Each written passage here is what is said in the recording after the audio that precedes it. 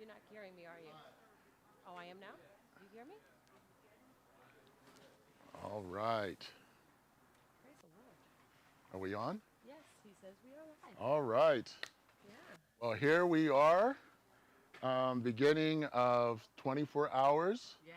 Um, I'm Jarrell Gilliam, Executive Director of Light of Life Rescue Mission, and I'm just honored to be out here on the bench.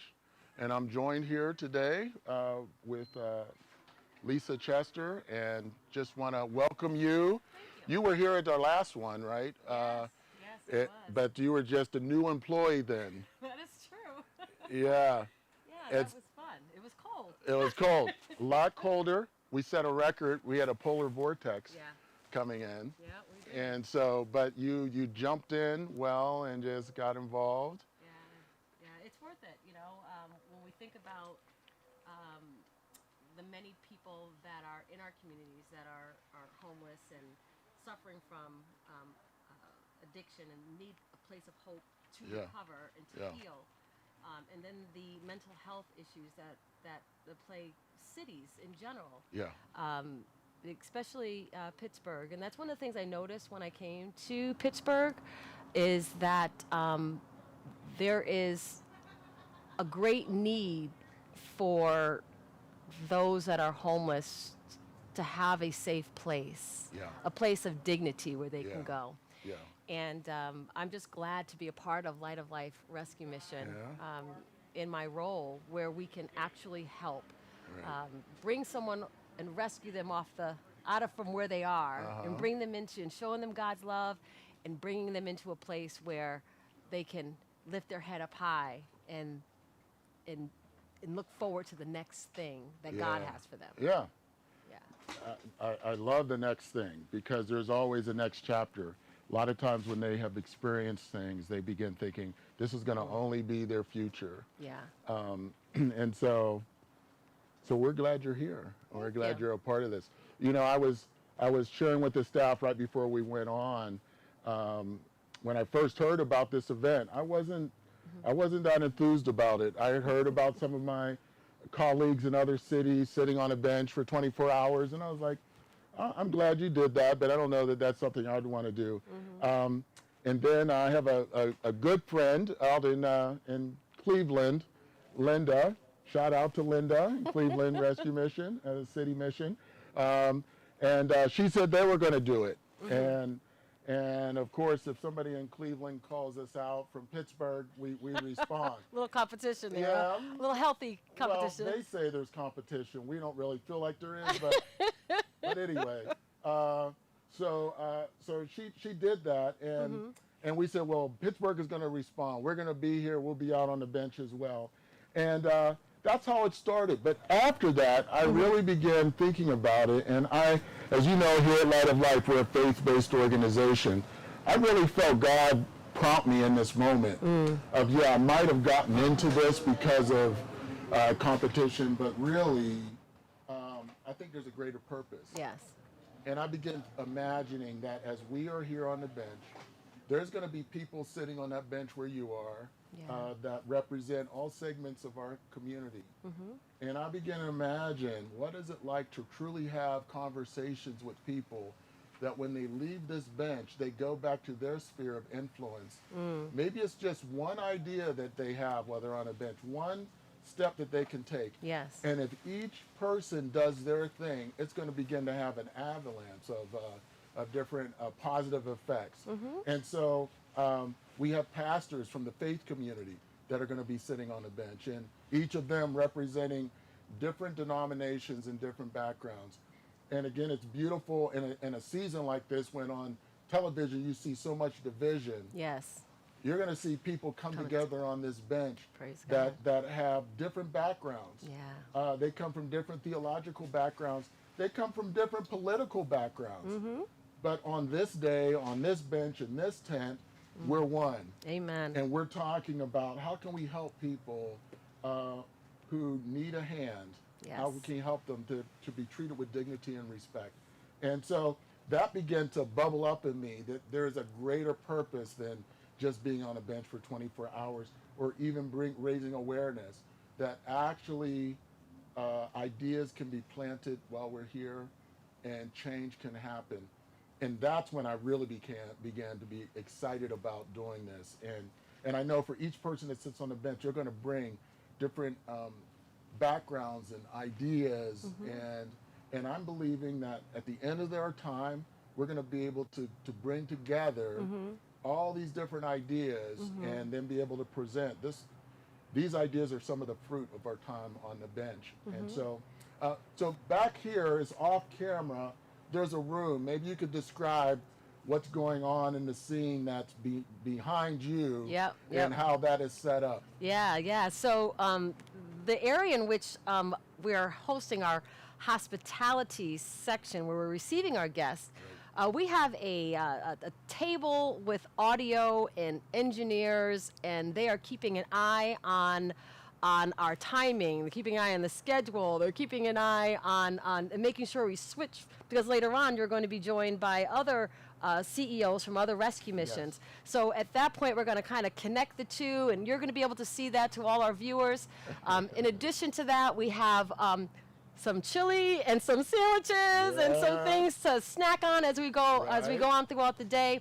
We have volunteers that really love and support Light of Life Rescue Mission, and they are here to help us. They're in the parking lot, they're inside, just here to show the love of God, and we are so grateful. This is an event for 24 hours that we need people's help in, and we have staff too. Staff have come out to volunteer their time as well, and just so much great support for this event, and we are so appreciative. But that's what's going on there in the back. I did have a question for you. There's a board out there too, and there's a board. Yes, there's a board that asks about, like, and that was a good segue, because I was going to ask you something concerning that board. All right. So there's a board there that talks about what your idea, your experiences, or what your thoughts are of having a neighborhood where, for better lack of terms, using our theme for the gala, where no one is forgotten. Right. How do we create, and what is your idea, as I'm sure you're going to be asking your guests that sit here on the bench, what is your idea, Jarrell, as of what a good neighbor is, and how can we help in the area of homelessness? Yeah, well, for me, again, as being a faith-based organization, I get my counsel from the Word of God, and there's a couple of chapters, particularly in Isaiah 58 and 61, that paint a picture of what it looks like when God's kingdom is on earth. It paints a picture of what it looks like when people are treating each other in a way that God intended us to treat each other. And when you begin reading through that, and during this time, there's going to be times I'm going to pull out my Bible. I'm going to read some of those passages, because there are some strong images in there that propel me in what I do. It talks about in Isaiah 58 this idea that when it's talking about fasting, but it sounds like, isn't this the fast that I call? And it's a fast where we put away the pointing of the finger. We put away like this criticism of each other. And what do? We turn that energy towards, and it describes people who are hungry, we feed them. People who are naked, we give them clothes. Yes. It's very practical. So in the Bible, it's saying that our faith should show up in practical ways. And when people are without, if you're in a community of people who are caring or who are good neighbors, it's going to result in people who have not to have. Amen. And so it begins to talk about that. Another great, powerful line in there, it says that if, the people that do these things, that they will be called the repairers of the breach, the restorers of ancient paths. Yes. And so it's like there's an idea there that when we come together, that one, the breaches that are in our society, that we're going to build bridges. Yes. On this day in 2025, in October, there's so much when you're on social media about division and so many things that we've gone through as a country where we've seen violence and threats of Yes. violence against each other. Well, what does Isaiah 58 say about that? That when the people of God are leading as they should, that where there are breaches, we run to the breach and we provide bridges Yes. and we provide reconciliation and we provide healing and hope. And so I'm not um, I'm not disappointed or discouraged that there's evidence of division in our community. Actually, that sets up the opportunity for the church and for those who believe to show that there's an option. And Isaiah 61 is famous for when Jesus was in the temple and he opened up the Bible and he read and then he said, "This day this is fulfilled." That was out of Isaiah 61. In Isaiah 61, he again was describing this place where people who are broken are being healed, where people who are downtrodden are given hope. And it's intentional to show that it's not just faith that we keep inside. Yes. Our faith should have an impact. Our faith should result in having an impact. And it's funny. Not too long ago, I was asked, and actually you were there. We were part of this event is about events that are happening all across our country and Canada through an organization called Citygate. And so Citygate is a network of rescue missions. There's over 320 rescue missions across United States, Canada, and some of the Caribbean islands. It's growing. I used to just say United States and Canada, but it's growing. Yes. And these rescue missions work together to alleviate poverty and addiction in their cities. And we learn from each other and we share and part of that. And I have the great privilege of serving on the board of Citygate. And as we came together and we were talking about these events, we were thinking of how do we make sure that the lessons that we're learning in all these cities can be gathered and shared with others. And one of those ways is by having gatherings that happen. And so we have annual gatherings, and we had one this past year, and I was asked to speak at one of them. And when I was sharing in one of the workshops there, I did some research, and it was interesting to see there's a direct connection between the planting of rescue missions and rescue work with revival movements. Yes. And what was interesting was like there's these movements called the Great Awakening, the Second Great Awakening, and these were movements that happen in society when there's a lot of depravity that was going on, and people were kind of going their own way, and some people started coming to Christ and they began sharing, and as they would share, their lives would change. They would hear the gospel, they would accept Jesus, and then they would begin to change. And then what would happen time and time again, and this was the interesting thing, is these people, business people would come to Christ, owners of businesses would come to Christ. They would begin to turn to their city and say, how can we make a difference? And for many of them, oftentimes it was, how can we help the addicted? Right. How can we help the alcoholic? And they would begin starting food programs or shelter programs. And a lot of the rescue missions started out of those movements. And so for me, I think it's important for us as rescue missions to remember our roots are tied to spiritual awakening. And Salvation Army started that way with William Booth. I used to be a part of the Salvation Army out in Phoenix many years ago. Really? And they started as a revival movement. And that's why you see on their symbol blood and fire. It's the blood of Christ, and the fire is the Holy Spirit. Yes. And so that's how they started. That's how they began. So you have the Salvation Army doing that. And then you have a lot of the rescue missions that started. So we need to remember that that's our roots. Yes. And that the hope of Christ and that idea of wanting to make a difference where there were gaps, where where people were being forgotten, where people were being overlooked, that it's a natural result of people coming to Christ of saying, you know what, I want to make a difference there. Right, right. Having some place or a group, whether it's the church, whether it's the Salvation Army, when we all come together, Yes. there that great awakening can happen. It reminds me of those bones that were just lying there, and then Spirit of God came in, and the bones became alive again. Yeah. And I do believe that that will happen as we preach Jesus. Yes. Those bones will then come alive. Yeah.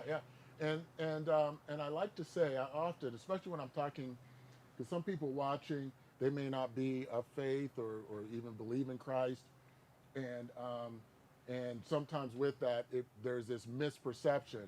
Oh, well, in order to go to a mission or to a rescue mission or to Salvation Army, oh, you must be a Christian. It is not true. That In is fact, right. it is because of Christ that we want to make it open to everyone. We believe that Christ demonstrated that. Yes, he did. In many ways, like one of my favorite stories of Christ in the Bible is Christ talking to the Samaritan woman. And as he's talking to her, she actually had a different belief structure than the Jews. It was a different religion. It was this kind of mixture of their religion and Judaism, but they created a whole different place to worship and all these different things. So it was a different religious group. And Jesus went to that person. That's right. And today, if somebody's of a different religious group, we want to attack them. The first thing we're saying to them is why they're wrong and all that. So what we believe that the example of Christ is that everyone should be welcome.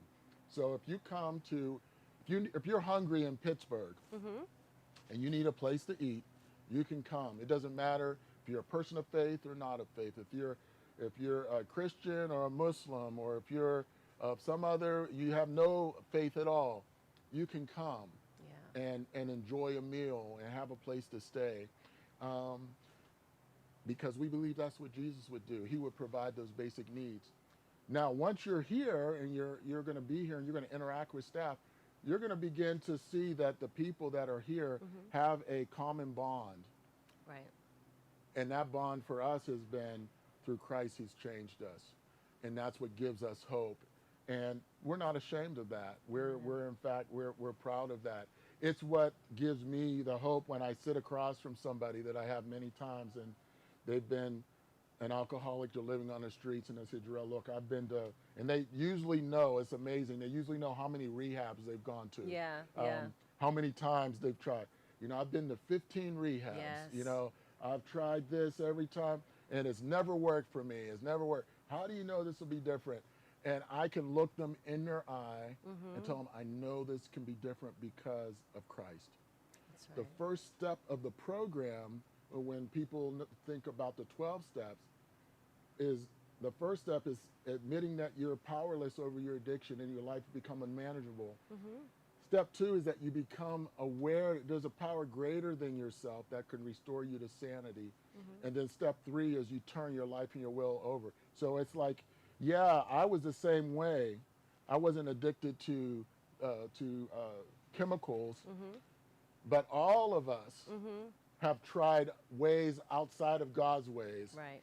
And we've tried to find hope and meaning in those things, and it doesn't fill us up. And we try and try again, but what I say, it's like trying to power this building with a 9-volt battery. Yeah. It just doesn't work. Right. And I try, and eventually I give up, and I say, you know what, I can't do it. And then that's where the hope of Christ comes in. Right. Because the beautiful thing about the gospel is that God, yes, he makes us aware of our sin. We can ask forgiveness of that. But then he says, okay, if you follow me, I'm not just saying, okay, here's this set of rules for you to follow. I'm going to now give you the Holy Spirit.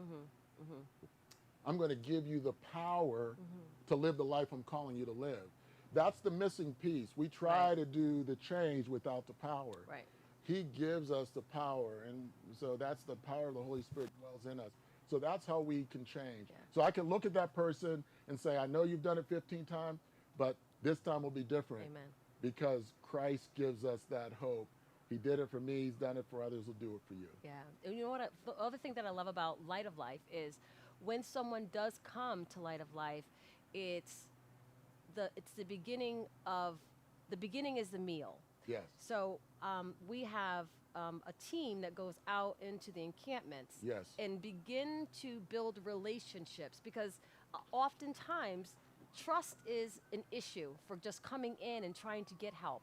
Not knowing where to go is one, and Yeah. then number two, trusting the place that you're going to, which is what you're touching on as Yeah. well, as a spiritual aspect of it. And the fact that we have a team that goes out into the encampments. We have building relationships and asking them, would you like to come in for a meal? Yeah. You know, starting with a Yeah, meal. yeah, And then they yeah. come in for a meal after Yeah. several, attempts. Yes. Sometimes on the first, sometimes not, sometimes on the Right. 100th. It could be the 100, And right? but when they're ready. And what happens is when they come in, they are exposed to kindness, Uh-huh.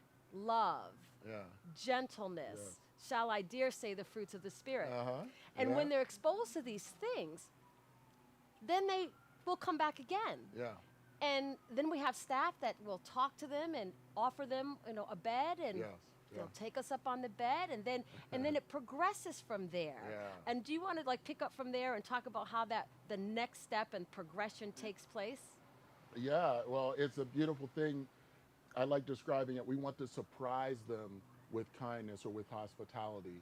And so when they begin to trust, they begin to now go to the next steps. We have what we call a continuum of care. We want to come alongside wherever that person is in their journey and then help them to discover, with the help of God, what is that next step. Depending on their background and what led them to homelessness or addiction or food insecurity, for some, all they need is a few weeks or months and they can turn around and go back out. For others, if they've been involved with addiction for a long time, they're going to need years to just be in an environment where they can learn and grow. And so then we have programs. We have short-term programs that are, for people who don't have that long drug and alcohol history or mental health history. We can say to them, you know what, you can just get yourself together, save some money here, you'll be able to move out. We have a place called Shelter Plus for that, or High Commitment Shelter. Have a job on the outside already. You need to save money in order to have last month's rent. Those are programs for there. But then if there are people that need more support, we have longer term programs. Right. Some where they live with us for up to 2 years. Some for our women with children. They actually live in scattered site apartments around our county, and they come to us 4 days a week where we get to have a chance to be with them, to build community that way. But then even after they go through our programs, we have alumni on the other side where they give Yes. back. Yes. And they come back and they become mentors. I just passed somebody not too long ago who came back, and he had a class last night Okay. with people in his program. He used to be part of the mental health program. And he just was telling me in the hallway of how he had his first group, and now part of what he's helping them to do is to identify what are their hobbies, the things that they like doing. That's good. So that when they get on the outside, That's good. they can make those connections. So they list out like bowling or whatever it is that they like, and then when they say, okay, what community am I going to? Where's the closest bowling league, or where's the closest whatever hobby that they have? And so that's a result of our alumni wanting to give back. And so our continuum of care covers all of that. Yeah, and that's with the Holy Spirit and life transformation. That's what helps it to, for lack of a better term, stick. Yeah. Where they can have the most success. I also love the part because we touched on women, and you also touched about the women at the Samaritan woman, the woman at the well. Yeah, How John 4. there's a reconnection that happens, because oftentimes with addiction and mental health illness, there's a separation that happens amongst the family, amongst their loved ones, and that is also part of what we work on, is reconnecting. Yes. Not only making them whole, but reconnecting them with their loved ones. Yes. That restoration. We have lots of testimonies. Yes. And the beautiful thing about that is that we highlight this at the gala. For many of them, because they've gone through so much damage and trauma, they gave up on their family. They just said, I'll never have a relationship with my kids again. I've hurt them too many times. Yes. They don't want to be in the same room with me. That'll never, and they just were resigning to the fact that they never be reunited. But once they start this path of transformation, they're surprised Yes. that, hey, this can happen, and they're reunited. And some of the most emotional testimonies at our graduation is when the kids come up Yes. with their arms around their mom and saying, you know, we have our mom back. And Yes. there's hardly a dry eye in the place when that happens. That's so true. Well, I think we're going to a break here Yeah, soon. So yeah. thank you for getting us started here already. Absolutely. This has been good. It is. And we just want to encourage people, as you're out there, you can go to our website at lightoflife.org, find out more about Light of Life Rescue Mission. You can also go to our YouTube channel, and this is live, and it's also live on Facebook. That's correct. Okay. That's correct. All right. All right. Thank you.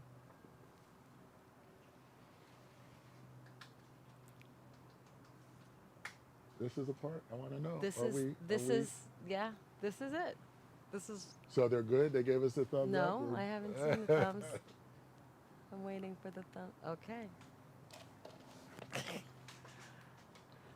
Hey, Jim, This is the part I was Jim. like.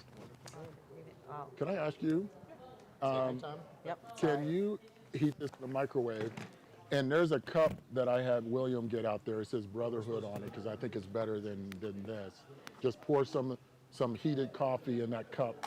Thank you so much.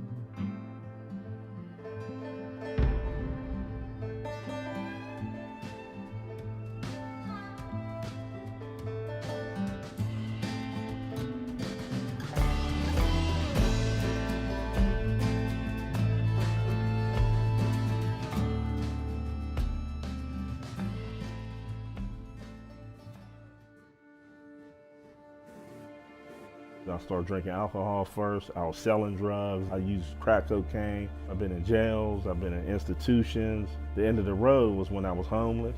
My drug of choice was heroin. There's no limit that you won't go to get the next one, just to be okay.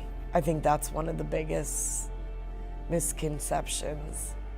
That or like it's fun, because it's not fun. I mean, you don't even feel like a person. Got on drugs pretty bad before I went in the military, continued with it during the Vietnam War. I lost my sister in 2015 to addiction, and I've seen it ravage families. Addiction does not discriminate. Homelessness does not discriminate. I had an amazing career. I worked for many years, paramedic for almost 20 years. Before all this happened, I never thought addiction would happen to me. I lived in the projects. My husband, myself. I have 3 children that smoke crack cocaine. My husband smoked crack cocaine. And eventually it got out of hand. I drove up into an apartment complex. The stickers were outdated. When they pulled me over, all they could do was impound my car. As I was walking away, the police officer found a rock of crack that I had been looking for a month and a half. And when they grabbed me, I told the officers, I know this is going to sound strange, but thank you. After the military, I was stationed in California at the height of the Vietnam War. There wasn't a drug that came back that we couldn't get. You know, after Daddy did what he did, then Mommy lived. He shot her and then killed himself. It has an effect on you I was a single mother to my daughter, and I bounced from different family members' houses. I started using around the age of 18 years old. I found my father dead. He had committed suicide. And I was already far into drug addiction by then. And chances of me getting out of that cycle after living through that were slim and none. From using crack cocaine and just hit bottom. And all my life, I didn't know how I got there, but I needed a way out. 24 years of hardcore partying, being a drinker. I had numerous jobs that I did enjoy, lost many of them due to being a non-functioning alcoholic. I grew up in the 60s and I was attracted to the dark lifestyle in my community and struggled for at least 35 to 40 years. My whole adult life was basically a lot of years of struggling through addiction and mental health struggles that were going untreated. I got out of being incarcerated and had nowhere to go. I had to go to a homeless advocate to even get the tent to sleep in the woods. I started out using marijuana when I was 15. I was abused as a child, sexually abused. That was my way of numbing the pain.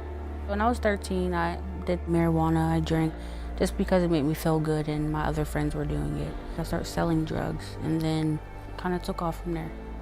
My life was unmanageable. I lived to use, to drink. But the most important thing, I was violent, torturing myself. All right, we are back, and I've been looking forward to this conversation.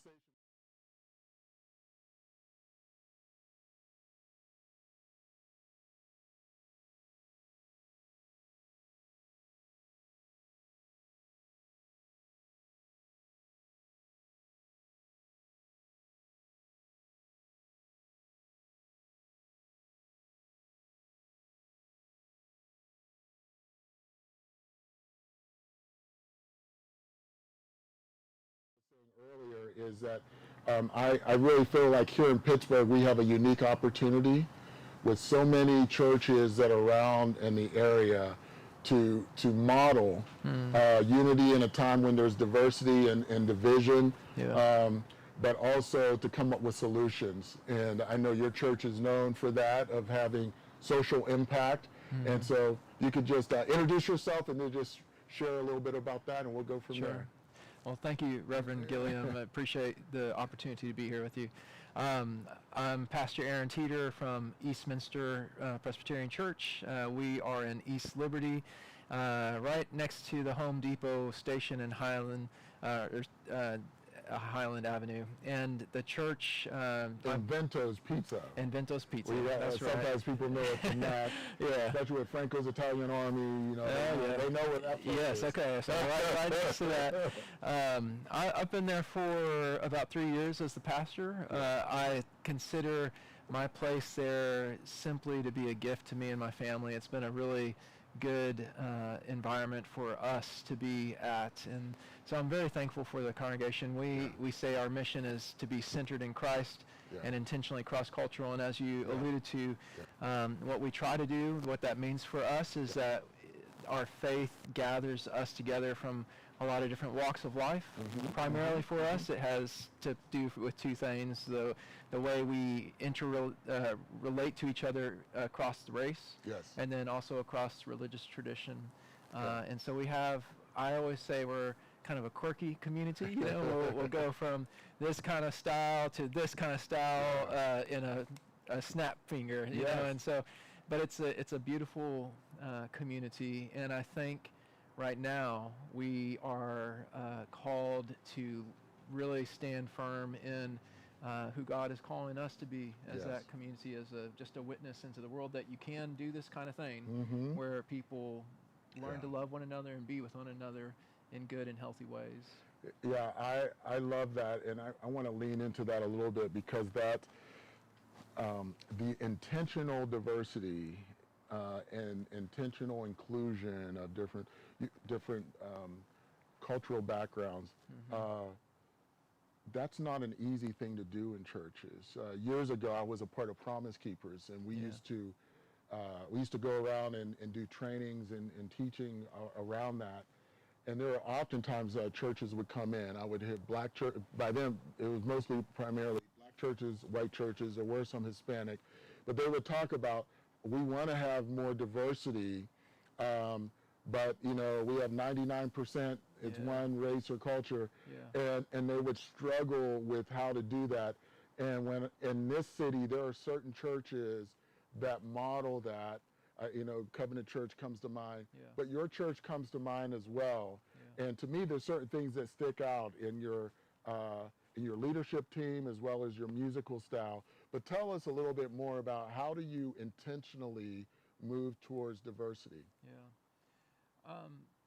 The first thing I would say is, you know, being there for 3 years, as I said, I think it's a gift to me, meaning that I came in, it was a community that was diverse already. So I, as a pastor, wasn't the one to instigate that work, but rather I'm a steward of it. And what I've seen at the church, what they do is that they rather than move in a sense of assumption, they're constantly asking the question, is this the mission? Is this how we're supposed to be? And we have some people that serve both on the staff and in the congregation that will be a good, healthy pea under the mattress or thorn in the side if like we're moving. A healthy agitation. Yes, a healthy agitator if we're not paying attention. And so we do have people in the church who know the mission, love the mission, and keep people like me accountable. And so I think that's maybe the most primary thing. The fact that they selected you, though, there must have been some things in you that resonated with them as well as you, vice versa, because we know that, you know, God's been working in all of our lives to bring us to the point where we are now. And what I've heard is just like you're the right person for the right time there. So it's just it's a beautiful time. See it come together. I think there's the truth that God gives you some things that fit in the place you're going to go. And I think then he takes you to places that you're a little, you know, Stretches like where are you taking me? But then he equips you, you know. For me, my family is an interracial family, and so it's a thing that our family embodies. And for me, to be married to a beautiful African American lady who will most often call me out and tell me what I'm, you know, who I am and stuff, and in a way that is filled with love. It teaches me to listen. And so I think one of the things that the church tries to embody that maybe resonated from me, from when I saw them and what they saw in me, is that we really want to listen to one another and get to know where we are coming from, who we are. That's essential to our work, is that knowledge of one another. Yes. Well, when I think about you know, your work, I think about the diversity, the musical excellence that's there in the worship. Reverend Nikki Porter, we got to mention her name, Reverend and then Dr. Nemesio Valle. Yes. As a musician and a worshiper, I always appreciate their work and what they do. But also you're in a community where there's change that's been going on. And it's been one of those places in the city where there's been this battle over historical communities, gentrification, all these other forces at work. And again, that's the thing that that your church has stood out, is that they have continued to create this space for everyone to come and to keep that identity there. And so as community is changing? Are there special things you're doing to do that, or is it just kind of a natural outgrowth of just making sure that you're making a place for all people to feel welcome? Yeah, I mean, it's an excellent question. Yeah. I had one of the healthy agitators speak to me just a few weeks ago. And what I would say the word for her was displacement. And how that has happened rhythmically to communities in Pittsburgh. And she is concerned that there's displacement happening in East Liberty at this time. I mean, the neighborhood is changing, and it is a thing that our church is mindful of. And so what is it that we are doing? I think the first thing is that we're just asking the question, like, what does it mean to be the Church of Eastminster with our mission in this time and place at this corner? And what I would say for me as a pastor is I believe the fundamental truth that we can be church anywhere, that the church is not the building, but the people. But I also believe for Eastminster that we're meant to be there at that corner to protect that corner as a place where people can cross and be in each other's lives. And so we try not to let go of that ground right there. And so for us, you know, I think there are several ministries around us that just in that block help make space for us to be a crossroads of sorts. And so it's the healthcare center is one, East End Cooperative Ministry is another. Yeah, they're awesome. And then just several others are around there in that area as well. But trying to stay connected to our partners, which is part of being here with you, is we believe in Light of Life. And we have people who volunteer here and want to be supporters here. So just trying to stay connected to these ministries.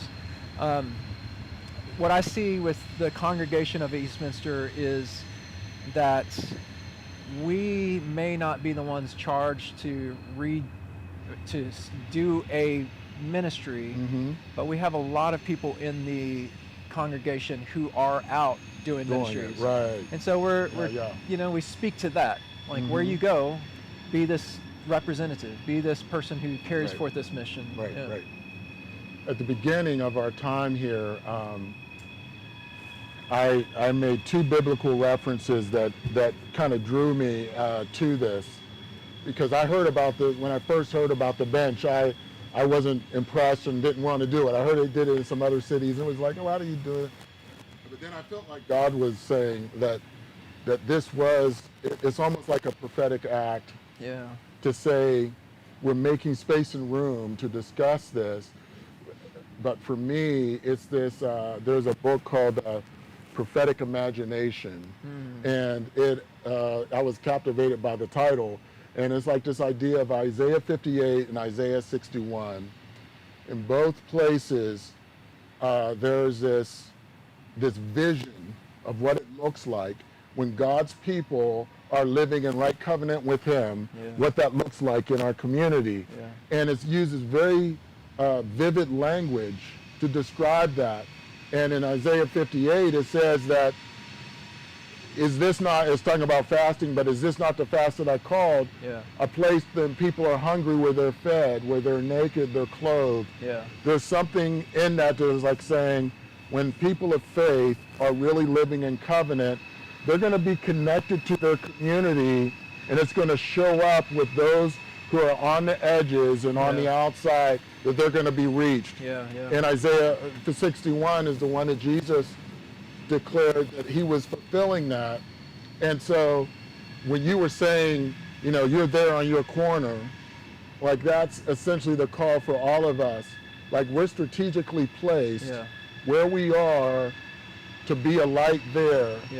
And so what does that look like? And so you engage with the agitators, and you engage with the people who are comfortable, and you engage all this, but then you're like, okay, what does this look like when God's kingdom shows up in East Liberty? And whatever that is, let's start working towards that. I love that. I love the title of prophetic imagination Yeah. too. You know, that's a big thing for us at our community of faith.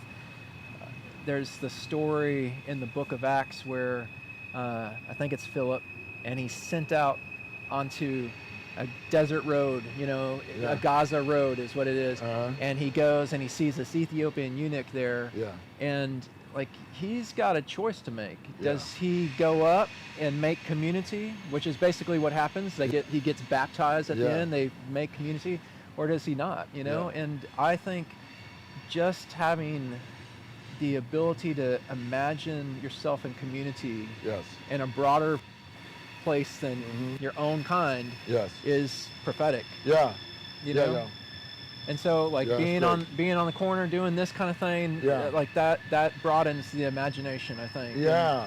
And, And you know, one of the images in there in Isaiah 58 is that we'll be called restorers of the breach. Yeah. The rebuilders of ancient paths. And so it's like part of this is about running to where breaches are. And creating a bridge. So today, as you know, as we are doing this recording, in the world today, there's a lot of division, a lot of hatred. If you go on the internet right now, there's so much stuff and hate. And so somehow we are to model what does that look like. Yeah. And again, coming kind of full circle to what your congregation does, is very similar to Light of we really create a community of people who have been outcast from other places. Yeah. And here at any given moment, we're about 50-50 African American, Hispanic, and white. Usually the minority communities are overrepresented in this community. Yet we come together as a community. So while we're here healing and news events are going on, we had to learn how to sit here while watching George Floyd or watching some other thing go on, reacting based on our backgrounds to what we're seeing, but realizing that we are together. Yeah. And for us, part of my pastoral background came into play in those times. And when we said, well, they came to me, how do we navigate this? Because there were strong emotions that were starting to threaten to tear us apart. And for us, what it was first of all, we have to guard this community. That's good. So we are covenanting together that whatever this means of how we should respond, we'll get there, but what's most important is that we don't lose this. Yeah, that's good. And as we reinforce that, we were able to then look at that and then be able to listen to each other of, well, why does this impact you this way? Yeah. And they could share, and then another person could say, why this impact. So then there was increased understanding of each other. Yeah. Instead of vilifying, there was an understanding. It wasn't necessarily agreement, but there was understanding.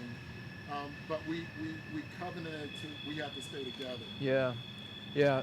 We have done in the last 7 years at Eastminster, probably longer than that beyond my time, but we regularly have these gatherings where we talk with one another about, for us, the matter of racial justice and reconciliation. And it's, you know, it's challenging. It's we do our work, we do our mission, but we struggle at it, you know, and a lot of times we make missteps, and what we learn in that space is that we each have different kind of work to do in this thing.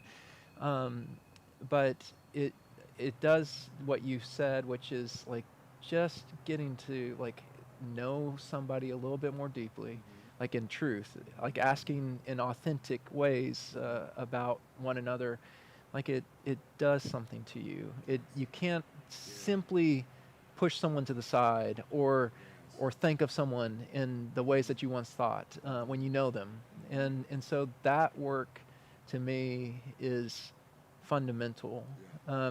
You know, it's just as you were saying that, it made me think of my wife, and one of the things that I would say for myself is that, you know, like I have a lot of typical ways of being in the world, and so I can be driving, pulling up to a corner and see someone who is maybe homeless or you know, seeking some help in some kind of way, and a lot of times I think I find myself torn as to like how to meet that moment. One thing I've seen with my wife, it goes to what you were talking about though, is like she always simply just asks like, "What's your name?" And to me, like there's a power in that I'm learning for myself, you know, of like starting out that place. Yes. You know? Yeah. I often, when I go to churches and we talk, there's usually a point where people ask, how do we deal with situations like that? And what your wife is modeling there is what we say, because we don't necessarily encourage the giving of money. I share a story of a guy that used to go to our shelter, and he was doing well for a while, and then some things happened, and he ended up going back out. He started drinking again. Some of our staff came across him. It was the middle of the winter, very cold, and they saw him, and they were trying to get him to come back. And he said, no, he was out there panhandling. He said, no, he didn't want to. And then the next morning, we had the tragic news that he had died that night. Yeah. They found him dead, hypothermia. And we were thinking, how many people gave him money that to buy that last drink, and they didn't realize they were participating. Yeah, that's in rough. that final drink. Yeah. But what we often say though is, if you do have time and it's safe, you know, that to the engaging with the person, the seeing the person. For me, if I do have the time, if somebody's asking, I'll offer to buy them the meal. Let's go to McDonald's, or let me get you a sandwich. And if they don't want that, then we know that it's for something else. Or we have these cards, which I'll need to get some of my cards. My team will help bring out. But we have these resource cards that we made, and the card says, somebody gave this to you because they care. But on it are phone numbers. There's a QR code as well, but of resources that are available at Light of Life, and from showers to food to a place to stay to women's shelter, men's shelter.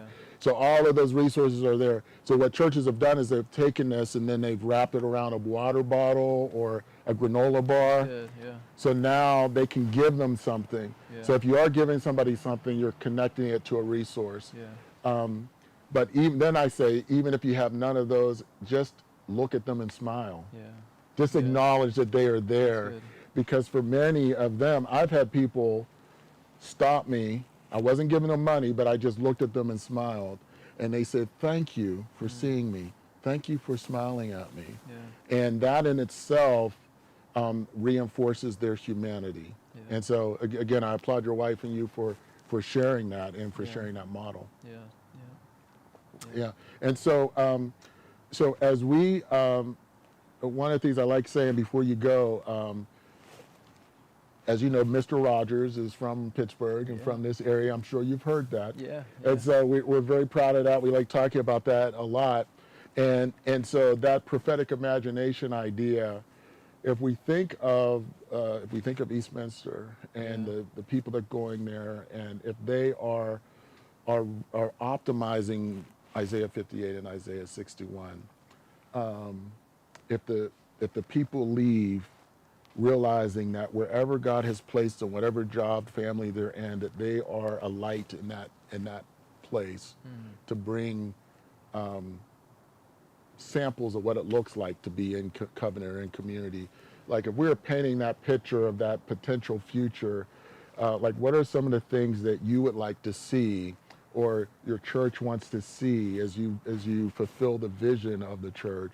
What would that look like? What are the kinds of things that we want to see prophetically happen at the church?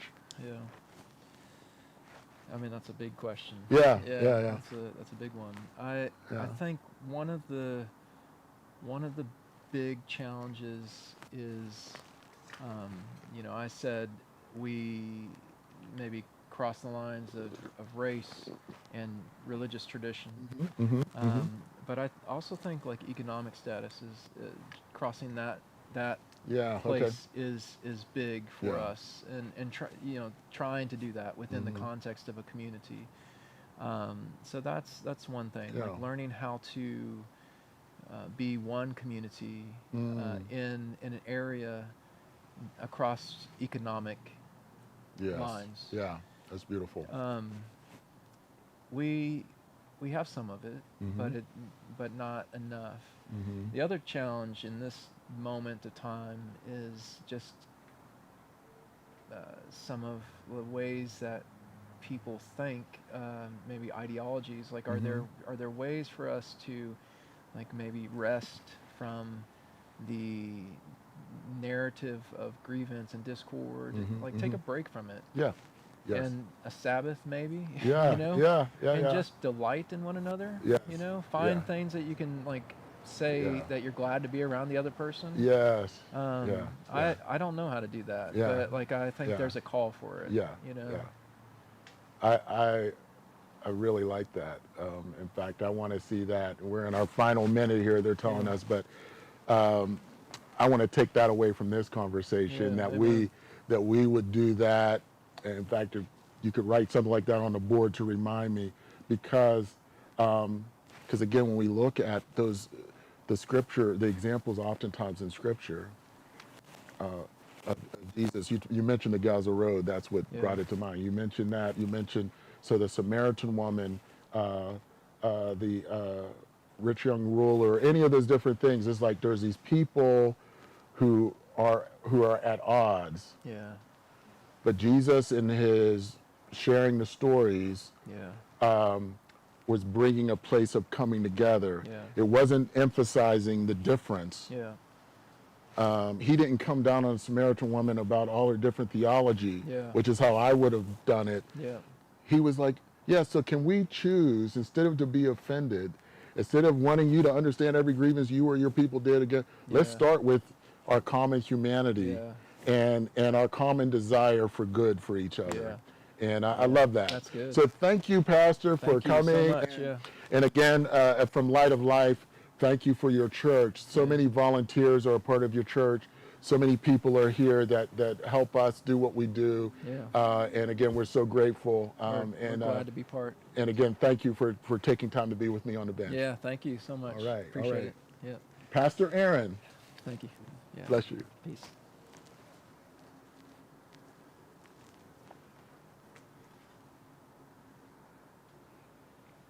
I think we're done.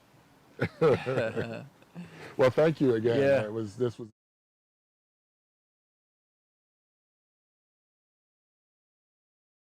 It was good and fun, you know. Okay. All right. Yeah.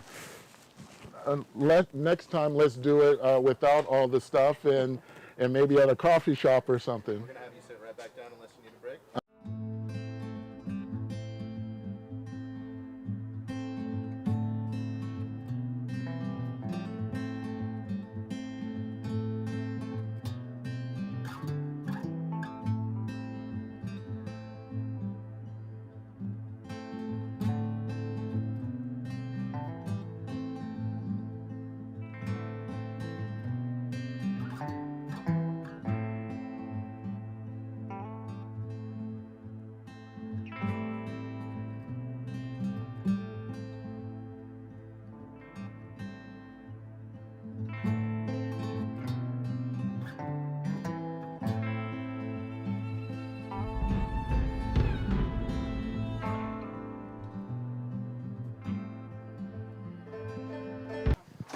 So when it's time to talk, you hold it right in front of your mouth. Yeah, they say eat the mic. So, all right, we're ready to go.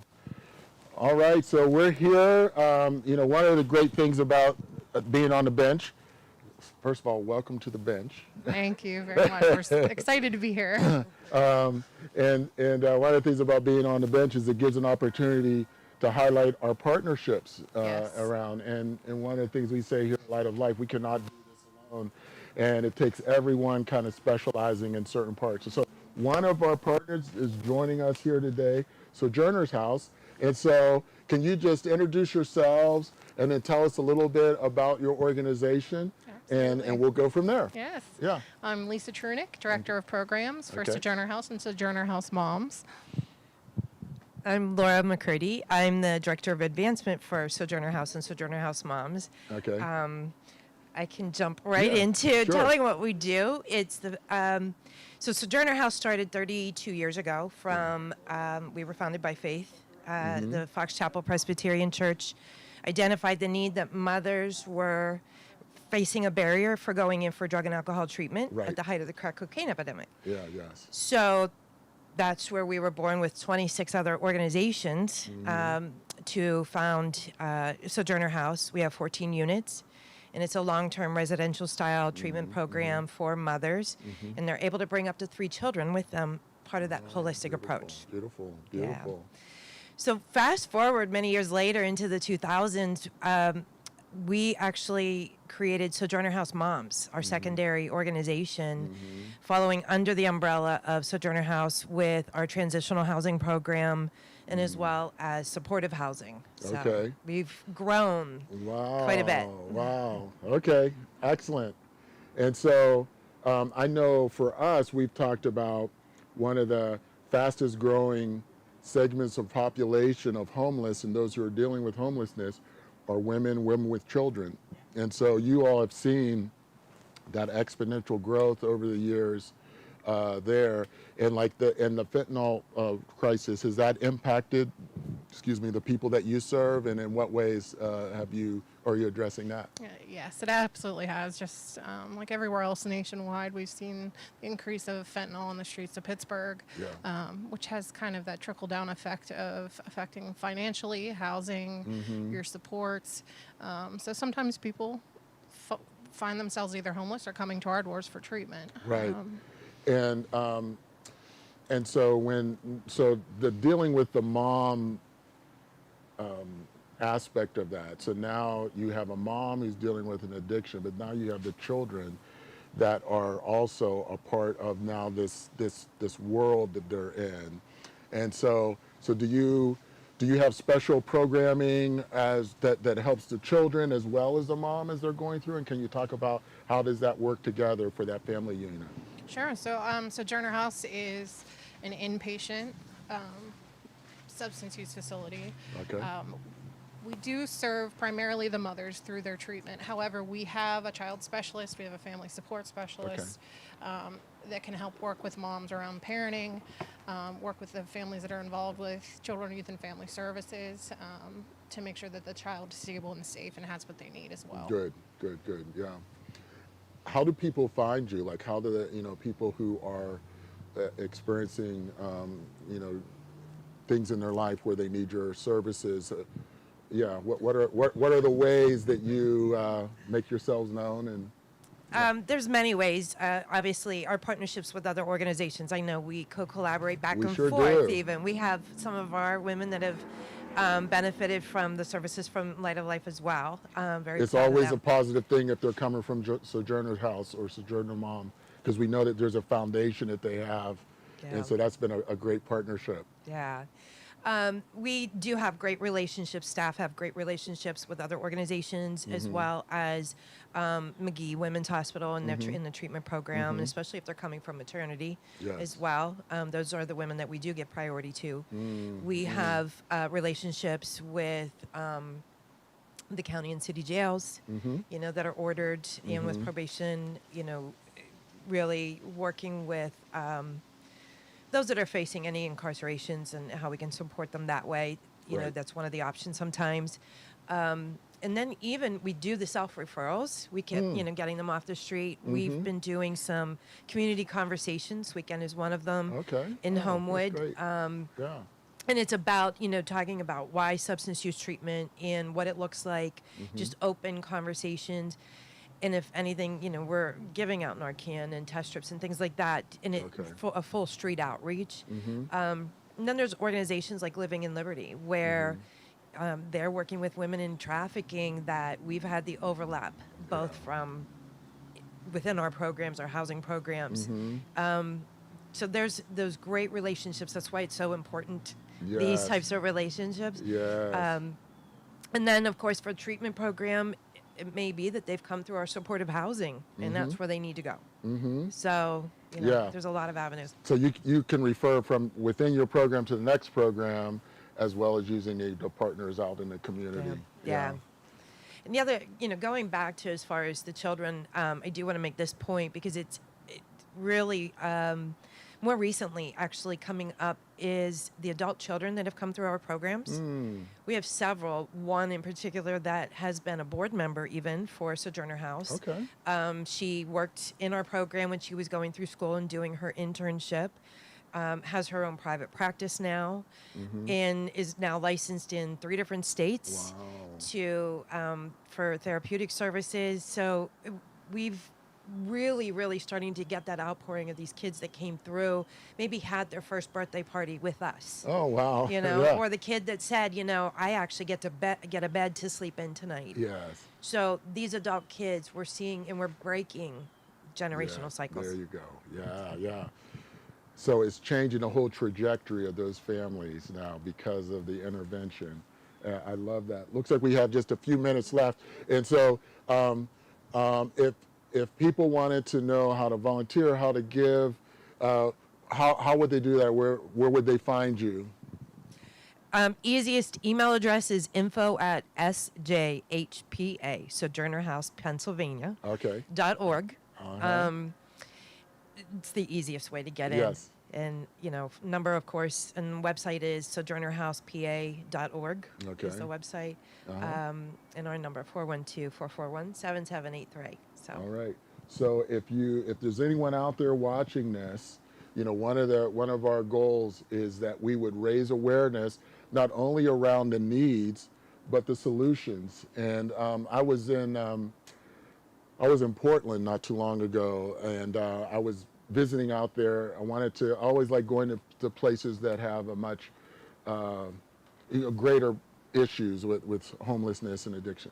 And I was out there, and when they learned I was from Pittsburgh, they said, "Oh, we're so jealous of Pittsburgh. You guys have such great programs." I was like, "Really? Tell us about that." Because we're here, we're always seeing what we have lacked. And they began to tell me what we have. And so one of the things that they were saying was how many partner agencies are in our area. And it's true. Like, I grew up here, but there are so many specialized treatment options here that other cities don't have. The other thing is our data collection, and like even what we do on the county website is unmatched in other counties. The fact that they share data and we have access to their data is very unusual. And then the things like our outreaches, Operation Safety Net, and now we have HN Inclusion Health. Like other cities, like in Portland, they had cut all mental health kinds of programming. So we need to be thankful for what we have here as well. That's what reminds me of that. And again, our partnership with you is one example of that. And so thank you for coming and spending time on the bench today. And as we continue to tackle these areas together, if you have ideas of how we can support you, let us know, and we'll do the same thing. So again, thank you for joining me on the bench. Well, yeah, I was going to say thank you for doing this and providing this opportunity and an opportunity for us to be able to share and show that collaboration. So thank you. All right. Well, thank you. All right. Well, that's it for us here. And again, you can go to the website, call the phone number, and get more information about Sojourner's House. Yeah. Thank you again for being here. God bless you. All right. Yeah, I will. It's not as bad as, okay, I think we're off. It's not as bad. Last time it was a polar vortex, so that was a big difference. I mean, it's a great concept. Thank you Yeah. for doing this. Yeah. Just to think about how we could do it. Can we get a picture? Oh, yeah, that's right. We're supposed to be getting pictures.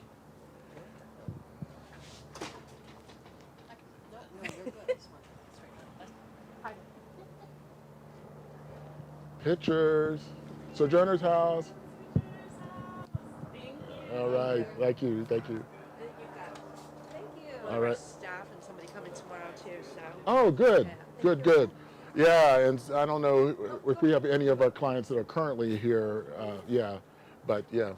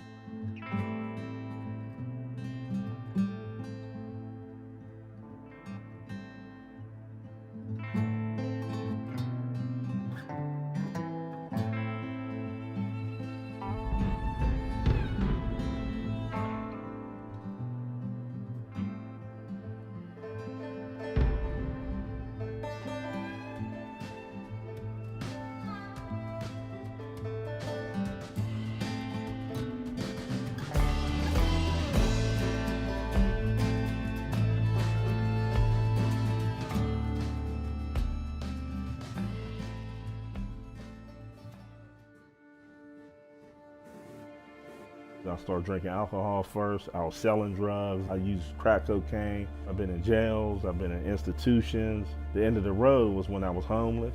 My drug of choice was heroin. There's no limit that you won't go to get the next one, just to be okay. I think that's one of the big ones. All right, well, here we are. Welcome to the bench, Pastor Howard. This is... It's not the first time I've been benched. Somebody told me that too. They were like, this is like sports. I was like, yeah, I saw the bench a little bit too much when I played. But Conversations on a Bench will be here for 24 hours. We're just making a platform to be able to talk about homelessness, addiction, but also community solutions of what's out there. And so I'm just so happy that one of the things I get to do is to be with some of my friends. And so Pastor Allen is one of those over here at ACAC. And so for those who don't know you and what you do and who you are, can you just introduce yourself and we'll get into our conversation? Sure. I have the amazing privilege of pastoring ACAC, Allegheny Center Alliance Church, but we affectionately call it ACAC, right here in the north side. Yes. We're your neighbors. Yes, that's right. You've been here a lot longer than me. I've only been there for 6 years. But yeah, church 130 years old. Yes. And I'm only the 8th lead pastor. Wow. Yeah.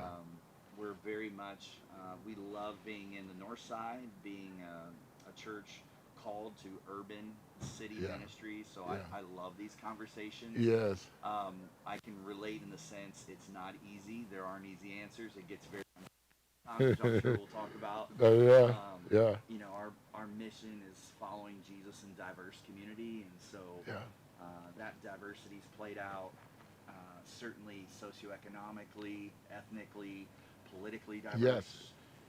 All the categories, right? Congregation. Right. And so I was joking with somebody the other day, like, and this is nothing against, not every church can be that way, and I totally get that. Yeah. But when you're a homogeneous or monocultural church, you're used to getting bullets from one side, or bullets is maybe the wrong word, but you get arrows from one side. Yeah. And when you're a diverse congregation, and especially politically, you take them from both sides. Yeah, that's right. That's right. That's right.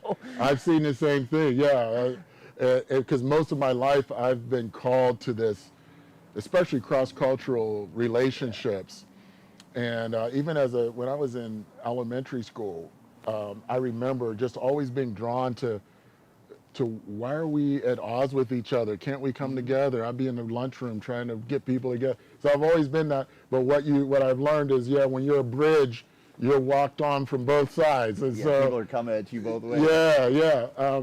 But there's something unique about what you do at ACAC, similar to, I was talking to Pastor Aaron from Eastminster a little bit ago. Both of your churches had an opportunity to leave the inner city and go to the suburbs. And for a while, that was kind of the thing to do. Your church would grow, and it's like, okay, now we'll transplant. But in both of your histories, there was a distinct moment where the leadership said, no, we're planting our flag here. Yeah. And now all these years later, that is still like a DNA part of what ACAC is about. And so when you come into this, there's definitely this desire to stay planted there.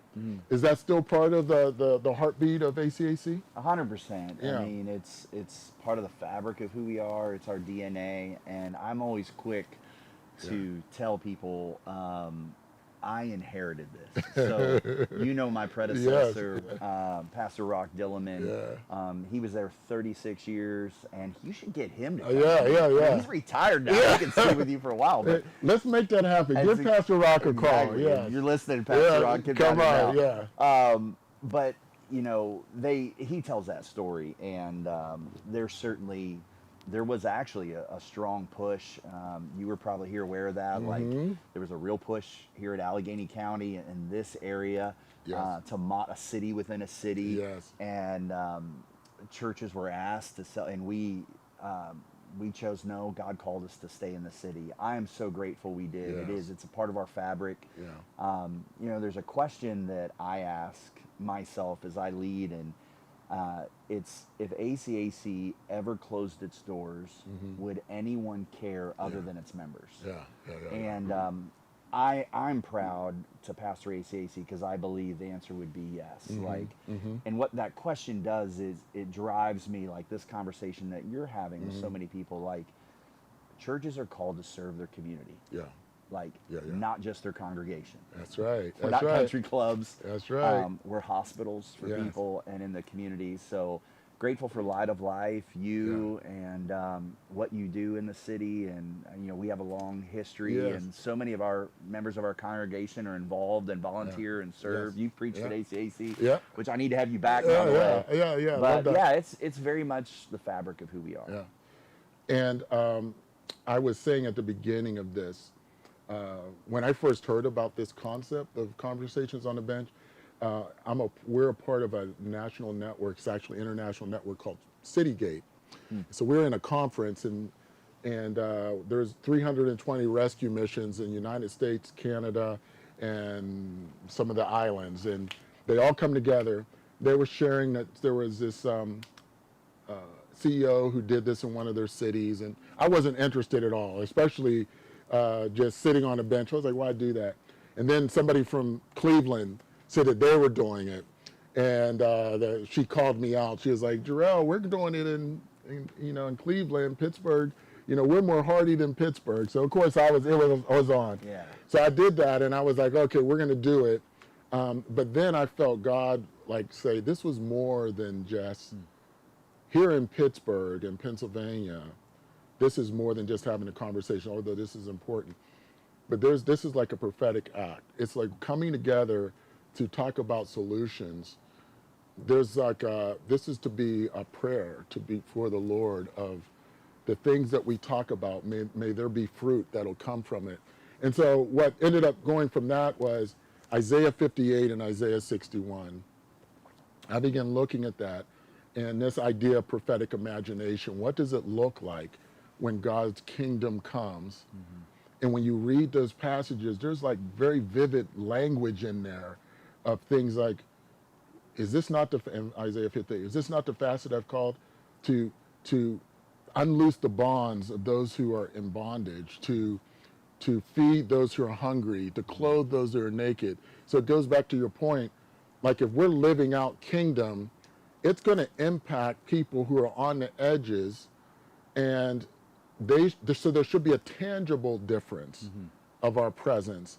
And it should be felt with the people who are most vulnerable, who are most hurting, who are most in need. Our presence, our love of God, our serving God should be felt in those places. And that's one of the things that I love about ACAC, is that I see intentionality around that. To the point, I'll tell you, one of the places, Pastor Allen, is our clients. We challenge our clients to find churches. We see that people who are most successful are those who not only quit doing the drugs or alcohol, whatever they do, but to be connected in community. We have like these 5 areas, but one of them is around spirituality, which is connected in a vibrant church. And it's sad to say that today in 2025, there are still places where our clients will go. They might be clean for 2 years, a year and a half, where they're not welcome because of their background or because of how they look. But that's not the testimony of those that go to ACAC. And it's not uncommon for people to say, I found a church. Oh yeah, where? It's ACAC. And I love going there, and I'm a part of one of the small groups, or I go to this, I go to that. So it's a place where they're welcomed. I know, like in your maintenance team, you've hired some people from our clients who are graduates. Will, yeah, he was like, he greeted me right out here. I rolled like, I don't want to call him out, but yeah, right. Like, yeah, Will was a part, and I didn't even know. Like, when I came on staff at AC, I didn't know Will's story. Yes. And so I only knew Will as being a staff person and kind of the transformation piece of what God did in his life. And then somebody shared, like, you need to hear his testimony, and we recorded it and shared it with the church, and I was like, yes. and man, that is a story that, like, just to this day, like, came on staff. He's a wonderful man and part of our church. Yes. And he's on staff back with you now. Right. So yes. Yeah, I appreciate you saying that, and I would just say, like, yeah, if the word on the street ever changes about ACAC and that, I need you to pick up the phone and call and tell me. Likewise. Yeah, absolutely. Yeah. Well, we have to keep pushing this assignment that God has given us. You know, we have this divided society, like you said right now, so polarized. If there's any differences, people want to go to blows like right away, and not. And one of the things Pastor Aaron was saying is, like, he wants to, like, call a Sabbath or a break from the division. Like, can we just not talk about some of this and just talk about being together in community for a while? There's that scripture in the Old Testament that drives me as well, where the captain of the Lord of hosts kind of shows up, and is it Joshua? I think he's like, okay, which side are you on? Friend or foe? Yeah, he's wanting to know, and he's like, you know what? There's a higher kingdom, and that's what I'm trying to get us to, Pastor. That it's greater than the political, it's greater than cultural.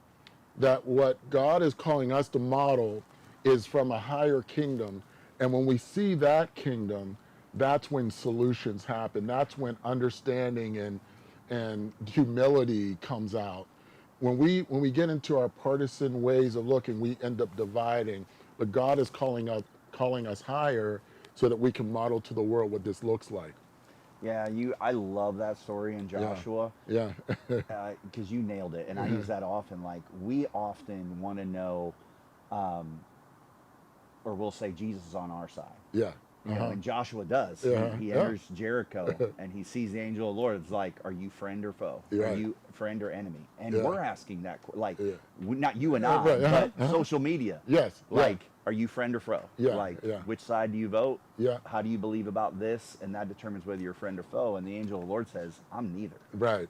I'm on the Lord's side. So the question we need to ask is, are we on Jesus' side of that? And, you know, to me, John 17 is a big one too.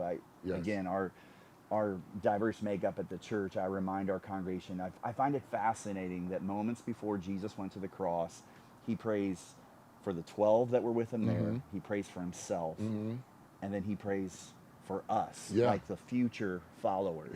Those and who what will does believe. he pray? He prays that we would be one. Why? So the world will know. And I remind, like, we preach a lot about the Great Commission. We believe in missions. I find it fascinating that Jesus connects unity in the body of Christ to the Great Commission.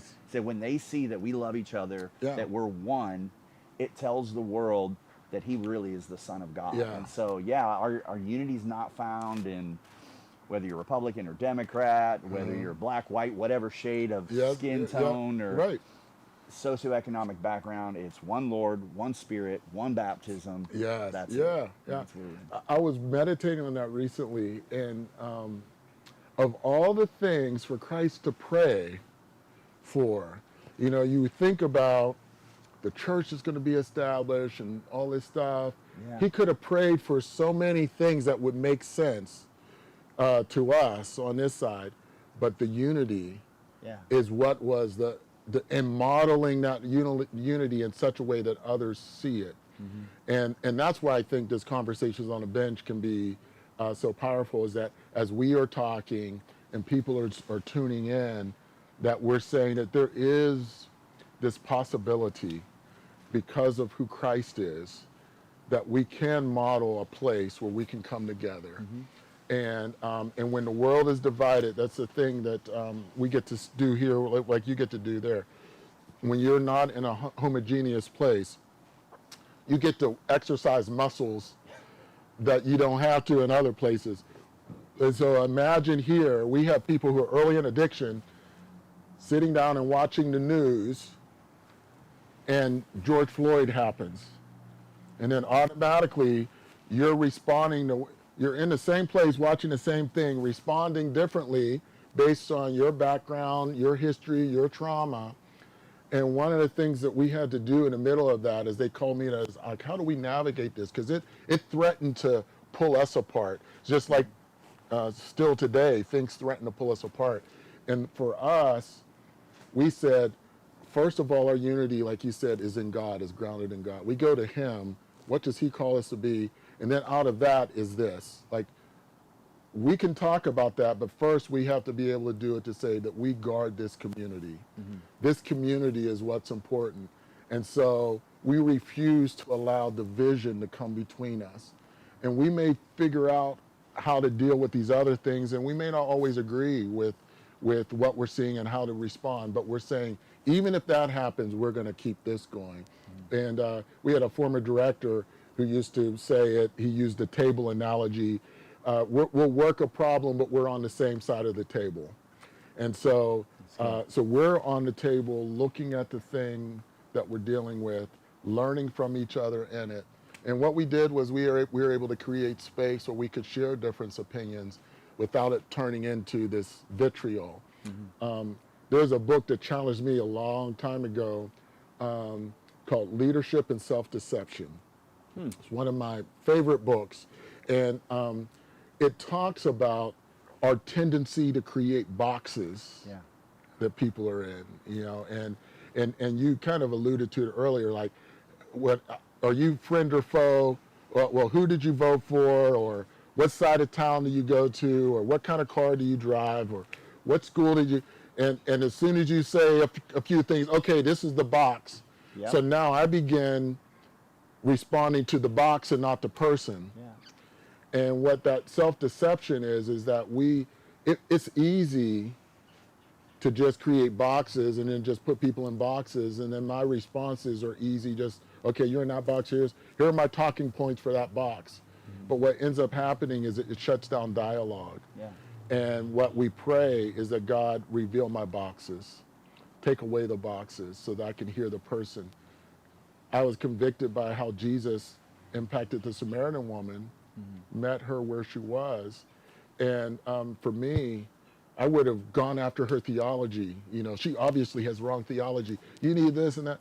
Jesus just loved her, helped her to see who He was, and then sent her out right away. He was like, wait a minute, she at least needs 6 months of training.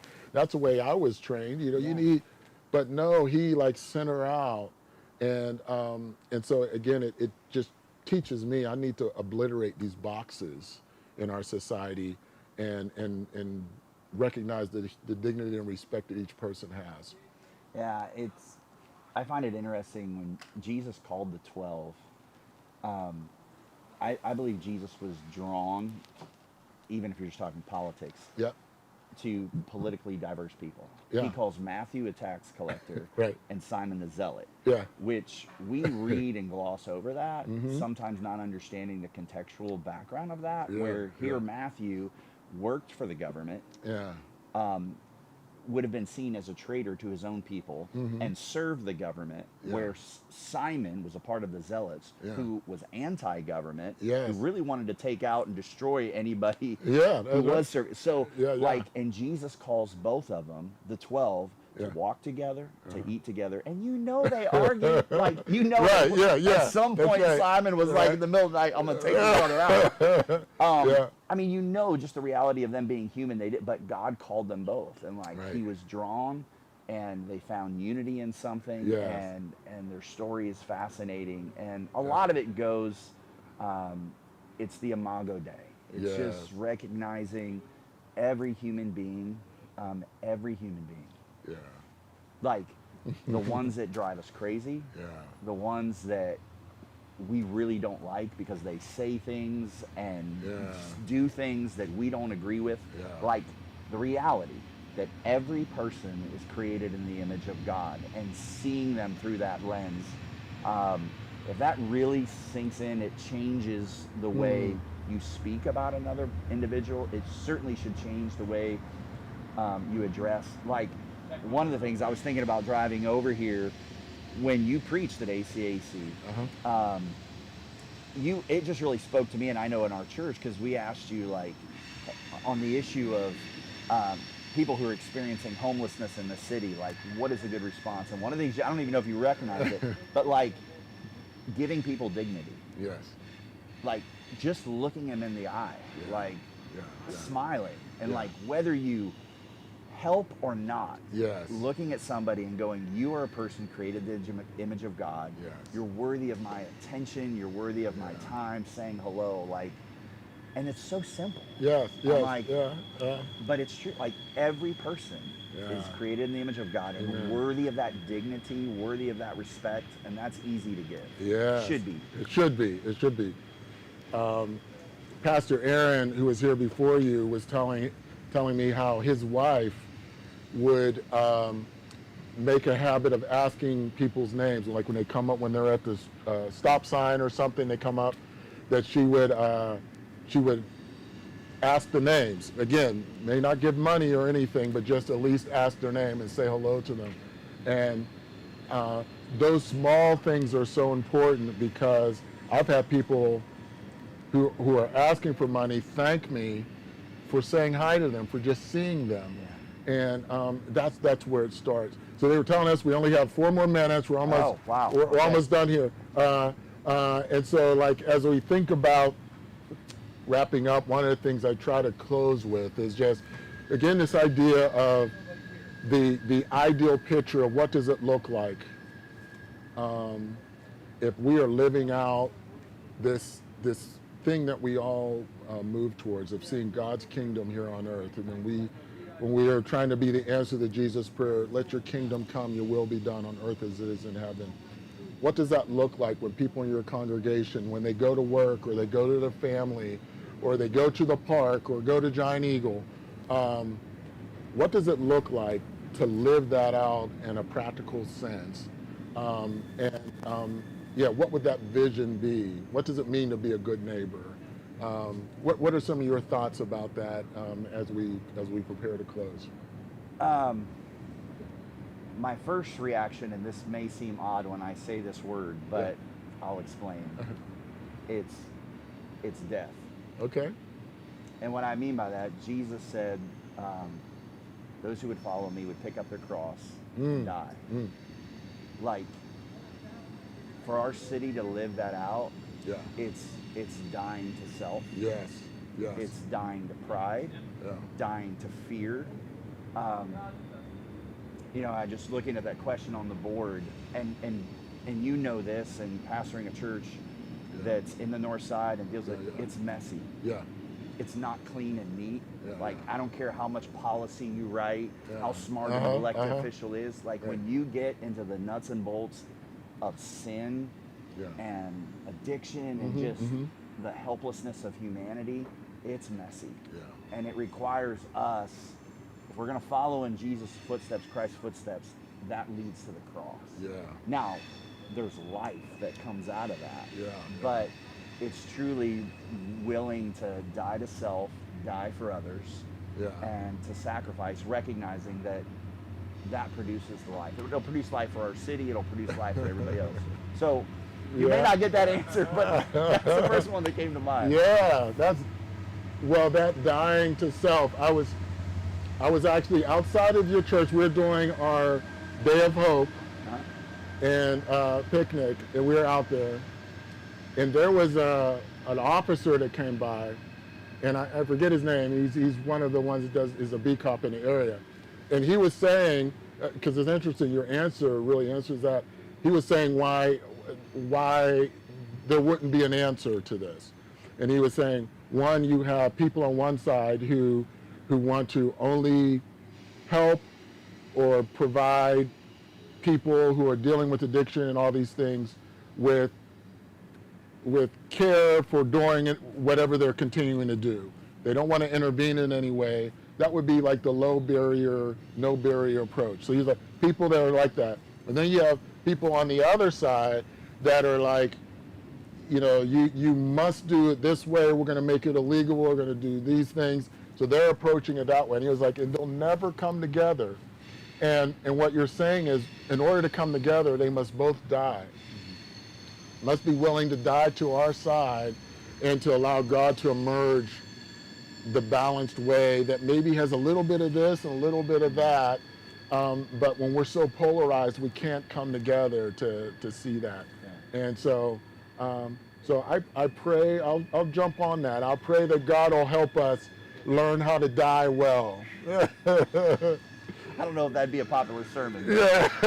It's biblical and it's true. Yeah, that's true. Well, thank you for being here and for gracing us with this time.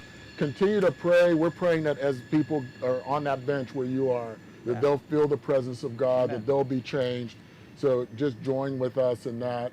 And I look forward to visiting your church again. I know I'll be over there. We didn't even talk about the hub and some of the other things, but we'll get to that another time. But thank you. Yeah. Love you, brother. Love All right. God bless. Bye.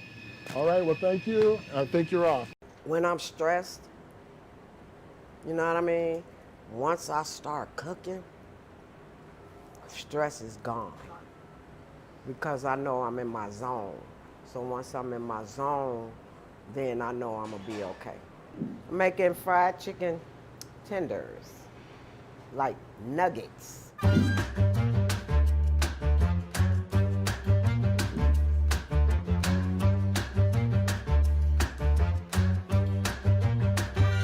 You gotta wash and drain your chicken.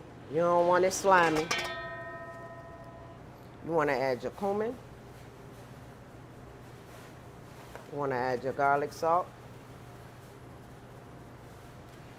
You wanna add your black pepper. And you wanna add your paprika. And my trusty friend, adobo.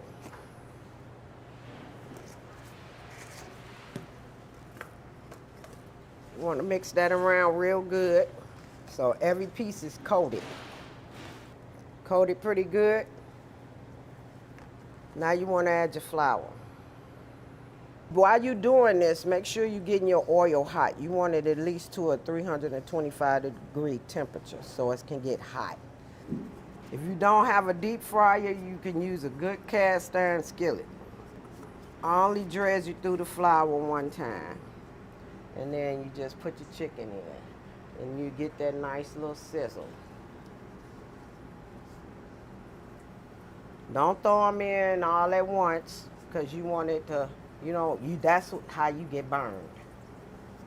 And you want to wait until you get a little crust on the side. You want to get a little brown crust on the side. You don't want it cooked too hard, but you don't want it to cook too soft either. Smells good.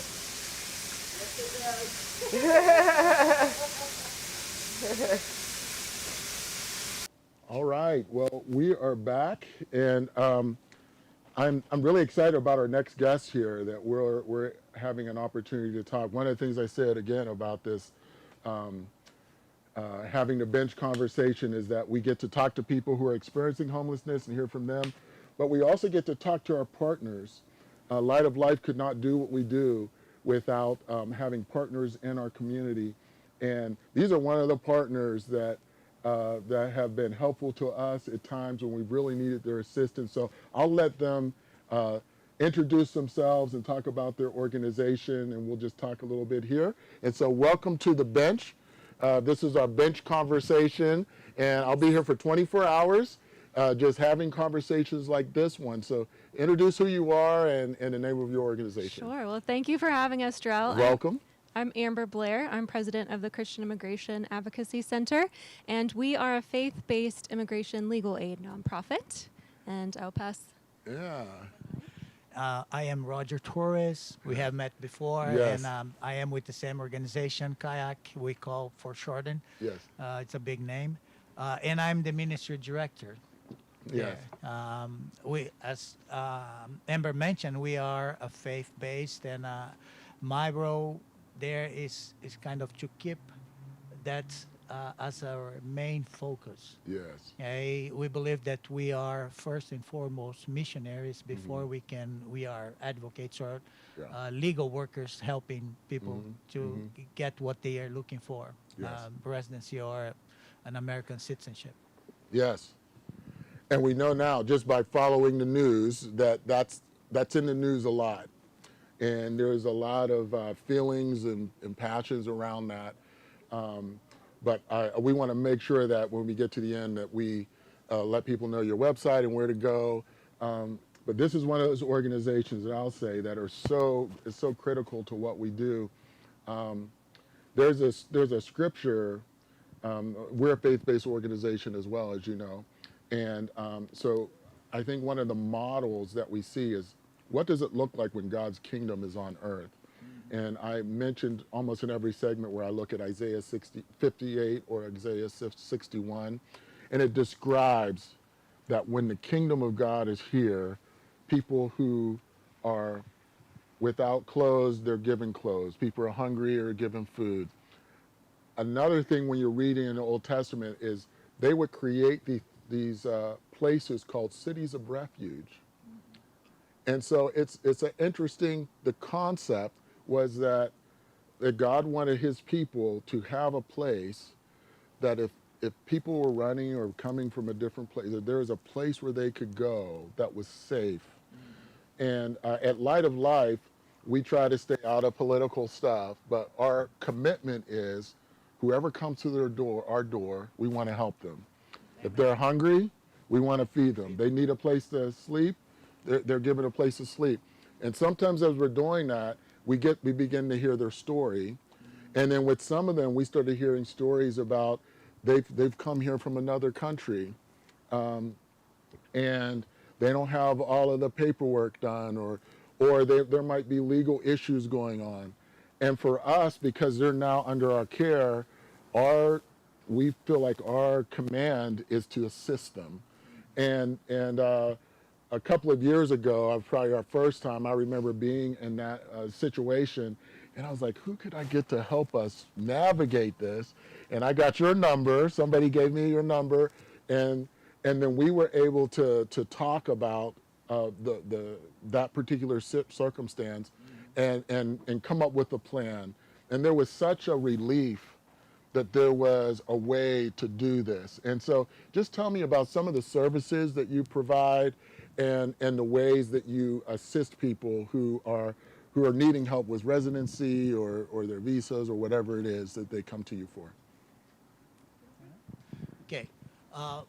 When they come to us, Terrell, normally it's because they have an immigration need. Yes. They are looking or a way to stay in the U.S. legally, or they already have a residency, they came a refugee, or they already filed for asylum, they need adjust the status, get their residency approved, because there are a lot of red tape around there. You know, with immigration, nothing is automatic. Right. You always have to make a request. Yeah. And that is confusing, it's expensive, and that's why normally they come to us. Yeah. And we help with all of that, okay? Family reunification, adjustment of status for them to get an official document that says they are legally able to live and work in this country, and eventually becomes American citizens as well. And you know, we wish, like you just said, that we could help more ourselves, Yes. but we can't. Yeah. And when we come across other needs that are not legal, like housing, for instance, Light of Life is the first name that comes to mind, is the one that we trust as well, that we would refer our clients. And we have that kind of moral obligation, or even a Christian Yes. mandate Yes. to do that too, right? Yeah. So that's why we try to partner with other organizations to assist in what we cannot. Yes. Even if we have resources, it's just too much.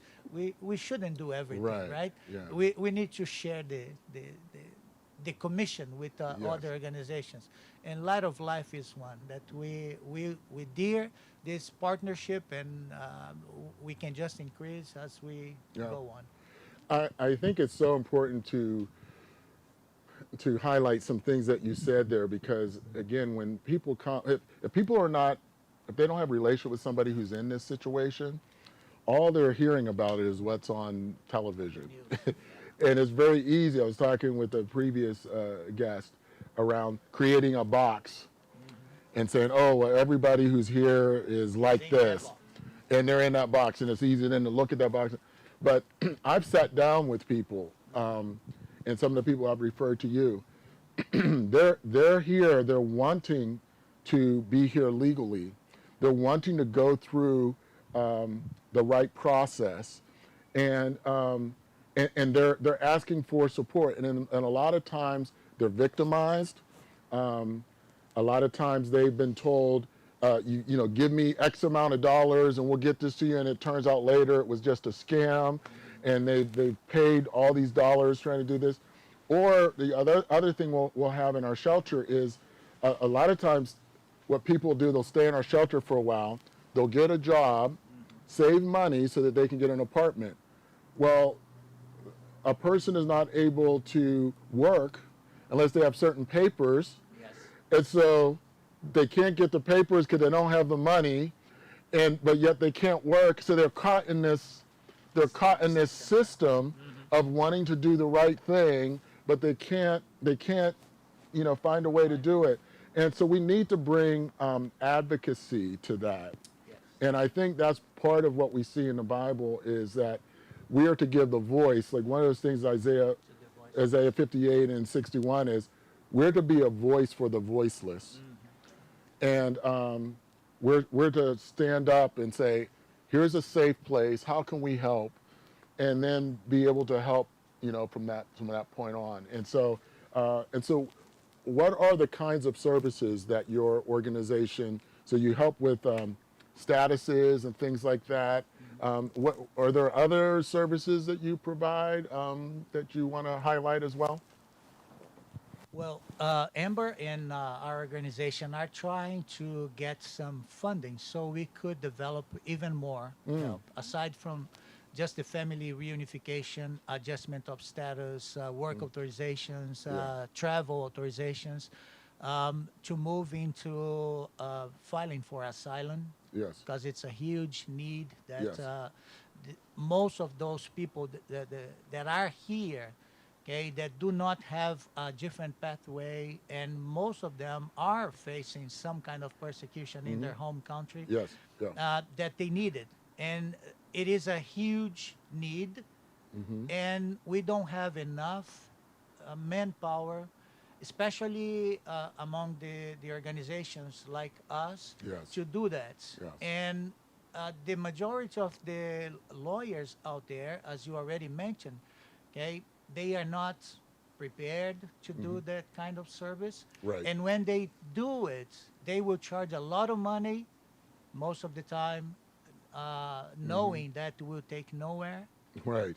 Just taking advantage of the system. Wow. Again, Yes. it's a system that until this day, nobody was willing to fix. Right. Everybody was taking advantage.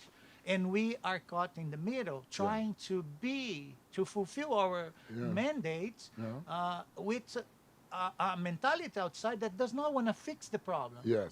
Yeah. So it's like we were just placing band-aids on a thing that it needs much more than that. Yes, it does. Yeah. You know, we are facing this crisis right now, and the media is making sure that makes us feel that it's even more than what it is, or just one box, like you mentioned, that everybody must fit on that, which is not the case most of the time, and that is dehumanizing, you know, a lot of people. Okay, like calling everyone illegal. Yeah. What does it even mean? An illegal? Yeah. As human being illegals? Right. Yeah. Right? Yeah. But so then there is, you know, and we are caught in the middle. We want to help them, but there are just a few resources. So we are trying to introduce that to help more folks, because here in our city, okay, we have only 2 organizations doing that, but they are able to do 5, 6 cases a month. Wow. Yeah. And we need thousands. Yeah. Wow. How can we do that? Yes. Yes. Okay, needs to have a lot of intention behind this desire, and we are trying to be one of those as well. And when it's possible, work in removal as well. Because a lot of folks who have no resources or no remedies for them, legally speaking, they are placed in removal, which is facing the fear of being sent back. Oh, okay. Yeah. And we want to step on those too, with caution, of course, because there is a lot of tension out there as well, you know, working in this realm, especially as a Christian organization. Right. But we want to help us, more people. We just want to do more. Yes, right. Well, again, that idea of we need to give a voice to the voiceless, and so that means we need to find solutions at all levels. So we're advocating with the political people, legislation. We need reform. We do. It's unfortunate there's been people that have falsely said that they were in, you know, like they need asylum or whatever. And what ends up happening is the people that truly are, they're grouped in. And so we need to be able to truly help people and to find ways that are safe so that people will be able to come to us and get help. And this idea of just how people are taken advantage of, it happens time and time again. It does. And so I'm so thankful again that you all are doing what you do. We need you, and we need your tribe to increase. And so if you are out there and this is part of your heart, your heart is tugged here, I want you to be able to go to their website and support them and help them. We want to use them more, so we need them to grow. We need their office to grow. And so how would they do that? Where would they go to find out more about your organization and be able to give? Sure. They can go to our website, which is kayakpgh.org. So that is CIACPGH.org. We are also on social media under the name Kayak PGH. Okay. And so you can go there and you can give and be involved with the things that they're doing. And again, pray for us. Pray for all of us in this situation that we find a way. Those boxes are real. And I just saw a friend of mine who's a Christian who's from Gaza. His family is from Gaza, a Christian family over there. And, you know, they are, again, put in a box. And here's a person I know is a brother in Christ, and he's living over there, but his side of the story is not being shared. And so we need to be able to listen and to hear and to be voices of truth wherever we are. So thank you for what you do. Thank you for joining me on the bench. That wasn't so bad, was it? Time went, we only have 10 seconds left. It went quick. See, we could have made it longer, but yeah, Roger. I just want to say something else, like for Life of Life, you know, the problem we have is an interesting one. The more we help, the more help we need. Oh, yeah. Right? Good. Yeah. So just want to. Yes. Well, let's do that. We'll continue to work and do this together. And thank you again for joining me on the bench today. It was an honor. All right. Well, thank you. All right. When I'm stressed, you know what I mean? Once I start cooking, stress is gone because I know I'm in my zone. So once I'm in my zone, then I know I'm gonna be okay. I'm making fried chicken tenders, like nuggets.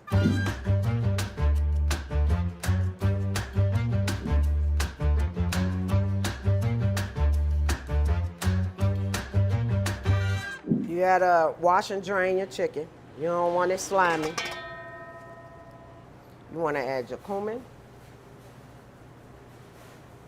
You wanna add your garlic salt. You wanna add your black pepper. And you wanna add your paprika. And my trusty friend, adobo.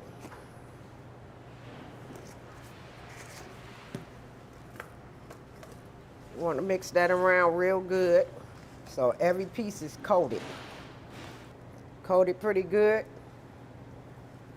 Now you want to add your flour. While you're doing this, make sure you're getting your oil hot. You want it at least to a 325-degree temperature so it can get hot. If you don't have a deep fryer, you can use a good cast iron skillet. Only dredge you through the flour one time. And then you just put your chicken in, and you get that nice little sizzle. Don't throw them in all at once, because you want it to, that's how you get burned. And you want to wait until you get a little crust on the side. You want to get a little brown crust on the side. You don't want it cooked too hard, but you don't want it to cook too soft either. Smells good.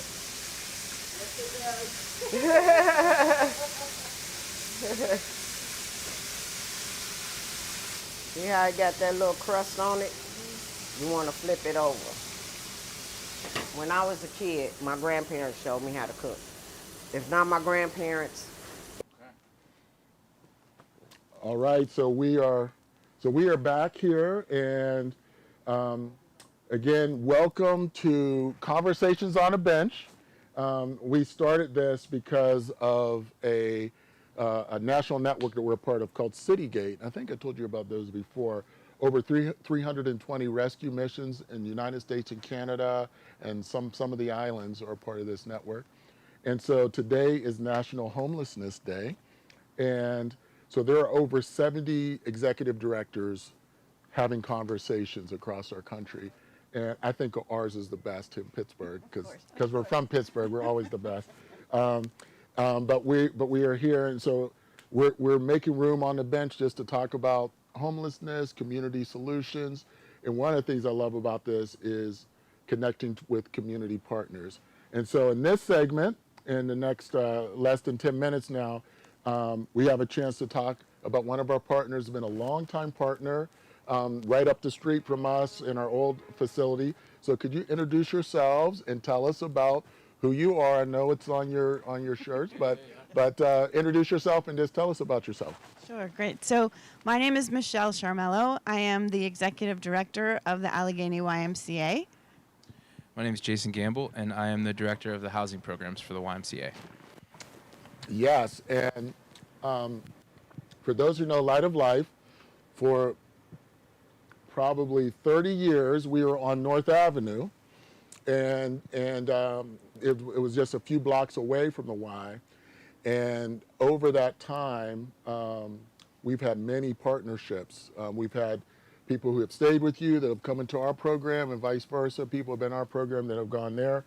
And one of the things I learned in doing research that both the Y was a part of this, but also rescue missions, was that in part of that great migration as it was happening, as people were moving out of the South, going up to work for the mills, like people would move into these towns and would need a place to stay while they were finding their job in the mill or the mines.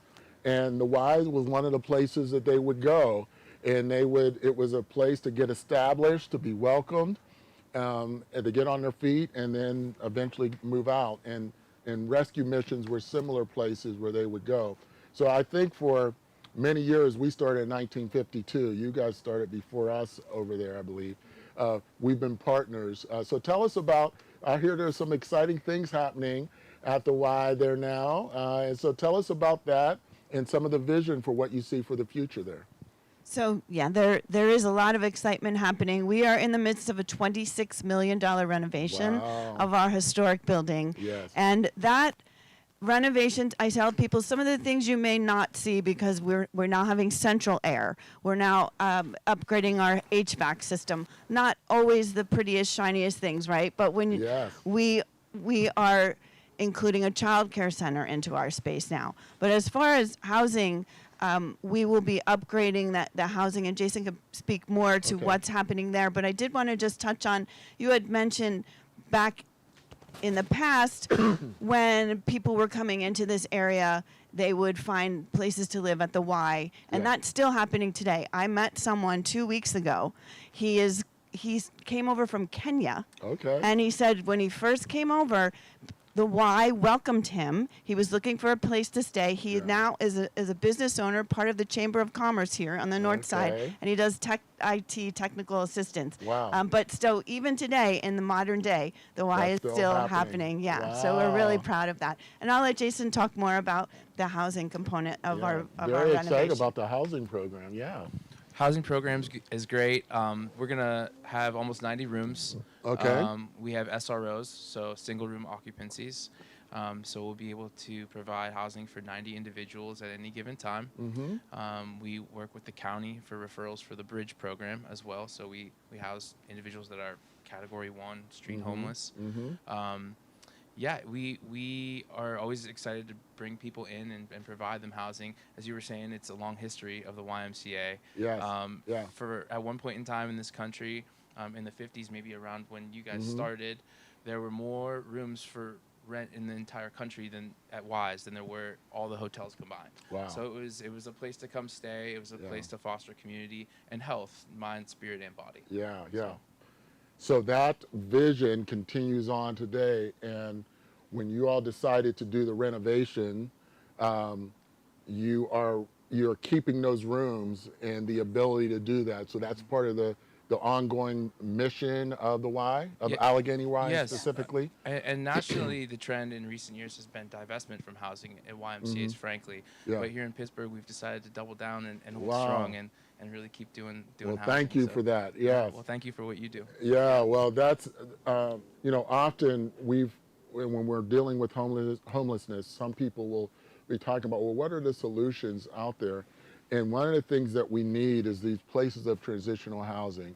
And I don't know where you were before here, but here in Allegheny County, there was this trend of a few years ago to go away from transitional housing.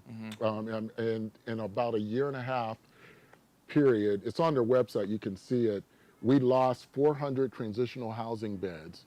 There was this idea by some, they thought it was a positive idea, it was well intended, but this thing of housing first was that you would just take somebody off the street and you put them directly into an apartment and you would solve the homeless problem.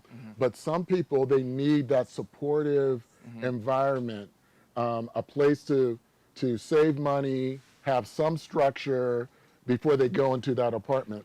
And so that transitional housing is so important. And like you were saying, there was a trend to go away from that. So I'm so glad you all are saying, no, we need that as part of the services offered. Yeah, I think, in the larger picture, when you zoom out and you look at the housing network, housing first model works awesome for a certain part of the population. But people often ask, well, what type of people do you serve? And I say, well, no two individuals are the same. That's right. Everybody's different, and you need to have a solution for all the different types of demographics. And so a transitional housing model is important for a lot of reasons. Like you said, if you're going to put someone in an apartment, but they don't have the wraparound services or all the necessary social supports to make sure that they can thrive in that environment, then they're going to have a failure to thrive. In our space, one of the positive things about it is that there's no like proper lease, right? So you can stay as long as you want, or you can stay as little as you want. And so it's kind of it's flexible in that way, and so you can kind of really address and meet a person where they're at. Right. Yeah. Well, that that part of the solution is critical, and one of the things I talk about, I've used this analogy of somebody had said, like, how do you eliminate homelessness? And I had this image of Niagara Falls, and it's like standing at the bottom of Niagara Falls and saying, how can you stop Niagara Falls? And you just can't. But when you go to the museum there's this thing that says that the days that the falls stop, I think is the name of the display. And what happened in the 1800s, there was this time where the falls went to a trickle, and it happened by the tributaries forming ice dams. And when I saw that, it like triggered this idea that if each of us just take care of our tributary, we can eventually impact the whole waterfall. And so what you're talking about is the Y, Allegheny Y, is that that tributary you guys are taking care of. And now others can do the other ones, but for the people that qualify for those services, they'll have a place. Well, they've given us our time. We're almost done here. You said you brought something for us. Can you tell us about that? Yeah. I did, yes. I saw from your announcement that you were looking for new socks. Yes. That's one of the. So we have a bag here of socks for anyone who's in need, and hope Oh, look at that. Yeah, that's great. That's great. We got socks for kids, for adults. For adults, yeah. One of the things that we're doing is collecting. As we're going into the winter season, this is kind of the beginning of that. And so thank you so much for your partnership and for bringing the socks. We'll make sure it gets in the right place. So often when our women with children come, we have a room that's set up like a store, and tears come to their eyes because they can go in there for free and get anything that they need. So this will be part of it. I look forward to the dedication or our grand reopening. The grand reopening that's coming. The new chapter of the Allegheny Y, and we look to partner with you as much as we can to help support Pittsburgh. Well, welcome to the North Side as the new executive director there, and I look forward to partnering with you and learning about that. And we'll make sure that our program directors are working with you as well, Jason. I do want to say thank you so much. The free store has helped, and the donation center has helped so many of my residents when we onboard Bridge residents, and they oftentimes come in with just the clothes on their back. Oh, great. And or if they have a job interview, a court appointment, just in general clothes, coats, gloves, hats for the women. Great. It's helped tremendously. So I just want to thank you for that. All right. Well, thank you. Thank you for the partnership, and I'll look forward to being in touch in the future. Likewise. All right. Okay. Thank you. Thank Bye. you. Yep. Perfect. Awesome. So good to see you. So that wasn't hard at all. No, not at all. Yeah. Thanks so much.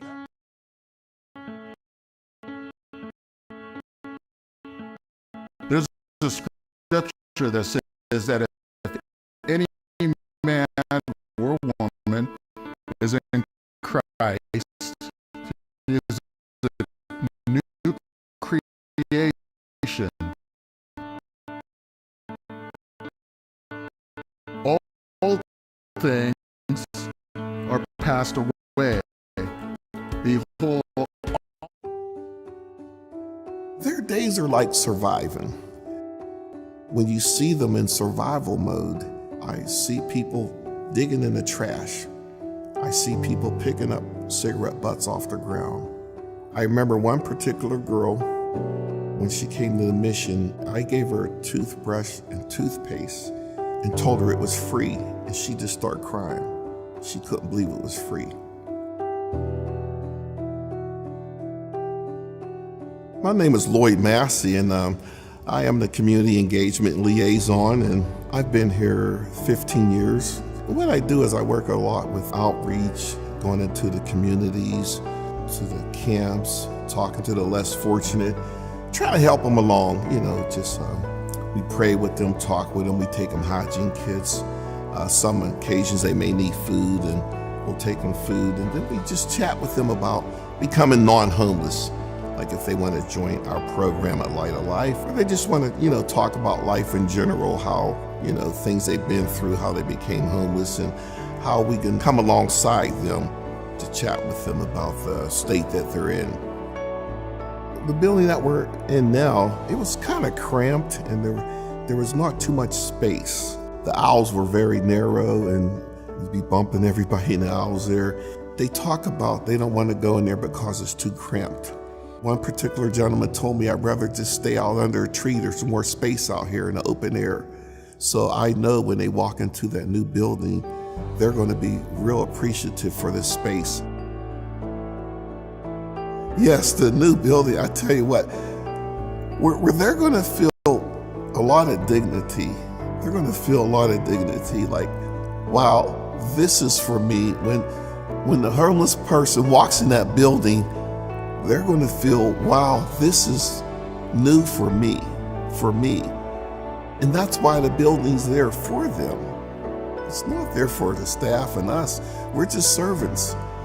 And the building is for them. And I just can't wait to see when they walk in there to feel the love of Jesus. It's going to be like heaven to them.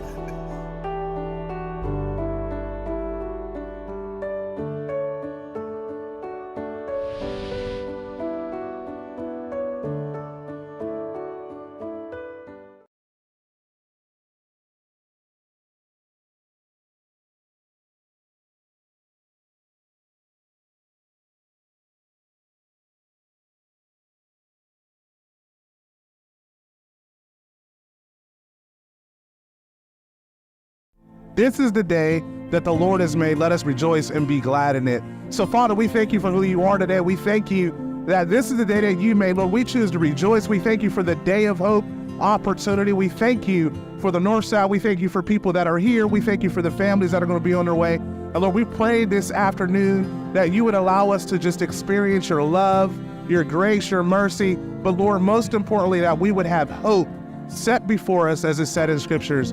Jesus, we thank you. We welcome you in this place. Holy Spirit, have your way. Let your kingdom come. Your will be done in our lives today.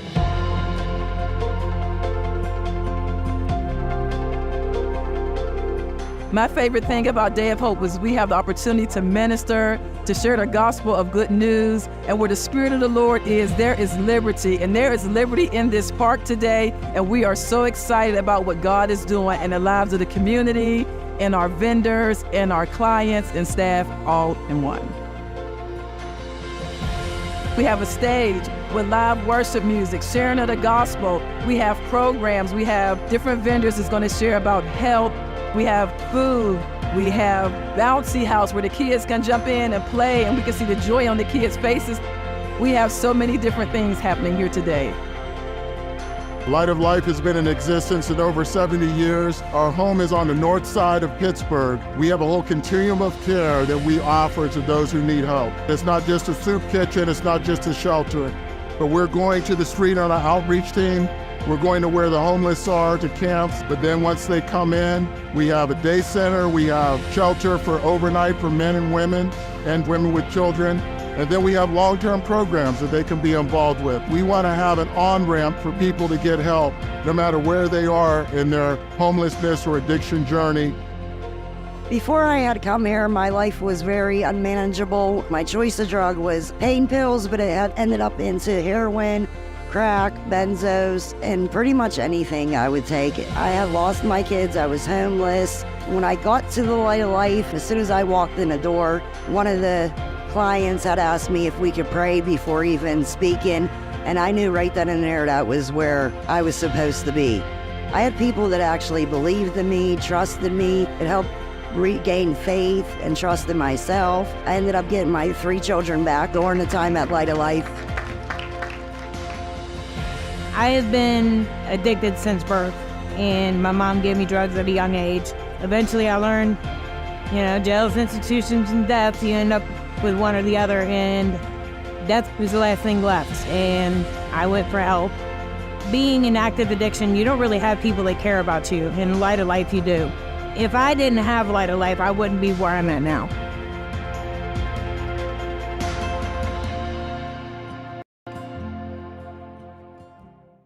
This is the day that the Lord has made. Let us rejoice and be glad in it. So, Father, we thank you for who you are today. We thank you that this is the day that you made. Lord, we choose to rejoice. We thank you for the day of hope, opportunity. We thank you for the North Side. We thank you for people that are here. We thank you for the families that are going to be on their way. And Lord, we pray this afternoon that you would allow us to just experience your love, your grace, your mercy. But Lord, most importantly, that we would have hope set before us as is said in scriptures. Jesus, we thank you. We welcome you in this place. Holy Spirit, have your way. Let your kingdom come. Your will be done in our lives today.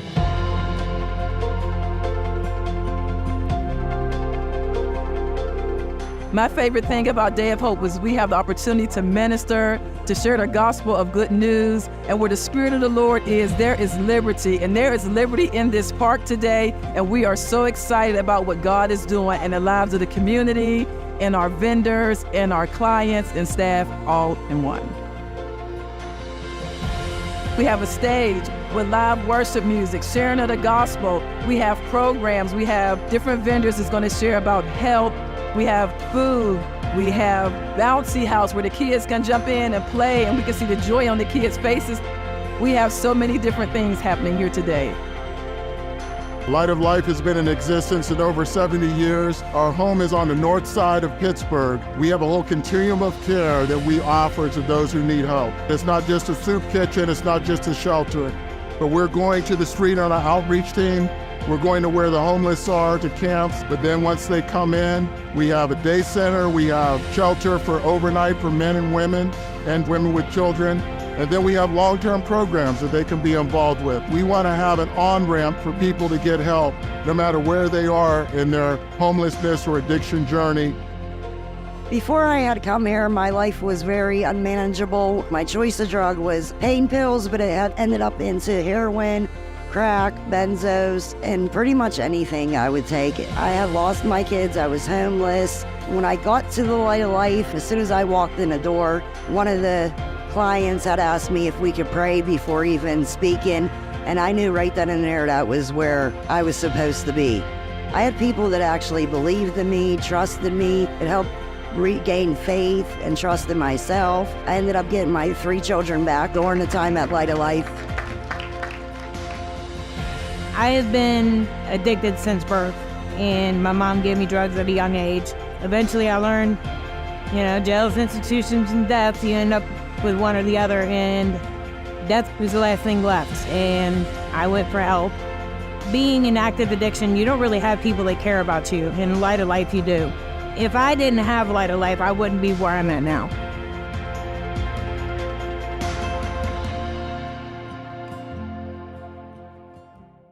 This is the day that the Lord has made. Let us rejoice and be glad in it. So, Father, we thank you for who you are today. We thank you that this is the day that you made. Lord, we choose to rejoice. We thank you for the Day of Hope opportunity. We thank you for the North Side. We thank you for people that are here. We thank you for the families that are going to be on the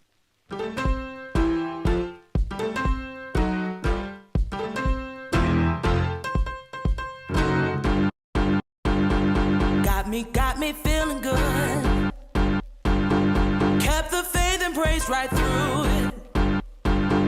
Happiness is here at last. Let me tell you how it happened. Some took over me. Got my hands and feet. I couldn't stay in my seat. Now I clearly see. So good. How good. So good. How good. Really, really, really good. So good. How good. So good. Really, really, really, really good.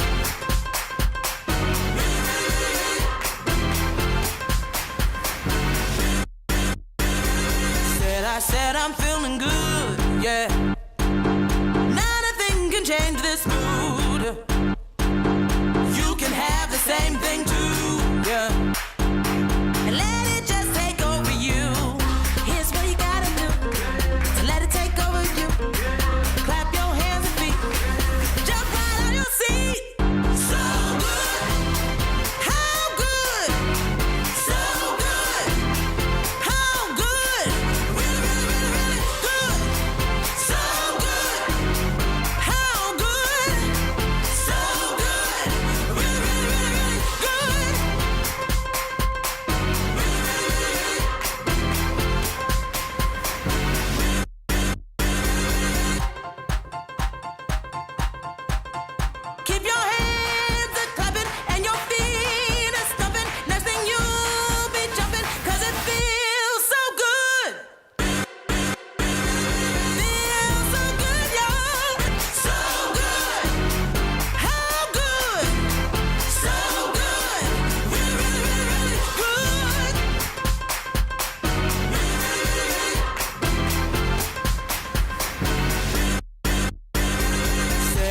that I'm feeling good, yeah.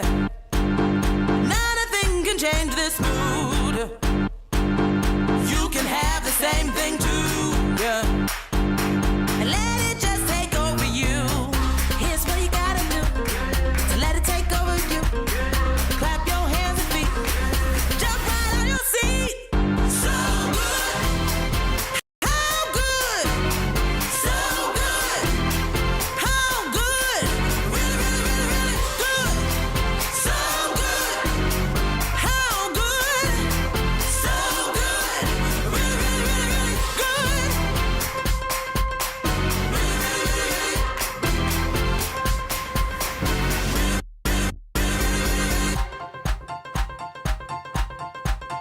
Keep your hands a clapping and your feet a stumping. Next thing you'll be jumping, 'cause it feels so good. Feels so good, y'all. Feels so good. Feels so good. So good. Yeah. So good. So I'm happy. So good, yeah. Yeah, yeah, yeah. Never been happier. How good. So good. How good. So really, really, really, really, really, really, really good.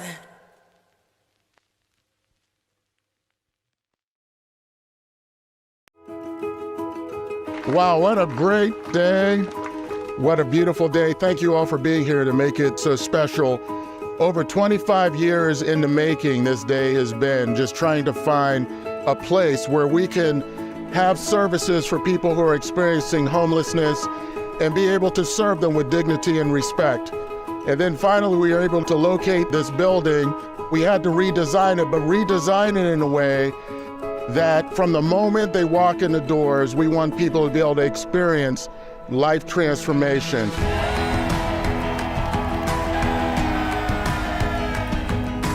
And so whether you're looking at the walls, the widths of the hallways, the height of the ceilings, the colors, everything is designed around taking somebody who is experiencing trauma, bringing them into a space that communicates that they are welcomed, that there's a place for them. I often say the opposite of addiction is not sobriety, but community. And we want those who are experiencing food and housing insecurity to know that there is a community for them. If there's anyone in our city that needs a place to come, a place where they can talk to somebody to hear their story, Light of Life is that place.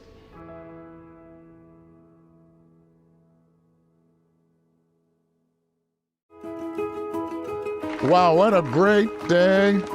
What a beautiful day. Thank you all for being here to make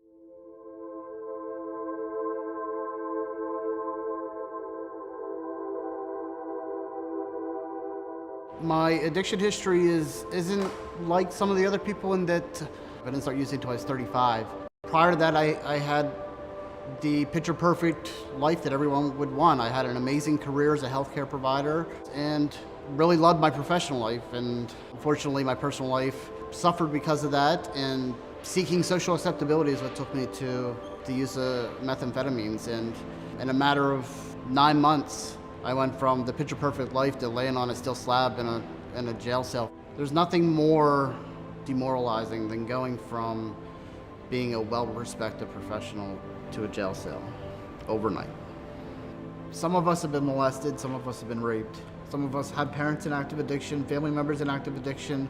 Some of us have been through unspeakable things. There's a reason we climbed to the pill, the needle, the bottle. It's because we didn't want to feel anymore. My picture of someone who was in active addiction was someone living under the bridge trying to get a bag of dope in the morning so they weren't sick. That wasn't me. So I wasn't an addict. I couldn't be an addict if that was the case. And strangely enough, even when I was sleeping out of my car, losing everything in my life, I still didn't think I was an addict. Very commonly in nursing, we take care of people very well because it's much easier to take care of someone else than yourself. I came to Light of Life a year ago and stayed for a couple months I was here, I was present, but I wasn't involved in the community. Part of that was a lot of shame about my own life. Growing up in a small rural town as an openly gay boy, not accepted by the church, was a lot of trauma. When I was here a year ago, I left, went back to my career, and I relapsed. I came to Light of Life last time from rehab. This time I came from a park bench. And the only thing I found here was love and open arms. What happens in these four walls is life-changing. It's love. There's not many places that you can come from an active addiction from a park bench and walk in the front doors and the executive director meets you and greets you and tells you that he loves you. Or the marketing director sees you at a function and comes up to you and says, hey, I'm proud of you. That's big. Every one of these staff members knows my name. Every one of these staff members prays for me. Every one of these staff members shows us love. That's the difference. We're not a number, we're not a patient, we're not a client, we're part of the family. They want to see you succeed, not only staff, but other clients. One addict helping another addict is without parallel. I don't have to worry about a single need of mine. And far beyond that, the blessings that I can't even tell you that come from the community through the Light of Life is just breathtaking.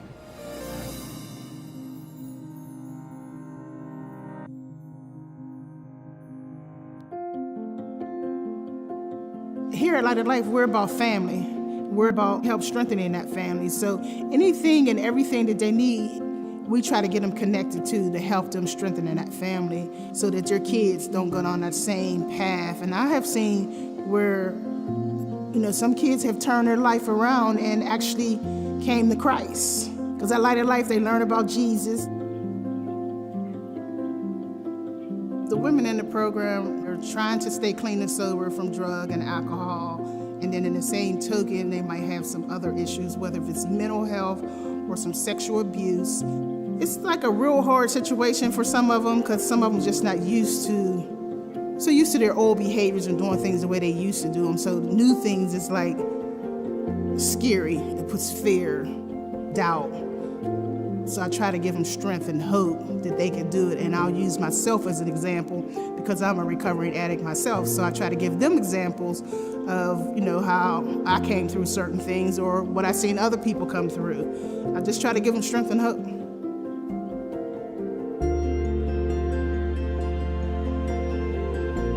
With the old building, the current issues would be not having an elevator. If you had someone handicapped or disabled, if they weren't able to come up steps, then that actually wouldn't even have been the program for them because there's no way to get them in there. The only other challenge is space. We would love to have more space where we, especially now with the COVID, if we had more space, we can break off into smaller groups a lot better than what we're doing now. And with the new building, what I like about the new building, we've never had a women's shelter. Never had a women's shelter. So it's going to be good about that at the new building, having a shelter. Those women can start in the shelter and work their way to Women and Children's Program or either Sister's House, whatever it may be, whatever part they fit into.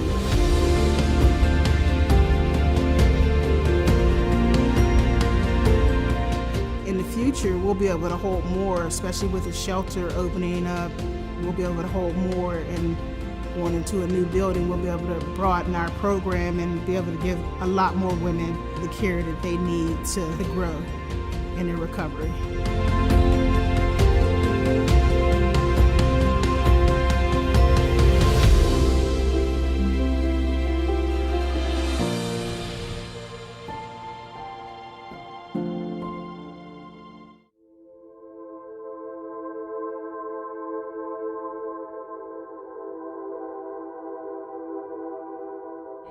Since being in recovery, I've learned that maybe the story was slightly different than what I had told myself over the years. I was sexually abused at the age of 13, And during that time, I wasn't able to tell anyone. I didn't have very positive role models. My mom actually left us for a brief period of time after that. I was forced to become the mother of the house, raising my 2 younger sisters while my dad went to work. I just was not able to articulate the feelings that I was experiencing. So my dad put me into therapy, in which I was giving large amounts of different medications. During this time, I was also given narcotics, and that was a very deep experience for me to understand that like narcotics took me outside of myself, because at that point in time, I didn't want to be in my body. Those were now what I know foundational experiences that my addiction had taken place. As we all know, that like addiction is progressive, so like it moved into other drugs. Drug of choice is heroin. Around 21, I had moved to Las Vegas, and I had become involved with prostitution out there. I was trafficked from a few different states at that point in time. I was able to get out of that situation after about a year and a half running away. Coming back to Pittsburgh, and I had a totally different identity, right? Like, we do not act the same in Pittsburgh that we did in Las Vegas. So it was quite a culture shock, even though this is where I'm from. I had got caught with prostitution charges, so I was sentenced to a 30-day program. Unfortunately, I just wasn't ready at that time. I now have 3 little girls, 7, 5, and 4. Unfortunately, through each of my pregnancies, I was on Suboxone. I had postpartum depression with my last child, and I had never experienced it before, so I didn't understand what was happening to me. I was extremely paranoid. I was not able to process thoughts and feelings. I had tried to commit suicide, and I did not feel safe to be around my children. It was a very dark, depressed, and low time in my life. I knew that I had a problem. I knew that, I had needed help. I knew that I wanted to get clean.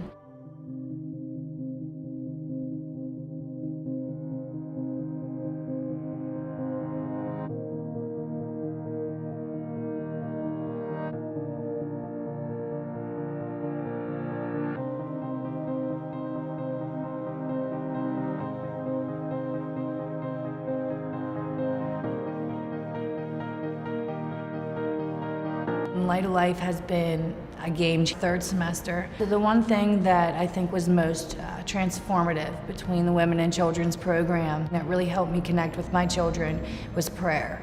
It helped us connect on a deeper level. They've taught them, in a way with love, how to thank God on a regular basis.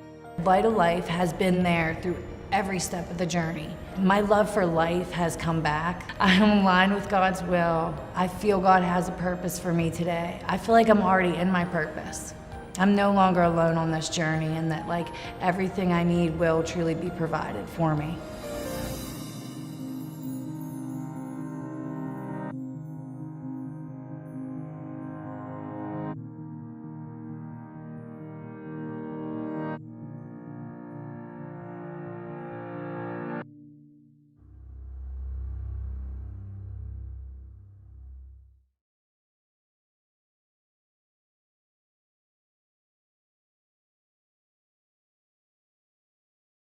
My childhood, basically, my mother and my brother and I, we lived in every battered women's shelter in this area. We've all been homeless, we've all been in jail, we've all been diagnosed with different things, we've been exploited. I think oftentimes people have experienced trauma, and when trauma is not intervened upon, it manifests itself into mental health, substance use disorder. You just sort of learn how to be dysfunctional, and to unlearn those things, you need help, and there's not much help out there. So what we're seeing now, I believe, post-COVID is just what it looks like. I think the veil has been removed in regards to the sufferings of people. The structures of the world that we live in, women and children just sort of fall at the bottom of these structures, and so they're the ones that suffer the most.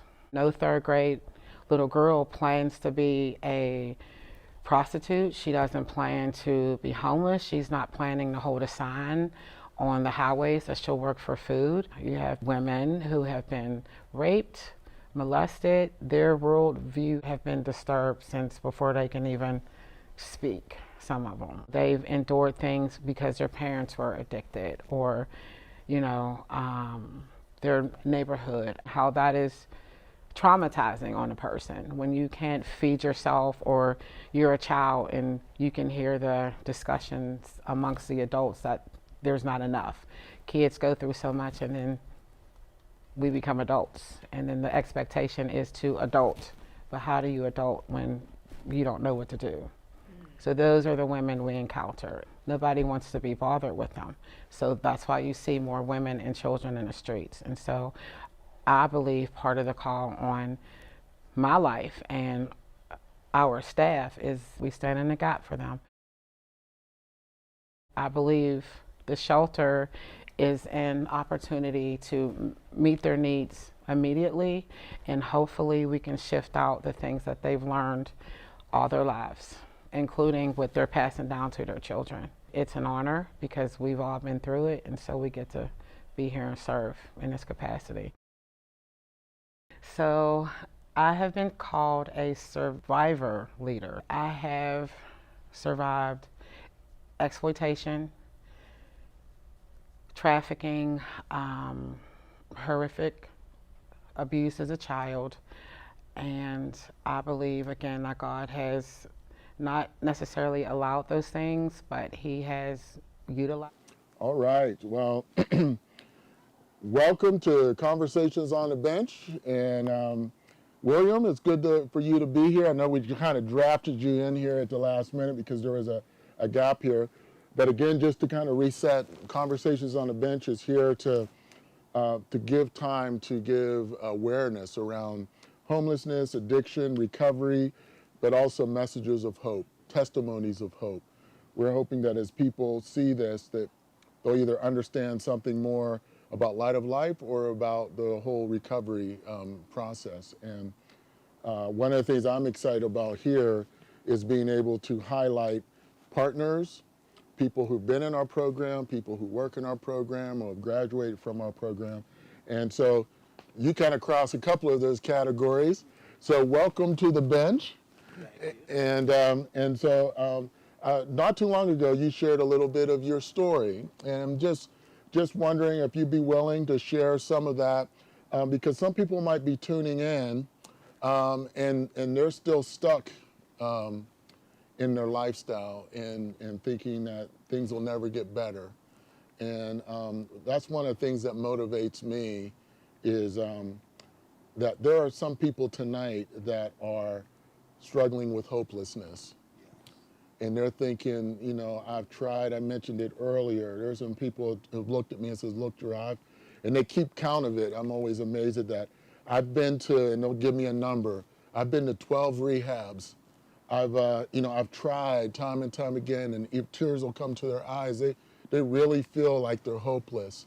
And so I like telling them that the message of Christ is that it's never too late for anyone, that we can write the next chapter. But some of your story captures that. So would you be willing just to share some of your testimony, your testimony of hope that you want to share with people? Absolutely. So I am definitely one of those people that you were talking about. Okay. On every level. I was completely hopeless. I used to keep track of all of the rehabs that I'd been to. Yeah. The reason why I got kicked out of them. And I never really gave up. Okay. But I didn't. It was impossible for me to see how I could come out of it. Okay. Like I knew God. I knew of God. Let me change that. I knew of God intellectually, but I didn't have a relationship with Him in my heart. And so just pause there for a second, because they were telling me there were some technical issues. I needed to repeat the question. So the question is just around sharing your message of hope. And we're understanding what you're saying is that some of the things that I was saying connects to your story. Yes, all of them. And so now with that, you were just talking about how you had this intellectual understanding about God, and that's so important because some people will even say, well, I tried God. Like I tried that, they'll say, Pastor, I'm telling you, I've tried that, I've tried God. But there's something about, there's a difference between having a knowledge of God up here and there. So pick it up from there. Yeah, so, and I couldn't for the life of me figure out what was missing. Okay, yeah. Because I was trying everything in my own strength. I was putting forth the effort. I really desired to be clean. Yeah. Not only clean, but to have, not that I visualized having a life of freedom, but I just didn't want to use anymore. Yeah. And I was willing to go to any length to get that from what I thought, but it just wouldn't work out, and I was perplexed. Like, why can't I get this? And actually one time I had that prayer with God. In 2000, I got arrested. I suffered through multiple arrests and jail time. But this one was profound because I had robbed a bank, something I never thought that I would do. Yeah. But I robbed a bank. So I'm sitting in the county jail. I turned myself in, actually. Okay. I didn't get arrested. I turned myself in because I didn't have anywhere to go. So I found myself sitting on the city steps in east side of Pittsburgh after I just robbed this bank, and I'm trying to go through the list of where I could go, to not to do anything, but just where I could go to stay. Yeah. And I literally had imploded all the relationships that people say you burn the bridge. I imploded them. Right. Like the destruction, the when they push the button and it it drops all down. comes down. Yeah. So I imploded everything. So I'm sitting on this bench, and I had an understanding that people dislike me so much that I wouldn't be surprised if someone didn't call me in and turn me in. They had that, I forget exactly what it was, but Crime Stoppers. They would pay people for, and I just knew if I don't turn myself in, somebody's going to get money from me. Yeah. So I turned myself in, and I'm sitting in jail, in the county jail. I'm teen time, and I asked God, like, what do you want from me? Like, what can I do? I've tried everything. I've done everything. Like, I don't know how to stop doing this. Right. Like, I don't want to do this. It's painful. And God said, first of all, I need you to stop doing everything that you have ever done. Yeah. And I'm like, I don't understand. He said, so if you think of doing something, do the complete opposite. Do the opposite of that. Wow. And I didn't know at the time, it wasn't until I got clean that he was telling me to repent.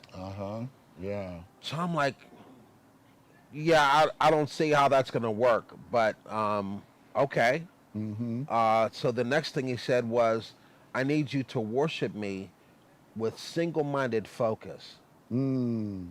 I was like, okay. I didn't expect that, but okay. Yeah. And the third thing he said was, change your perspective of me.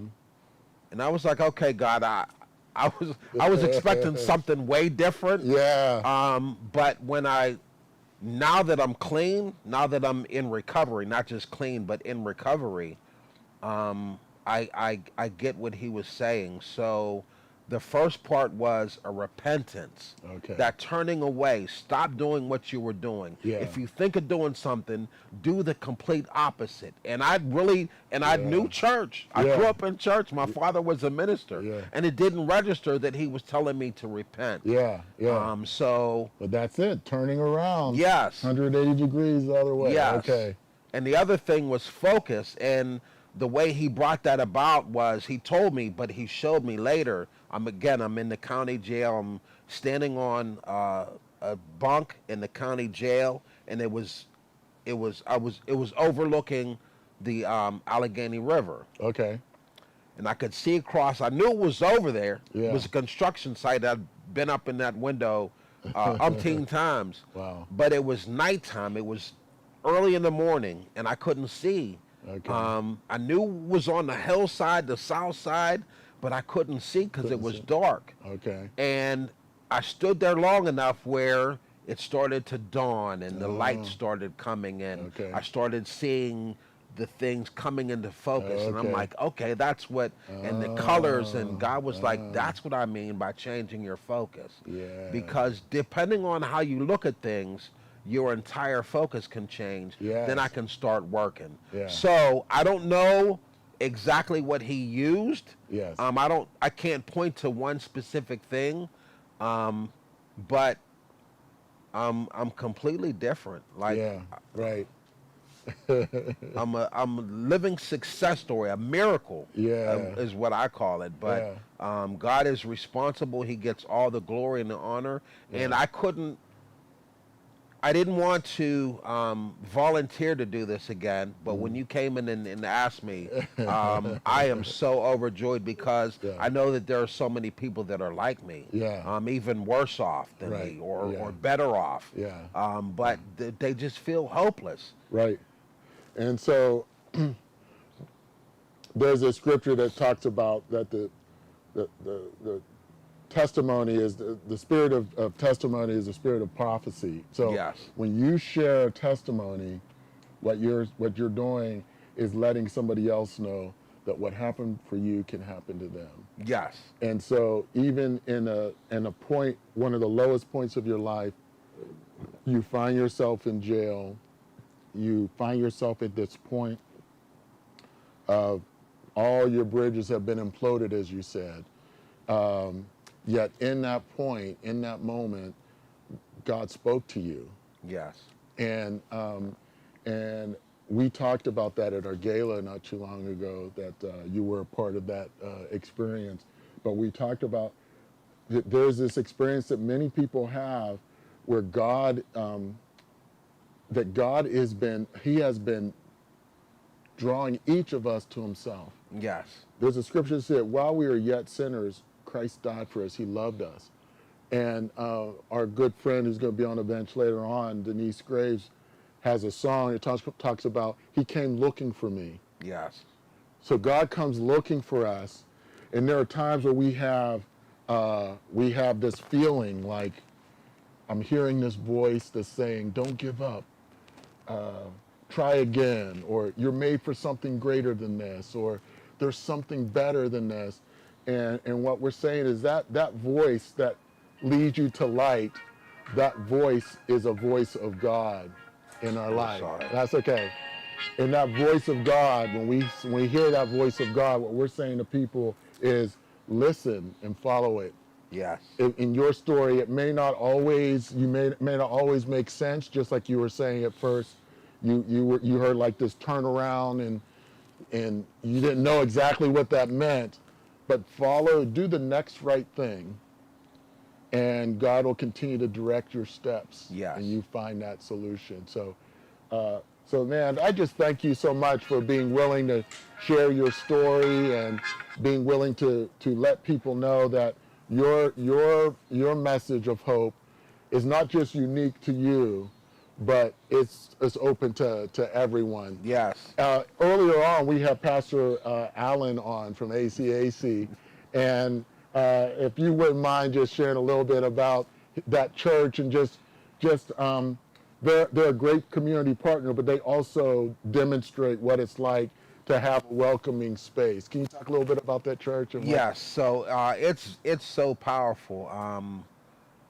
I was going because of the closeness of the church, but when I got there, I saw things that I wasn't used to. Again, I grew up in church, but I saw this diversity of people, and I saw working, not only reaching out to the general community, but to the farther community, talking about missions and putting in work. Right. And I was like, you know what? I really need to be here. We were just, when I started and joined the church, we were just developing the hub, which was, it's now open and going well. But it's just a place for community. It's a place for people to meet one another, and it happens all the time. But they're wonderful relationships. Pastor is very powerful with the Word of God, as you are. And it's a wonderful place.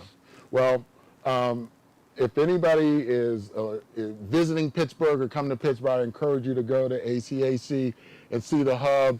Again, it's an example of a lot of churches. They have capital campaigns to expand their capacity, to build a bigger sanctuary, and they decided to build a place for the community. And it's a place where people can come and walk through there or get a cup of coffee. And it's just a beautiful model of what it can look like for a church to be in an urban area. So yeah, come visit ACAC and Pastor Allen and the people over there. Thank you again for answering the call at the last minute. God knew to have you here, and again, your message of hope is helping others. So keep up the good work, and so glad that you're a part of us and part of our story. In fact, one of the people coming up next is our alumni president, and you're part of the alumni of Light of Life. So again, thank you for being a part of that and giving back. Thank you, brother. All right, God bless you. God bless you. All right, bye-bye. All right, well, this is William, and again, thank you all for being a part of this and seeing William share his message of hope.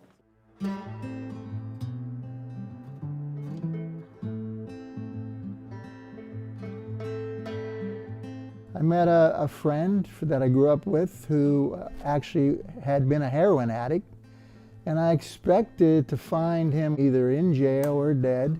He said, "Hey, Bill, I need to tell you something." I said, "What?" He said, "I found Jesus." And I was like, "You found Jesus?" I didn't know Jesus was lost. He said, "No, Bill, I'm not talking about religion. There's a real Jesus, and he can change your life." He changed my life. I went in the military for 4 years during the Vietnam War. Got on drugs pretty bad before I went in the military. Continued with it while I was in the military, but sort of like a functional drug addict. Did my job, got by. It's more than just an addiction.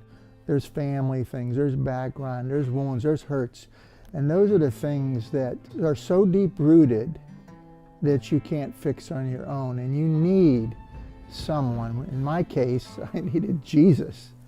But I needed someone to introduce me to Jesus. I needed someone to be bold enough to tell me the truth, someone to invite me, but a place to go. He said, "Hey, there is this service. It's held on the north side at this place called the Light of Life," which I knew nothing about.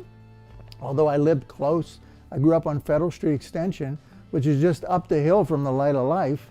So he said, "You will love it," because they got a preacher there who's really funny. And I said, "Okay, I'll go with you." But in reality, I don't want to go to church. I was going to say, "Hey, Denny, I'm glad you found Jesus. I'm glad life's working out good for you, but this Jesus business is not for me." So anyway, I go to the Light of Life, and I'm sitting in their little chapel service. There's a lot of drug addicts and people struggling with alcohol there. Even though I'm still struggling with drugs, I sort of saw myself as, I'm not that bad, but I was that bad. I was empty and I was hurting and I was lost. And the preacher's preaching, and he says this verse, that if any man gives his life to Christ, he becomes a new creation. Old things are passed away, new things come. And all of a sudden, as he was speaking, he disappeared. I mean, he was still there, but to my eyes, he was gone from the platform, and in place was a blackboard. It appeared there was this writing all over it, scribbling nonsense, and I heard a voice, and the voice said, "Bill, this is your life. It's a mess, but if you will let me, I will do this for you." And a hand appeared with an eraser, and it erased all this scribbling. And all of a sudden it was gone. And there is the speaker up there preaching again. He said, if anyone wants Christ, to come up. And I got up on my seat. I went up to the front. And I didn't know how to pray. I said, Jesus, I've been driving the car of my life, and I'm wrecking it. I'm going to get in the back seat, and I'm going to let you drive. And when I was done, I was set free from drugs. I'd been struggling with drugs for 7 years. I was set free. And that was 1975. And not only did he take drugs out of my life and bitterness out of my life and reunited with my father, he called me into the ministry. And I've been in the ministry for 40 years.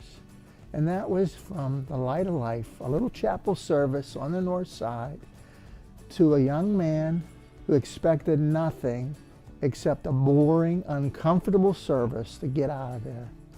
And it changed my life forever.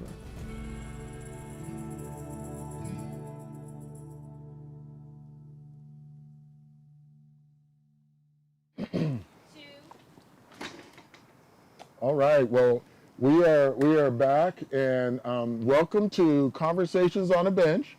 We were just starting to talk that we did this back in January, and at that point, there were 15 other rescue missions that were a part of doing this bench conversation across the country. Today is National World Homelessness Day, and so there are over 70 rescue missions in the United States and Canada that are having conversations today. All on today? Yeah, all on today. That's wonderful. So at the same time. Wow. So we're simultaneously on benches having conversations. Wow. And here in Pittsburgh, what I'm excited about is that we are making opportunities to talk to people who have experienced homelessness, sharing their story, churches that are involved, and communities of faith, and then partners. And so partners who are in this space that help us to do what we do. And Veterans Place is one of those partners. Very much. See how I segued like right into that? And so I just want to give you an opportunity to introduce yourself, Veterans Place, tell us what you do, and we'll go from there. All right. Thank you so very much. Very honored to be here, first and foremost, being a part of this. A part of this on this day. Yes. So Veterans Place was founded in 1996, Okay. and we are a transitional housing for 60 veterans at a time. Okay. Workforce development, food pantry, resource center, a wellness center. We have a van that drives throughout the city every day, Monday through Friday, that picks up unsheltered veterans to bring them in for breakfast and lunch. Awesome. Yes. Washers, dryers, showers. Light of Life is one of our stops. So as you know, Brian, who drives our van every morning, goes in and makes his announcement to bring veterans in on that van every day. So our mission is to end homelessness for veterans and also to keep sheltered veterans on their feet if any kind of help is needed. Yes. So a new program that's starting with Veterans Place is the DDAP program, which is recovery support. Okay. So that is new to us. Very excited about this. Yeah. We have some veterans coming aboard that are certified recovery specialists. Oh, perfect. And as you know, if you're a certified recovery specialist, you're in recovery. Yes. So we have veterans in recovery going into the community to help veterans Then helping other needing veterans. to be in recovery. Yeah, So, yes. yeah, yes, that is yes. so awesome. One of the things we noticed, there were like these surprising positive things that came out of the pandemic. But one of the things was that, some focus came around veterans and wanting to bring services to them, and there seemed to be resources that came. And so have you seen like an increase in attention on veteran services or support, or you feel like it's still that area where more awareness is needed? There's always awareness needed. Yeah. So that's I true. say if there could be a commercial on TV that creates, there are a lot of services for veterans, and a lot of times veterans don't know that those That's services right. are there, Yeah. right? So Yeah. you have Soldier On, you have VLP, you have Veterans Place, you have, I can't even name, I can't name them all, Yes, correct? yeah. But for me to say if COVID was, I wasn't doing this during COVID. Yeah. So I've been here a year. Okay. So I wouldn't honestly Yeah. answer that correctly. Yeah. What I do know is across the board, the help that there is. Yeah. You know, even a VSO, like people don't even know that there's VSOs. Yeah. And that is just a service officer at your local area with your Legion or your VFW. Okay. And they are there to help you get benefits, walk you through that. And you don't have that kind of stuff. Yeah. Yeah. Yeah. So often, that's what I hear is like people just are unaware that these services are out there. And anytime when I hear of services for veterans, it's like, yeah, we need to write this down. We need to make sure that there's a connection so that we can get that help. We're so grateful that Brian's able to come by there. I love it. He makes this announcements every, any veterans in the building. That's right. And I go on the van with him normally about twice a week. Yeah. Just to make sure there's connection, right? Because one of the biggest things that we find that is when a veteran is new in town, we are getting a phone call from the shelters that we team up with, from the outreach coordinators or whoever is on site. So that's one of the things too, because we can go out there in the community every day of the week. But when you have partners like Light of Life or Allegheny Commons or Unity and all the shelters that are giving us, hey, there's a veteran here, come down, bring your services. I go down, like tomorrow morning I'll be there. I go down once a month. Just a table down there for a couple hours to make sure if anybody comes in that they know also. So, and you know, I'll tell you, when you talk about services, my grandfather was a veteran, and his whole life, he didn't get any kind of service connection. The last 2 years of his life after my grandmother passed away, we could not keep him in the facility he was in because of funding. So my sister does all this work, calls the VA, they walk her through it. $4,000 a month that man could have gotten for a very, very, very long time. But he never knew it. We didn't know it. And those are the kind of things that I tell people when I go to places and say, hey, like, let's see what we can get you. Like, let's see what we can do. And when you meet an unsheltered veteran and they're brand new to the city, and we get to say, like, come on site, come see what we can help you with. And it's partners like Light of Life that make that possible. So, because you are all their first connection. We don't get the off the street homeless walking into Veterans Place because we're not a homeless shelter, we're transitional housing. So well, that transitional housing piece is so important because we know that once they are intervened, they need that next step. Yes. And I've been, when you were sharing. These are for you to stay warm tonight. So I'm gonna, yes, if you want to put those beside you, a little hat and a, yes. You know, look at this, hat to keep me warm. This Veteran Place 1996. This is great too, nice and warm and soft. I'll put it right here. I know your partner was talking about the right kind of looking at the logo and everything. So we'll put it right but I just I know in my family we have veterans, and my dad was a veteran in the Navy, and we were just always trained growing up to thank our veterans for their service. So much. And when we think about there are veterans who served our country and they're living on the street, that could not be. And we need to figure out how to get their services to them. And so, so I'm glad that you're here. I'm glad that we're able to partner in this way. If somebody's watching this and they wanted to connect with Veterans Place, know more about what you do or whatever, how would they do that? Is there a website? There is a website. Times where you have table events at Light of Life. Do you do that at other places as well? Just talk about there's many table events around the city. Now, I mean, you are welcome to my direct line, which I tell anybody at 724-393-1688. If you find a veteran in need, you're welcome to give them my direct line. And then we have management of all the programs that I will send you to their line and explain programming to you. Light of Life I will be at tomorrow morning from 8 to 10. It's once a month. Throughout the city, we are at Allegheny Commons. We do Pleasant Valley. So, and we are not. That's not one that I have. No, have not been at. But yes. Okay, so there are certain locations around the city where you regularly go.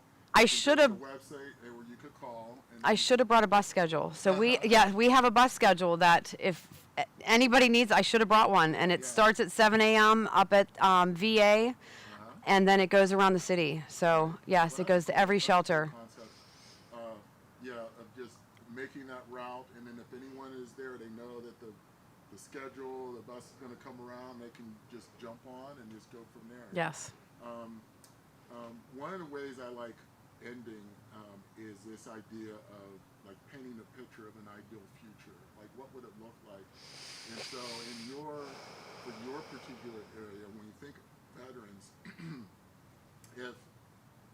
if in Pittsburgh, every veteran within 24 hours of hitting our city would find themselves either in housing or in your services, what would that look like? And what kind of a beautiful thing that would be, you know? So like, just think of the services that you provide. What would that be? We often focus on the problems, but like picturing of what would it look like if everything was working right. So are there some things that come to your mind that you would say, man, I wish one day this would be true here in Allegheny County? I feel like it is somewhat true. I mean, listen, my phone rings from a woman at Allegheny Commons named Janine, and she'll say, Kylie, there's a new veteran in town. And I make a phone call to Brian, and I say, hey, Brian, you're driving the van today. You know, we have somebody down there. They come in, they get the process started. If we don't have a bed for them, they are able to stay at the shelter. Every day come in on the van, back and forth until the bed is ready. And the same thing with Light of Life. So I try really hard to stay in the fact that the hope is there because it's happening. So as much as I would like to say what the painters, the picture is painted like, the picture is there. And all the different organizations that do all the things they do, that's why it's happening. Well, that's a great answer as well. I did a survey not too long ago where I was with this other organization. It's called Street Medicine. So I was with them, and I said, for the people in Pittsburgh, what would it look like for 24 hours that anybody who hits our streets? And I forget the percentage. Some said that it was impossible. The majority said it is possible, but there was a group that says it's happening already. And in some cases it is happening. It is. And so it goes to this thing, and I know we only have 4 minutes here, but I was out in Portland. I was visiting, and I was just kind of getting a tour of some of their homeless services. When they heard I'm from Pittsburgh, they were like, wow, we hear so many great things about Pittsburgh. Yeah, we want to come out and visit. I was like, really? Like, what do you hear about Pittsburgh? And what they were saying was there are a lot of things that we do that are not happening in other cities, and they're jealous of those things. And one of those things are the partnerships. Like, we have so many different organizations that work together that they don't have in other cities.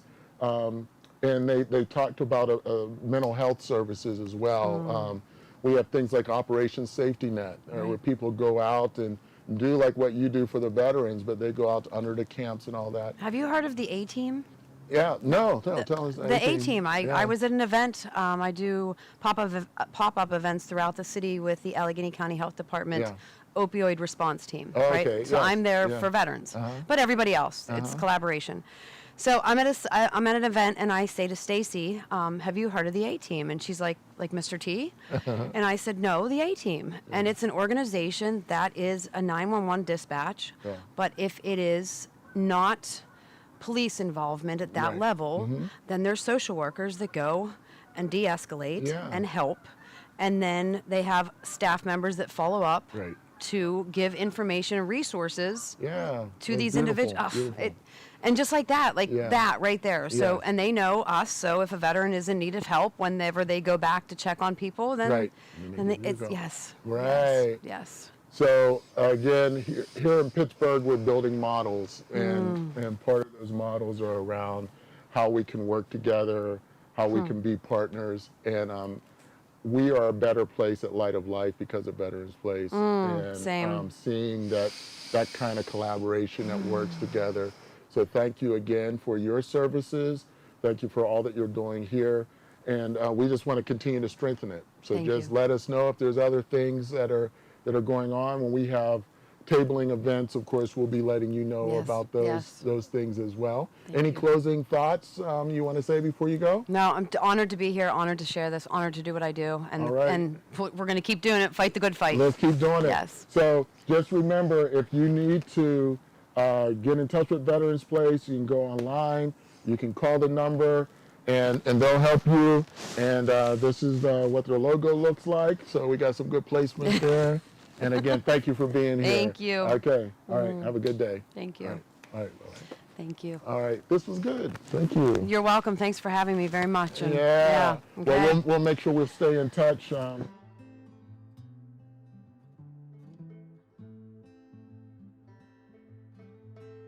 had a addiction problem for numerous of years. Now I'm realizing like I can't live that life anymore because that lifestyle will kill me. I see people, a lot of people died in this. My own brother died, overdose. Just after that, you know, I went back into that lifestyle, drinking, getting high again. You know, this is how vicious and cunning this disease is. It'll sneak into your mind and think that you are okay, but it's not. I've been in numerous of programs before. I signed myself into a program called Clear Day. The counselor introduced me to Light of Life. In this program, it's beautiful, but it's what you make it. It set me up to prepare myself for the real world. So now, I'm working jobs, I'm maintaining, going to meetings. You know, Light of Life teaches you and guides you to live a life a better way. Just one day at a time. I have a year and 1 month clean. It feels so good waking up not craving or going to my piggy bank change, putting penny in a wrapper just to go to the liquor store, just to get a drink, just to calm that high down from yesterday, you know what I'm saying? I wear this ring for a reason, and that, I'm married this rest of my life. It's my purpose for me to maintain and stay strong. I use the network and people, recovery, sponsors to help me stay growing. I just want to love myself every day. If I knew then before I know now, I would never use. I can listen to the birds sing now, you know. I can hear the beauty of life. I can see how beautiful life is. I want to, you know, become a counselor, get my CRS. You know, I want to give that what's really given to me. I thank God for giving me another day. I thank God for me being right here to share my story. Hoping I can save somebody else's life.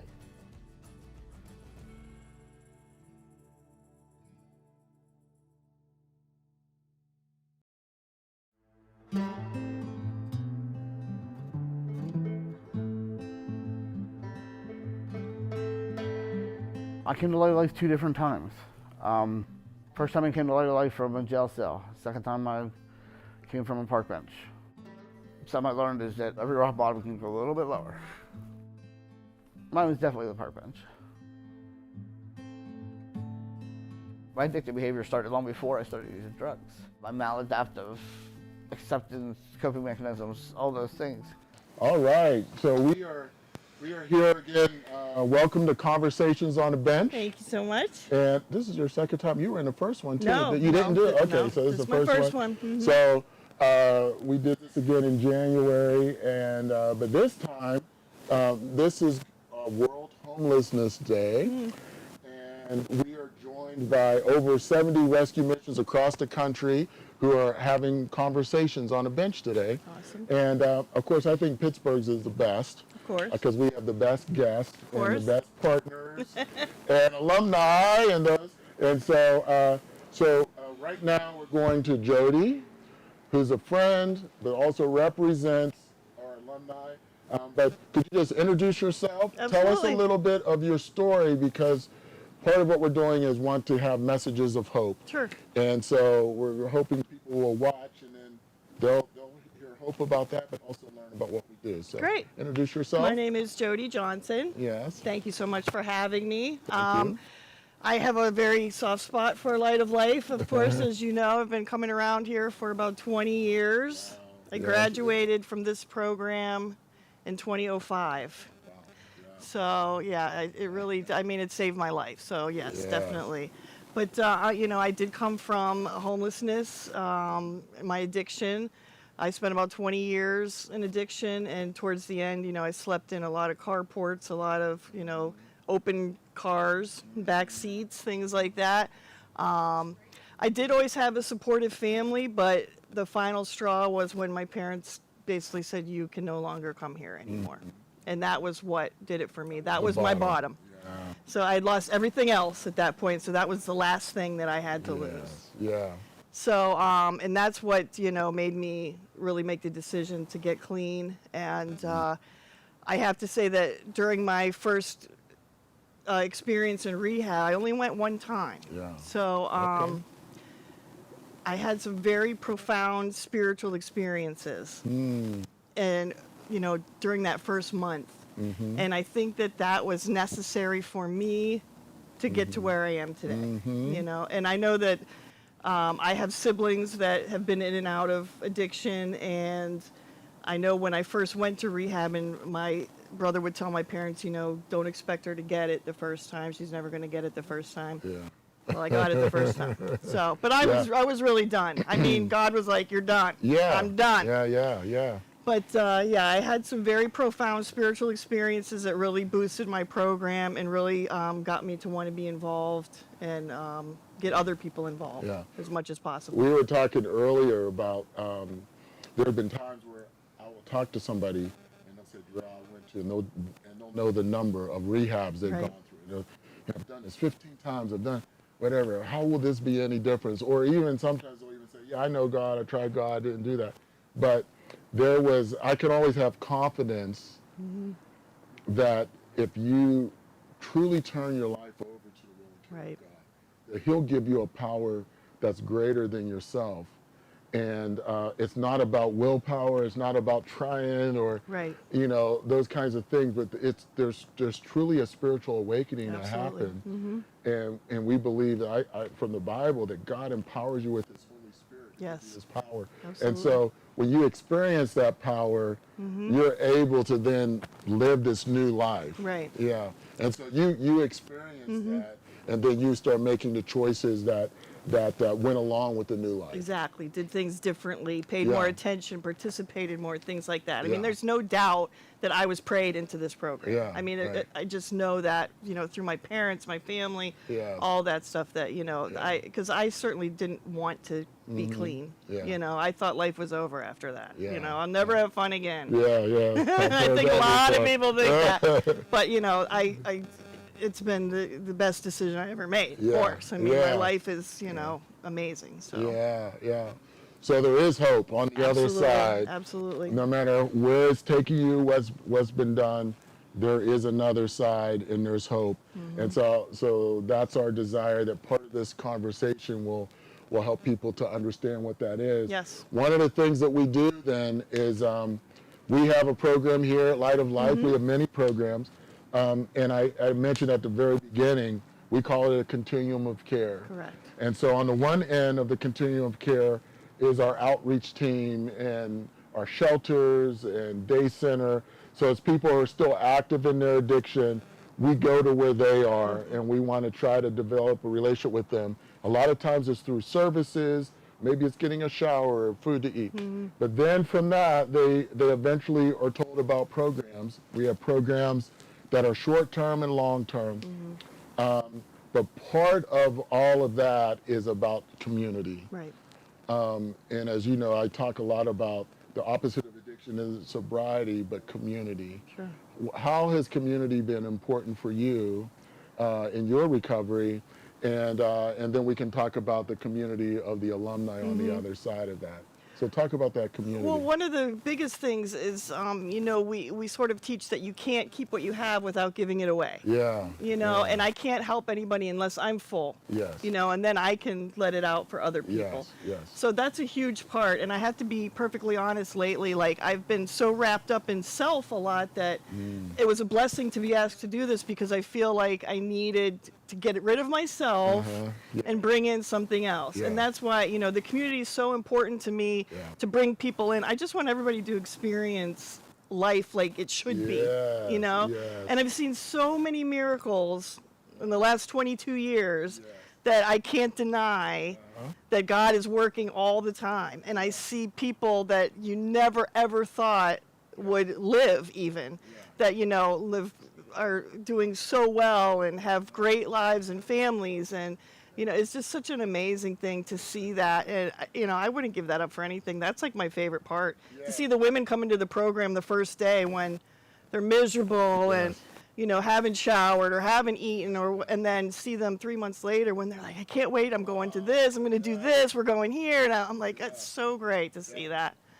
And one of the parts of the story that always impacts me so much are the women with children that have been separated, and they believed that they would never be reunited again. They Right. thought that it was done, it would never happen. Even in recovery, just like that part will never happen. Right. And then to see the miracles happen. And most times at our graduations, those are some of the most emotional times. Yes. Or when the kids come up and they say, Yes. we have our mother back. She's here, we're so proud of her. Right. I can think about it now and tears come. It's just Right. so powerful. But those miracles keep happening. Right, absolutely. Day after day. Right. It's beautiful. I love seeing that. And so one of the other highlights at our graduation is we celebrate the people who have graduated, and they tell their story, and we celebrate that. But then at the very end, there's something special that's a tradition Right. that you're a part of. So tell everybody what happened. Right. then. We love graduation. I love graduations. And like you said, it gets very emotional, and I just love to be a part of it. And this program's not easy, you know, so it's really an accomplishment to get to that point. And, you know, these people that have been doing it for 3, 6, 9 months or whatever, it really is an accomplishment. So we want to celebrate that, but we also, like you said, the continuum of care, we want them to know that just because they're graduating, it's not over. Yeah, Like, we're yeah. not going to disappear. Light of Life doesn't go away.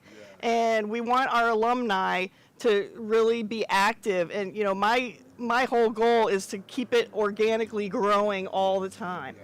And we want to encourage the people that graduate to come back and be a part of. And, you know, we're always here for them. And, you know, like I said, I've been coming around for 20 years. You guys can't get rid of me. So, I mean, it's obviously doing something because, you know, and there's people that I was in the program with 20 years ago that are still coming. So we just want this to keep growing and growing and growing. We'd love to have a huge alumni community, you know, and it's taking some time, but we're getting there. We're getting there. Well, I just love the fact that there is a community of people that want to give back. Right. And so we want to make sure that people understand that they have that option of keeping kind of that passing it forward, Absolutely. you know, possible. And so at the end of those graduations, we'll take a picture. Right. And we'll bring everybody up, and then any of the alumni that are there, they come and they join them. And it's like, it's such a beautiful thing because they've been a part of a community. And in that moment where they're like, okay, what's it going to be like now? What does this mean? And right there in that moment, it's like, you're now part of this. Right.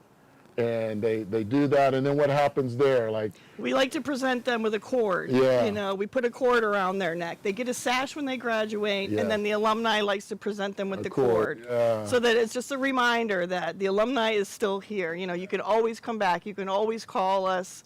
You know, it's always available to them if they want it. so there's this tangible thing that's a reminder. Right. And they put that around them, and then we take the picture together, and then there's like, now you're a part of this family. Right. And so, so we're wanting people to know that whether they are at the beginning of that process, that there is a community, and there's a community of help. Sometimes when I talk to people and they talk about the pain points of being out in their addiction or being homeless, oftentimes it's not the conditions of the weather, it's not even the drug or the effects there, but it's the isolation. Right. It's that feeling of being alone. And what we're saying is that there is another side of this. Right. There is the opportunity for people to be connected to a family again. And when they get connected with this family, then many times, not all the time, but many times, their other family can also find a place for them to be connected again. Absolutely. And so we can do that. So there's hope, there's a place, Light of Life is here, Right. and the alumni continues to grow. So, Absolutely. So thank you. I don't know if we had mentioned you're the president of the Alumni Association. The Women's Alumni Committee. Yes. And so with that, there's always room for more. Absolutely. I've been doing it. I'm ready to pass the torch. You know, I will always be involved, but, you know, I'm more than willing to let somebody else take over. So we're if you've been a part of Light of Life, we're telling you, come on in, we need you. I run into people, I'll be in Giant Eagle or somewhere, and somebody will come up and they'll say, I graduated back in whatever. Right. And it's such a beautiful thing. The other thing that I love is the fact that there are times that on our retreats, alumni will come and be a part of that. You've been a part of that. And so when our ladies go out on retreats or our men go out on retreats, there are also opportunities for people who've been in the program before to come and to participate.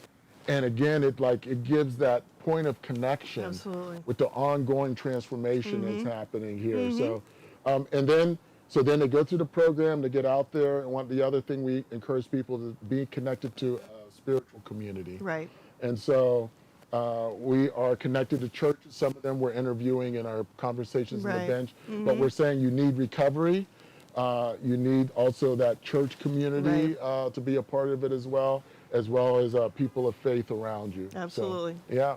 Was there anything else you want to add about alumni? The only thing I can think is I know that we do like to do some events throughout the year with the alumni. I mean, it's not just a group of people that you can call. We do like to get together. We do the women do an annual boat ride. We just had like 2 weeks ago that we love to go dancing and get a little crazy.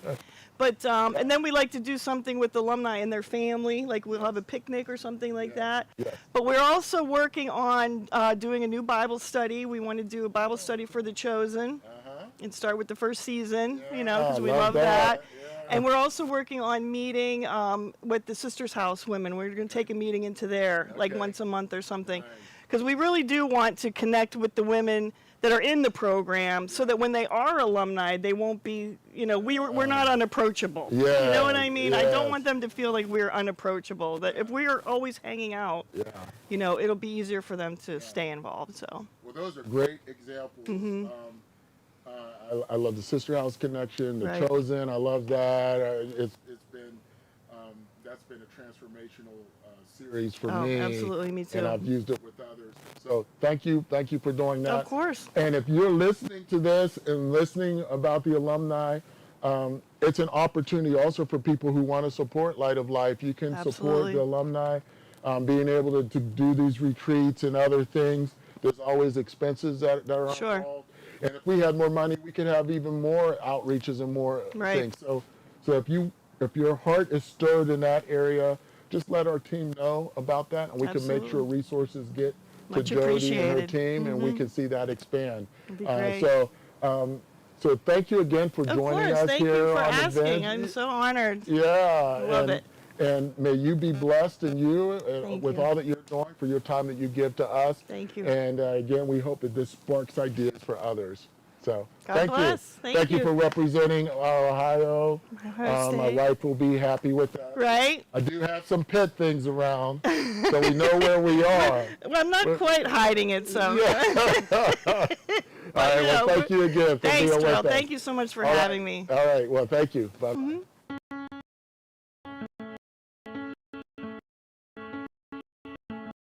There's a scripture that says that if any man or woman is in Christ, he is a new creation. All things are passed away. Behold, all things have become new.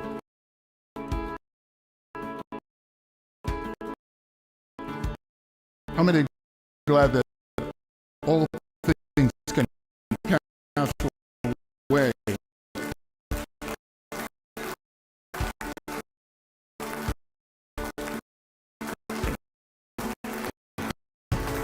There's a lot of old things we need to leave back there, forget about it, and we need to embrace the new and move into the future.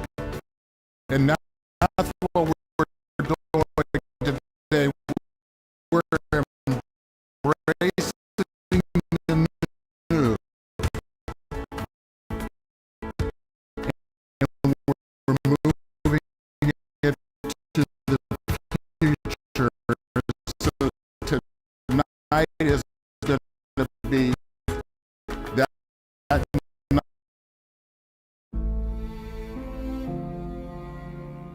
When I had depression, it was a very lonely stage in my life. I started to not recognize myself. I started being alone every day, not going to work, not paying bills.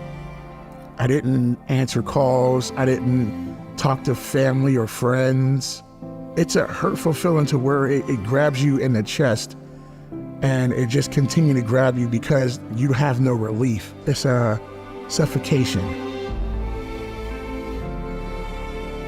I grew up in Edgewood on the east end of Pittsburgh. It was a good Christian home. I grew up going to Sunday school and vacation Bible school. When I was in high school, I started to drink and smoke weed on the weekends. And I realized that sometimes I didn't have control over it. And I started going to 12-step meetings in 1981. The minute I walked from Hazelwood to Northside, it was that exact time I came to the Northside when I had nowhere to go. I was like, I'm homeless. And the only reason I'm homeless is because I walked away from everything that I had, because I just couldn't take it anymore. In the summer of 1999, I was living a good life in Hawaii. I was married, happily married, and I was diagnosed with colon cancer out of the blue. I had a tumor the size of a golf ball in my descending colon. I've had cancer in my colon, my lungs, breasts, and I've had 5 different surgeries, and I've been prescribed a lot of opiates. The path to homelessness is different for different people. And we know that since COVID has happened, that there's been an increase in those who are dealing with depression, those who are dealing with mental health issues. And then you have those that enter into homelessness because of addiction, with the opioid crisis, which continues to set records of deaths in our county. Many people are being impacted by that crisis. And a lot of them, they entered into that addiction by getting a prescription from a doctor. They find themselves in this situation, and next thing you know, they're addicted to an opioid, and then they try to find other ways of feeding that addiction when they can't get the prescription any longer. I started wanting more and started taking more than what was prescribed. I was still going to 12-step meetings, and I met somebody at one of my meetings who was a heroin addict, and we kind of hit it off, and I ended up doing a drug that I said I'd never do. I got to a point in my life where I wanted to jump off a bridge at a point in my life during my homelessness. I didn't want to deal with it no more. I didn't. It sucked. Life sucked. Like, I couldn't do anything. I couldn't work. I didn't have anything. I was just to the point where I'm just at this bridge, and I'm just like, just take one step at a time and you could be there. We started getting arrested, possession. I started overdosing. I had family members not talking to me. It got to the point where death was a comfortable thought to me, because I did not want to keep living this way, but I was stuck. So one of the things that Light of Life does is that, first of all, we want to hear someone's story. We want to talk to them. We want them to know that they have a safe place that cares about them. And then we want to come alongside them and refer them to places that can help them. For many of them, part of that depression has left them feeling isolated. All right, so we are back. And again, welcome to the bench. We are here to just give a platform for 24 hours around homelessness, addiction, and things that people are facing. It gives us a chance to talk about, to give people who've gone through our program to share their stories, but also to highlight the partners that help us to do what we do. And our next guest here is one of the partners, represents one of the partnerships that makes Light of Life effective at what we do. One of the main components that we know when people have been dealing with multiple years of trauma is that they need support. It's one of the things that make it, when we hear these approaches of housing first, where it's just, well, let's just stick somebody in a house, take them off the street, put them in a house. So often, for some people that works, but for the majority of people, they need some kind of support around them. And a lot of times that's emotional support, mental health support, spiritual support. And so one of our partners is with us here now. And so Belinda, why don't you introduce yourself and the organization you represent, and we'll just talk about just some ways that we work together.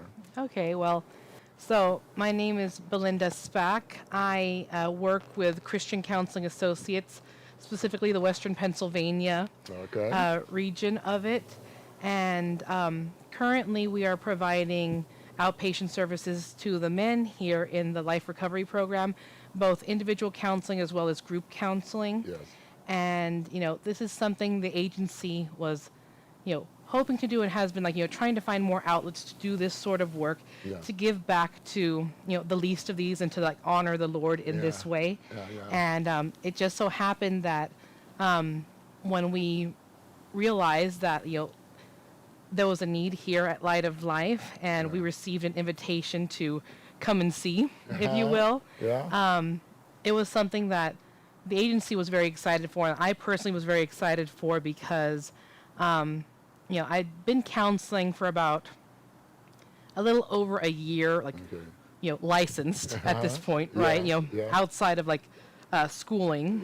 And, doing just a broad range of mental health, from, teenagers on up. But, I've always had a heart for this particular population, for, folks who are struggling with addiction. It's, something that's near and dear to my heart. So I jumped at the opportunity when my supervisors approached me and asked if I would give it a shot. I said, oh, yes, please, sign me up. And so that desire around helping people who have struggled with addiction, those things, has that been something that was in your life for a long time, or was it something that grew as you were in your training? Because I'm always curious at how God prepares people for the path that they're on. I know, right? Because of course, no coincidences in Christ, right? So, that's right. So yes, it's been in my life since the very beginning. In that, I grew up in a small town in Texas. Small town with big city problems. 2 major highways intersected there. So, optimal place for this dispersal of drugs, right? Very, not too far away from the Mexican border. And so, this was just prevalent, right? Very prevalent, and had family members who struggled with addiction, all of their lives. Even, my brother, my elder brother, actually passed away of a drug overdose. And so, thank you so much. And, most people say that, when I share this, they say, oh, sorry, and it is unfortunate. Yes, he was only 16 years old, but from the moment that, this came into my life, when I realized, okay, it wasn't just Uncle so-and-so or cousin so-and-so who has a problem, but that it was so close to home. It really, opened my eyes to the fact that, yes, folks who are struggling with an addiction, they're struggling, they have, a fight, a battle that they're in the middle of, but it doesn't mean that they are, just because they're struggling with this makes them, some sort of deviant force in the world, right? Because my brother, I can tell you, probably we had a 5-year age gap, I'd say. I was around 11 when he passed away. He was 16. And he was just the kindest person. We had no idea because he was very good at hiding it, right? And so, from that moment, I began to realize, okay, if I ever encounter someone who's struggling with an addiction, I'm not going to jump to conclusions and say, okay, well, it's because, it's because they deserve it, right? That's why they're suffering with this addiction, right? So it was very humanizing, a very humanizing experience for me. And so, just beginning there, that was the start of it. And then, more and more throughout life, I did various things. I wasn't always in mental health. I started off, thinking I was going to be a veterinarian. So I was, doing pre-veterinary stuff in college for my undergrad. then I received a call to do mission work. So I was overseas for about 7 years, the Philippines and Spain. And when I was in the Philippines, it was in the middle of, what was called Duterte's war on drugs. And so the president at the time, declared a literal war on drugs, and it became very bloody very quickly, literal drive-bys of shooting people's houses who were suspected of being drug dealers or drug pushers, as they called them in the Philippines. And it was heartbreaking, it was heart-wrenching, because people were getting caught in the crossfire. And even if the suspected folks were in fact dealing drugs, selling drugs, using drugs, how are you going to take away someone's life? Yes. And right. so just more and more, just throughout life, I kept seeing how, this topic just kept coming up in my life. Yes. And I knew I wanted to serve helping in some way. By this time I'd realized, yes, I love animals, but I love people too, right? And so, it just got to that point, after, when COVID hit, I was in Spain, lockdowns happened. As soon as I could get a plane back to the U.S., I came back to the U.S. Started looking into graduate programs, because by this time I had, come to the decision or shall we say, received the next calling, if you will, that I wanted to go into, mental health and to become a counselor. And, I ended up here just because I got accepted to a counseling program in a school not too far away from here. Okay. And so that's what brought you to Western Pennsylvania. Yeah, that's Western Pennsylvania. Meant to go back to Texas, but I ended up getting married. So again, God works in mysterious ways, right? So I would not have been here working for the agency I work for, partnering with Light of Life, were it not for the fact that God in his mysterious ways facilitated for me to even stay here in Pennsylvania. Yeah. Well, so glad that you are here. I spend a lot of time praying for our area and for God to bring the people here that he wants here. And so thank you for answering that call and finding your husband here and being willing to plant here. So as you are, thank you for sharing so openly about your own journey here. I was sharing earlier, there's a book that was very influential on me called Leadership and Self-Deception. The Arbinger Institute wrote this book, and one of the things that it talks about is this tendency of people to want to create boxes around people, situations, and it's we see that so much in this polarized society where we create a box and we say, okay, once I identify a person and I put them in that box and I just start speaking to that box instead of the person. And that box can be a political box, an ethnic box, or whatever, religious box. So it's well, who did you vote for? Or what church do you go to? Or what do you believe? And you go, oh, okay, so you're one of those people. And now next thing you know, you're not talking to the person, you're talking to this idea that you put them in. And that book challenged me that I have so many boxes, and I'm asking God, show me those boxes in my life that you can obliterate them, that I can listen to the person, that I could see the person for who they are. And so one of those boxes in our society right now is people who are homeless or people who are addicted. And it's kind of oh, they are, and they fill in the blank with these stereotypes. And what I've seen in the people that I've met that have been addicted, so many of them are so kind and nice people, friendly people, and oftentimes it's because of that sensitivity that because they feel so compassionately, that also that kind of pushes them towards when they live in a world where they see these pains of other people, they begin to experience those same pains. And if they don't have the coping mechanisms, they begin reaching out for shortcuts. And so what this does, one of the pastors on the bench earlier, that there's the reality that God created all of us. So each of us have value, dignity, and worth. And we need to treat each other that way. And so you have an opportunity to do that. And so your organization now that you are representing, you partner with us. What are some of the services that you provide? And I'm so happy you're here. But I think you can expand to other areas of what we're doing. I'd like to look at that as well. But just explain a little bit more about the services that you do for us here. Okay, so just more specifically then. Yeah. All right, so far, like, we're working with the gentlemen specifically in the Life Recovery Program. So the gentlemen who are here in like the longer term, residential program. Yes. And, I'm meeting with them, currently every other week, unless like I do have one person as of right now who just finds themselves like in need of a greater level of care. So we're meeting weekly. Yeah.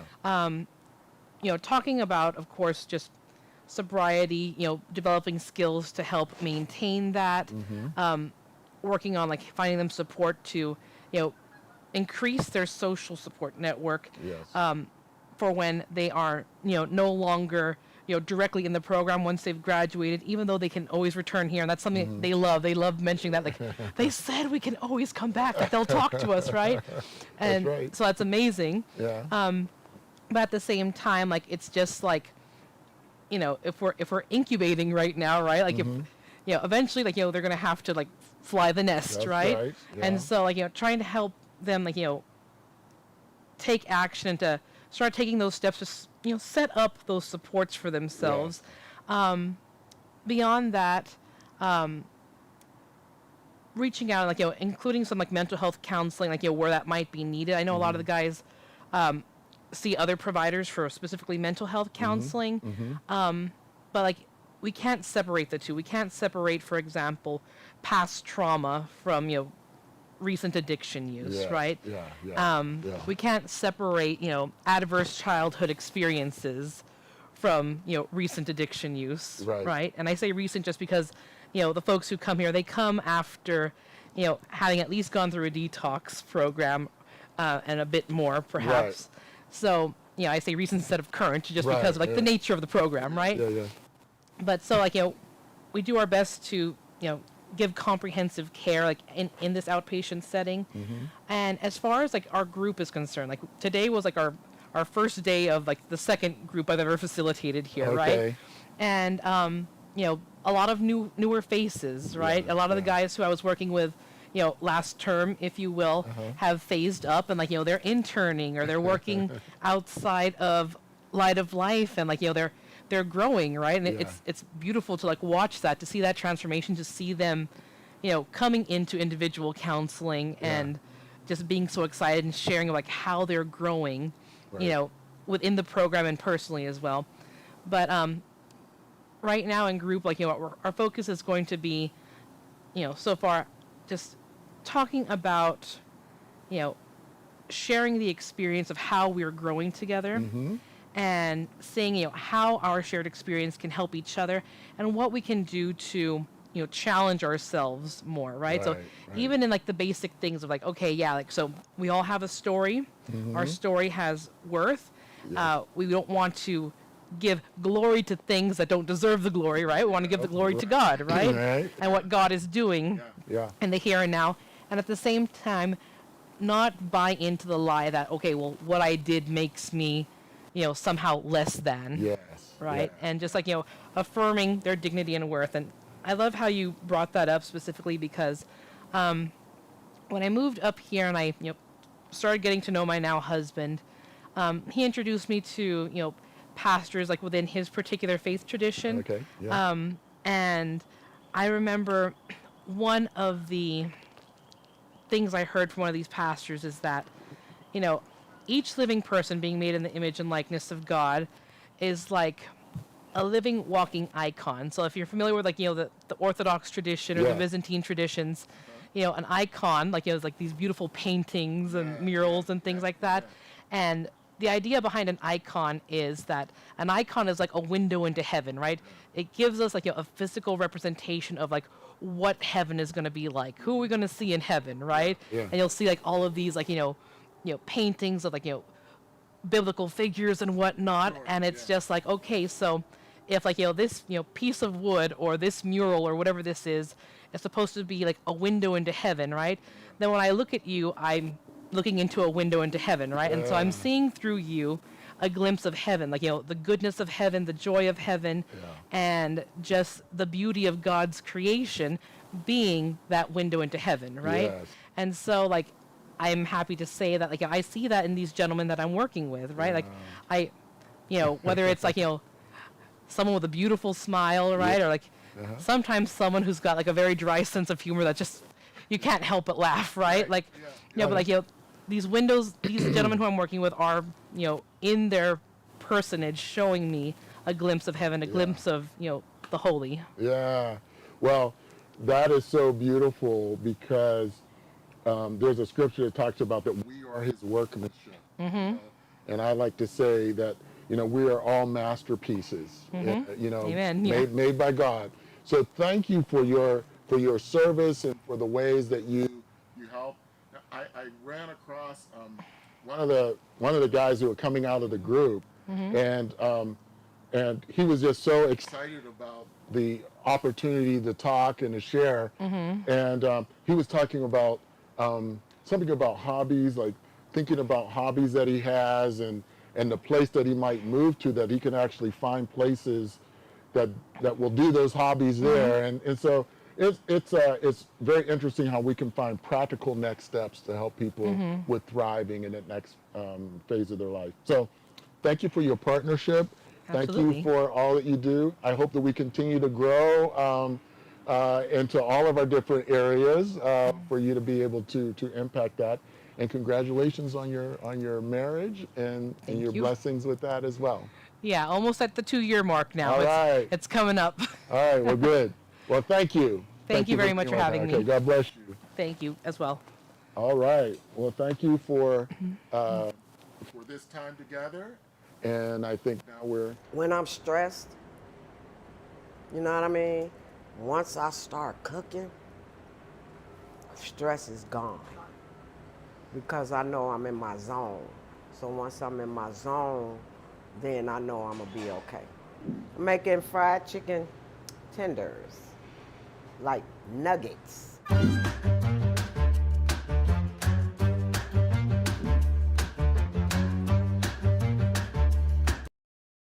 Welcome to Mission Kitchen. My name is Ron Trout. I'm the owner-operator of 2 Chick-fil-A restaurants, one in Cranberry and one in Wexford. I've been doing Chick-fil-A since I was 15 years old, only job I've ever had. Great company, and happy to be here with you. Hi, my name is Candace. I'm an employee at the Light of Life, and I've been here since June.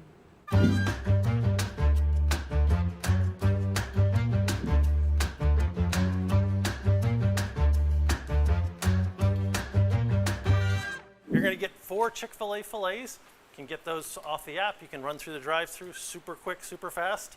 You're going to use some Dijon mustard, some cream of chicken soup, Swiss cheese, deli ham, broccoli, and then some olive oil that we'll bring in later. We're going to put cooking spray on there so this all doesn't stick.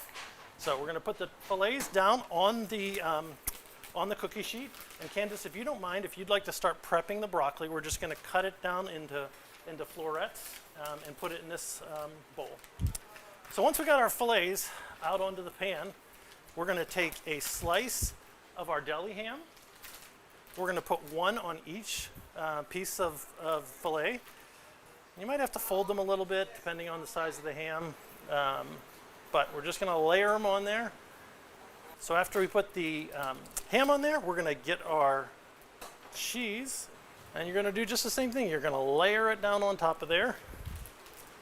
So we're going to put this in the oven at 350 degrees and melt it up. It's probably going to take 10 minutes or less. So we're going to put that in right now. So Candace has got our broccoli all prepped. We're going to take the olive oil, just drizzle it over top of there. We're going to take some salt and pepper, add it to that. This is so simple, but it comes out delicious once you've roasted the broccoli. So we're going to take that and we're going to stick it in the oven too. Now this is going to take a little longer. It'll be on 350 for about 20 minutes. So we'll be pulling our chicken out early and leaving the broccoli in for a little while longer. So now, last thing we need to do is we're going to create our sauce. And the sauce is super, super simple. You're going to get a can of cream of chicken soup. And to the chicken soup, you're going to add a tablespoon of Dijon mustard. So we're going to put about a tablespoon of Dijon mustard in there. And we're going to just warm that up on the stove.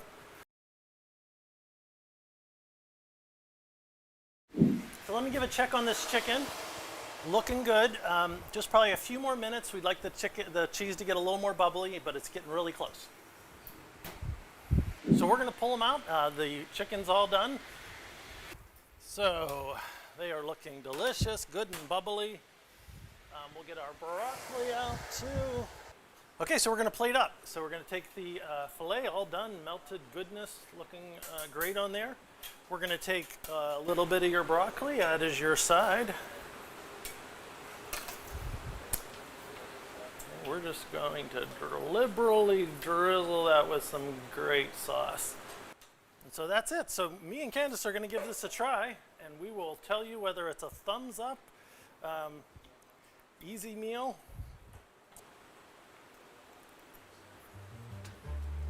What do you think? That's good. Thumbs up. So thank you for joining us in the Missions Kitchen, and you all have a great night.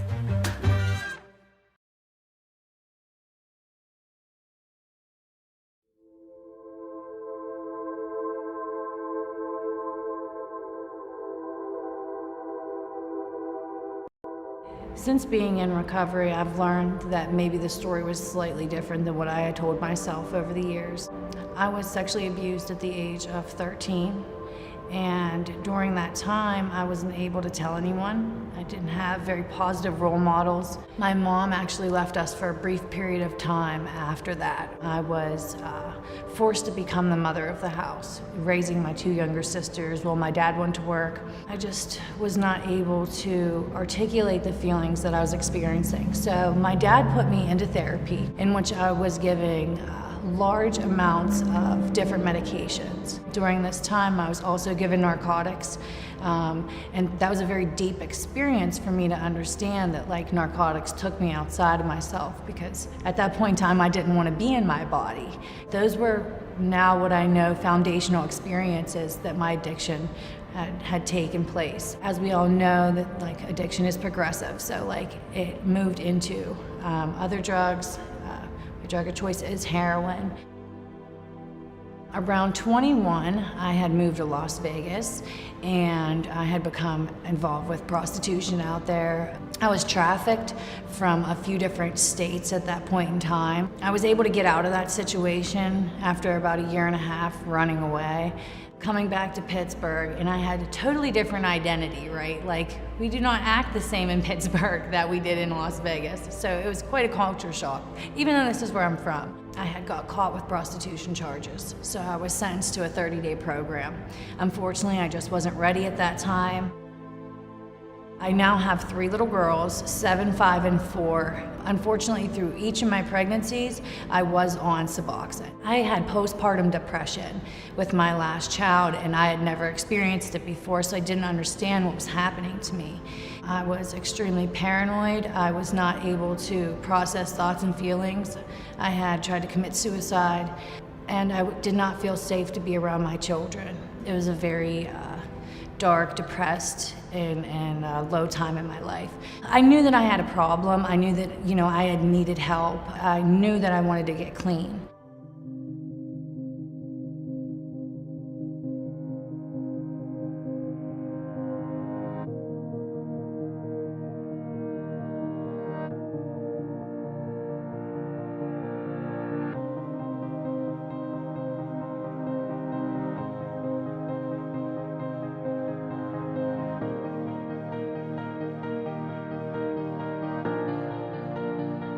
Light of Life has been a game changer. It's been life-changing. Being able to be a mother while staying clean was huge for me. I was able to care for myself and care for my kids and stay clean. I now have 3 years and 2 months clean, so that is such a miracle to be able to say. I credit that to Light of Life. I credit that to the connection that I was able to have with God. That was the missing piece. I didn't have any knowledge of God. I didn't know how to connect with God. I didn't know how to pray. Now, it's like I can feel the Spirit of God within me. They've helped me with housing. They've helped me become an independent woman in the sense that like I started school for psychology and like I'm in my 3rd semester. The one thing that I think was most transformative between the Women and Children's program that really helped me connect with my children was prayer. It helped us connect on a deeper level. They've taught them, you know, in a way with love, how to thank God on a regular basis. Light of Life has been there through every step of the journey. My love for life has come back. I'm in line with God's will. I feel God has a purpose for me today. I feel like I'm already in my purpose. I'm no longer alone on this journey, and that like everything I need will truly be provided for me.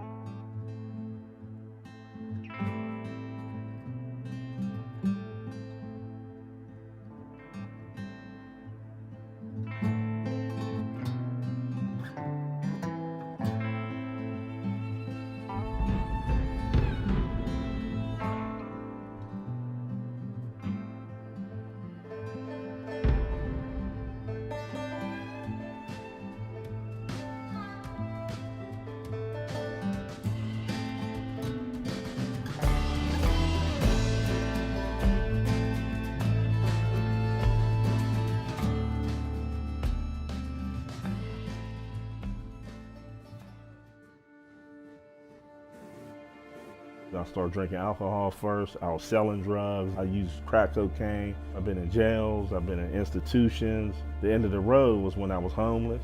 My drug of choice was heroin. There's no limit that you won't go to get the next one, just to be okay. I think that's one of the biggest misconceptions. That or like it's fun, because it's not fun. I mean, you don't even feel like a person. Got on drugs pretty bad before I went in the military, continued with it during the Vietnam War. I lost my sister in 2015 to addiction, and I've seen it ravage families. Addiction does not discriminate. Homelessness does not discriminate. I had an amazing career. I worked for many years, paramedic for almost 20 years. Before all this happened, I never thought addiction would happen to me. I lived in the projects. My husband, myself. I have 3 children that smoke crack cocaine. My husband smoked crack cocaine. And eventually it got out of hand. I drove up into an apartment complex. The stickers were outdated. When they pulled me over, all they could do was impound my car. As I was walking away, the police officer found a rock of crack that I had been looking for a month and a half. And when they grabbed me, I told the officers, I know this is going to sound strange, but thank you. After the military, I was stationed in California at the height of the Vietnam War. There wasn't a drug that came back that we couldn't get. You know, after Daddy did what he did, then Mommy lived. He shot her and then killed himself. It has an effect on you. I was a single mother to my daughter, and I bounced from different family members' houses. I started using around the age of 18 years old. I found my father dead. He had committed suicide, and I was already far into drug addiction by then. And chances of me getting out of that cycle after living through that were slim and none. From using crack cocaine and just hit bottom, and all my life I didn't know how I got there, but I needed a way out. 24 years of hardcore partying, Being a drinker, I had numerous jobs that I did enjoy, lost many of them due to being a non-functioning alcoholic. I grew up in the 60s and I was attracted to the dark lifestyle in my community and struggled for at least 35 to 40 years. My whole adult life was basically a lot of years of struggling through addiction and mental health struggles that were going untreated. I got out of being incarcerated and had nowhere to go. I had to go to a homeless advocate to even get the tent to sleep in the woods. I started out using marijuana when I was 15. I was abused as a child, sexually abused. That was my way of numbing the pain. When I was 13, I did marijuana. I drank just because it made me feel good and my other friends were doing it. I started selling drugs and then kind of took off from there. My life was unmanageable. I lived to use, to drink. But the most important thing, I was violent, torturing myself for numerous years. My childhood, basically, my mother and my brother and I, we lived in every battered women's shelter in this area. We've all been homeless, we've all been in jail, we've all been diagnosed with different things, we've been exploited. People who are experiencing homelessness, they need to be seen, they need to be understood. We need to take time to hear their stories and then come alongside them. I think the desperation, waking up in a tent, not being able to bathe for a week or two. There's just that look when they hit bottom and they're just sick and tired of being sick and tired. I think most women, by the time they get to us, they feel like this is my last shot. We are celebrating 70 years, and one of the things that's been consistent for that 70 years is that Light of Life has needed to adapt to the needs of the community. About 5 years ago, we noticed the people that were coming out into the streets were not necessarily the same demographic of homeless that were before. The outreach team, every day they go out. We have a lot of that were in college. And some of the others, younger people, we don't know the trauma that they went through in their homes, or even cases of being raped. I was a heroin addict. I've been clean 28 years. I lived in a tree shack for about 3 months. This is, there's a personal investment. How long have you been here? Like 3 months. Did you grow up in Pittsburgh? Yeah, Southside. My mom's in Canonsburg. Grandma's in Brookline. How long have you been using?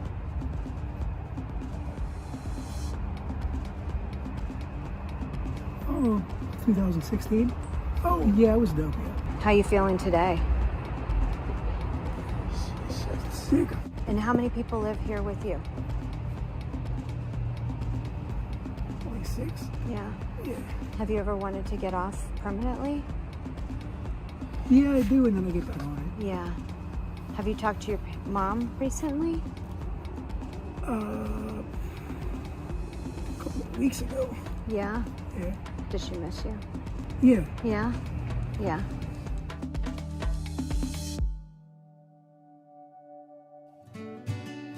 Within our county, over the last 5 years, we've lost over 400 transitional housing beds. That's very important. About 25% of the street homeless in our country, Housing First is an appropriate first step and right step for them. But for the other 75%, they need support. Even in times when we are in an overflow situation, homeless will want to be around us. And they say because they feel safe where we are. We want to make sure that all of them have a place with dignity where they can stay. We're working with community partners to discover what those solutions are. Part of our strategy is not only reaching those who are homeless, but to also prevent people from becoming homeless. The fastest growing population of homeless are women with children. When we see a woman who is about to be evicted, we want to come alongside them with rental assistance, working with their landlords, being advocates for them, because we know it's better for that mother.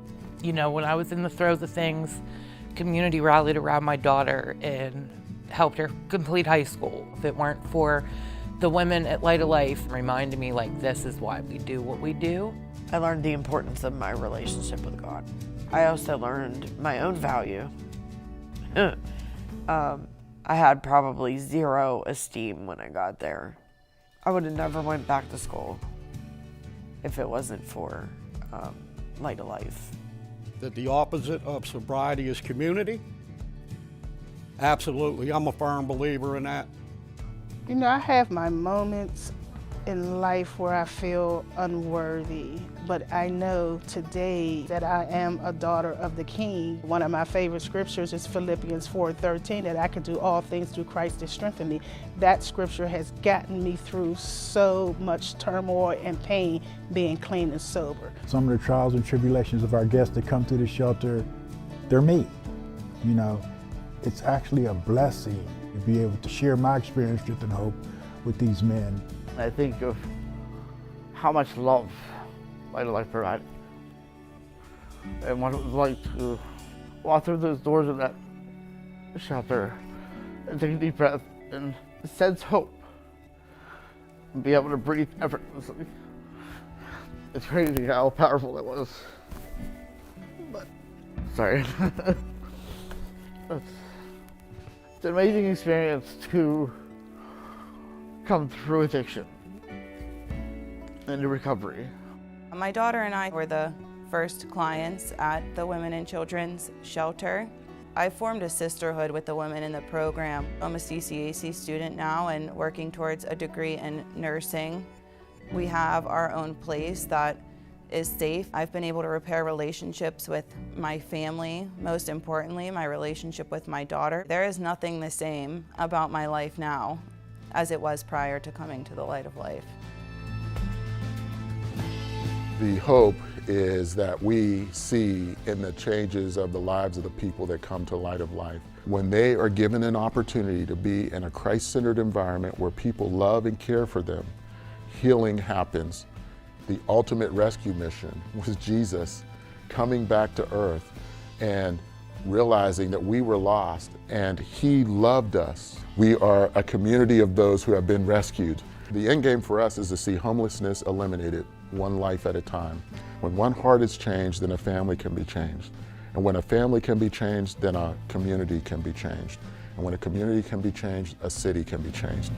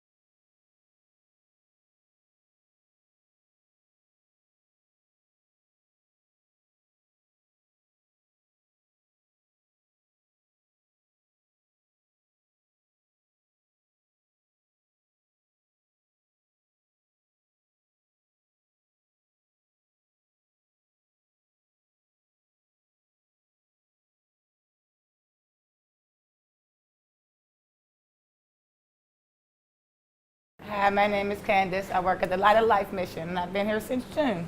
Hi, and I'm Lori. I'm the Chick-fil-A operator in Greensburg at Greengate Center. And our store's been there a little bit more than 10 years. And today we're going to make the stuffed chicken peppers.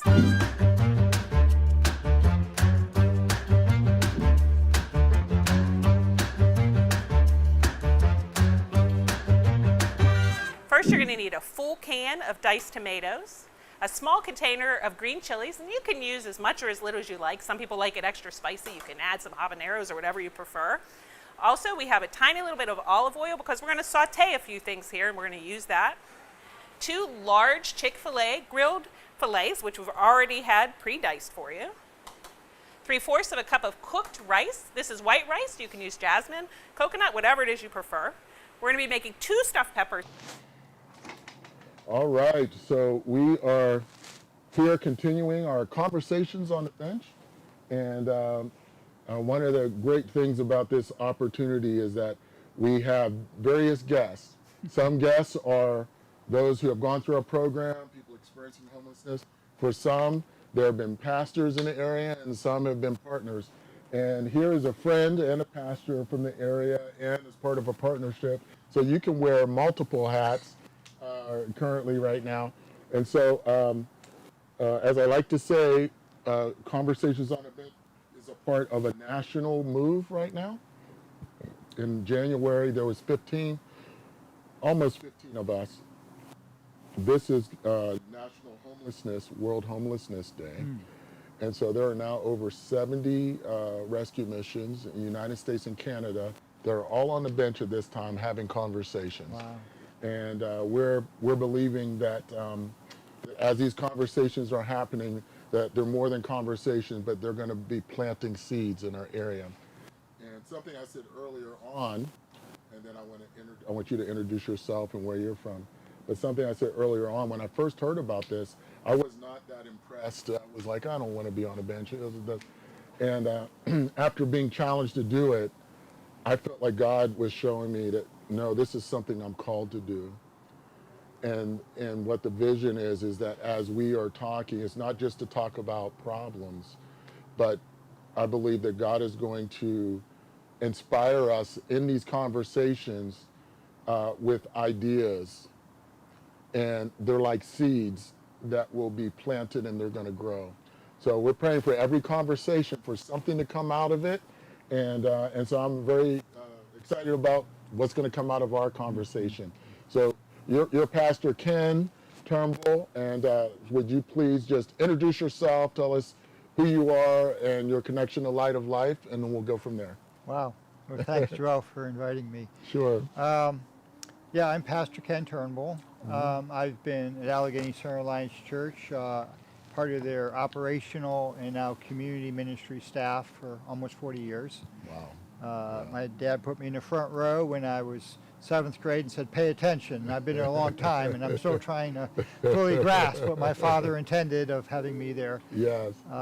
And so in this season, I get to spend a lot more time out in the community and connect to amazing partners like Light of Life.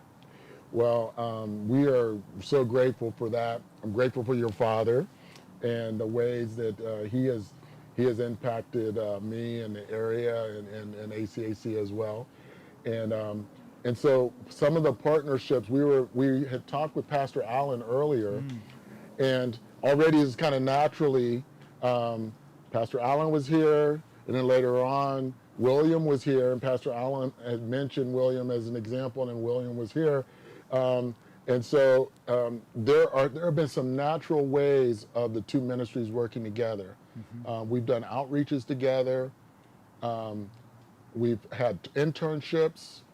People have been referred to us. We refer people there. But one of the things that I love about the church is that we will challenge all of our clients that for them to grow, we've learned that for people to be successful, they have to have a housing plan, a place for them to stay where that's sustainable income, employment.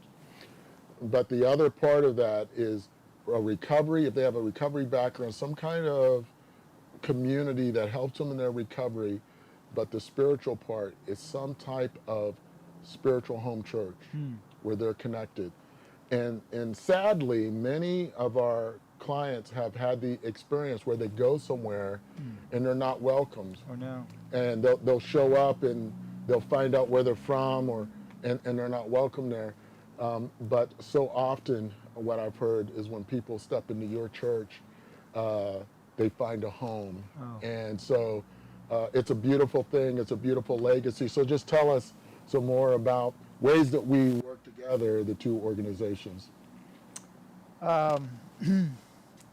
It's hard to count all the ways. Yeah, that's true. Because the Lord has assigned both organizations, both of us, to the North Side as brothers. And so working in tandem as a church and a mission, there's just so many natural ways that there's movement back and forth between, and the specialization that your team brings to those who have really had a very difficult road and got very lost in the woods, and then being able to help us as we're receiving people in as well at the church and welcome them back into community.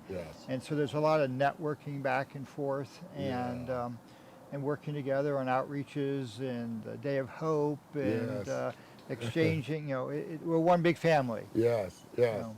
Well, and it started with a commitment to the North Side, and being in this area.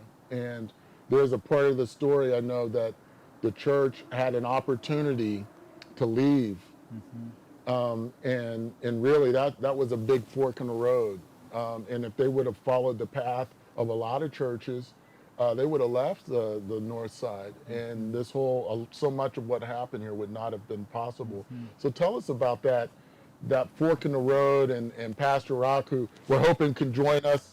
Alan kind of threw that out there, and I was like, let's make that happen. Call Pastor Rock. We need him here. But yeah, tell us about that fork in the road and how important that is to where we are here today. Well, let me step back one notch. The founding of our church, E.D. Whiteside, he came to Pittsburgh to do mission work. And so that was his whole heart. And so our church was birthed out of this connection with those of reaching out and caring for those who are most needy, not just with tangible help, but with the gospel.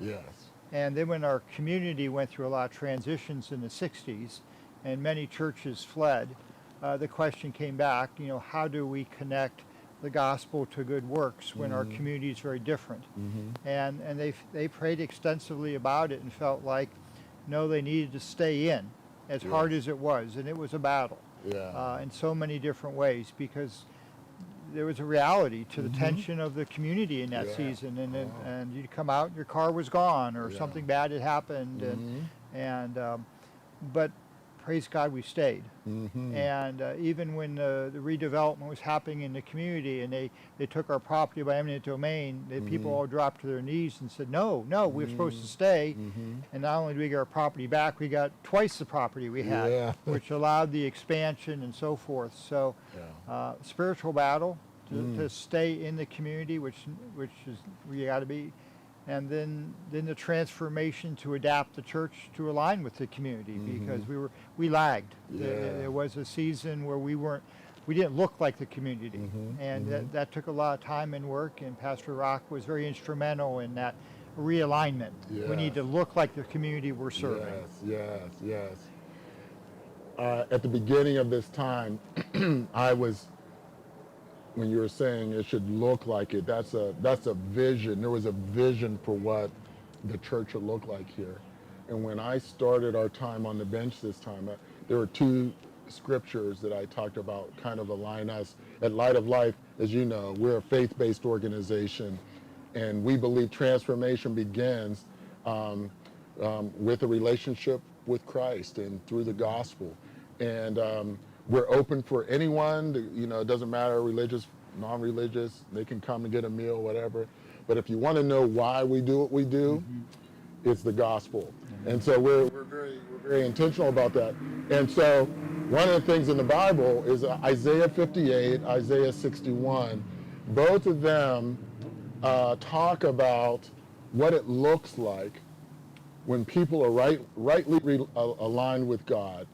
And what strikes me in both of those descriptions, there's this term prophetic imagination. It uses prophetic imagery in both places. It's like, well, what does it look like? And 58 is saying, well, if you fast, what should the fast look like? Well, one, there's a putting away of the pointing of the finger. It's like the behaviors that we do that bring division. We shouldn't do that. And then it should also look like people who are hungry, they're fed. People who are naked, they're given clothes. It doesn't say they should join a synagogue or they should go here or that. It was like there should be a tangible impact of the gospel or being in covenant with the people that are in need. And then part of that is later on in 58, it says, Isaiah 58, it says, but then you'll be called the restorers of the breach. The places where unity happens. And then when Christ used Isaiah 61 to really announce who he is, it was a similar thing. It was like, this is what it looks like. This is the year, the favorable year of the Lord. This is the year where the people who are outside can come in. And so when the church is the church and we're doing those things, it should be tangible.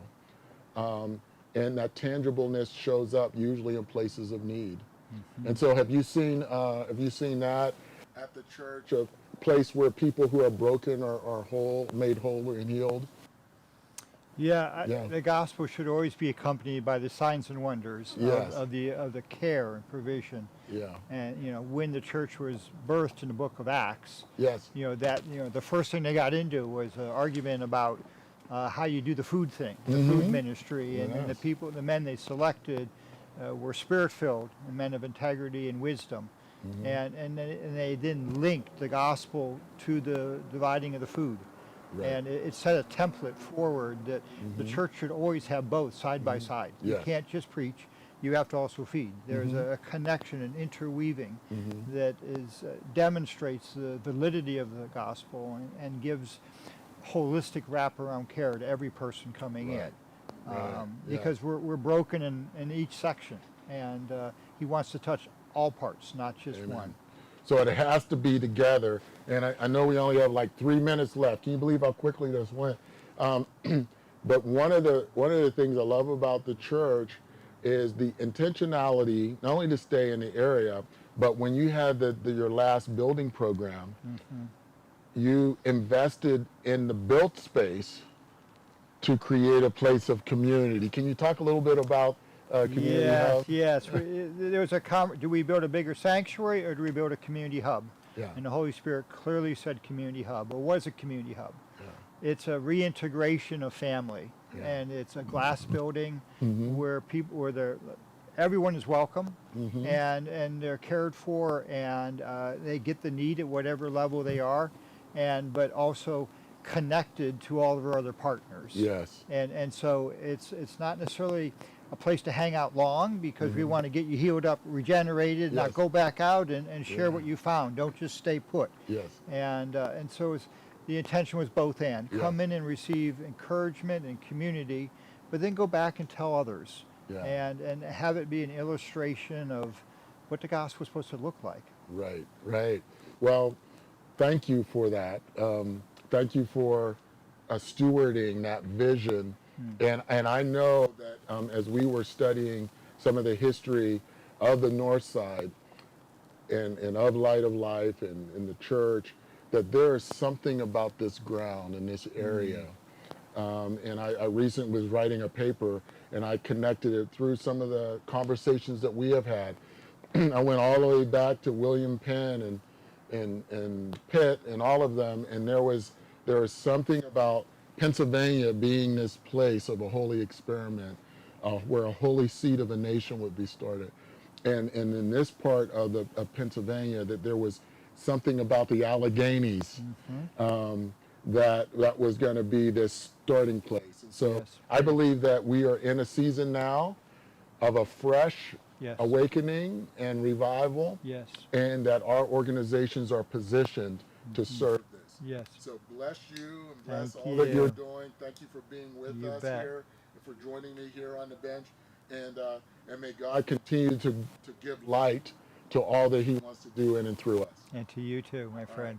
Thank you so much. Please hold Sherry hello for me. Bet. All right. God bless you. Well, again, this has been an awesome opportunity to highlight how pastors and communities can work together, how our organizations come together. And I hope that other churches are thinking of ways that when they hear this, that not only can this happen, but new things can happen. What's the vision of your church? How can Light of Life help you to optimize and activate those visions? We want to be a part of that too, because without the church, none of this is possible. We would love to see the church take its place in leading all of these efforts. So God bless you, and we'll be right back with another guest coming up very soon here. Thank you. So thank you again for being here. All right. Hi, my name is Candace. I work at the Light of Life mission, and I've been here since June. Hi, and I'm Lori. I'm the Chick-fil-A operator in Greensburg at Greengate Center. Now, our store's been there a little bit more than 10 years. And today we're going to make the stuffed chicken peppers.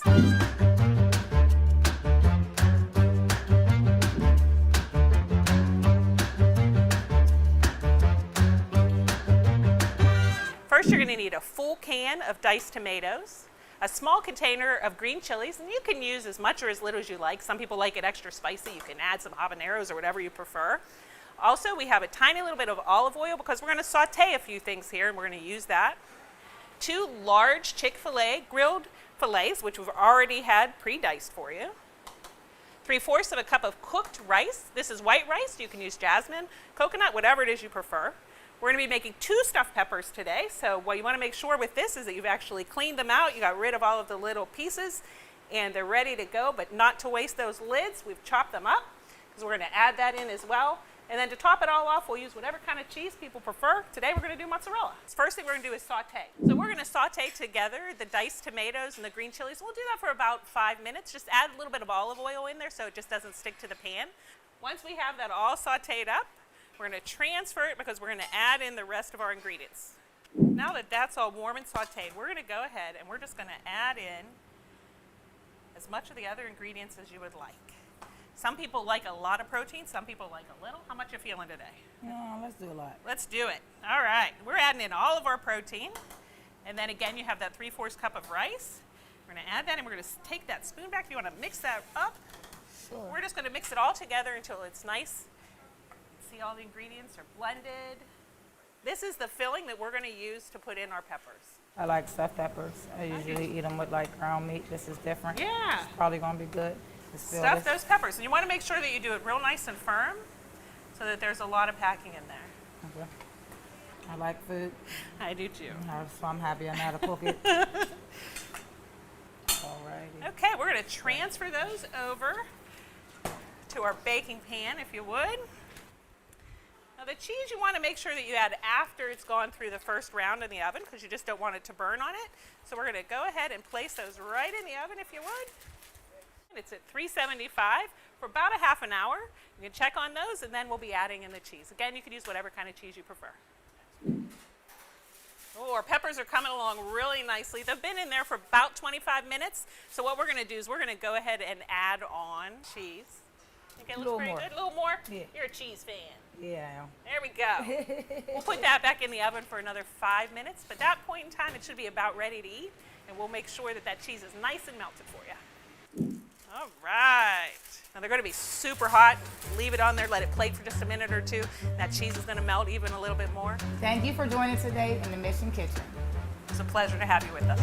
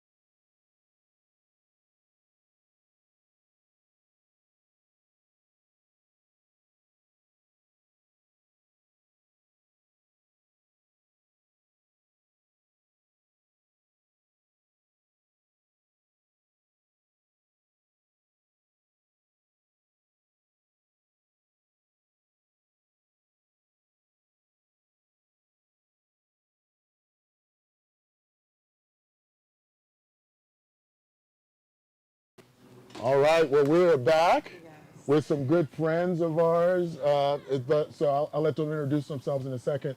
But Conversations on the Bench is like this opportunity to have conversations about homelessness, addiction, services that are provided.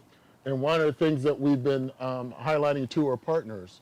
And so we have people who are alumni, we have people who are staff, we have people who are partners, and you guys kind of share a little bit of all of that in your story. So that's why I'm excited about this. So I'll just let you introduce yourself, tell us a little bit about who you are and what you've done, and we'll just go from there. Okay, sounds like a plan. Yeah. I'm Shar, and I am the founding executive director of Garden Home Ministries. Mhm. We provide holistic care for female victims of sexual exploitation and trafficking due to substance use coercion. Okay. So the force will be the substance use. Yeah. That's a big picture Uh-huh. of what happens to women who are caught in substance use disorder. Mhm, mhm. You know, and what comes to mind would be the women who are standing outside with the signs. Like they didn't just, you know, roll out of bed one morning and say, hey, I'm going to stand outside right. and endure all these things all day long. Mhm. They are exploited Mhm. and they are being trafficked as a Mhm. result of their substance use disorder. Mhm. 9 times out of 10, they are homeless. They Mhm. suffer with mental health, trauma-induced Mhm, mental health. mhm, There's mhm. a lot happening there. Yes, You yeah. know, and so those are the ladies that we support in Wow. Garden Home Ministries. And it's near and dear to me because I'm also in recovery, Yeah, and I was that girl stuck as a result of substance use, and the Yeah. force was not a chain around my ankle, it was a noose around my neck of Mm. crack cocaine. And Mhm. so I was stuck. Mhm. You know, and I have 27 years clean. Praise God. And Awesome. God has anointed me and redeemed all of Yes, that yes, so he I can has. have the heart and the mind to serve that specific population. Yeah, yes. All right. My name is Abdul Dominic. This is my wife Charlene. And, I've been in the social work field, working with recovering addicts for 20 years. Yes. Now I work for Unity and Recovery. I work on the reentry team. I go into Allegheny County Jail. I go on all the pods, do reentry plans for the guys that's in there, which Mhm. they got various crimes. Right. I worked at Light of Life for 14 years. Mhm. I was a care team leader Yep. for housing and employment and transitional housing. So I worked with people that was homeless and all Mhm. that, and Mhm. also I was homeless. Mhm. I was on crack cocaine. I Mhm. was in jail. Mhm. So I did all those things, but now God has redeemed me, and I Yeah. have 21 years clean and sober Praise God. from Awesome. anything. So I Yeah. don't take nothing. So, you know what I mean? That's what we say. Yeah. So, Yeah, that's good. you know, that's my experience, and I'm glad to be here. Well, one of the things that we talk about that this path of recovery and transformation, part of it is about identifying the lies and replacing the lies with the truth.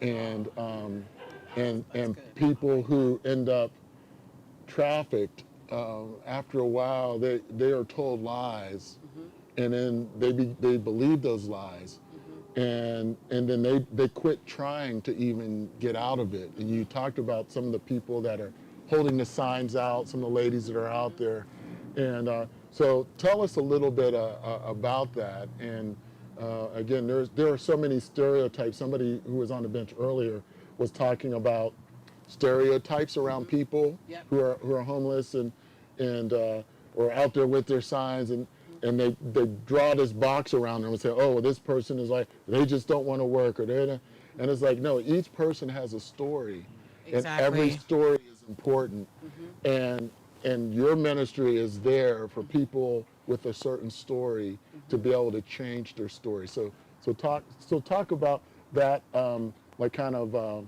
the profile of that young woman that you're trying to reach. What would that be like? What would that story be like? Okay, so the profile. Yeah. the lie is that she just rolled out of bed in the morning and said, hey, I'm just going to stand out here. Or she gets together with her friends, hey, this is an awesome way to hustle. I think one of the issues would be there's no more cash benefits, right? Yeah. You can get food stamps still. Yeah.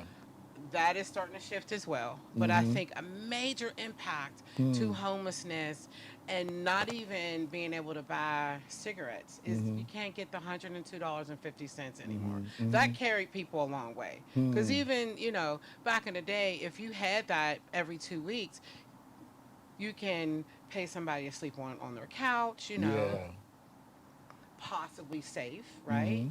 Or pay for a room. You can't do any of that anymore.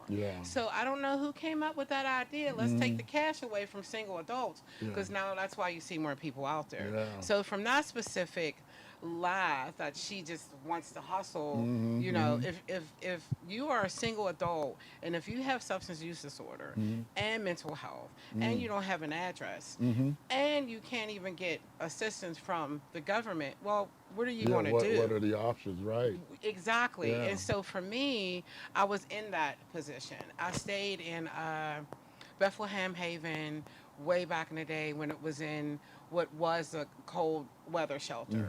Bethlehem Haven was there. This was in the 90s. And I was homeless. I remember walking up and down Smithfield Street, and actually I was in the county jail, and then from the county jail, because of my charges, I couldn't be around my son at the time. I actually went to jail from treatment because I got into a fight. And so, you know, my mom had my son, and so I was homeless, you know, and then from there went to Coforge and still didn't immediately get clean because I had all these other complex trauma issues, right? So the profile would be complex trauma issues. It begs the question, why did you start using drugs in the first place? Oftentimes people have trauma-induced mental health. Their brain is broke from their childhood. You know, I have severe PTSD. I have a speech impediment as a result of childhood abuse. You know, there was a time I didn't speak at all. You know, so the way God has redeemed all of that so I can have an ear and an eye and a heart for these women, it really just blows my mind. And so we provide housing for them. We partner with organizations all over Allegheny County to meet all those needs, and the number one need that's met for them is safety and their personal security because they have an address. They have an address. Just need an now address. you can plug into everything all over the place. But if you don't have an address, you can't do anything. And the other thing, real quick, when you know, in that process of like SSI and you know things like that, if you applied, the government would give you the $102.50 until you were, what's the word? Awarded your disability. They took that away, right? So we have women in our house who can't pay rent, and that's why we're a nonprofit, so we fundraise, so they can't pay rent. So they're in this process. They have no income. What are they going to do? And so there's where the exploitation and trafficking can come in at too, because here's a way, okay, I can make some money. There's always somebody waiting to exploit that. So we lean into that so they can have a safe space and wait for their disability, because otherwise they wouldn't be able to do that. So that's the profile: hopelessness, helplessness, complex trauma, and all these other things. And it's not like it's something that they want to do. Like that's the number one thing I want to just really emphasize. They don't want to do that. As society, those lies about the profiles of people, we have to combat that. Because like the person was saying earlier, every person has their own story, and we need to understand that story. And when we just stand from the outside looking out and putting them in a box and say, oh, this person's like this and that, you miss it. And you gave some real practical examples of how a person could be really wanting to do the right thing, but they're like really stuck. They're really stuck. We were talking to somebody earlier who's focused on helping people who don't have their citizen status and things like that. And it's like, well, if they want to do it right, if they want to register and go through citizenship and all of that, where do you go to get help? And oftentimes they're exploited, and we do these things. And so I appreciate that. Thank you for sharing that. And I hope that gives hope to some people out there too, that if you're in situations where you're feeling coerced, where you don't have options, to reach out for help, to know that there is help out there. And I hope that part of this will be is to get the word out about Garden Homes and what you do. And when we get to the end, I want to talk about like how they can find you online and how they can give. And so Abdul, I know I've been with you for quite a while. Yeah. And one of the things that I've seen over the years is your ability to help people who are making a decision about getting clean or not, to take that next step. Yeah. And you wore many hats at Light of Life of just helping people adjust to a program, come into a program and all of that. But again, I see the synergy of Garden Homes and what you did, because there were lies that people believed about themselves, addictive thinking that controlled them. And part of it is like learning, how do we get to the other side of this and begin to think right? And a lot of times that thinking, addictive thinking, happened as a result of trauma and those childhood events that happen, one on top of the other, and now we get healing on the other side. But when you talk about the steps and getting clean, and there's been groups that, we just focus on the first 3 steps of just understanding what those steps are and how to apply them. If people don't know what the steps are or what those first 3, could you just talk about how you would walk somebody through how that applies to somebody's life? What does it mean to look at step 1 in their life and step 2 and step 3? I've been through the steps a couple times, 3 times. First of all, you gotta get a sponsor first. Right. Yeah. You can't do. We know we can't do nothing without a guide or without community. Right. Like we talked about. You talk about here at Light of Life, community. You gotta be it was something you said. I think it was addiction. Yeah. Opposite of addiction is community. Community, right. So that's a part of the step work. Yeah. You know what I'm saying? Right. If we powerless, like the first step, we powerless over our addiction, and our lives have become unmanageable. Right. So that means, we. Yeah. That's the first word on every step, yeah. because in every step we need somebody else. Yeah. Yes. It ain't just like I can't do this I can't do recovery by myself. Yeah. Even now, even with 21 years clean, I can't do. Even with she got 27, she can't do it. But we got to be being a part of somebody, a part of women or a man or another man's life. Yeah, you know what I mean? I know you believe in that. Right. You know what I mean? So one of the things about the second step, that's the power greater. There's a power greater than me. It don't have. It don't start off with God. It just start off with you. Yeah. You know what I mean? It start off with the group. It start off, maybe the group can get me to not think about using. Yeah. Or somebody share their, a meeting, people think, going to meetings, right? People think, you just because you go to 20 meetings don't mean you're going to stay clean. Right. You know what I mean? Because you could just go cut a meeting is just somewhere where a person identifies. Identification, I'm IDing you. Yeah, I got your ID. Yeah. You know what I'm saying? So I get it, I'm identifying with the person so I can live another day. Yeah. But for me to get long-term recovery, I should be reaching into the steps. Yeah. Because some people go to meetings, but just go to meetings. Yeah. You know what I'm saying? They're not willing to work on anything. Yeah, you could just go to the meeting, say, I don't take nothing. Right. But my sponsor, you got to change, too, because it's the abstinence plus change equals recovery. Yeah, right. You know what I mean? You got to change. And that's what the steps do for you. Yeah. Change. It gives you a systematic way of transforming your life. Yeah. And that step 1, I was talking to somebody just recently about sometimes, we're in so much denial that we even have a problem. But convinces us can be the unmanageability in our life. Those things that are out of control. I was talking to somebody, they overslept, and they missed going to work. Yeah. Unmanageability. They got bills that they owe and going to court. Unmanageability.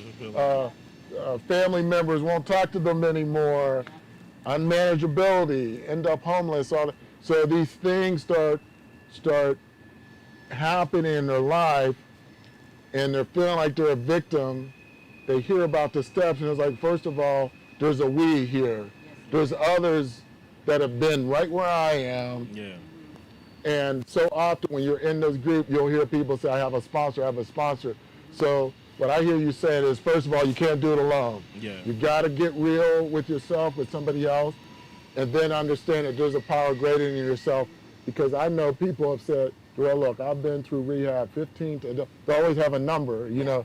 So many times, I've done this and that. Oh, I tried God, whatever. But I said, when I'm trying to do it on myself, it's like me trying to power this building with a 9-volt battery. I can't do it. But when you get to this point of realizing that there's a power greater than me, it's no longer about me trying to white knuckle it, willpower. It didn't work for me. I might be able to squeak out a little bit of clean time, but I was just counting up until I would fall again. Because it was like people say, I had a reservation. I was just waiting for something bad enough to happen in my life, and it was like, okay, well, I'm really hurting now. But now we get to this point of, so there's something greater than me, and it's a process of becoming aware. Yeah. It's not a light switch. It's like the dawning of a new day. It was like a awareness of, okay, there's something. And sometimes when you're in the meetings, you're hearing enough stories where you start saying, maybe there is something, especially people that have a lot of time, you know, and they keep talking about this power, and then that takes them into step 3. And then what does that, we made a decision. You know, he said, I can't just turn my will on my life. I gotta make that decision. I gotta make it. Nobody else can make that decision for me to turn my will and my life over to the care, because I gotta turn my will, my life, my will, which is my thinking, and my life, which is everything, my kids, my wife, everything over to the care of God. And sometimes it's a thing called self-will. Where that's just unwilling, outright defiant. You know what I mean? That's what our literature say. We outright defiant, and we self-will, and we defiant towards God. Because God might got a plan for us, but we don't want to go for that plan. We just want to do what we want to do, and that's part of unmanageability too. That's why those first 3 steps is like a foundation. Because you're gonna have to go into 4. And that's a whole different thing. You know what I mean? Now, when you go into the rest of the steps, now you get a holistic care. It's a holistic process. And now you're getting into, now I'm getting into what my childhood and what happened, and you know the exact, you know, we going. So it's resentments, all that. So it's going to it's if you go through it honestly, you'll change, because God will change you through it. You know what I mean? Even if you go through something bad. And you know, we all make mistakes, we all do bad things, but if we just gotta get some acceptance sometimes. And the steps afford us. And the steps afford us that opportunity to stay in our process. And I share with the ladies all the time, you know, what's the word I'm looking for? It's not a problem. See it as an opportunity to apply the spiritual principles of the steps. Everything seems so hard, so difficult, because it is a new way of life. But these are opportunities, the good, the bad, and the ugly, to apply these spiritual principles. You know, because it just allows for that process. I love the word process, and I also say there is progress in the process.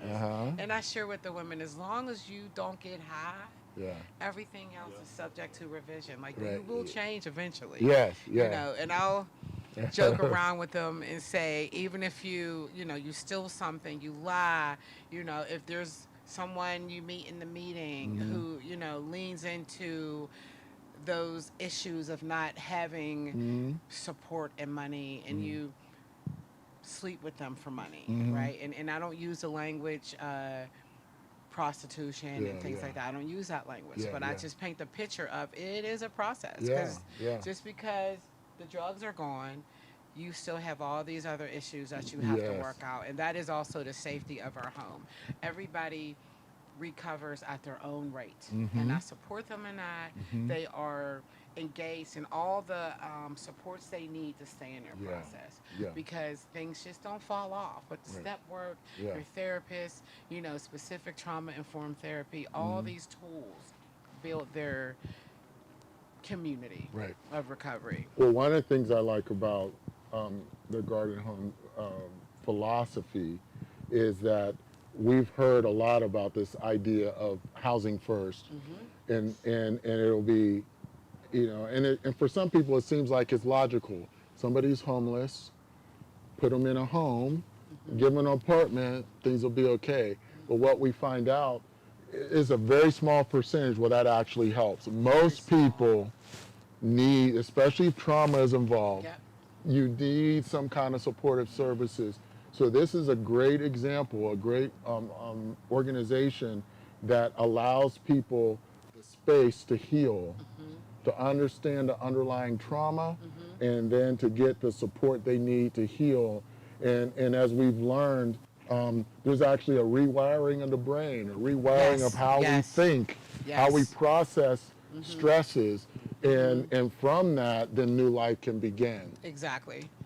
And so we only have 2 minutes left. Okay, see how that time quickly did that go fast. We can keep going on and on. And so, but I want to make sure that if people want to support what you do, supporting Light of Life can be done in different ways. You can support us, but you can also support our partners, because as they thrive, we have a place where we can refer women to that come to our shelter, and when they're doing well, we're doing well. Amen. And so where can they find out more about you? Are you on Facebook or our on website? We also have a page on Facebook.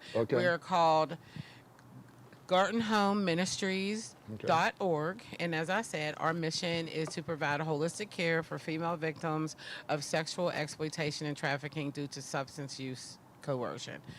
Big picture, women who suffer from complex trauma as a result of substance use disorder. That it is baked in to the culture that somebody somewhere will exploit you as a result of your substance use. So we become a soft place for women to land upon exiting corrections or treatment, because 9 times out of 10, they don't have an income, they don't have a safe home plan, so we become their home plan. We also offer permanent housing, and what that does is take away that pressure to hurry up. So we have some ladies that have been in the house for a few years. We just had someone come from your long-term program. She just moved in on Wednesday.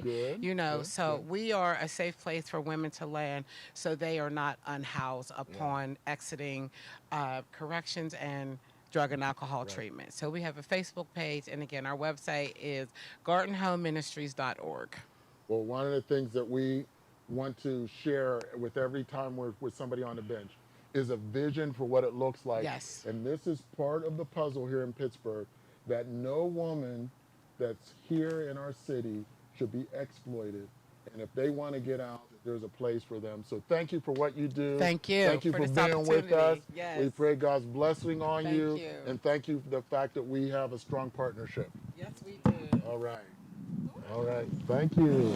Thank you. Good? This was great. Yeah.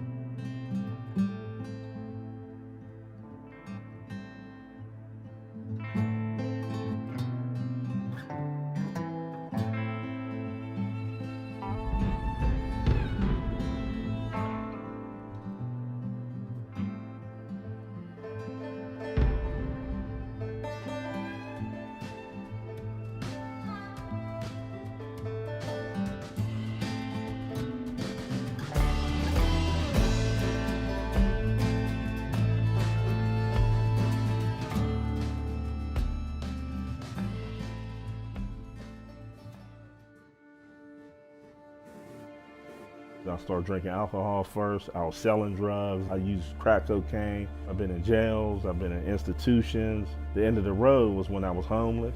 My drug of choice was heroin. There's no limit that you won't go to get the next one, just to be okay. I think that's one of the biggest misconceptions. That or like it's fun, because it's not fun. I mean, you don't even feel like a person. Got on drugs pretty bad before I went in the military, continued with it during the Vietnam War. I lost my sister in 2015 to addiction, and I've seen it ravage families. Addiction does not discriminate. Homelessness does not discriminate. I had an amazing career. I worked for many years, paramedic for almost 20 years. Before all this happened, I never thought addiction would happen to me. I lived in the projects. My husband, myself. I have 3 children that smoke crack cocaine. My husband smoked crack cocaine. And eventually it got out of hand. I drove up into an apartment complex. The stickers were outdated. When they pulled me over, all they could do was impound my car.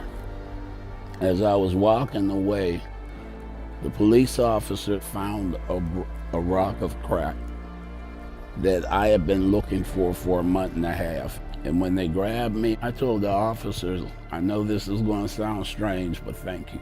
After the military, I was stationed in California at the height of the Vietnam War. There wasn't a drug that came back that we couldn't get. You know, after Daddy did what he did, then Mommy lived. He shot her and then killed himself. It has an effect on you. I was a single mother to my daughter, and I bounced from different family members' houses. I started using around the age of 18 years old. I found my father dead. He had committed suicide. And I was already far into drug addiction by then. And chances of me getting out of that cycle after living through that were slim and none. From using crack cocaine and just hit bottom, and all my life, I didn't know how I got there, but I needed a way out. 24 years of hardcore partying, being a drinker. I had numerous jobs that I did enjoy, lost many of them due to being a non-functioning alcoholic. I grew up in the 60s and I was attracted to the dark lifestyle in my community and struggled for at least 35 to 40 years. My whole adult life was basically a lot of years of struggling through addiction and mental health struggles that were going untreated. I got out of being incarcerated and had nowhere to go. I had to go to a homeless advocate to even get the tent to sleep in the woods. I started out using marijuana when I was 15. I was abused as a child, sexually abused. That was my way of numbing the pain. When I was 13, I did marijuana. I drank just because it made me feel good and my other friends were doing it. I started selling drugs and then kind of took off from there. My life was unmanageable. I lived to use, to drink. But the most important thing, I was violent, torturing myself for numerous years. My childhood, basically, my mother and my brother and I, we lived in every battered women's shelter in this area. We've all been homeless, we've all been in jail, we've all been diagnosed with different things, we've been exploited. People who are experiencing homelessness, they need to be seen, they need to be understood.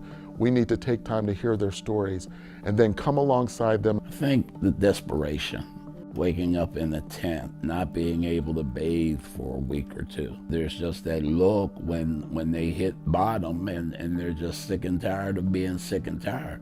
I think most women, by the time they get to us, they feel like this is my last shot.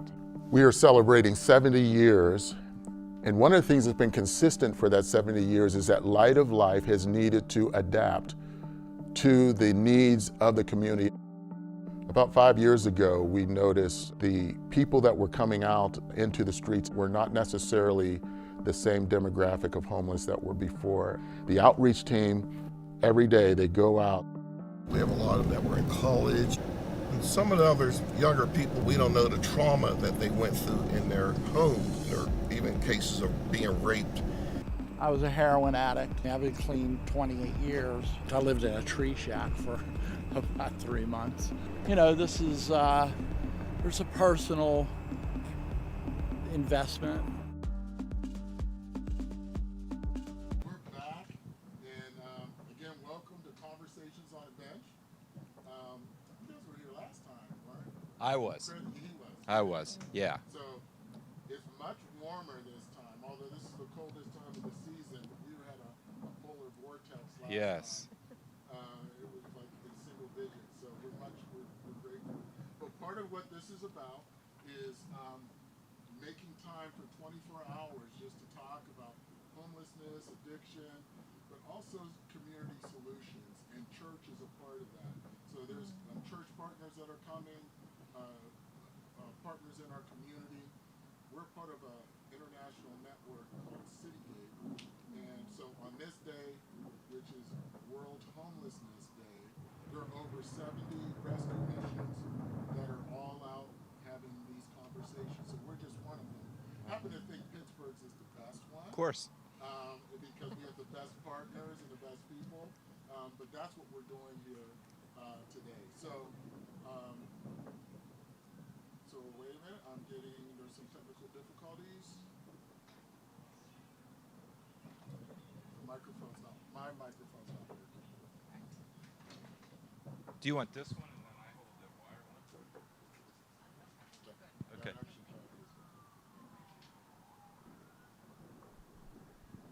Yes. Let's switch. Because then the wire is just on that side of the bench. And if you could put it on the other side of your thing there. Yeah, so they'll have that one. I'll have this one. We'll probably have to start over. The whole thing again? Check 1 2, check 1 2, and then you try yours. Check 1 2, check 1 2. Testing 1 2. Say it again. Testing 1 2. Test. Okay, we're good. 1 2, good. All right, so here we are. We're live. This is live, so we could go back and watch this. So our mic wasn't working before, so I'll summarize what we were saying before. So I was just welcoming you to here to Conversations on the Bench as part of this international day of observing World Homelessness Day.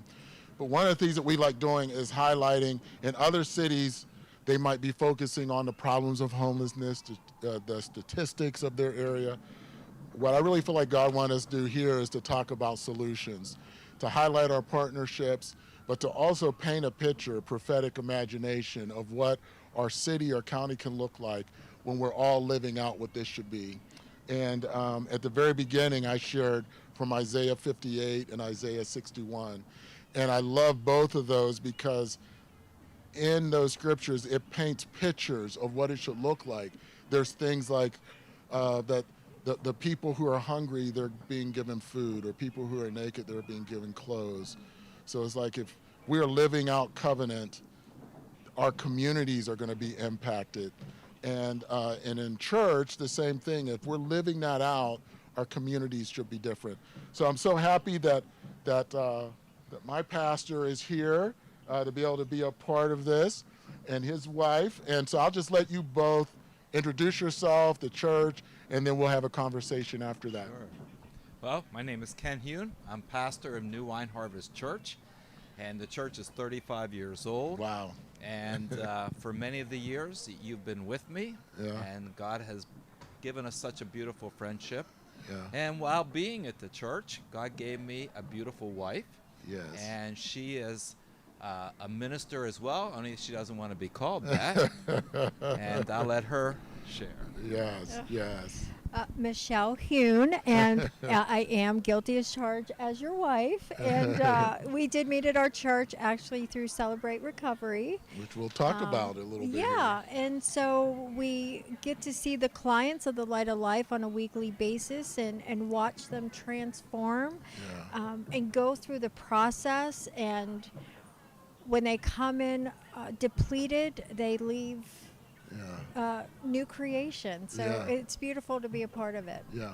Well, when I think about the pandemic, there were so many negative things of the pandemic, but one of the good things that came out of it for us was that there was this need here at Light of Life. We have a lot of people who are in recovery, and a lot of the groups were not meeting anymore. And they went to a lot of NAA groups, went to like being online, and it just was not the same. Just like some people started going to church online. I know Pastor can talk about that. Church online is not the same as being in person. And there's a reason why the scripture says to don't forsake the coming together and the assembly together. So our church, though, opened their doors because of the vision that Pastor Ken had to have a place for the people to come. And so at first it was just a handful of people, but they started coming out and sharing. And then once the pandemic began to lift, they just continued to meet.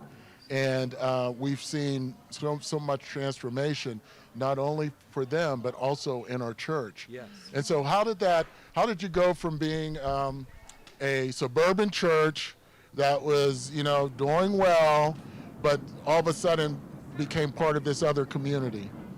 Well, I think it started when I evaluated church life, and I felt that the church had become very much a comfort zone for Christians. So there was always this need to make it more comfortable for a believer, and it just didn't line up with Jesus.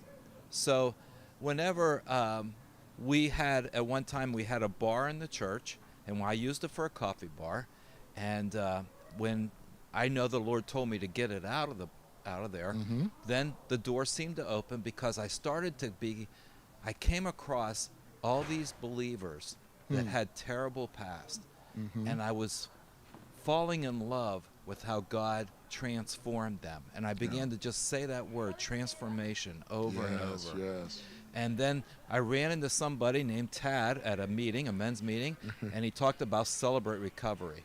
And because of Celebrate Recovery, I had a chance to sit down and hear people rather than just, staying away, doing my comfort zone as well in ministry. And that I have to tell this part of it because as I heard people's lives, I fell in love with them. And when I fell in love with them, as one guy in my church pointed out to me, when you fell in love with those who have been in addiction and homelessness, God gave you love out of that. And that's how I met Michelle, who is the leader of Celebrate Recovery, even though at times she says, why was I picked to be the leader? God so chose her because of her heart. And before I let her tell about that, I just want to say one thing. I was just reading today in Galatians. And of course, Paul was this horrible man, somebody that the Christians probably secretly wanted to be. They wanted him dead long before he ever turned his life to the Lord. And he's defending himself in Galatians. And I just read this verse today, and I thought about how we have to think. Paul wrote and said, but when God, who set me apart from my mother's womb and called me by his grace. And I read that, and I thought of when you really see those that are struggling in those areas through the same eyes as God does, then you don't know who the next Paul is going to be. You have to have that heart to believe it. Including Paul, let alone the people that came into our meetings. And I fell so deeply in love that I didn't like it that they left, and went on to different places. But truly, out of that came this warrior who took everything in her life and turned it into a ministry. Well, isn't that, it's the powerful thing about what the gospel is about, is that God takes our broken pieces, takes those parts of our life, and sometimes we look at them as like parts of failure or parts of brokenness, whatever that is, and God takes it with his grace and then turns it around to use it as a means of rescuing others. And just by sharing your story, others are able to get hope for theirs. And so Celebrate Recovery, what was that like for you, experiencing that? And then as you were starting to say, the people that you've met and see how their lives have been changed through that experience. So, big joke, I came to Celebrate Recovery dating a gentleman that I had met 19 years ago. I am a product of NA and AA. And so Celebrate Recovery was a little bit weird for me at first, quite honestly. Not that I didn't have a God, but they were just dropping the G word. And so it took me a while to sit around and feel comfortable and feel that it was legitimate. Yeah. You know, because sometimes you don't know what to think. Yeah. And I grew to love it. And it truly, I am a product of the transformation that happens at our church, because I think that it was the missing piece. Mm-hmm. I found that getting baptized was like the next step for me. Yes. And then relationship. And that was something missing for me personally in recovery, was really understanding the importance of the relationship. Mm-hmm. Mm-hmm. Having a God is one thing, but interacting and having that back and forth trust was everything, especially in my brokenness. I really didn't know how to trust really myself, let alone anybody else. So it was amazing. And I think the great thing was that having Pastor Ken there, as I'm telling my story week after week, and what brought us together, I do believe was God. And it was exactly what I would have needed to have happen to believe that I was worthy of a love such as what I have today, because he was able to hear everything about me. So it was very non-threatening, really. I mean, to some degree. And God had a great purpose of not really letting me know what I was really saying yes to. To be a pastor's wife and now running Celebrate Recovery, and, you know, with my regular full-time job, I do sometimes think like, why? But I love it, Jarrell. I love it. It's all in my perspective, and some days I have a better one than the other day, right? Any day it can be its own thing, but I'm so blessed to be able to sit around a room, and I love them so much. Yes. And, you know, I just heard something wonderful just a little bit ago. You know, it's very important to understand this is God's job. Yes. And because I want to give it to them so desperately, and I want them all to be so successful. And it, you know, it took me the bulk of my life to get to where I am today in my journey with it. And so I have to honor that and understand that it's not me to give it. I'm the planter of the seed. I'm the heart that wants to hear and help, and I love it. And you know, we have clients that come to our church now, and we have such an amazing church that way, that just opens their hearts, no judgment. And you know, Pastor Ken just, you know, heard somebody say that, you know, they feel like that they're celebrated there, that they're not the ones looked at. And I just want to honor you and what you help here with the Light of Life, the way that you treat the clients. It's just, it's exactly what it should be, but it doesn't always translate that way. And so, we were talking about that earlier, where some of the clients, you know, we encourage all of them. We know that people are most successful when they leave the program if they have a strong church community and recovery community. And so when some of them go out to churches to try to find that connection, sadly, even today in 2025, when churches find out their history, they're not welcomed, and they don't feel that being welcome. But there are some churches they go to where that's not the case. And New Wine Harvest Church is one of those places that you'll hear time and time again when they walk in those doors, they feel welcome, they feel a part. and we embrace them, and it's because it starts at the top. So it At the starts head, with the I pastor agree. Yes, that it does. that does that, and now they see that they can be a part of this new community. And so as we think about, I often say here, the opposite of addiction is not sobriety but community. The importance of community. How do we see community happen when you're, like, say somebody's not been in a group before or been involved with that? How are groups a part of people learning about a new community? Or even in our church, becoming part of a community? That's a tough question. I think that's why you gave it to me. I wanted to hear it Yeah, first. yeah, I can't wait to hear it either. Well, I'll give you an example. Last night there was someone that's been a client for a while and now comes to our church, and he just looked, Michelle was teasing him a little bit about how he smiles a lot more now. And he just looked at us and he said, I smile because of you two. And it really shook me. I mean, it shocked me, I guess is the word, because he just looked at us both with all the, he doesn't fool around. He has a Right. serious, vein about him. And he just said, because of you two, because of what you, and again, for me, it's not what I know.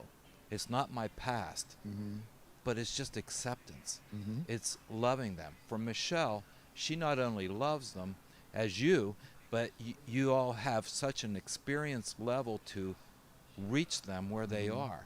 And my job is to support that. But they have to know that I'm not some figurehead. Yes. Yeah, that's right. And their hugs are amazing. I mean, I don't know if they have a class time teaching on it or what, but they have such a tremendous capacity to love. Yeah. Even the ones that they come in at first and they just look around, and then after a couple weeks, they start opening up, which I take it back to that verse in Galatians. If you don't believe people are real, you don't have to love them. Yeah. You can dismiss them as something that isn't relatable. But when you realize how beautiful they are, then you want to do that extra mile. And can I say that when I was starting it and feeling very awkward, I was saved by you being there and you encouraging me and giving the insight and the knowledge that was necessary. God does bring the right people at the right time when he wants something done. That's what I say. And to have my wife now, so I mean, when she would share in the beginning, she'd say something and the whole room just was quiet and listening. And I thought, she's a leader. I didn't know she would be with me, but I knew she would be a leader in the group, and I think you saw that too. Sure did. Well, and I have to say to your question, I would liken it to people, places, things. I think that when you start to come into the rooms of recovery, like Celebrate Recovery, and you get a church community, you're experiencing different things, different people. So it's vital because not all of us come from a horrible upbringing or background necessarily, but I remember growing up and hearing a lot like you want to be around the winners, if you will, because it's impactful. Who we run in the pack with is impactful to who we become. Yes, right. And so when you start out in this journey and you get a new community of people who are now like-minded, chasing what you're now chasing, or have what it is that you now want, the people that have more clean time, it's powerful. It changes your perspective of what your opportunities can now be if you just stay on this path. And I think that is probably one of the best, most powerful things about a recovery setting. Yes, yeah. Right before you came in, Abdul was sharing, and he talked about step one for him, and he paused on we, and again, it's like that, the power of association, that whether you're trapped in an addiction, and the we of that is like around other people who are also lost and hurting themselves, hurting others, believing lies about themselves, others, and God. and then trading that we for a new we. And this we is now moving towards healing, transformation. And there's others that have gone before, and they're saying, we're sharing with you what worked for us. Right. So just follow these steps and you'll get to where we are. Right. And so that's what we get to see. And for some that don't know, Pastor Ken and I go back a long, long ways. And what I think about community, which wasn't around the drugs or anything back then, was as a very young man, I was at a point in my life where I needed to find people that were pursuing God as a high school student. And even though I was a Christian, I was moving in those right directions, I felt very much alone. There weren't people in my church that were my age that were like pursuing God. And I ended up going to this festival that they used to have back then. And I go out in the middle of our state, and we're at this Jesus festival, and I meet some people from Bethel Park who had connections to a church in Bethel Park. And so I'm all these hundreds of miles away, hear about this. And they said, actually, we have a new youth pastor who's coming. Why don't you come and visit? I was like, well, where is this place? There's a Faith Community. It was like, 7 minutes from my house. And so that fateful day, I come out to a youth group, and I get to hear this man speak to us. And the thing that my experience there is like many people have now when they watch The Chosen or something else. I heard people talk about Jesus or talk about Bible stories, but Pastor Ken has a way of bringing it alive and of us understanding Jesus in a way that is able to be comprehended. And I still hear that same testimony today, that when people come to our church, and whether they come from addiction background or not, they're able to relate to the sermons because he makes it so practical. Yes. So thank you for your ministry. We're already down to under 3 minutes. See how quickly that time goes. And so I like closing with just, there's this phrase, prophetic imagination. What does it look like if we are truly seeing the people that come to us for help fully activated in their new life? If we see the men and women that come to our recovery groups truly living a life of recovery, like what is that hope that we have for them? And as I was saying earlier, I start off by looking at Isaiah 58 and 61. They talk about what it looks like. And for people who are wanting hope, what is it that we would say to them? Is there any closing thoughts you would say to somebody who is saying, maybe right now I'm hopeless, I'll never change, I'll never be able to break out of this? What would you say to them?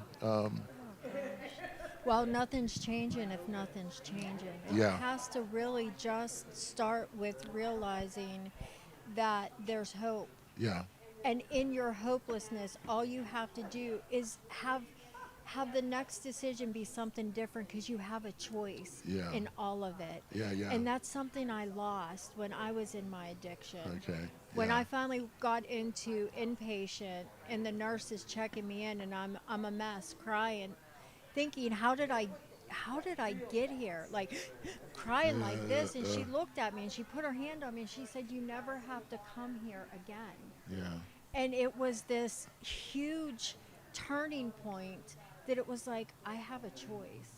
So I think it's recognizing that you have a choice, and there's a God out there that loves us, and there's a purpose.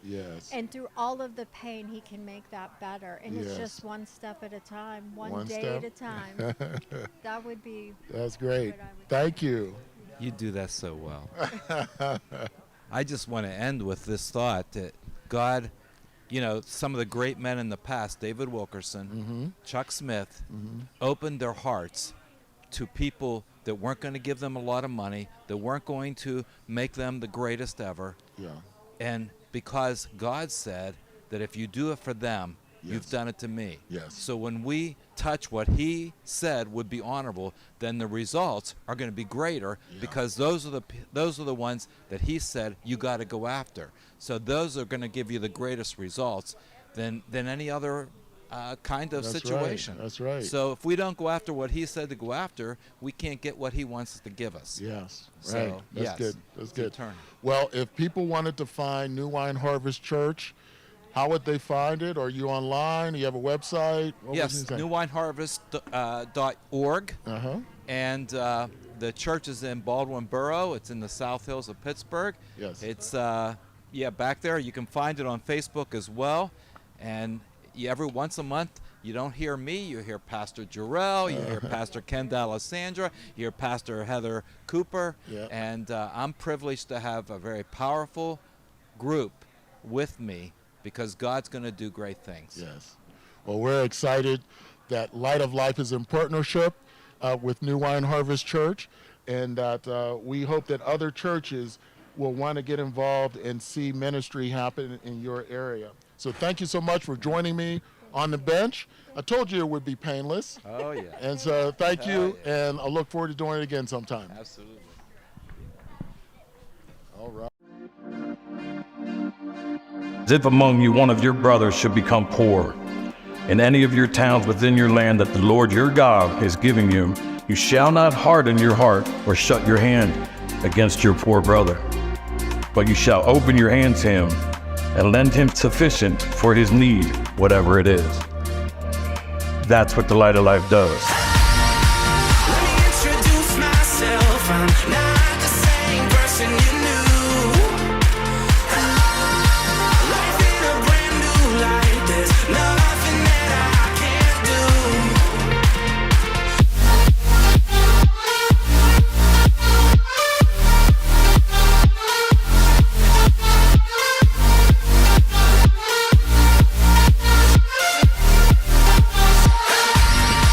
Let me introduce myself. I'm not the same person you knew. Life in a brand new light. There's nothing that I can't do.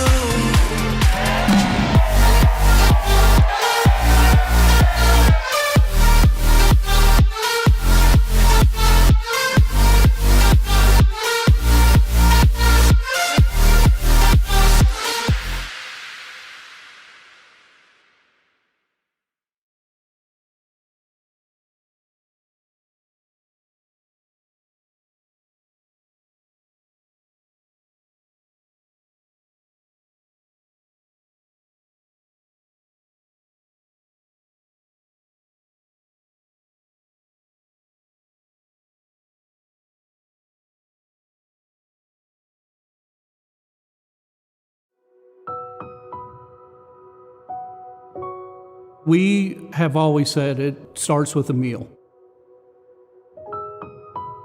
People always will come to our doors for a meal, but we want to go a little bit further than that and get to know who they are, what their issues are. The one constant over the years is that, we deal with broken people. Almost everybody that comes to our doors has experienced some kind of trauma. We try to earn their respect to where we can ask them what's going on in their lives, and through those relationships we get to know some of their story. That's where it starts. We get them in with a meal, try to engage them, let them know that Christ loves them and have something better for them.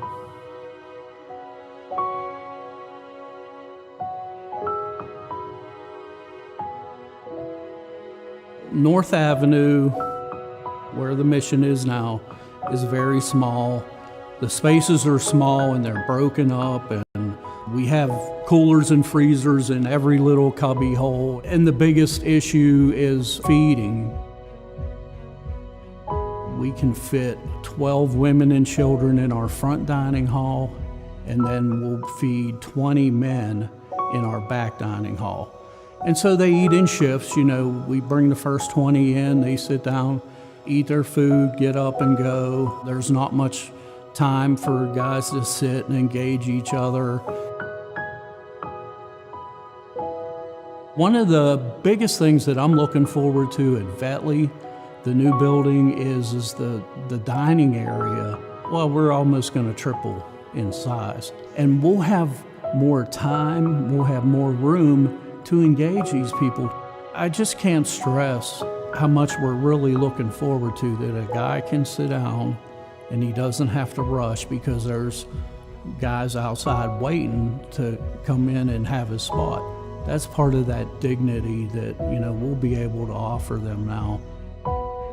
We couldn't do what we do without our donors, our volunteers, and they're just some of the most giving people committed to what we do. I believe God's got great plans for Light of Life in the future, and I'm just happy to be a part of it.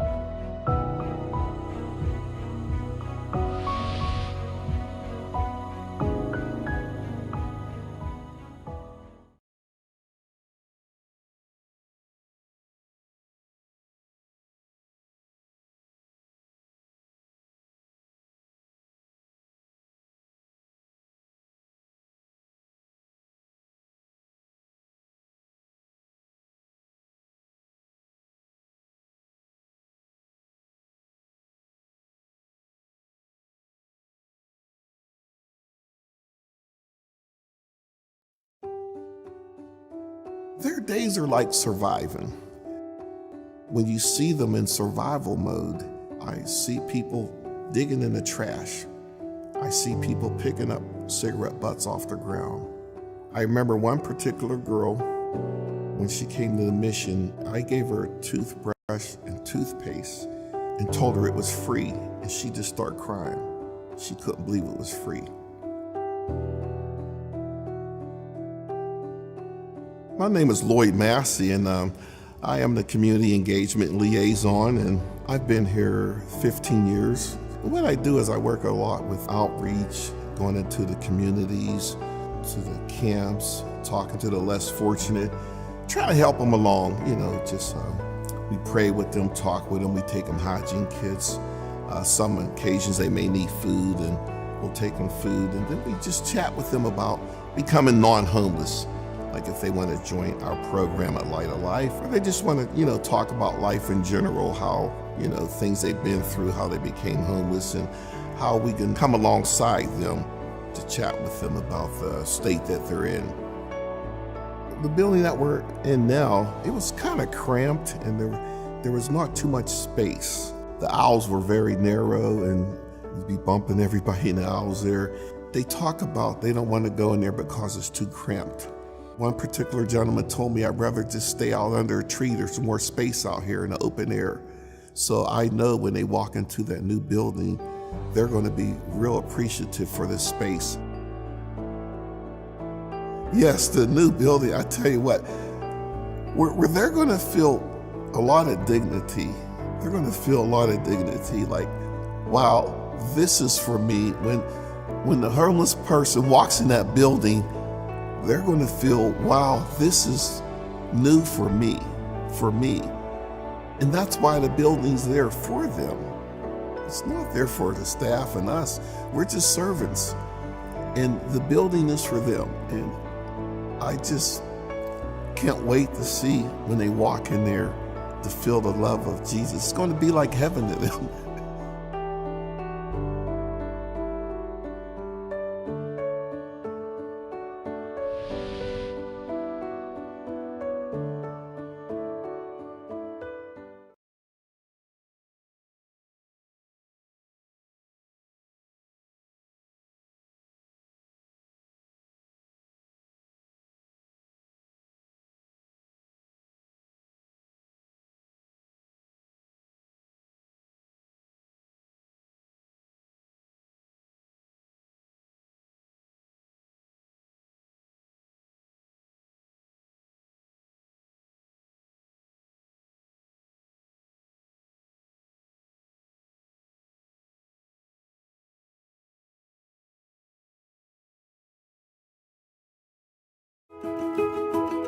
Wow, what a great day. What a beautiful day. Thank you all for being here to make it so special. Over 25 years in the making, this day has been just trying to find a place where we can have services for people who are experiencing homelessness and be able to serve them with dignity and respect. And then finally, we were able to locate this building. We had to redesign it, but redesign it in a way that from the moment they walk in the doors, we want people to be able to experience life transformation.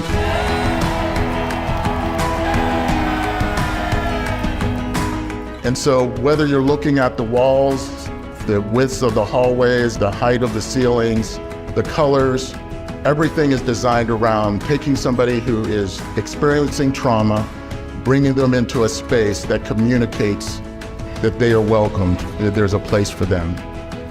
I often say the opposite of addiction is not sobriety, but community.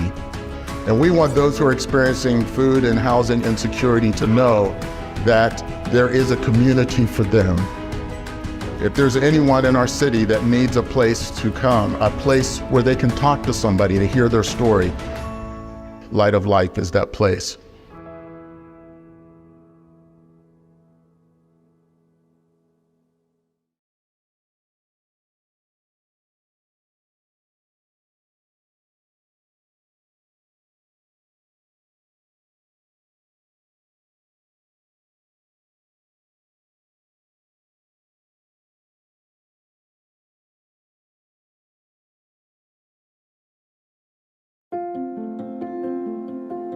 Here at Light of Life, we're about family. We're about help strengthening that family. So anything and everything that they need, we try to get them connected to help them strengthen that family so that their kids don't go down that same path. And I have seen where, some kids have turned their life around and actually came to Christ. Because at Light of Life, they learn about Jesus.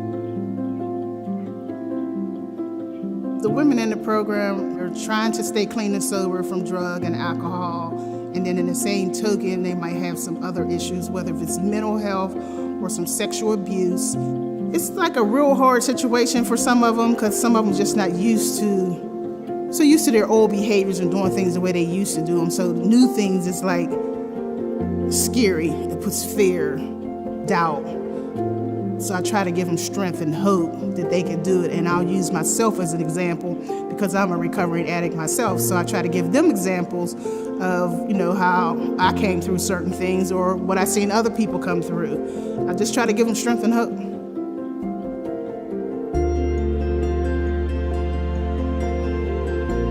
With the old building, the current issues would be not having an elevator. If you had someone handicapped or disabled, if they weren't able to come up the steps, then that actually wouldn't even have been the program for them because there's no way to get them in there. The only other challenge is space. We would love to have more space where we, especially now with the COVID, if we had more space, we can break off into smaller groups a lot better than what we're doing now. And with the new building, what I like about the new building, we've never had a women's shelter. Never had a women's shelter. So it's going to be good about that at the new building, having a shelter. Those women can start in the shelter and work their way to Women and Children's Program or either Sister's House, whatever it may be, whatever part they fit into.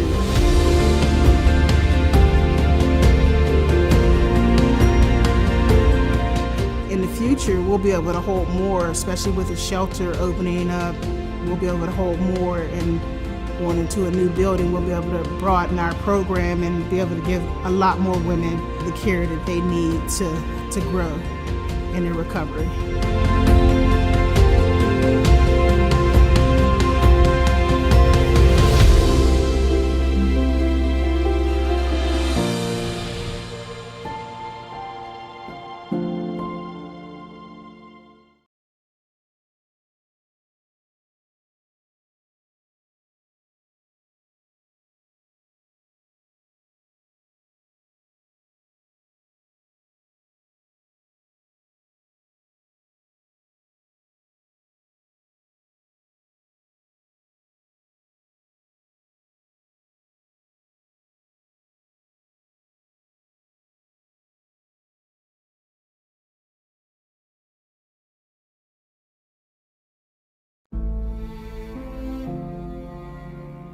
When I had depression, it was a very lonely stage in my life.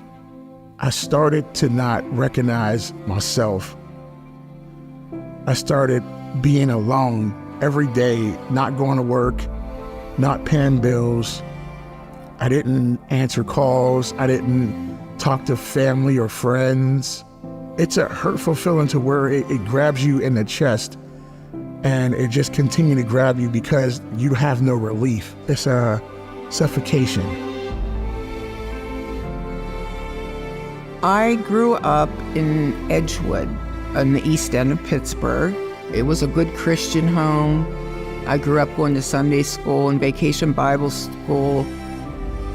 When I was in high school, I started to drink and smoke weed on the weekends. And I realized that sometimes I didn't have control over it. And I started going to 12-step meetings in 1981. The minute I walked from Hazelwood to Northside, it was that exact time I came to the Northside when I had nowhere to go. I was like, I'm homeless.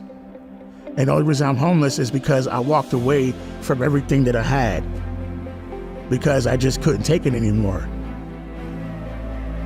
In the summer of 1999, I was living a good life in Hawaii. I was married, happily married, and I was diagnosed with colon cancer out of the blue. I had a tumor the size of a golf ball in my descending colon.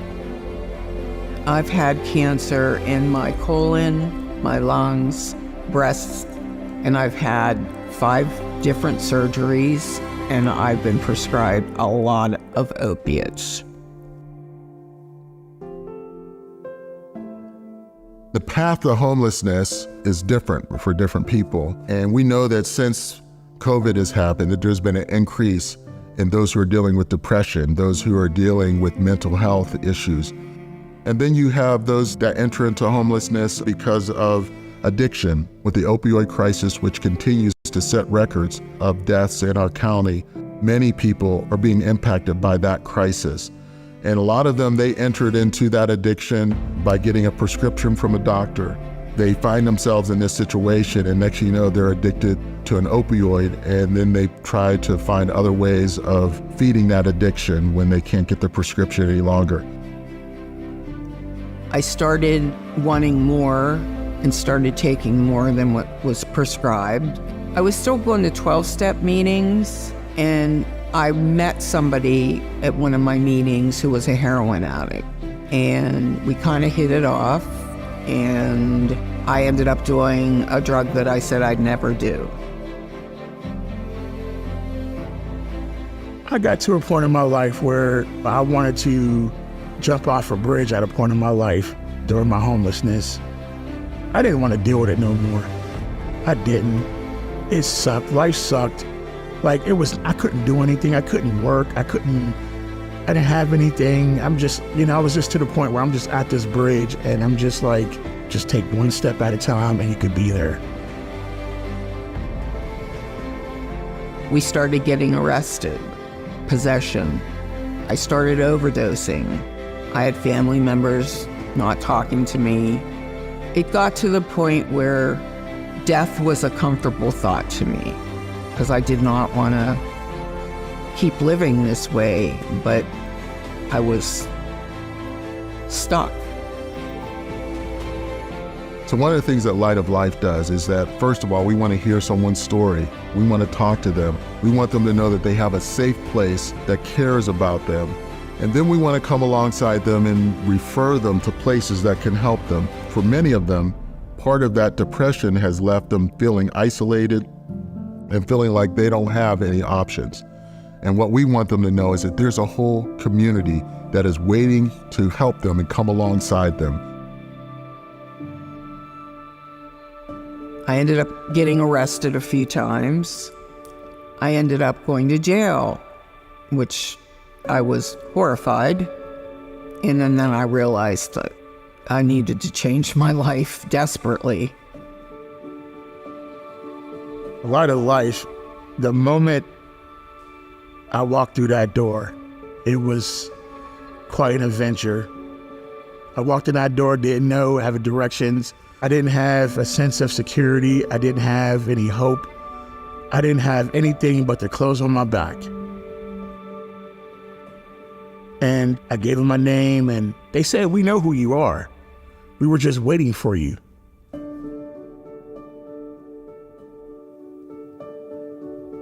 And when I went to the Light of Life, they told me how to get back into working. But before work, it was more of dealing with this. This was like the first 6 months right here. It was the first 6 months of dealing with who Nate was and how can we help him. And when I got in, it helped me get closer to God. One of the exciting things I love about Light of Life is seeing the change that a person has once they come into our doors. One of the things that our alumni like to do is to look at their picture when they were first came into our doors, and you can see in their eyes the darkness in their eyes, the weight of the world on their shoulders. And then just after a few months of being in the program, you see the light come back. You see their sparkle back in their eye. There's hope there again. And what you're seeing is the difference between hopelessness and hope. When a person has hope, life lights up again. And that's what Light of Life is here for, is to help people have hope again, to realize that they can love again, that life is not over, that their history is not their destiny, that the things that they've experienced in the past does not have to be their future, and there can be a new beginning if they would just dare to take that step and start again.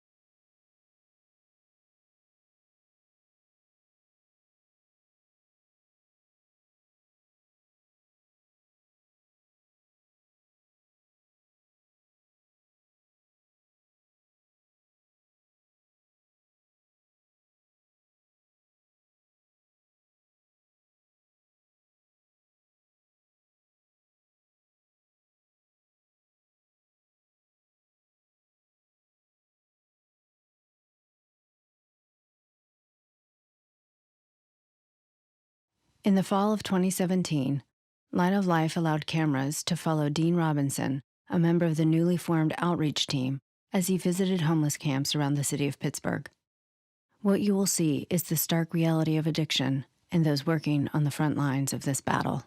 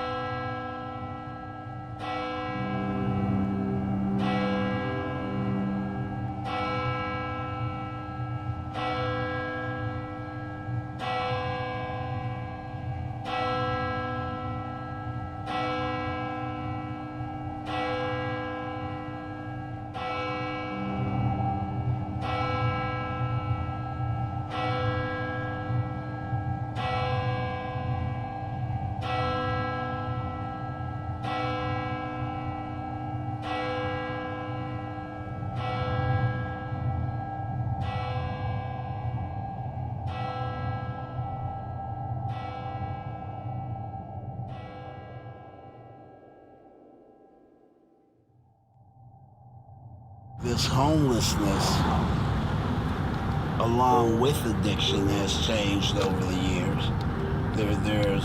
There's a much younger population of people.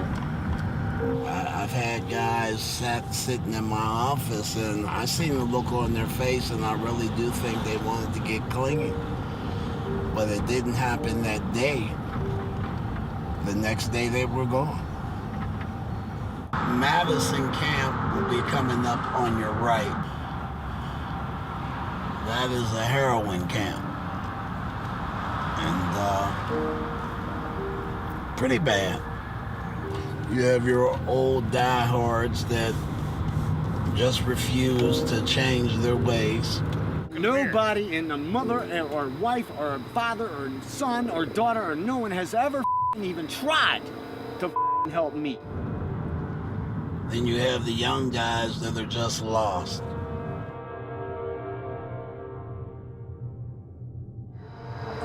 Yeah, I actually had an apartment and a job, but I messed it up.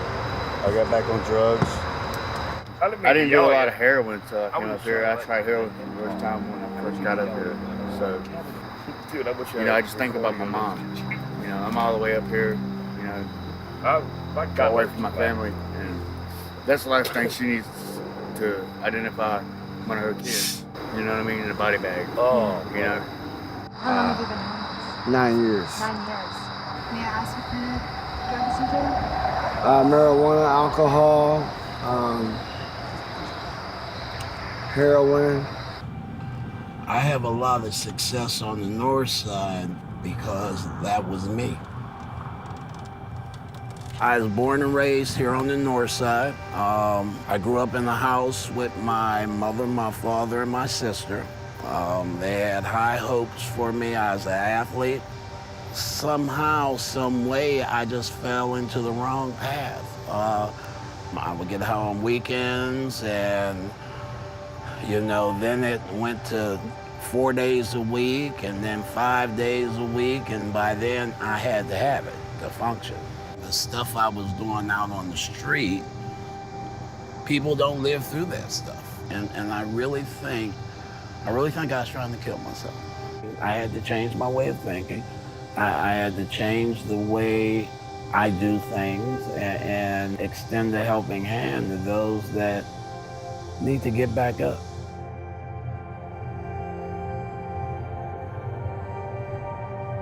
I lost my apartment, my job, my electric was cut off, everything happened all at once. I really got into just the cycle, this is how life is. There was no thought of the future.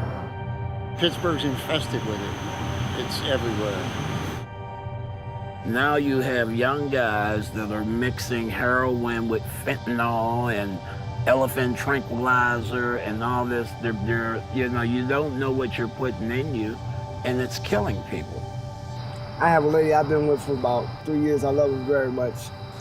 About a week ago, I did 3 bags, she did 3 bags. I woke up, looking over to see where Joyce is at, wondering why all the cops is here. And I go over, start to reach for my girlfriend, Joyce, and the officer kept pulling me away from her. She died right here, in the tent right here. I feel guilty of losing her. You should have left me dead right along with her. That's how I feel. You should have left me dead right along with her. In 2014, PA reported 36 counties there were overdose deaths due to heroin. 1 year later, every single county had a heroin death. There's not this hypothetical, okay, it happens in an inner city, it happens in the country, it happens in the suburbs. It can happen anywhere. People have an idea like it's a certain age or a certain gender or it's a certain socioeconomic group, but it's not. It's everybody.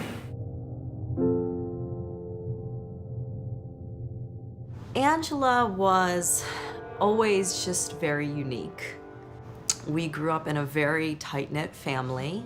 We were all very loved. She got married and she has 2 children. Probably about 3 years ago, she started to have lots of different health issues. She started presenting autoimmune issues, and so she was put on prescription drugs for her pain. There were a few things that we started to notice that were sort of not really making a lot of sense. When we would be around her, she would be very up and then very down, you know, nodding off, eyes in the back of her head. She wasn't suddenly able to pay some of her bills. It got to the point where it became very clear to us that she was addicted to these prescription pills. Finally, you know, my mom just said, "You have a problem, something's going on, let us help you." While she was in rehab, she met someone that she ended up having a relationship with. At one point, no longer could she get her prescription pills. And so the guy that she had been seeing, he came home and said, "I couldn't get the prescription pills, but I got something better." And that's when she used for the first time. She'd never tried heroin in her life. She tried it one time and she was hooked. There were so many people in our family that thought she was going to be okay. And it got to the point where I had to just say, she's never gonna stop. And I feel like I needed to mentally prepare myself for that reality. It's hard for people to understand that there's no way in heck with myself. Being clean 4.5 years and making a decision to use drugs again. And that's the concept of people using against their will. You know, it is powerful, it's cunning. I was getting ready for youth group. I'm in charge of a youth group in Connellsville. And I'm in my kitchen and my stepdad shows up. So I opened the door and he looks at me and he says, "I need to talk to you. You need to get the kids out of the room."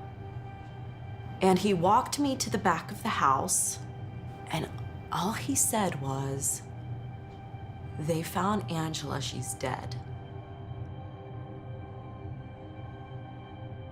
I will tell you, I was very calm because I thought, she can't use again and she can't hurt herself again.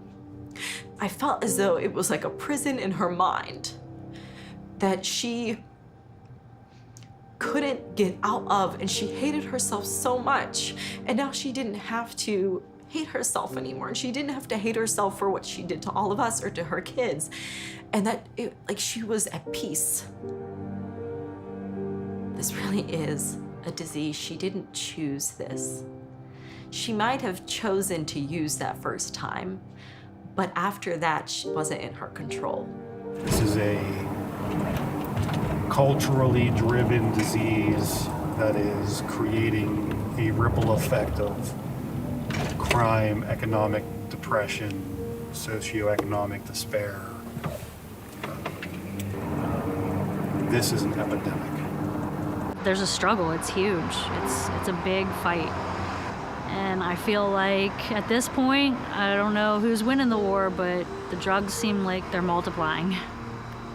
It truly is a family disease. Even though one person uses, the entire family is affected. And it's painful.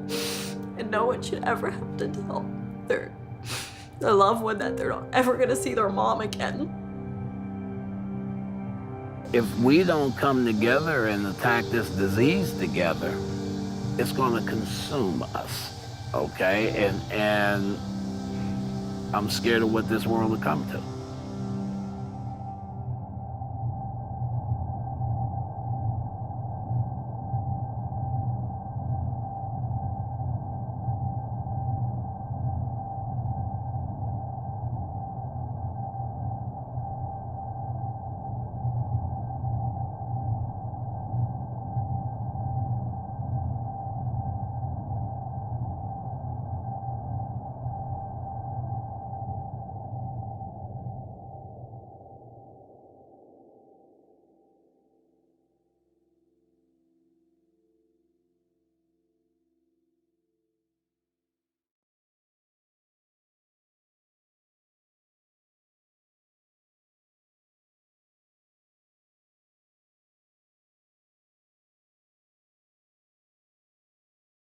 In the fall of 2017, Light of Life allowed cameras to follow Dean Robinson, a member of the newly formed outreach team, as he visited homeless camps around the city of Pittsburgh.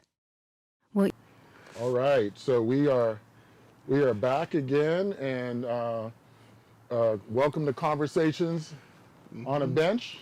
And you know, up to this point, we've been talking to church leaders that are out there. We talked to some clients who are alumni, but we're also going to be able to talk to some staff on these times. And I'm so glad that right now we're being joined by my good brother, Lloyd Massey.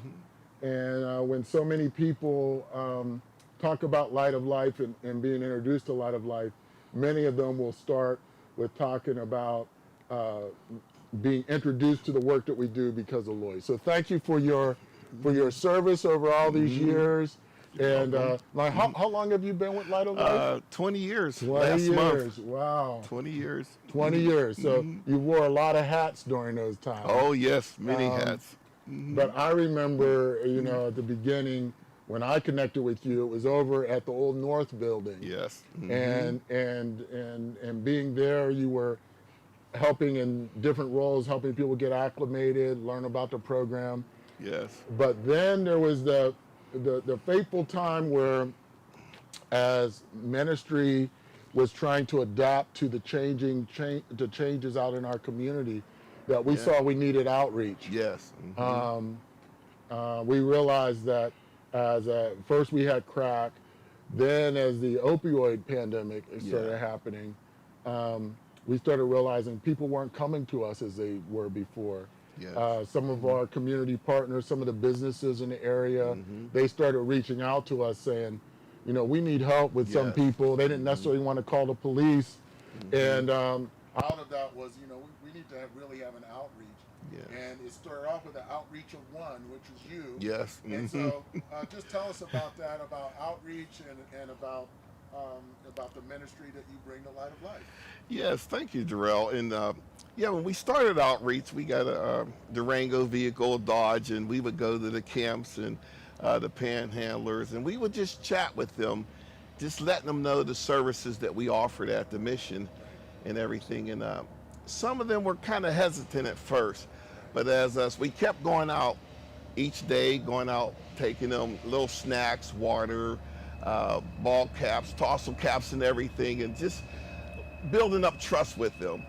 And then maybe one person would start coming in, and then another would come in, and then after that, we just continue to build relationship with them with trust, where they would start coming into the shelter. Yes. So each of the interventions, the things that you would bring, was a way of establishing a relationship. Yes. Okay. And they really liked it because we weren't judging them.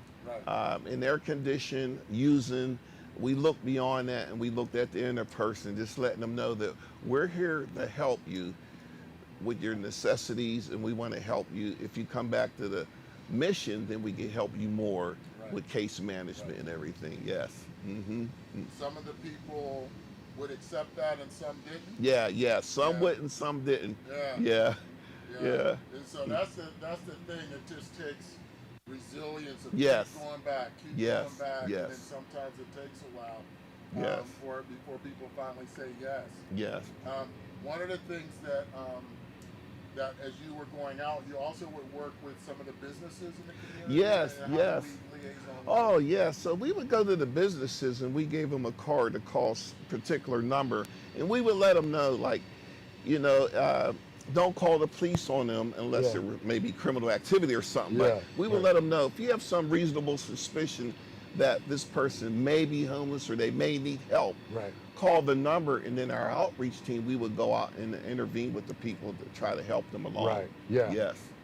And what we found there is that was a strategy that not only the business owners appreciated, but the police appreciated as well. Yes.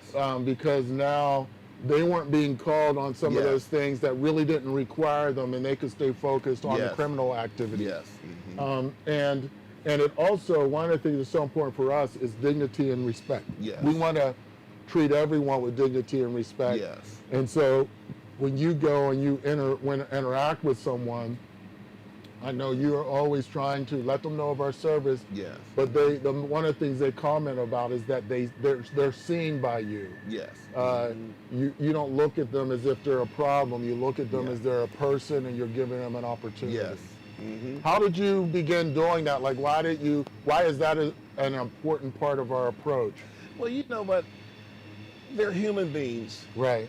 And God loves them just as much as he loved me. Yeah, that's right. In spite of their condition that they're in. Right. So when we approach them, we respect them. Like, even when we meet the men, we say Mr. We don't just, when we learn their name, or a lady, we say Miss, Mrs. Yeah. Showing them respect. And another good point, Darrell, is when we continue to come back to meet with them, we remember their name. Yeah. Yeah. And that's big. Yes. That's huge, yes, isn't it? Yes. And by remembering their name, they're like, wow, we're not forgotten, because we don't know their story. Right. We don't know what they've been through. But just somebody coming back, caring, remembering their name, that was a big point. Yes. Remembering their name. Yeah. They really appreciated that. Yeah. Mm-hmm. Knowing their names mean that they were seen. Yes. And they were remembered. One of the things I also love about the interaction with the outreach team, whether it's out on the trail or whether it's in our day center, yes, is that there's an opportunity for people to share their stories. Yes. Mm-hmm. Instead of being treated as a number, or instead of being treated as, just fill out this piece of paper and get back to us. You really take time to hear their story, to hear and understand. And and through that, trust is built. Yes. Yeah. So trust is an important part of it, isn't it? Yes. Oh, very important part. And Darrell, sometimes it may take a while to build the trust, but we never give up. Yeah. And even when they come inside the community, the day center, when they come inside there, it's building trust. Yeah. And after, talking to them for like a week or so, they keep coming back. Then they'll come right to the same person. They'll come back. Hey, Mr. Lloyd, hey, Mr. So-and-so. They'll come to us after building that trust. Yeah. And you can see it in their face too, how while they're more settled, they're more relaxed. Yeah. With trust, yes. I think often, I think of this story I shared at a gala a couple years ago, and there was a gentleman that you have been familiar with who was down the street from us on North Avenue. We're over at North Avenue. And we would go up to him, invite him to come. He would say, no, no, no. In the middle of the coldest weather, he would say no. He may accept that there is a sandwich water there, but he would not come back to the building. And then one day, he said yes, and he came in, and he got a meal, and we began to get to know him. And in that moment, we asked him, one of our staff asked him about why he didn't come after all these years. And he explained a story of how years before he had a home, he had family, he had kids, and one horrible night there was a fire. And the fire took everyone. And he tried to save some, but he couldn't. And he was the only one that survived that fire. And he said that since that time, he could not imagine going into a building and leaving again because his family weren't able to leave a building. And so it just gives an example of how you don't know what trauma somebody has gone through. And I'm sure there are many people who saw him in years sitting on the side. They probably came up with all kind of, this guy doesn't want to work, this guy, whatever. They come up with these stories. But if we don't take time to learn their stories, we don't understand why they're in the condition that they're in. So true. And so he finally got the help that he needed, but we were able to understand a little bit. Now, one of the things that people talk about that you're also able to do is you're able to, when we have some guests that come and they want to understand more about homelessness, you help to deal with some of the myths that are out there. And why don't you tell us about that? Because we hope that as people are tuning in, that they'll identify maybe some of those misunderstandings that they have about people. Yes, Darrell, thank you. And some people think the myths, and they stereotype the homeless. and they think on a negative way, like they're on drugs, they're runaways, they're lawless people. They don't care. They don't want to respect the law, and they just want to live their own world. They don't want to work. They just want to deal drugs, use drugs, and the women, they're just prostitutes and don't care. But they don't know their story. And when we chat with others and we do a presentation, we let them know that when you talk to them, they have a story where maybe mom, stepdad or something may throw them out or something. They may have been abused, or maybe they lost their job. A lot of men worked in factories and steel mills and coal mines, and then next you know they can't take care of their family no more, and they just leave. They just shut down. They shut down. So a lot of them have stories where they're less fortunate, where they just their house life with their parents isn't up to par, and the parents may not treat them right, and they just escape, just run for safety, and they're seeking true love. A lot of them are seeking love where they're not getting it there yet. And so when we put people in boxes and think that, oh, they're like this or that, we miss the individual, the importance of the individual. Yes, we do. And something I shared earlier, there's a book by the Harbinger Institute called Leadership and Self-Deception. And one of the things about that is it challenges us that if we put people in boxes, we begin to deal with the box and not the individual. And what you're saying is that each story, each person has a story. You really need to understand their story. I remember reading a study by Kaiser Permanente back in the 90s. They commissioned this major study around adverse childhood events. And from that, they discovered that in the United States, 60% of adults have had one adverse childhood event. And that's some kind of tragedy that they've gone through. It might be a divorce, maybe a fire, maybe they went through, God forbid, some type of a rape or something like that, but some kind of major, a death of a parent or a close member of their family, some kind of traumatic event. 60% have had one. But for those experiencing homelessness, those that come into our shelter, the average is 90% have experienced 3 or more adverse childhood events. So just imagine this child having, maybe lost a parent, or they went through a divorce, or they witnessed a sibling being abused. They went through one, and then they had another one, and then they had another one. As you know, there are some people that come into a mission, they've had as many as 8 adverse childhood events. And so a person has gone through so much trauma, it begins to affect the way they think, the way they behave, the way they interact with the world. And so part of the healing process is understanding their pathway, the homelessness, and then beginning this process of healing that we know comes to us when we're in a healthy community. And at Light of Life, we believe also in a Christ-centered approach, that the gospel gives good news for everyone. And so when you run across someone that is maybe they're in a tent, or what I like to say is when people, before they get into community, they're believing lies about themselves, about others, and about God. And when we're living our life based on lies, it's hard to have change and transformation. You got to get truth in there. And so when you or your team goes out and you interact with them, what are some of the lies that you find people are believing about themselves, or ways that you intervene when people are actively like living in a tent, not really wanting to change? Yes, and you know what? A lot of people we encounter, they feel like there's no hope. They feel like this is it. I don't care about me. Why should you care about me? My parents didn't care about me. My community didn't care about me. Nobody wanted to help me. why do you want to help me? Yeah. What's behind it? Because Yeah. nobody cares. Yeah. I even prayed to God so many years, and He doesn't want to help me. Mm-hmm. And so when we hear multiple stories like that, Yeah. we keep coming back. We'll give them a little Bible. Would you mind if I say a small prayer for you? Mm-hmm.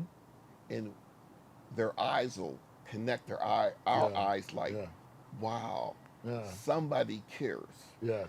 And I love it when I see God intervening, when somebody cares. And when we say that prayer with them, give them that gospel literature, a bottle of water, we continue to come back, and them caring, knowing that we care, the trust is built more and more like, wow, there is hope for me. Yes. And yes. we don't judge them or try to analyze or get deep in the roots of their story or what happened. We just it's a one-on-one, the team loving them right in the condition that they're in. Yes. And letting them know there's hope through God. Yeah. That hope is so important. Yes. Is that no matter what their path has been, no matter what they've gone through, that hope is possible. Yes. I often think of that that analogy where there was this experiment that was done with these fish, and they had like a predator fish and these like little minnows or guppies in there, and they put a glass barrier in between them. And when they let that predator fish in there, that larger fish in there, right away it tried to get the guppies, but it couldn't see the glass, and it banged into the glass. And then it tried again, and it tried again, and tried again, and every time it kept hitting that barrier. And after a while, longer and longer would go by before it would try. And after a while, it gave up. It lost hope of ever trying to get those fish. And the scientists at one point were able to remove the barrier, and those guppies would swim all around that fish, and it would not even try anymore because it had convinced itself that it was impossible. Yes. And a lot of times life is like that with these people that you're talking about. Yes. They get hopeless because they've tried time and time and time and time again, and they end up in the same place. And so what is beautiful about the gospel is that the gospel is a message that brings life out of death. Yes. That we believe that Jesus died for all of us, but then he rose again. He conquered death. So there's never this point in a person's life where they're too late. That's right. Because as long as they trust and they believe, there's a path out and there could be hope. And so I like those moments where I've had people say, I've tried this before. I can't change. I can't change. And we say, you know what? You can change when you give up and turn your life and your will over to God. We had Abdul, you know Abdul, he was here earlier, and he was talking about steps 1, 2, and 3, and he was talking about walking through that and how important it is to realize that in step 2, that it's about realizing I don't have the power. That someone else, and that someone is God, as revealed through Jesus. That he has the power to give us the life and the ability to live a life that we couldn't live on our own. And so here at Light of Life, we're a Christ-centered program, but we don't limit our help to anyone. It doesn't matter what religion somebody is. Doesn't matter if they're religious or non-religious. If they're hungry, that's the only thing that qualifies. You're hungry, come get something to eat. That's if it. you need a place to stay, you can come and stay. But if you ask us why we do what we do, it's because of the example of Christ. Christ is the one that brings us hope. Yes, he does. And this good news is something that is deep in our families. We go back even before you know, Light of Life and things. Because how I was introduced to Light of Life was through my parents. And they are now looking over us from heaven. But they told us about giving to others. And they would take us to Light of Life. They would take us to the county jail. We would do outreaches. And at some point, they met you and your wife Tanny, and they would invite you to come out to the library, and they would do outreaches together and things like that. And my kids were little; they used to be around your kids and all of that. So there's a lifetime of ministry together. Yes. And your family has been involved in ministry for a lot of ways up and down the valley. Yes. Yeah. Yes. And there's singing in your family, Oh, and yes. music as well. Yes. So why is music and worship an important part? You know what? That sets the atmosphere. Yes. And the Bible says, send the singers first. Uh-huh. And it sets the atmosphere. And I think about Saul when he was discouraged.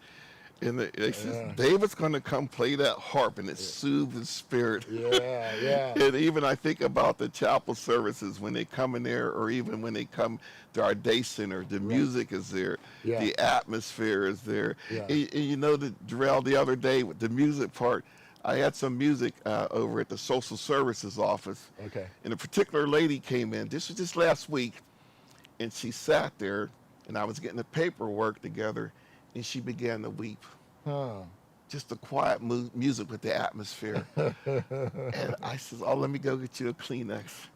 And I let her weep. I sat back. I let the Spirit of God minister to her. Yeah. And afterwards, we proceeded with the paperwork and everything. But there's something about music, and you know my wife has been singing for so many years, and she still comes twice a week and sings to the ladies. And she does. she's getting a little older as me, but her voice is real higher too.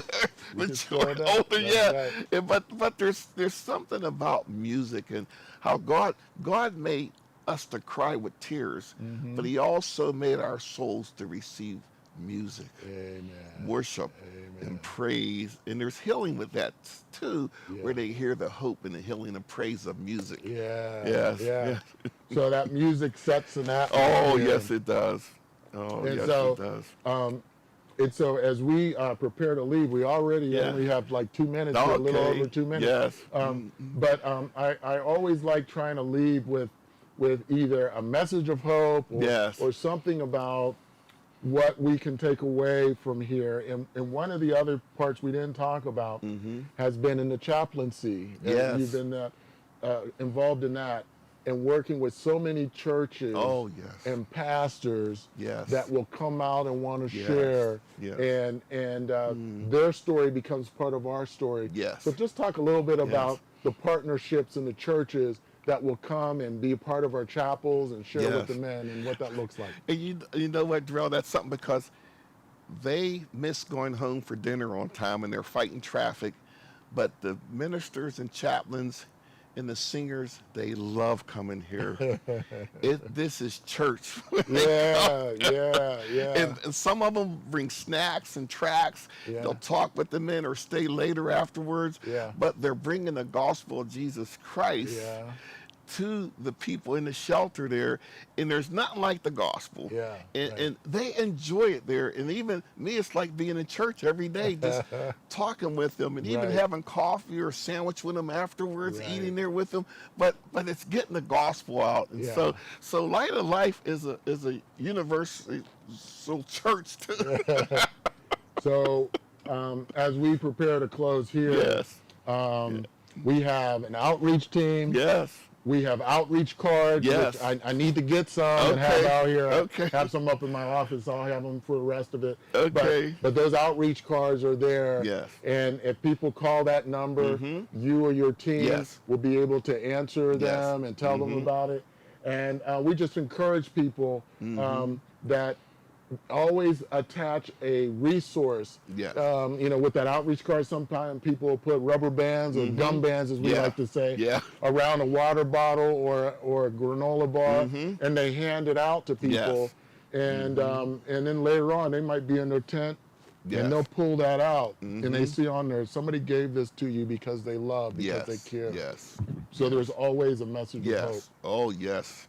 Well, thank you, brother, for your 20 years of service with Light of Life. You're welcome. And we would not be the same without you and Tanny being a part of it. And I just know that for anybody out there, if you want to be involved as a volunteer, you want to bring donations. In fact, I know we're accepting donations out here.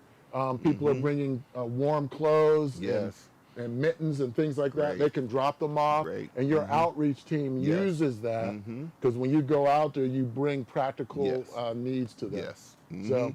So thank you. Thank you for your time together here with us, and God bless you. Thank you, brother. All right. Great.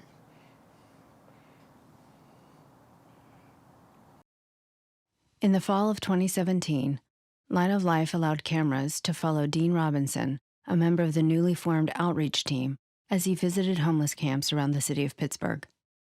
What you will see is the stark reality of addiction and those working on the front lines of this battle.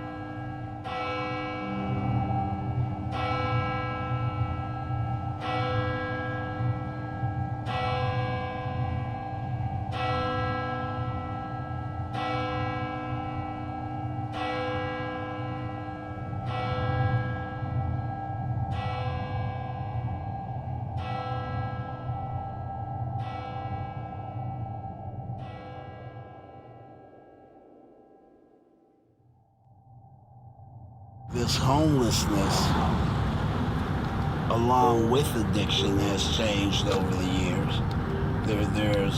There's a much younger population of people.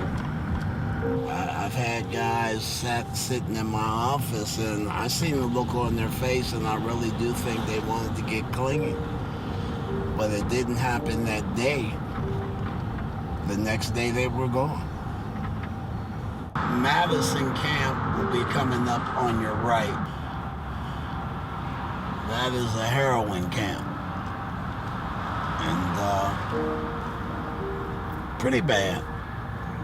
You have your old diehards that just refuse to change their ways.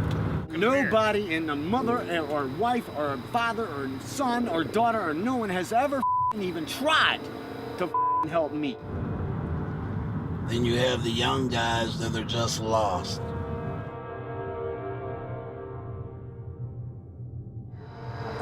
Yeah, I actually had an apartment and a job, but I messed it up. I got back on drugs.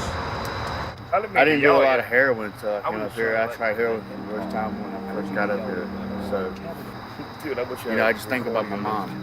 I'm all the way up here, far away from my family, and that's the last thing she needs to identify one of her kids. You know what I mean? In a body bag. Oh. How long have you been homeless? 9 years. 9 years. May I ask what kind of drugs you do? Marijuana, alcohol, heroin. I have a lot of success on the north side because that was me. I was born and raised here on the north side. I grew up in a house with my mother, my father, and my sister. They had high hopes for me as an athlete. Somehow, some way, I just fell into the wrong path. I would get home weekends, and then it went to 4 days a week, and then 5 days a week, and by then I had to have it to function. The stuff I was doing out on the street, people don't live through that stuff. And I really think I was trying to kill myself. I had to change my way of thinking. I had to change the way I do things and extend a helping hand to those that need to get back up.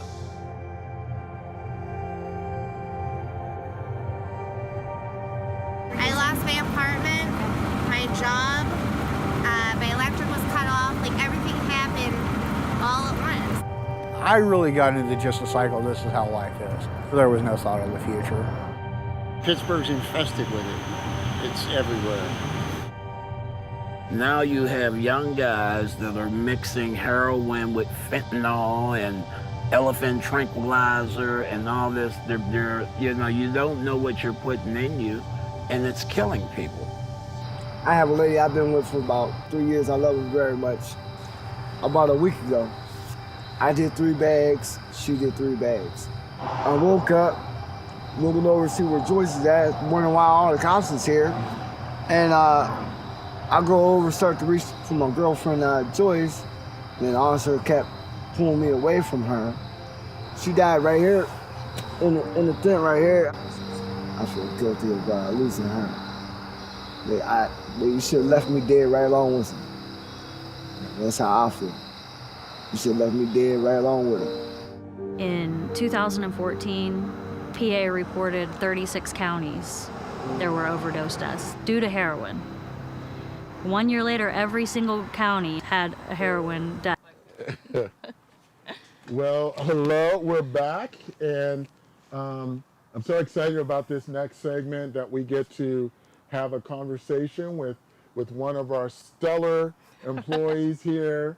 I am so blessed to be able to serve with such an awesome staff. And our next guest is one of those staff that you're going to get to hear a little bit more about. But when we think about homelessness, one of the things we talk about is obliterating the myths that are out there. And a lot of times when somebody says, you know, what's a homeless person like, or who are they? They'll have these pictures that come to their mind, and sometimes they'll think about a man who's out there in the street, or maybe it's a woman with a sign or something like that. But the fastest growing population is women with children. And I'm so happy that at Light of Life, back in the 90s, they began a program for women with children. And so when you think about addiction, when you think about homelessness, you need to also think about families that are out there. And so with that, we have different programs. And one of the programs is with our women and children. So why don't you introduce yourself, Victoria, and tell us what you do and a little bit what the programming is like there for what you do. Awesome. So my name is Victoria, and I'm a parent and child case manager at Light of Life Rescue Missions. I'm located at the Ridge location, and we are a recovery program. So a lot of our women that come into our program, they oftentimes have children, and they're just getting reunification with their children. So it's really important that we provide a safe environment up there. Yes. And just love on our kids. They are coming through different backgrounds and hardships, so it's really important to focus and just love well, honestly. Yeah. Well, one of the things that you mentioned there kind of quickly, but the idea is that for many of the women, some of the consequences of their addiction or mental health has been the loss of being with their children, and many of them have lost parental rights.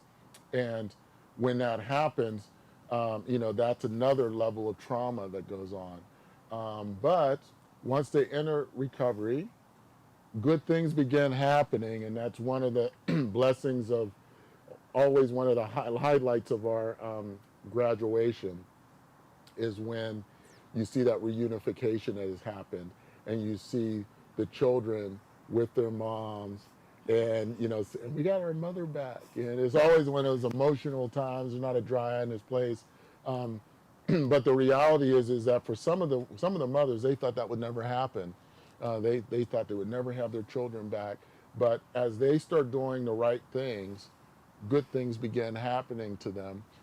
But even when they get back together, now they need to learn how to be together and be sober. Right. And in the past, maybe they were high, so if there was a stressful time, they would get high to try to get through it. So now they have to learn healthy ways of dealing with stress. And the children have to learn now healthy ways to deal with their mother who's not an addict. And so you all do that through various means. And so What Yeah. are some of the ways that you help to do that with Yeah. our mothers? Yeah, so that's a great question. We have a positive parenting class in our program that our mothers go through. Okay. It's called Triple P. We love working with them. Yeah. They come over and they give our moms homework and pamphlets, and they go through classes. And then I follow up with that homework when I go to at-home visits, and I work Okay. on goal settings and Mhm. even small things just like potty training for Yeah. a Yeah. 3-year-old, or maybe it's behavioral issues for a school-age child. Mhm. We just kind of navigate that together and let them know that they're not alone Right, and that right. we're one family here. And so you mentioned home visits. So that's a part of the services we provide. And so sometimes people will hear of Housing First or these other initiatives. And one of the things that we try to bring to those discussions is that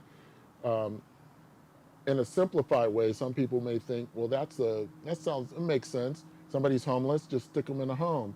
The mother and children need an apartment, put them in an apartment. But what we found is that there's a small percentage where that actually works. Most people, they need some type of support, and they need follow-up. And so we provide that, and one of the ways is by actually going to their house. So you will go to their apartment and visit with them, and you get to do plans. So just say a little bit more about that. What does that look like? Yeah, so that looks up just checking up on their cleanliness, specifically making sure like everything's clean, organized, a safe environment for the child, and just working on certain goals per specific client. Doing sticker charts. Okay, There's a ton yeah. of that. There's a I ton of remember my kids love sticker charts. Yes, and even getting the children to do the chores too.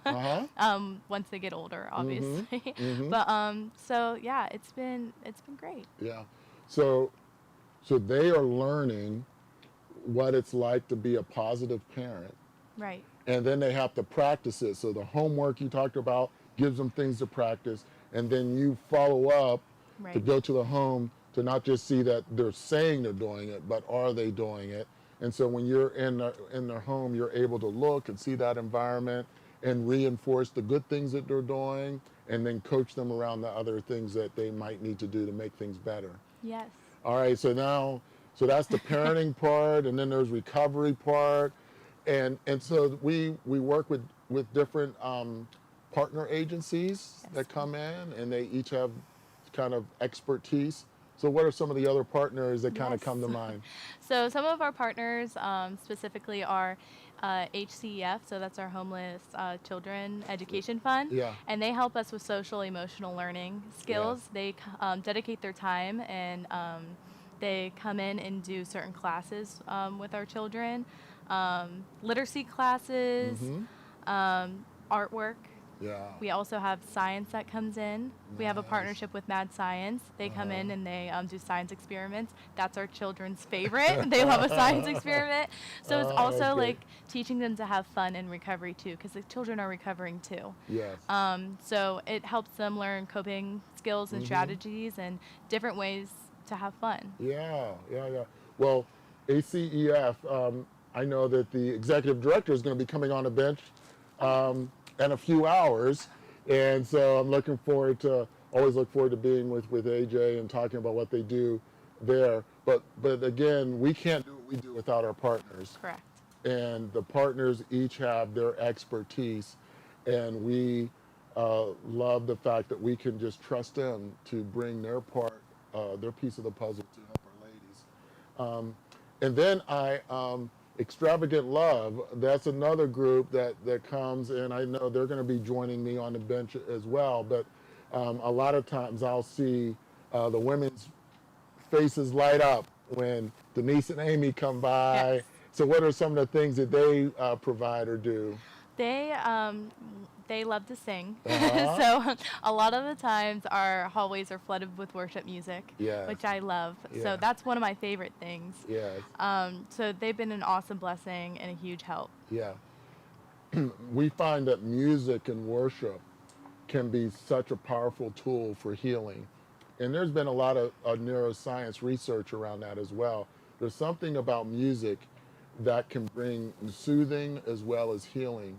And as the brains are learning to rewire and all of that, being in healthy environments where we're connecting with God. I heard one person describe singing worship as praying twice, because you're praying with the words of the lyrics, but also the melody is a prayer as well. And so our ladies have a chance to do that. I love it in our graduation or in other opportunities where they get to sing, and they'll sing together some of the songs that they worship, and it becomes like a music track for their healing and their transformation. And so we have all of these programs, here at Ridge Recovery Place. And then there's evening programs once a week or twice a week? So it's once a week. Once a week, yeah. Tuesday nights from 6 to 7:30 p.m. Yeah. That's when we have our school-age kiddos come up. So we get to see them. So that's when Mad Science would come up and other organizations. That would happen while their moms are in programming. Right. So again, when a lot of people think of Light of Life and they think about volunteering, sometimes they think about our food services or something in our shelter or outreach team. But there's also opportunities with kids, with teens, like as we have kids that are all school age. So it could scan from elementary or even preschool all the way up to older children, right? Right. Yeah. Right. So our ages are, we go from newborns to 12. Okay. Yeah. And so from newborn to 12. And so there's opportunities there. And so people just need to be aware that they can come and help with the kids and play games and just love on them while the mothers are being in their classes and things like that. Well, our time is almost up. We're already down to 2 minutes. See how quickly that went. I always like just leaving at the end of like when you think about the children, you think about the mothers, when you think about the future for them that you want to see them have, you want to see what does it look like when they're whole and doing well. How would you describe that, or what would you say to somebody who is maybe thinking like, I don't know if I can ever have a normal life again? We've seen miracles happen on a regular basis, and like, what would be an encouraging word? Whatever's on your heart that you'd like to share. Yeah, I would say first off, you're not alone. Community is number one, and our program is just the best for that. Honestly, we treat our clients like family, and we just welcome them, and just that you're not alone, and the Holy Spirit works in different ways. Yes, that's beautiful. Great way to word it. We are a community, and one of the things I like about our community is that we treat everybody with dignity and respect because God created us with dignity and respect. And I can learn something from every person that comes in a program. And when we come together like that, we learn in our community how important this we is that we have this community. Well, thank you. Thank you for your service. Thank you for being here. Thank you for bringing your love to the kiddos and to the moms and to all the people. We ran out of time, but we had a chance to be at a district conference together with some other staff, and that was fun to be with other rescue missions. As we're on the bench, there are over 70 other rescue missions across United States and Canada that are doing these same kind of conversations. I happen to think that Pittsburgh has the best one, but we do have 6 Super Bowls, and we're here. But we love all the missions everywhere else. So if you want to volunteer or be involved with our family program, you can go to our website. There's a place there for volunteering. You do have to have certain clearances and things like that, because we want to make sure that people are working with our kids are screened and can help them that way. But please go look for those opportunities. We could always use more help that way. So thank you, Victoria. Thank you. Thank you for loving our kids so well. Thank you. All right. And we're good. Thank you.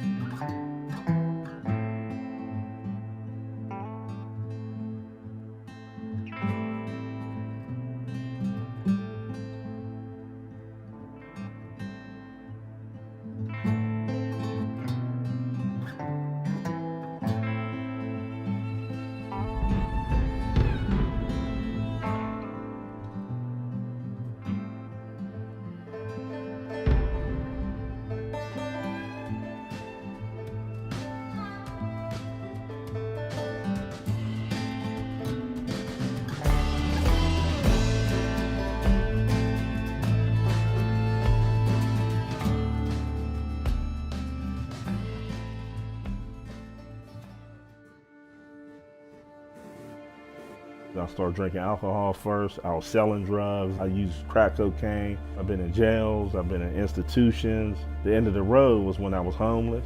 My drug of choice was heroin. There's no limit that you won't go to get the next one, just to be okay. I think that's one of the biggest misconceptions. That or like it's fun, because it's not fun. I mean, you don't even feel like a person. Got on drugs pretty bad before I went in the military, continued with it during the Vietnam War. I lost my sister in 2015 to addiction, and I've seen it ravage families. Addiction does not discriminate. Homelessness does not discriminate. I had an amazing career. I worked for many years, paramedic for almost 20 years. Before all this happened, I never thought addiction would happen to me. I lived in the projects. My husband, myself. I have 3 children that smoke crack cocaine. My husband smoked crack cocaine. And eventually it got out of hand. I drove up into an apartment complex. The stickers were outdated. When they pulled me over, all they could do was impound my car. As I was walking away, the police officer found a rock of crack that I had been looking for a month and a half. And when they grabbed me, I told the officers, I know this is going to sound strange, but thank you. After the military, I was stationed in California at the height of the Vietnam War. There wasn't a drug that came back that we couldn't get. You know, after Daddy did what he did, then Mommy lived. He shot her and then killed himself. It has an effect on you. I was a single mother to my daughter, and I bounced from different family members' houses. I started using around the age of 18 years old. I found my father dead. He had committed suicide. And I was already far into drug addiction by then. And chances of me getting out of that cycle after living through that were slim and none. From using crack cocaine and just hit bottom. And all my life, I didn't know how I got there, but I needed a way out. 24 years of hardcore partying, being a drinker. I had numerous jobs that I did enjoy, lost many of them due to being a non-functioning alcoholic. I grew up in the 60s and I was attracted to the dark lifestyle in my community and struggled for at least 35 to 40 years. My whole adult life was basically a lot of years of struggling through addiction and mental health struggles that were going untreated. I got out of being incarcerated and had nowhere to go. I had to go to a homeless advocate to even get the tent to sleep in the woods. I started out using marijuana when I was 15. I was abused as a child, sexually abused. That was my way of numbing the pain. When I was 13, I did marijuana. I drank just because it made me feel good and my other friends were doing it. I started selling drugs and then kind of took off from there. My life was unmanageable. I lived to use, to drink. But the most important thing, I was violent, torturing myself for numerous of years. My childhood, basically, my mother and my brother and I, we lived in every battered women's shelter in this area. We've all been homeless, we've all been in jail, we've all been diagnosed with different things, we've been exploited. People who are experiencing homelessness, they need to be seen, they need to be understood. We need to take time to hear their stories and then come alongside them. I think the desperation, waking up in a tent, not being able to bathe for a week or two. There's just that look when they hit bottom and they're just sick and tired of being sick and tired. I think most women, by the time they get to us, they feel like this is my last shot. We are celebrating 70 years, and one of the things that's been consistent for that 70 years is that Light of Life has needed to adapt to the needs of the community. About 5 years ago, we noticed the people that were coming out into the streets were not necessarily the same demographic of homeless that were before. The outreach team, every day they go out. We have a lot of them that were in college. And some of the others, younger people, we don't know the trauma that they went through in their homes, or even cases of being raped. I was a heroin. All right. Well, we are here just being able to have a conversation, conversations on the bench. And there's different conversations. Sometimes they're with community partners, with pastors, with alumni, with people in the program. And a lot of these conversations are around stories and just understanding our path that we're on. And so Kevin, you are here, and I'm just looking forward to our conversation, just seeing where it goes. So just introduce yourself and tell us and tell me what it is that's on your mind today. Well, my name's Kevin Hodgins. I was born in Washington, Pennsylvania, just south of here, and I just felt compelled to come out and do this. Just as part of just something. Maybe I feel that God, it can just work through any circumstance, any situation. And something I just want to share, just like when I was at my last rehab, because I am a product of addiction and substance abuse, alcoholism, and relapse. But we've heard integrity is what we do when nobody's around, when we're by ourselves. But I liked the guy who did relapse prevention, and he didn't sugarcoat or water anything down. That's why I liked about him, because for me, right, exactly. I don't rub my back and tell me it's going to be okay. But he said, integrity is the consistent application of spiritual principles regardless of the circumstance. And I fall short of that, because, just living by spiritual principles all day long, the patience, acceptance, just love and the kindness and humility, and things like that. But, this is also, but my third trip here, my third tour of duty, I called it earlier today, Okay. But something keeps bringing me back. And I was actually, because our minds create things that don't exist, and I felt I wanted to come back, but in my mind, he's been here 2 times, maybe he needs a different level of care, or whatever, you like I said, and just but I'm tired of living in bondage. The addictions throw me in homelessness, jobless, just worried about a rock bottom. And I've accepted, and it's a progression. I can remember when I was driving down the road in Washington with my second wife, and we looked under the underpass and saw homeless people up there. And we simultaneously we looked at each other and said, how does that happen? Now I know.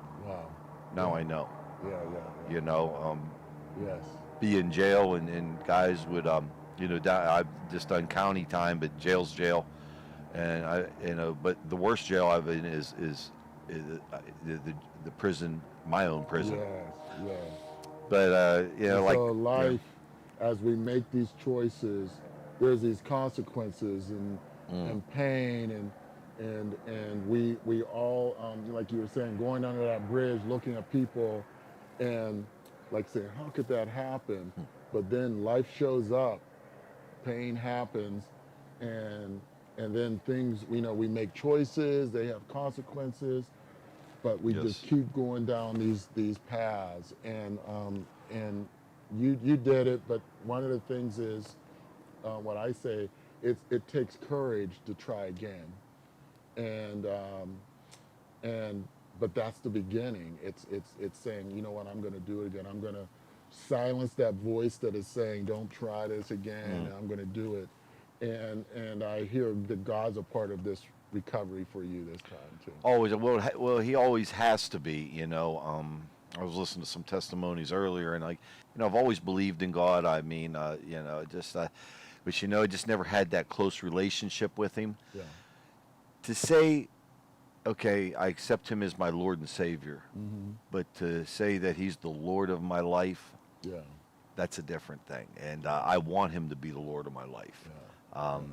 I got to be honest. If he was, I probably wouldn't be sitting here having this conversation with you. I'm tired of the pain because you get numb to the consequences, and I'll call it for what it is. It's just sin, and the more you're in sin, it becomes acceptable. And that's something that Oswald Chambers wrote in My Utmost for His Eyes, his devotional. He says, one of the penalties of sin is our acceptance of it. And another penalty of sin is we gradually get used to it till we come to a place to where we no longer even realize it's sin. I'm doing things that I just think this is me. Yeah. It's okay to do these. I heard not long ago, am I culturally faithful or am I kingdom faithful? That's a whole different. Yeah. Because I can be real faithful to culture, or this everybody else is doing it, or this is the way the world view. Yeah. I guess I'm just tired of being in bondage because I wanted to say this coming back here for the third time, greeted with nothing but love, because I wasn't brimming with confidence, Mr. Jarrell. You know what I'm saying? I wasn't. But I tell you what, and I shared that today. I almost kind of broke down in tears. But I was having some lunch with some female staff members, and I just said, I was like, the immense love that were coming back through the door, and I had to humble myself to do that. Yeah. I really did. But I'm sorry, I lost my train of thought, what I was going to say, but I guess I just wanted to say coming back, but if God's not part of my recovery, I know I'm not going to succeed. And the thing of it is, I'm tired of starting over. The wear and tear, just starting over. Because it's just going through that. And I know I'm better than that. And God did not create me to be a homeless alcoholic or addict. That's right. I got a bigger purpose than that. I got potential. I want to live my potential. That's right.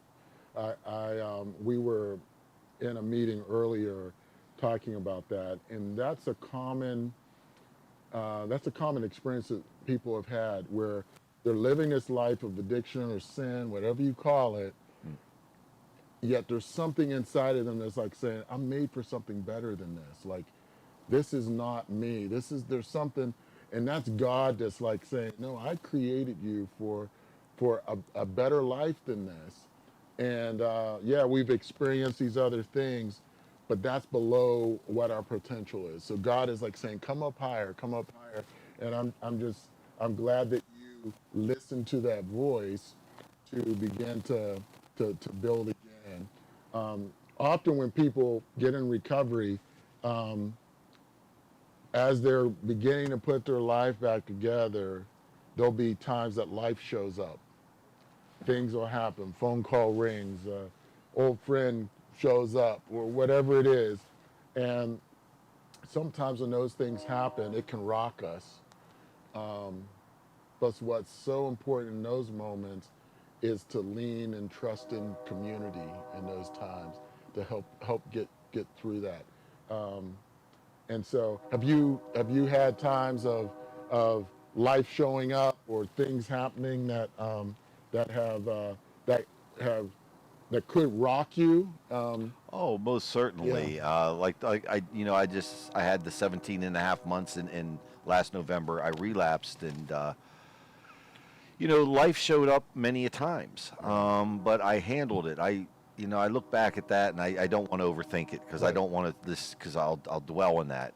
But I feel like that's the enemy. He wants me to stay there, and it has showed up, and sometimes I'll just say, sometimes I gave up on myself. I mean, but I look back even before the act of addiction. I was, selfish, self-centered, self-absorbed, self-seeking. I don't say I suffer from the disease of self. Myself gets in the way. It's not like something appears, magically. It's like something inside. I appear. I get in my own way, and like I was said in there, I was like, when I first, when this first started getting a hold of me, I realized things that were unacceptable became acceptable. The further I stayed in addiction and in the darkness of it, it's a dead end street every time, rock bottom. I can't change it no matter, they say, oh, you were out doing more research. I'm like, yeah, and what happened? Same result. Yeah. I could research it 100 times, and I'm an overthinker. I'm very analytical. But it's like, especially with, I think, my walk with God, it's like the harder I try to like be like, say, perfect or just right. That's when I mess it all up. Right. Instead of just relax, because I can just hear God saying, why are you so hard on yourself? Yeah. You're harder on yourself than I'm not doing that. Somebody said in rehab, says, stop beating yourself up, because God's not doing that to you, so what right do you have to do it to yourself? Yeah. And I'm like, that was kind of like a smack in the jaw, because I'm like, you're absolutely right. Yes. But it's that, because even though I stopped using, the self-loathing, the unforgiveness was another prison. And it's like, what we find our identity in, our ego, like, and just those things can hold you in prison. Well, if I could only get that right job, if I could only, if I could only get a car, right? If I just met the right woman, my life would be different. Well, what really? What would it? No, it wouldn't. Yeah. So that, that idea of surrendering our will, our idea, whatever that thing is, for God's. The way I talked about it was, it's like the analogy of being in a car. That bumper sticker that says God's my co-pilot. Like, I try living my life like that, where God's my co-pilot, but I'm making my choices. I end up in the ditch, and then I go, God, get me out of this. Help me if you get out of this. I'll go to church. I'll do this. And then we get out of the gym, and then we go, okay, you can get back in the back seat and take over again. And it's just a matter of time. I'm back in that ditch. And there's something where we say, okay, I'm tired of this pattern. I'm going to get in the back seat. God, you drive my life. You are the one that shows me which way to go. That's where transformation really begins to happen. Amen. And so it's that surrender, though. And so I encourage you in that God is there to meet you in those places that in the past there had been trauma or hurts or whatever it is, but by coming to God, surrendering to Him, He can bring healing in those places so that the pattern stops. I truly believe that. That selective surrender. Yeah. And I've had it, like, I'll surrender to a point and then, Yeah. And so, but I like your analogy on the car, because like I say, I'll let Jesus drive for a while, and then I'll put Him in the passenger seat. Yes. And then soon, then I'm looking at Him through the rearview mirror, but Yeah. He's still guiding me. Yeah. Hey, turn up here. And I'm like, no, I know a shortcut. Right. And no, I don't. I end up in the ditch, or I never get to, I fulfill His purpose. And that's just, it's an everyday, because that's step 3, made a decision to turn, my will and my life over to God. I got to do that every day. Every day, right. Because I'll get complacent and things will be going well, and God starts just, it's that constant contact. Yeah. That God conscience, as the Apostle Paul said, like, pray without ceasing. Yeah. And I think that's just a constant God conscience, like asking for His guidance and stuff. But, it's good to be back. And, they say the rewards of the program, and 69, like 70 days, like I heard you talking about how the smile comes back on people. Yeah. Because I tell you what, in that 9 months I was out there, I wasn't smiling very much, Jarrell. Yeah, I know. believe you. Well, this is your family.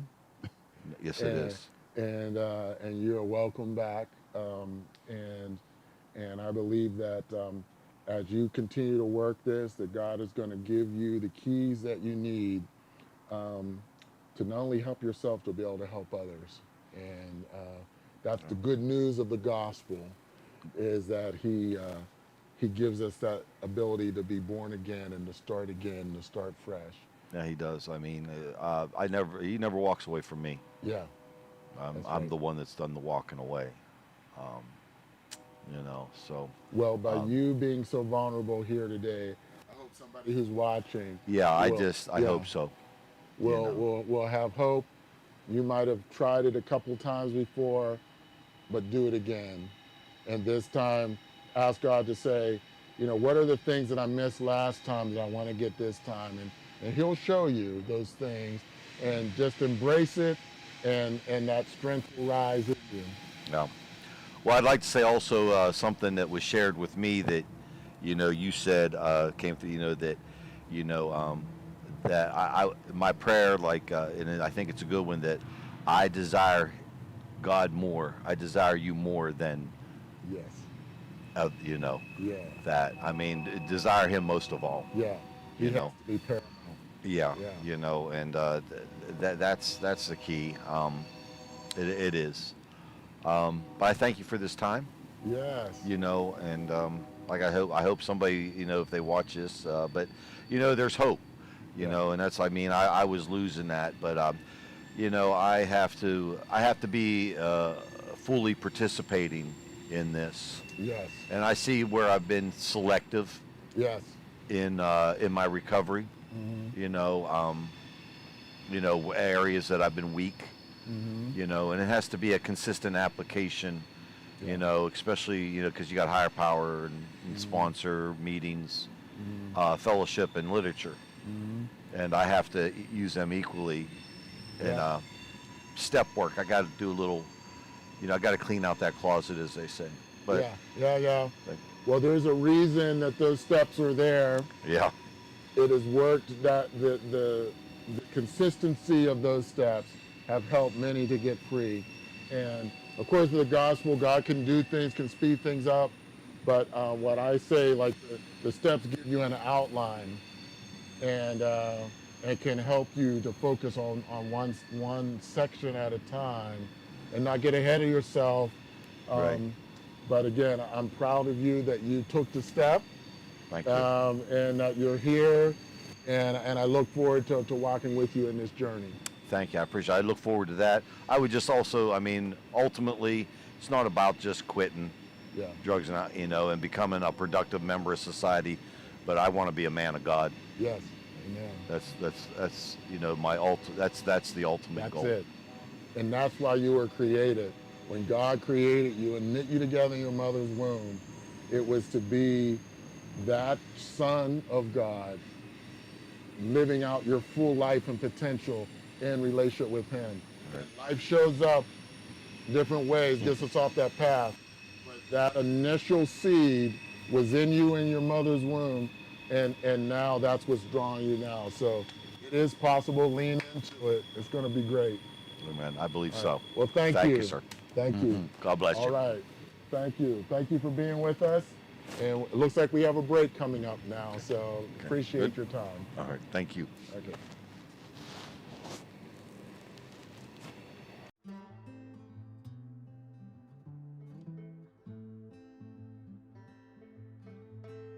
I had an addiction problem for numerous of years. Now I'm realizing I can't live that life anymore, because that lifestyle will kill me. I see a lot of people died in this. My own brother died, overdose. Just after that, I went back into that lifestyle, drinking again, high again. This is how vicious and cunning this disease is. It'll sneak into your mind and think that you are okay, but it's not. I've been in numerous of programs before. I signed myself into a program called Clear Day. The counselor introduced me to Light of Life. In this program, it's beautiful, but it's what you make it. It set me up to prepare myself for the real world. So now, I'm working jobs, I'm maintaining, going to meetings.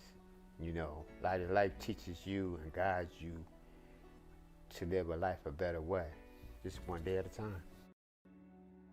I have a year and 1 month clean. It feels so good waking up not craving or going to my piggy bank change, putting penny and rabbit just to go to the liquor store just to get a drink, just to calm that high down from yesterday, you know what I'm saying? I wear this ring for a reason, and that I'm married this rest of my life.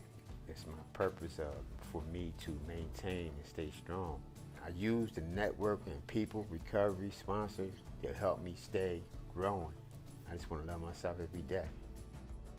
If I knew then before I know now, I would never use.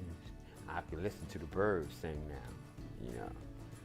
I can hear the beauty of life. I can see how beautiful life is. I want to, you know, become a counselor, get my CRS. You know, I want to give that what's really given to me. I thank God for giving me another day. I thank God for me being right here to share my story. Hoping I can save somebody else's life.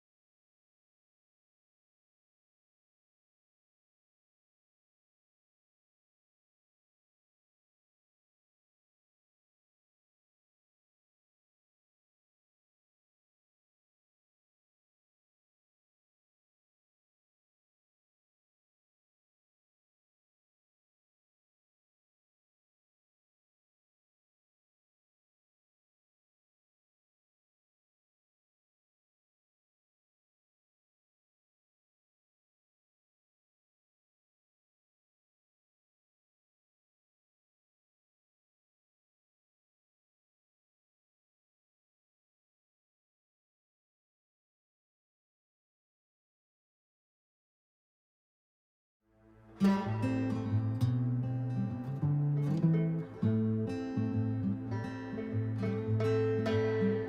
came to Light of Life 2 different times. First time I came to Light of Life from a jail cell. Second time I came from a park bench. Something I learned is that every rock bottom can go a little bit lower. Mine was definitely the park bench. My addictive behavior started long before I started using drugs. My maladaptive acceptance, coping mechanisms, all those things. I had an amazing career. I worked as an ER nurse, flight nurse for many years, paramedic for almost 20 years before all this happened. I was well respected professionally throughout the state. I sat on state boards. I sat on a national advisory committee for emergency nursing. I never thought addiction would happen to me. It's crazy how blinding this disease is to the addict themselves. How long we go that we have things under control. But I had dealt with social insecurities, past social traumas that so many of us in addiction have. So when those situations presented themselves again, of course what I do was, without the intention of ever using again, within 5 minutes of being in an uncomfortable situation, I had a needle in my arm. So I remember reflectively thinking back, I was sleeping out of my car and I lost my house, I lost my job, lost my family. But I still thought everything was okay. My parents were warriors. When my addiction started, they started going to support group meetings. I had a moment when I realized I'm where I need to be. My first time around at Light of Life, I wasn't doing any of the work. I was just showing up, doing the things, signing the slips, that kind of thing. But this time around, I had a team leader who, for the first time, we met with our one-on-one. It gave me that sense of unconditional acceptability and openness. I had the people in my corner that I needed in my corner to fight this fight. I took down walls. I had a really big wall against spirituality and God and the church and religion because I'd had some bad social experiences with them. With the healing that has come through the program, I now know that there's no judgment at that door. There's open arms, love, and acceptance. I think how hard it is to love yourself in this situation, and I think of how much love Light of Life provided, and what it was like to walk through those doors of that shelter and take a deep breath and sense hope and be able to breathe effortlessly. It's crazy how powerful that was. Sorry. It's an amazing experience to come through addiction and to recovery. I learned through the Light of Life that with my experiences there that my life doesn't have to look like yours, and yours doesn't have to look like mine for us to meet in the middle and to be part of each other's lives. And how important that is. And how important it is to be part of a community where you're not a number that you punched in, where you're not just a demographic or a grant number or a donor number, but you're part of this big family that just is part of your everyday life. And that they are just as blessed to be part of your family as you to be part of theirs. They want to be there for the good, bad, ugly. And to know that I'm not just a number. I'm me. And that they know me.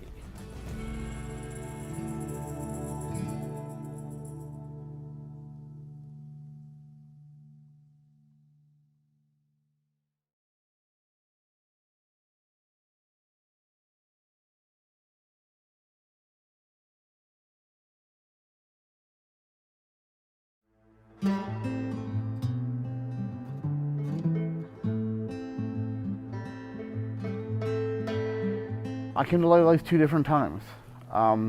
First time I came to Light of Life from a jail cell. Second time I came from a park bench. Something I learned is that every rock bottom can go a little bit lower. Mine was definitely the park bench. My addictive behavior started long before I started using drugs. My maladaptive acceptance, coping mechanisms, all those things. I had an amazing career. I worked as an ER nurse, flight nurse for many years, paramedic for almost 20 years before all this happened. I was well respected professionally throughout the state. I sat on state boards. I sat on a national advisory committee for emergency nursing. I never thought addiction would happen to me. It's crazy how blinding this disease is to the addict themselves. How long we go that we have things under control. But I had dealt with social insecurities, the past social traumas that so many of us in addiction have. So when those situations presented themselves again, of course what I do was, without the intention of ever using again, within 5 minutes of being in an uncomfortable situation, I had a needle in my arm. So I remember reflectively thinking back, I was sleeping on my car and I lost my house, I lost my job, lost my family. But I still thought everything was okay. My parents were warriors. When my addiction started, they started going to support group meetings. I had a moment when I realized I'm where I need to be. You know, my first time around in Light of Life, I wasn't doing any of the work. You know, I was just showing up, doing the things, signing slips, that kind of thing. But this time around, I had a team leader who, for the first time, we met with our one-on-one. It gave me that sense of unconditional acceptability and openness. I had the people in my corner that I needed in my corner to fight this fight. I took down walls. I had a really big wall against spirituality and God and the church and religion because I'd had some bad social experiences with them. With the healing that has come through the program, I now know that there's no judgment at that door. You know, there's open arms, love, and acceptance. I think how hard it is to love yourself in this situation, and I think of how much love Light of Life provided, and what it was like to walk through those doors of that shelter and take a deep breath and sense hope and be able to breathe effortlessly. It's crazy how powerful it was. Sorry. It's an amazing experience to come through addiction into recovery. You know, I learned through the Light of Life that with my experiences there that my life doesn't have to look like yours, and yours doesn't have to look like mine for us to meet in the middle and to be part of each other's lives. And how important that is. And how important it is to be part of a community where you're not a number that you punched in, where you're not just a demographic or a grant number or a donor number, but you're part of this big family that just is part of your everyday life. And that they are just as blessed to be part of your family as you to be part of theirs. They want to be there for the good, bad, ugly. And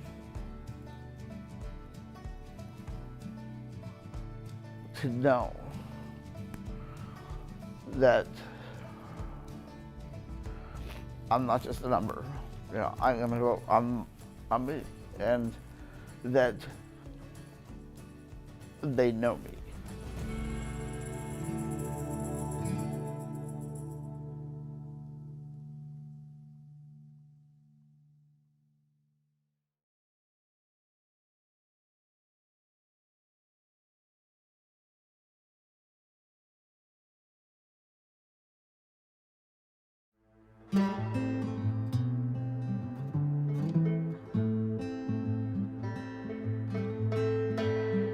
I came to Light of Life 2 different times.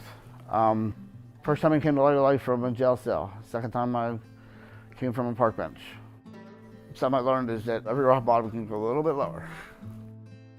Mine was definitely the park bench.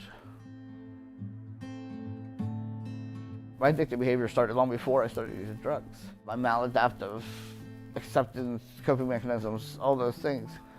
I had an amazing career. I worked as an ER nurse, flight nurse for many years, paramedic for almost 20 years before all this happened. I was well respected professionally throughout the state. I sat on state boards. I sat on a national advisory committee for emergency nursing. I never thought addiction would happen to me.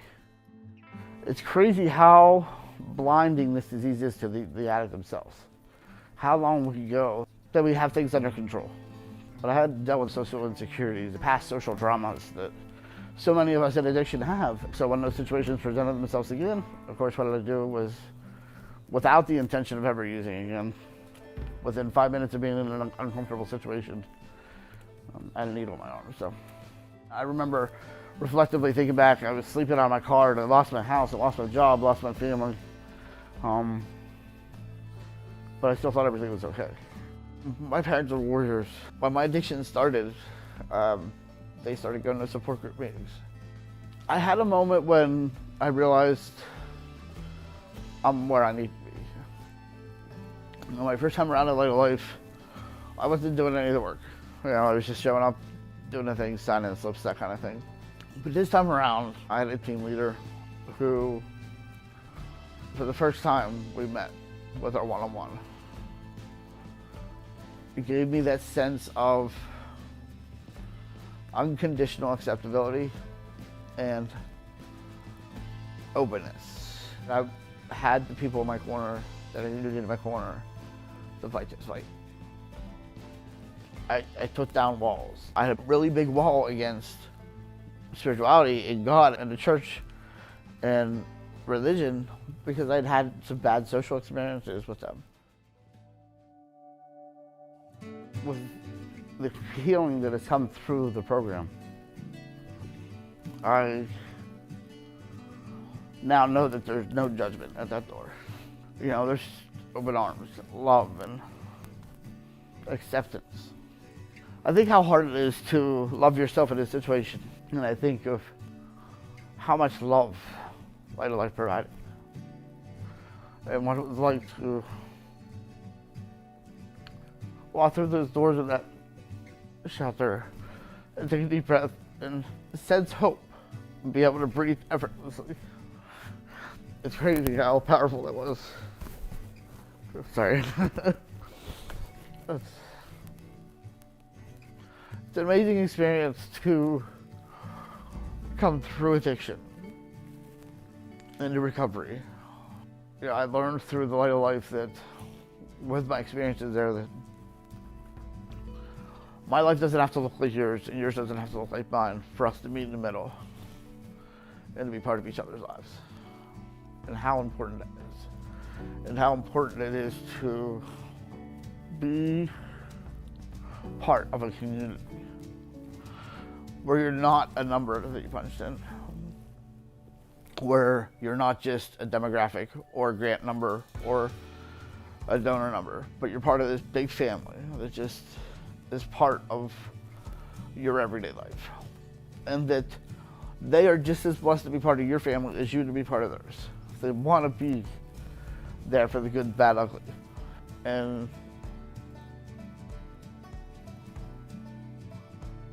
to know that I'm not just a number. I'm me. And that they know me.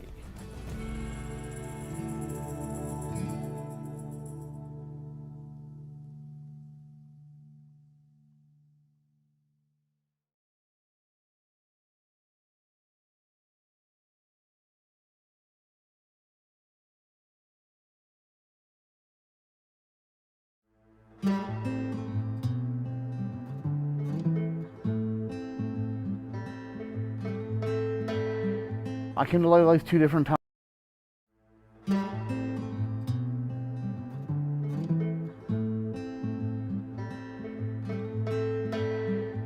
I met a friend that I grew up with who actually had been a heroin addict, And I expected to find him either in jail or dead. He said, "Hey, Bill, I need to tell you something." I said, "What?" He said, "I found Jesus."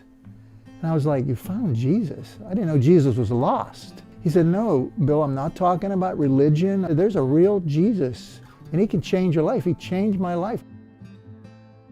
I was in the military for 4 years during the Vietnam War. Got on drugs pretty bad before I went in the military.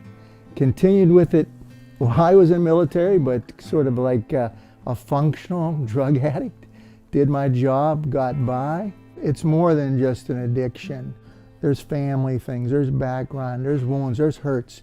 And those are the things that are so deep-rooted that you can't fix on your own. And you need someone. In my case, I needed Jesus. But I needed someone to introduce me to Jesus. I needed someone to be bold enough to tell me the truth, someone to invite me, but a place to go. He said, "Hey, there is this service. It's held on the north side at this place called the Light of Life," which I knew nothing about. Although I lived close, I grew up on Federal Street Extension, which is just up the hill from the Light of Life. So he said, "You will love it," because they got a preacher there who's really funny. And I said, "Okay, I'll go with you." But in reality, I don't want to go to church. I was going to say, "Hey, Denny, I'm glad you found Jesus. I'm glad life's working that good for you, but this Jesus business is not for me." So anyway, I go to the Light of Life, and I'm sitting in their little chapel service. There's a lot of drug addicts and people struggling with alcohol there. Even though I'm still struggling with drugs, I sort of saw myself as, I'm not that bad, but I was that bad. I was empty and I was hurting and I was lost. And the preacher's preaching, and he says this verse, that if any man gives his life to Christ, he becomes a new creation. Old things are passed away, new things come. And all of a sudden, as he was speaking, he disappeared. I mean, he was still there, but to my eyes, he was gone from the platform, and in place was a blackboard. It appeared there was this writing all over it, scribbling nonsense. And I heard a voice, and the voice said, "Bill, this is your life. It's a mess. But if you will let me, I will do this for you." And a hand appeared with an eraser, and it erased all this scribbling. And all of a sudden it was gone. And there is the speaker up there preaching again. He said, "If anyone wants Christ, to come up." And I got up on my seat. I went up to the front. And I didn't know how to pray. I said, "Jesus, I've been driving the car of my life, and I'm wrecking it. I'm going to get in the back seat, and I'm going to let you drive." And when I was done, I was set free from drugs. I'd been struggling with drugs for 7 years. I was set free. And that was 1975. And not only did he take drugs out of my life and bitterness out of my life and reunite with my father, he called me into the ministry. And I've been in the ministry for 40 years. And that was from the Light of Life, a little chapel service on the north side, to a young man who expected nothing except a boring, uncomfortable service to get out of there. And it changed my life forever.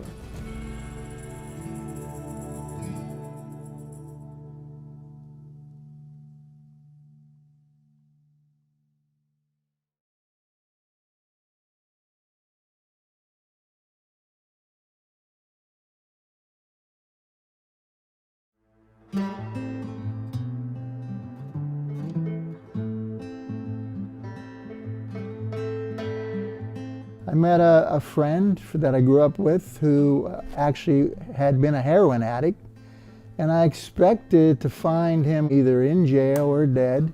He said, "Hey, Bill, I need to tell you something." I said, "What?" He said, "I found Jesus." And I was like, "You found Jesus?" I didn't know Jesus was lost. He said, "No, Bill, I'm not talking about religion. There's a real Jesus, and he can change your life. He changed my life." I was in the military for 4 years during the Vietnam War. Got on drugs pretty bad before I went in the military. Continued with it while I was in the military, but sort of like a functional drug addict. did my job, got by. It's more than just an addiction. There's family things, there's background, there's wounds, there's hurts. And those are the things that are so deep-rooted that you can't fix on your own. And you need someone. In my case, I needed Jesus. But I needed someone to introduce me to Jesus. I needed someone to be bold enough to tell me the truth, someone to invite me, but a place to go. He said, hey, there is this service.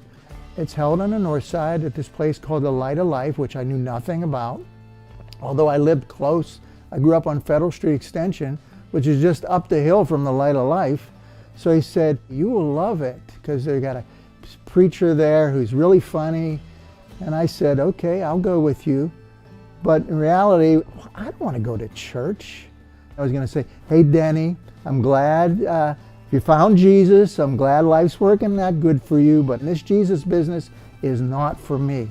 So anyway, I go to the Light of Life, and I'm sitting in their little chapel service. There's a lot of drug addicts and people struggling with alcohol there. Even though I'm still struggling with drugs, I sort of saw myself as, now I'm not that bad, but I was that bad. I was empty and I was hurting and I was lost. And the preacher's preaching, and he says this verse, that if any man gives his life to Christ, he becomes a new creation. Old things are passed away, new things come. And all of a sudden, as he was speaking, he disappeared. I mean, he was still there, but to my eyes, he was gone from the platform, and in place was a blackboard. It appeared there was this writing all over it, scribbling nonsense. And I heard a voice, and the voice said, Bill, this is your life. It's a mess. But if you will let me, I will do this for you. And a hand appeared with an eraser, and it erased all this scribbling. And all of a sudden it was gone. And there is the speaker up there preaching again. He said, if anyone wants Christ, to come up. And I got up on my seat, I went up to the front, and I didn't know how to pray. I said, Jesus, I've been driving the car of my life, and I'm wrecking it. I'm going to get in the back seat, and I'm going to let you drive. And when I was done, I was set free from drugs. I'd been struggling with drugs for 7 years. I was set free. And that was 1975. And not only did he take drugs out of my life and bitterness out of my life and reunite with my father, he called me into the ministry. And I've been in the ministry for 40 years. And that was from the Light of Life, a little chapel service on the north side, to a young man who expected nothing except a boring, uncomfortable service to get out of there. And it changed my life forever.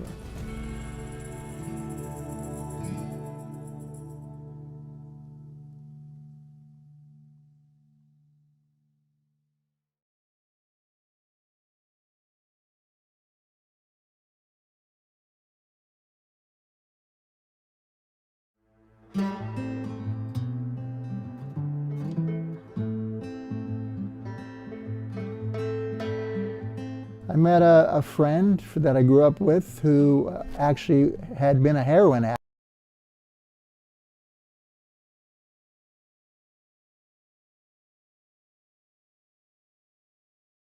My childhood, basically, my mother and my brother and I, we lived in every battered women's shelter in this area. We've all been homeless, we've all been in jail, we've all been diagnosed with different things, we've been exploited.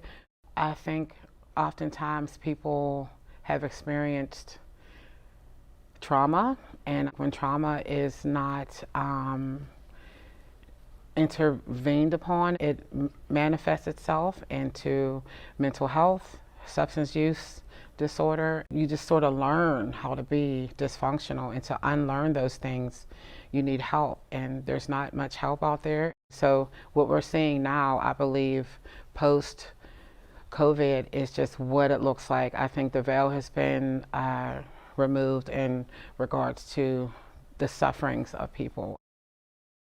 The structures of the world that we live in, women and children just sort of fall at the bottom of these structures. And so they're the ones that suffer the most. No third grade little girl plans to be a prostitute. She doesn't plan to be homeless. She's not planning to hold a sign on the highways that she'll work for food. You have women who have been raped, molested. Their worldview have been disturbed since before they can even speak, some of them. They've endured things because their parents were addicted, or, you know, their neighborhood, how that is traumatizing on a person when you can't feed yourself, or you're a child and you can hear the discussions amongst the adults that there's not enough.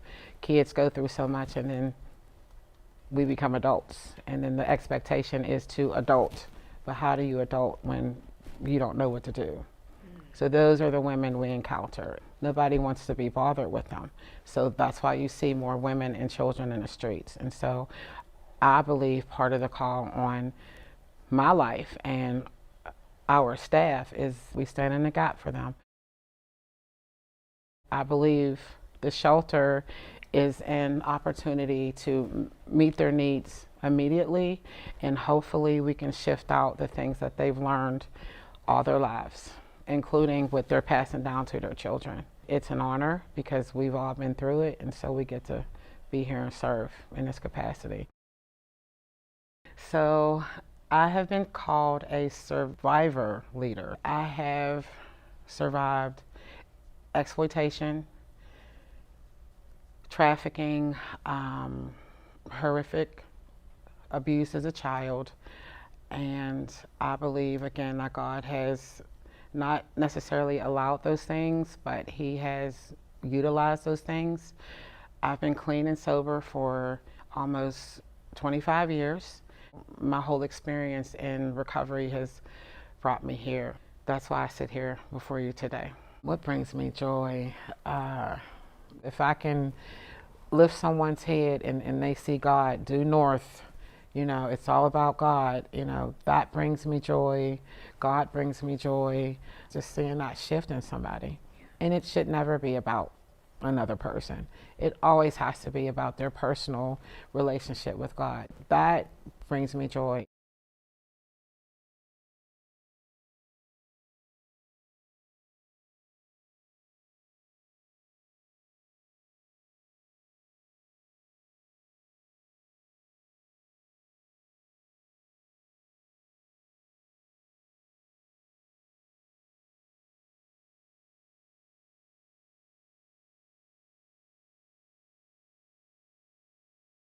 My childhood, basically, my mother and my brother and I, like, we lived in every battered women's shelter in this area. We've all been homeless, we've all been in jail, we've all been diagnosed with different things, you know, we've been exploited. I think oftentimes people have experienced trauma, and when trauma is not intervened upon, it manifests itself into mental health, substance use disorder. You just sort of learn how to be dysfunctional, and to unlearn those things, you need help, and there's not much help out there. So what we're seeing now, I believe, post-COVID is just what it looks like. I think the veil has been removed in regards to the sufferings of people. The structures of the world that we live in, women and children just sort of fall at the bottom of these structures, and so they're the ones that suffer the most. No third grade little girl plans to be a prostitute. She doesn't plan to be homeless. She's not planning to hold a sign on the highways that she'll work for food. You have women who have been raped, molested. Their worldview have been disturbed since before they can even speak, some of them. They've endured things because their parents were addicted, or, you know, their neighborhood, how that is traumatizing on a person when you can't feed yourself, or you're a child and you can hear the discussions amongst the adults that there's not enough. Kids go through so much and then we become adults, and then the expectation is to adult. But how do you adult when you don't know what to do. So those are the women we encounter. Nobody wants to be bothered with them. So that's why you see more women and children in the streets. And so I believe part of the call on my life and our staff is we stand in the gap for them. I believe the shelter is an opportunity to meet their needs immediately, and hopefully we can shift out the things that they've learned all their lives, including what they're passing down to their children. It's an honor because we've all been through it, and so we get to be here and serve in this capacity. So I have been called a survivor leader. I have survived exploitation, trafficking, horrific abuse as a child, and I believe, again, that God has not necessarily allowed those things, but He has utilized those things. I've been clean and sober for almost 25 years. My whole experience in recovery has brought me here. That's why I sit here before you today. What brings me joy? If I can lift someone's head and they see God due north, you know, it's all about God, you know, that brings me joy. God brings me joy. Just seeing that shift in somebody. And it should never be about another person. It always has to be about their personal relationship with God. That brings me joy.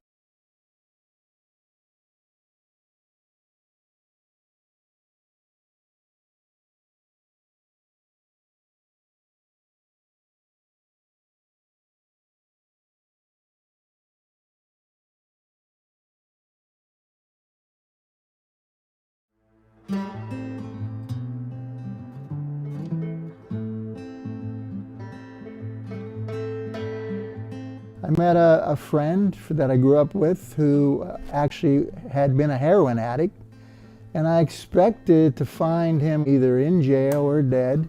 He said, "Hey, Bill, I need to tell you something." I said, "What?" He said, "I found Jesus." And I was like, "You found Jesus?" I didn't know Jesus was lost. He said, "No, Bill, I'm not talking about religion. There's a real Jesus, and He can change your life. He changed my life." I went in the military for 4 years during the Vietnam War. Got on drugs pretty bad before I went in the military. Continued with it while I was in the military, but sort of like a functional drug addict. Did my job, got by. It's more than just an addiction.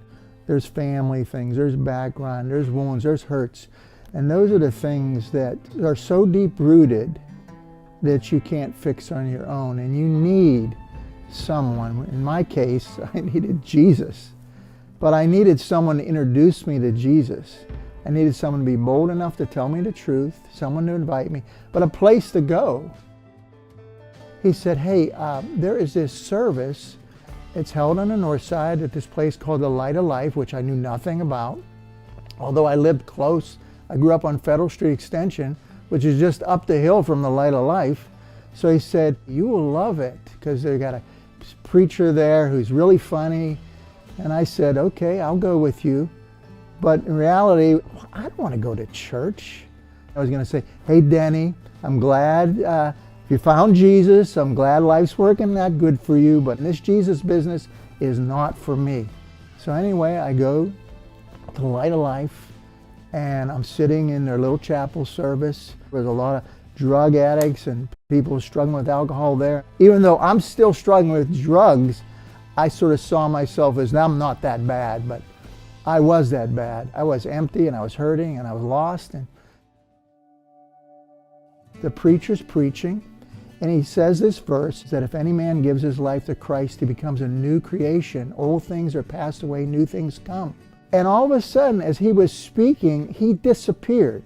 I mean, he was still there, but to my eyes, he was gone from the platform, and in place was a blackboard. It appeared there was this writing all over it, scribbling nonsense, and I heard a voice, and the voice said, "Bill, this is your life. It's a mess, but if you will let me, I will do this for you." And a hand appeared with an eraser, and it erased all this scribbling. And all of a sudden it was gone. And there is the speaker up there preaching again. He said, if anyone wants Christ, to come up. And I got up on my seat. I went up to the front. And I didn't know how to pray. I said, Jesus, I've been driving the car of my life, and I'm wrecking it. I'm going to get in the back seat, and I'm going to let you drive. And when I was done, I was set free from drugs. I'd been struggling with drugs for 7 years. I was set free.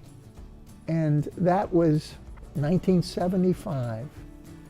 And not only did he take drugs out of my life and bitterness out of my life and reunite with my father, he called me into the ministry. And I've been in the ministry for 40 years.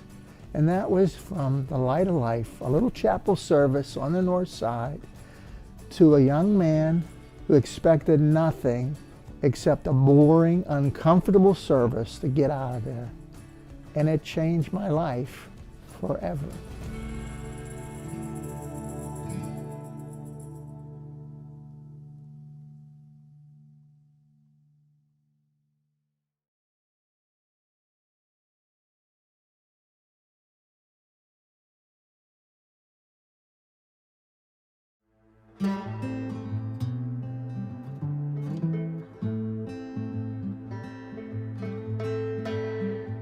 I met a friend that I grew up with who actually had been a heroin addict, and I expected to find him either in jail or dead. He said, hey, Bill, I need to tell you something. I said, what? He said, I found Jesus. And I was like, you found Jesus? I didn't know Jesus was lost. He said, no, Bill, I'm not talking about religion. There's a real Jesus, and he can change your life. He changed my life. I went in the military for 4 years during the Vietnam War. Got on drugs pretty bad before I went in the military. Continued with it while I was in the military, but sort of like a functional drug addict. Did my job, got by. It's more than just an addiction. There's family things, there's background, there's wounds, there's hurts. And those are the things that are so deep-rooted that you can't fix on your own. And you need someone. In my case, I needed Jesus. But I needed someone to introduce me to Jesus. I needed someone to be bold enough to tell me the truth, someone to invite me, but a place to go. He said, hey, there is this service. It's held on the north side at this place called the Light of Life, which I knew nothing about. Although I lived close, I grew up on Federal Street Extension, which is just up the hill from the Light of Life. So he said, you will love it, because they got a preacher there who's really funny. And I said, okay, I'll go with you. But in reality, I don't want to go to church. I was going to say, hey, Denny, I'm glad you found Jesus. I'm glad life's working that good for you, but this Jesus business is not for me. So anyway, I go to the Light of Life, and I'm sitting in their little chapel service. There's a lot of drug addicts and people struggling with alcohol there. Even though I'm still struggling with drugs, I sort of saw myself as, now I'm not that bad, but I was that bad. I was empty and I was hurting and I was lost. And the preacher's preaching, and he says this verse, that if any man gives his life to Christ, he becomes a new creation. Old things are passed away, new things come. And all of a sudden, as he was speaking, he disappeared. I mean, he was still there, but to my eyes, he was gone from the platform, and in place was a blackboard. It appeared there was this writing all over it, scribbling nonsense. And I heard a voice, and the voice said, Bill, this is your life. It's a mess. But if you will let me, I will do this for you. And a hand appeared with an eraser, and it erased all this scribbling. And all of a sudden it was gone. And there is the speaker up there preaching again. He said, if anyone wants Christ, to come up. And I got up on my seat. I went up to the front. And I didn't know how to pray. I said, Jesus, I've been driving the car of my life, and I'm wrecking it. I'm going to get in the back seat, and I'm going to let you drive. And when I was done, I was set free from drugs. I'd been struggling with drugs for 7 years. I was set free, and that was 1975. And not only did he take drugs out of my life and bitterness out of my life and reunited with my father, he called me into the ministry. And I've been in the ministry for 40 years. And that was from the Light of Life, a little chapel service on the north side, to a young man who expected nothing except a boring, uncomfortable service to get out of there. And it changed my life forever.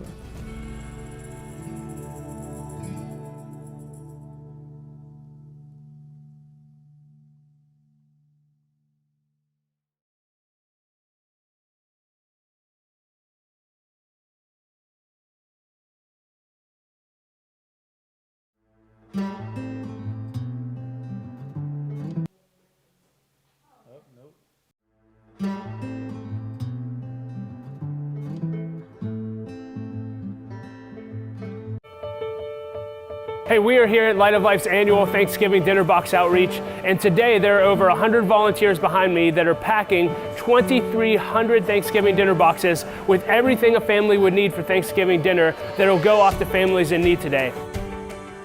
Our Thanksgiving boxes are going to be feeding over 20,000 people who are experiencing food insecurity.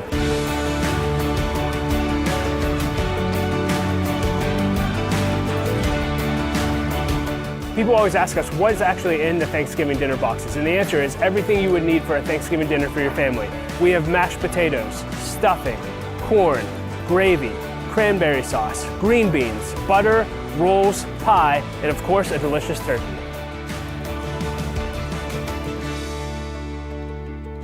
We have on our t-shirts today that it's hope in turkey, because really it's more than a meal. Think about the single mom who's at home with their children, but that mother knows they're not going to be able to afford a Thanksgiving meal. They know that they're going to be struggling just to have a regular meal on this day. But because of the volunteers and all of those around us today, we're going to be able to provide that traditional meal for that family.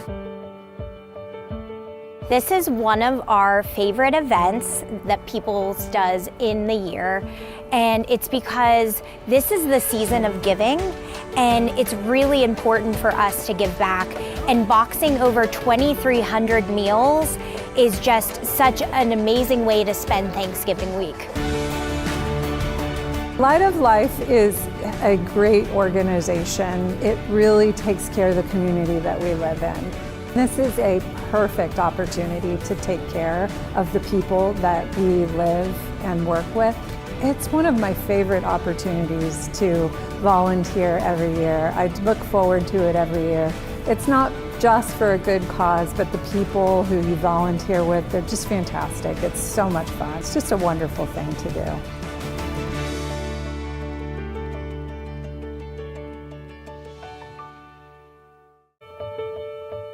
Hey, we are here at Light of Life's annual Thanksgiving Dinner Box Outreach, and today there are over 100 volunteers behind me that are packing 2,300 Thanksgiving dinner boxes with everything a family would need for Thanksgiving dinner that'll go off to families in need today.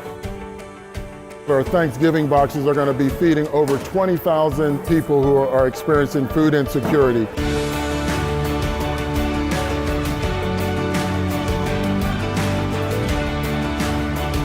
People always ask us what is actually in the Thanksgiving dinner boxes, and the answer is everything you would need for a Thanksgiving dinner for your family. We have mashed potatoes, stuffing, corn, gravy, cranberry sauce, green beans, butter, rolls, pie, and of course a delicious turkey.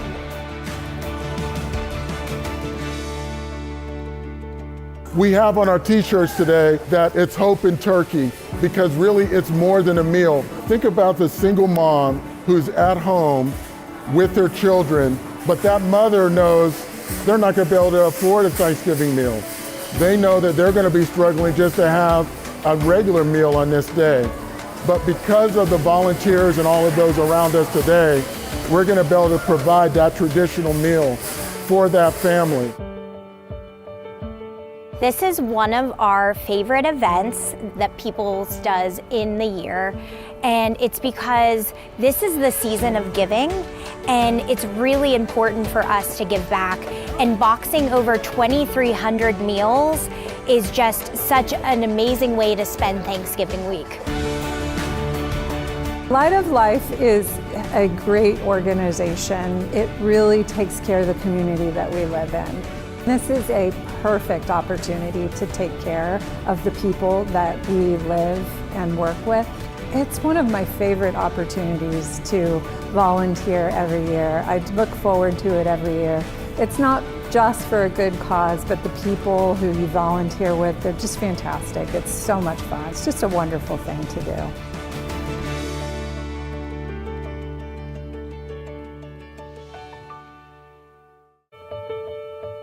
Hey, we are here at Light of Life's annual Thanksgiving Dinner Box Outreach, and today there are over 100 volunteers behind me that are packing 2,300 Thanksgiving dinner boxes with everything a family would need for Thanksgiving dinner that'll go off to families in need today. Our Thanksgiving boxes are going to be feeding over 20,000 people who are experiencing food insecurity.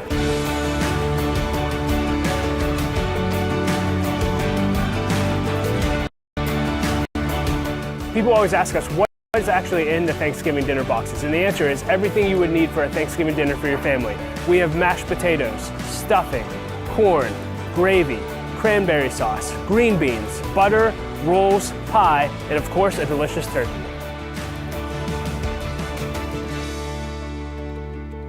We have on our t-shirts today that it's hope in turkey, because really it's more than a meal. Think about the single mom who's at home with their children, but that mother knows they're not going to be able to afford a Thanksgiving meal.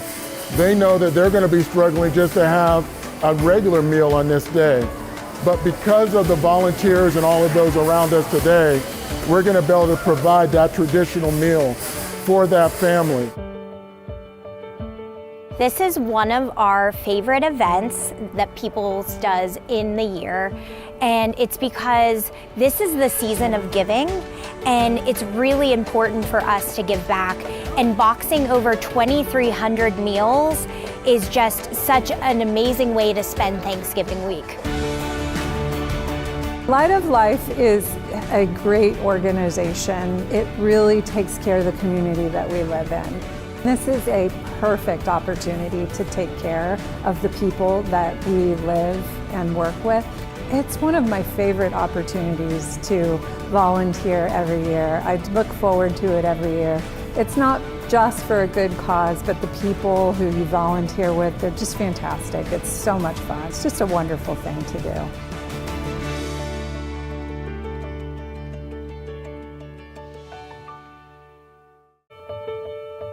Hey, we are here at Light of Life's annual Thanksgiving Dinner Box Outreach, and today there are over 100 volunteers behind me that are packing 2,300 Thanksgiving dinner boxes with everything a family would need for Thanksgiving dinner that'll go off to families in need today. Our Thanksgiving boxes are going to be feeding over 20,000 people who are experiencing food insecurity.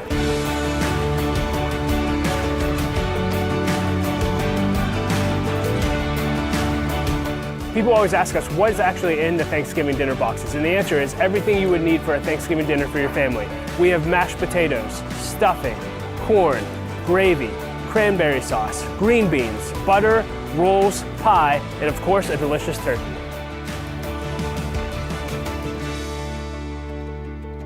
We have on our t-shirts today that it's hope in turkey, because really it's more than a meal. Think about the single mom who's at home with their children, but that mother knows they're not going to be able to afford a Thanksgiving meal.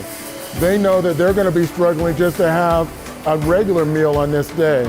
But because of the volunteers and all of those around us today, we're going to be able to provide that traditional meal for that family. This is one of our favorite events that Peoples does in the year, and it's because this is the season of giving, and it's really important for us to give back. And boxing over 2,300 meals is just such an amazing way to spend Thanksgiving week. Light of Life is a great organization. It really takes care of the community that we live in. This is a perfect opportunity to take care of the people that we live and work with. It's one of my favorite opportunities to volunteer every year. I look forward to it every year. It's not just for a good cause, but the people who you volunteer with, they're just fantastic. It's so much fun. It's just a wonderful thing to do.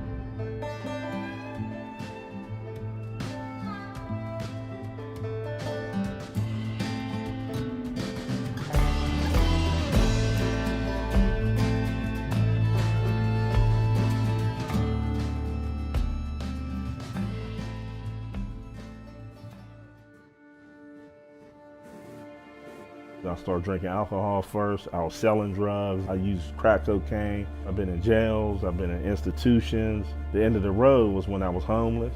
My drug of choice was heroin. There's no limit that you won't go to get the next one, just to be okay. I think that's one of the biggest misconceptions. That or like it's fun, because it's not fun. I mean, you don't even feel like a person. Got on drugs pretty bad before I went in the military, continued with it during the Vietnam War. I lost my sister in 2015 to addiction, and I've seen it ravage families. Addiction does not discriminate. Homelessness does not discriminate. I had an amazing career. I worked for many years, paramedic for almost 20 years. Before all this happened, I never thought addiction would happen to me. I lived in the projects. My husband, myself. I have 3 children. I smoke crack cocaine. My husband smoked crack cocaine. And eventually it got out of hand. I drove up into an apartment complex. The stickers were outdated. When they pulled me over, all they could do was impound my car. As I was walking away, the police officer found a rock of crack that I had been looking for a month and a half. And when they grabbed me, I told the officers, I know this is going to sound strange, but thank you. After the military, I was stationed in California at the height of the Vietnam War. There wasn't a drug that came back that we couldn't get. You know, after Daddy did what he did, then Mommy lived. He shot her and then killed himself. It has an effect on you. I was a single mother to my daughter, and I bounced from different family members' houses. I started using around the age of 18 years old. I found my father dead. He had committed suicide. And I was already far into drug addiction by then. And chances of me getting out of that cycle after living through that were slim and none. From using crack cocaine and just hit bottom. And all my life, I didn't know how I got there, but I needed a way out. 24 years of hardcore partying, being a drinker. I had numerous jobs. Of jobs that I did enjoy, lost many of them due to being a non-functioning alcoholic. I grew up in the 60s and I was attracted to the dark lifestyle in my community and struggled for at least 35 to 40 years. My whole adult life was basically a lot of years of struggling through addiction and mental health struggles that were going untreated. I got out of being incarcerated and had nowhere to go. I had to go to a homeless advocate to even get the tent to sleep in the woods.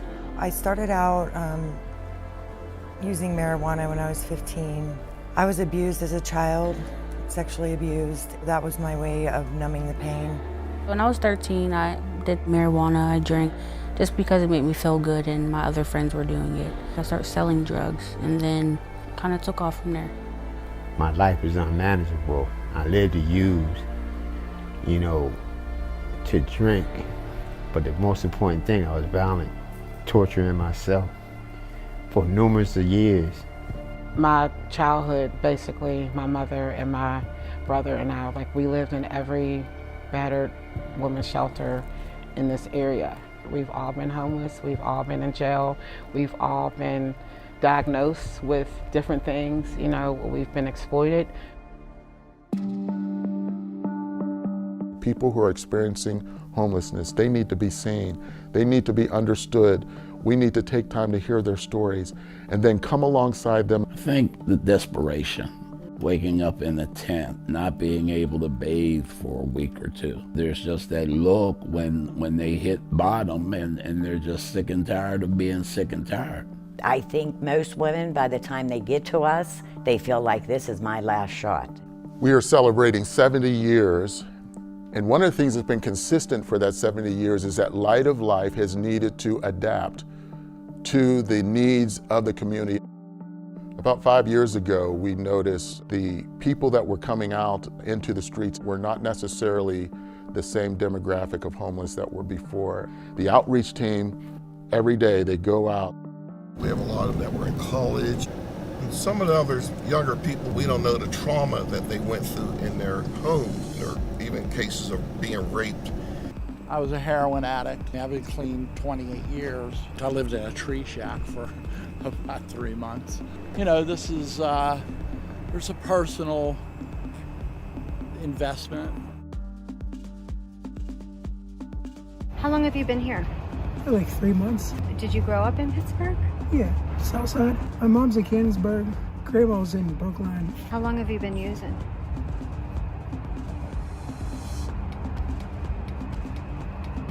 Oh, 2016. Oh, yeah, it was dope, yeah. How you feeling today? Sick. And how many people live here with you? Like 6. Yeah. Yeah. Have you ever wanted to get off permanently? Yeah, I do, and then I get back on it. Yeah. Have you talked to your mom recently? A couple of weeks ago. Yeah? Yeah. Does she miss you? Yeah. Yeah? Yeah.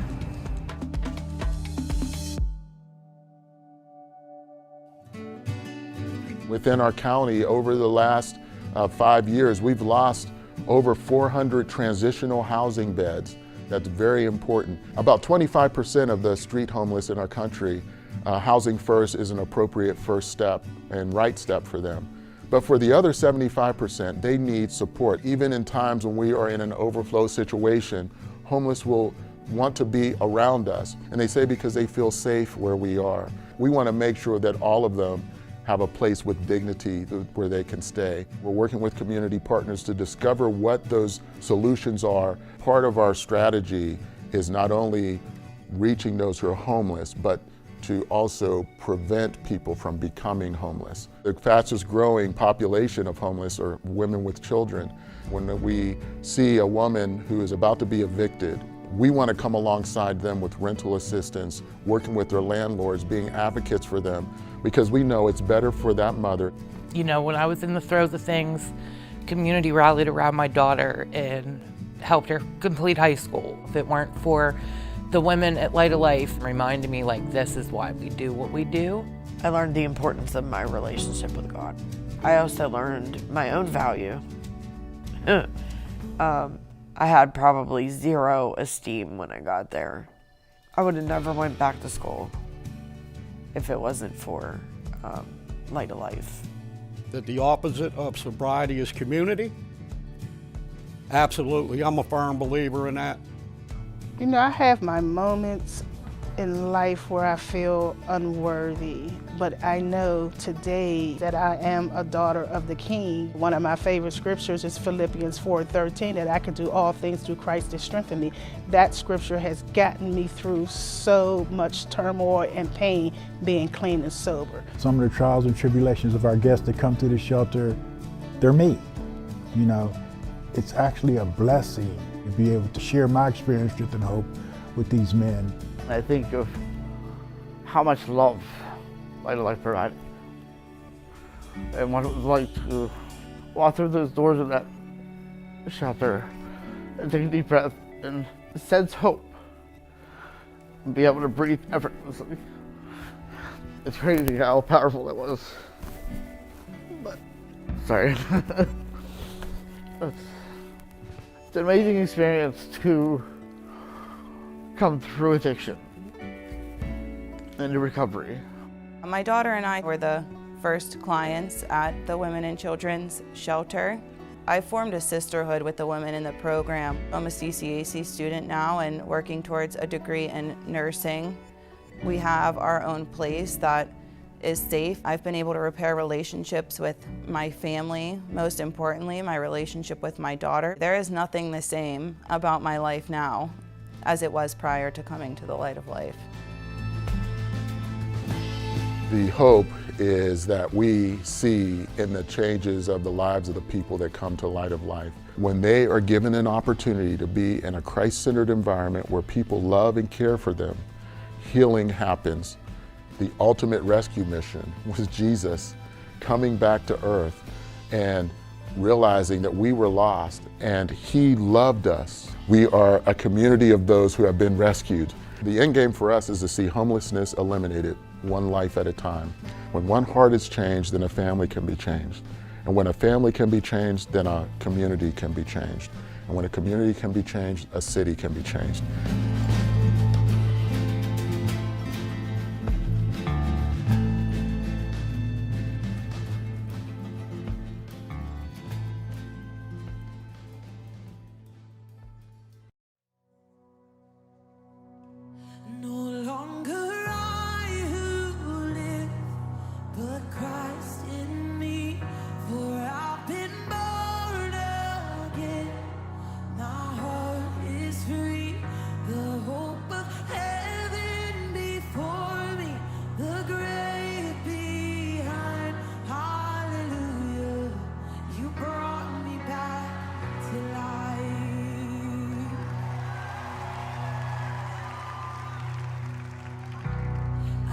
Forget the moment I heard you call my name, out of the grip of darkness into the light of grace, just like Lazarus. Oh, you brought me back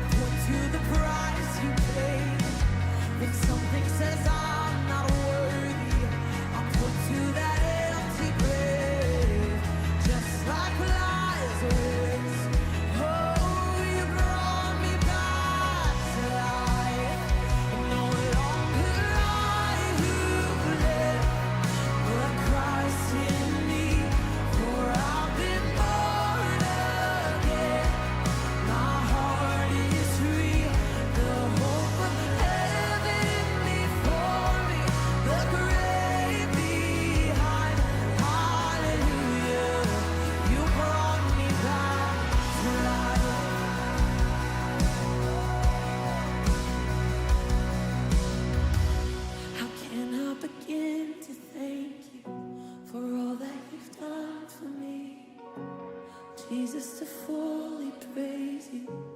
It will take all eternity, just like Lazarus. Oh, you brought me back to life. Oh, you brought me back to life. Oh, you brought me back to life. Yeah. Oh, you brought me back to life. And no longer I who live, but Christ in me. For I've been born again. My heart is free. The hope of heaven before me. The grave behind. Hallelujah. You brought me back to life. No longer I who live, but Christ in me. For I've been born again. My heart is free. The hope of heaven before me. The grave behind. Hallelujah. You brought me back to life.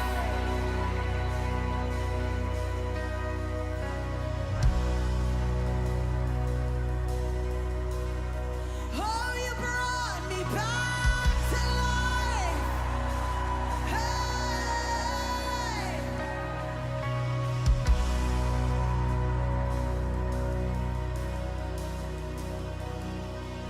And the enemy thought he had me, but Jesus said, "You are mine." Oh, the enemy thought he had me, but Jesus said, "You are mine." The enemy thought he had me, but Jesus said, "You are mine." The enemy thought he had me. Oh, yes, he did. The enemy thought he had me. Jesus said, "You are mine." The enemy thought he had me, but Jesus said, "You are mine." The enemy thought he had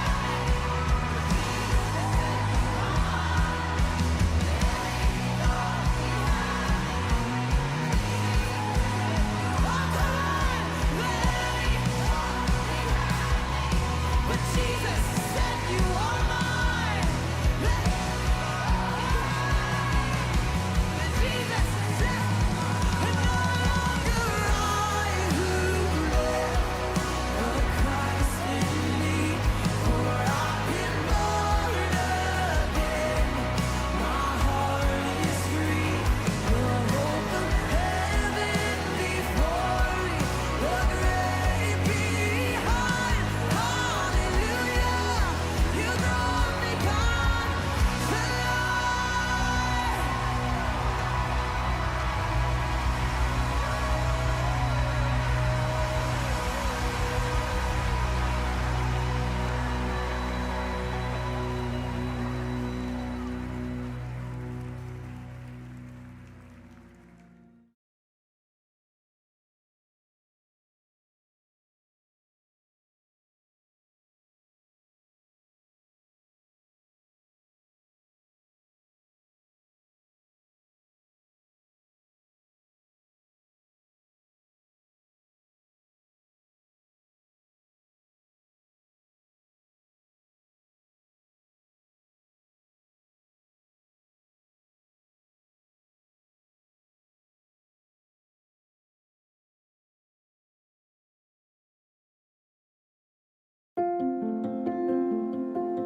Here at Light of Life, we're about family. We're about help strengthening that family. So anything and everything that they need, we try to get them connected to help them strengthen that family so that their kids don't go down that same path. And I have seen where, some kids have turned their life around and actually came to Christ. Because at Light of Life, they learn about Jesus. The women in the program are trying to stay clean and sober from drug and alcohol. And then in the same token, they might have some other issues, whether if it's mental health or some sexual abuse. It's like a real hard situation for some of them because some of them just not used to their old behaviors and doing things the way they used to do them. So new things is like scary. It puts fear, doubt. So I try to give them strength and hope that they can do it. And I'll use myself as an example because I'm a recovering addict myself. So I try to give them examples of, how I came through certain things or what I've seen other people come through. I just try to give them strength and hope.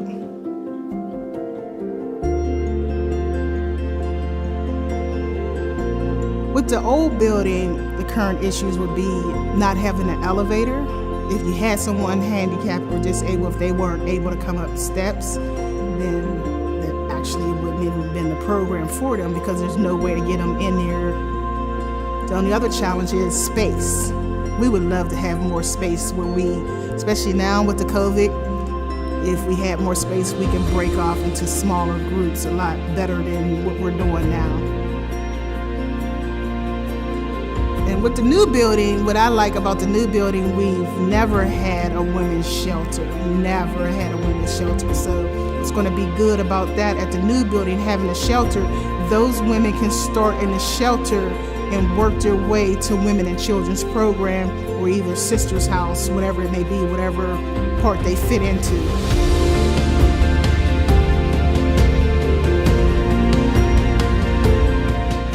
Future, we'll be able to hold more, especially with the shelter opening up.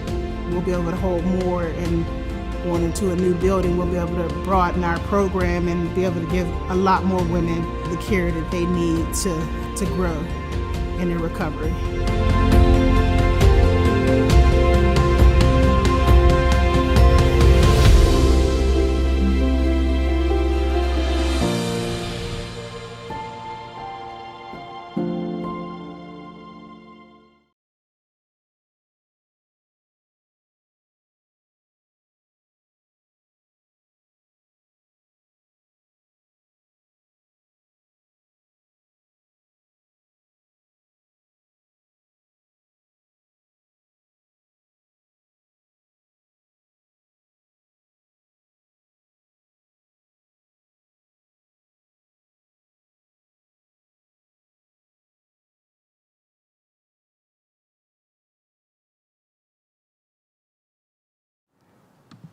Hello, we are here, and I was just reflecting on earlier in the evening, we've been talking about Isaiah 58 and Isaiah 61. And so as we have some time here now and not guests, I just thought I would refer to that particular scripture that, again, for me, really paints this picture of what it looks like when we are living according to God's design. So in Isaiah 58, it says this, starting in verse 6, "Is this not the fast that I have chosen, to loose the bonds of wickedness, to undo the heavy burdens, to let the oppressed go free, and that you break every yoke?" Stopping there, you see that part of the goal of a godly kingdom is a breaking of bonds of wickedness, undoing burdens, and letting the oppressed go free. So there's a natural progression here of saying that our faith should result in people that are bound being free. People who have burdens being lifted, seeing those burdens lifted, people who have chains around them or yokes around them, that they are broken free. Then it says, "Is it not to share your bread with the hungry, and to bring into your house the poor and those who are cast out? When you see the naked, to clothe them or cover them, and you don't hide yourself from your own flesh." So what you see there, again, it's like saying, what does this kingdom look like when God is really ruling our life and others? The people who are without clothes, they are clothed. The people who are poor, they are not left in isolation, but they're brought into community. The people that are hungry, they're given food to eat. And then it says, and then in verse 8 it says, then your light shall break forth like the morning, and your healing shall spring forth speedily. And your righteousness shall go before you. The glory of the Lord will be your rear guard, and then you will be called. The Lord will answer when you call, and he shall cry out, and he shall say, here I am. And so the context of what Isaiah 58 is saying is that when we align ourselves with God's purposes, we are going to see the alleviation of suffering, of evil, and of negative outcomes in our lives and in our communities. It's a beautiful picture. It's one of a whole community, not one fragmented, but one where healing is taking place. It's acknowledging the fact that if we're living outside of that original design, that we're going to be hurting each other, and we'll be having the consequences of that hurt and that pain. But it's saying here, it's painting this picture that when we live according to the right design, that we're going to see healing take place. It's the audio, I know. I think this is so important today as we look at all the many sources of division in our community and in our society. We see so often how people are criticizing others, belittling others, devaluing others, and that is not according to God's design. And then it says this, as we continue to read in verse 9, it says, if you take away the yoke that is in your midst, and the pointing of the finger and speaking wickedness, if you extend your soul to the hungry and satisfy the afflicted soul, then your light shall dawn like the darkness, and your darkness shall be as the noonday. So what it's telling us there is that if we are in a divided society, if we're in a place where people are broken, where they are hurt, where they are suffering, if we want to be part of the solution, we must first look at ourselves and make sure that we're not engaging in activity that's causing harm. That we're not engaging in activity that further divides us.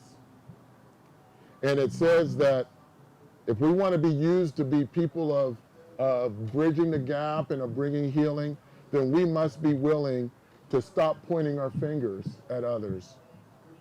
We must be willing to monitor what we say so that we're not speaking wickedness.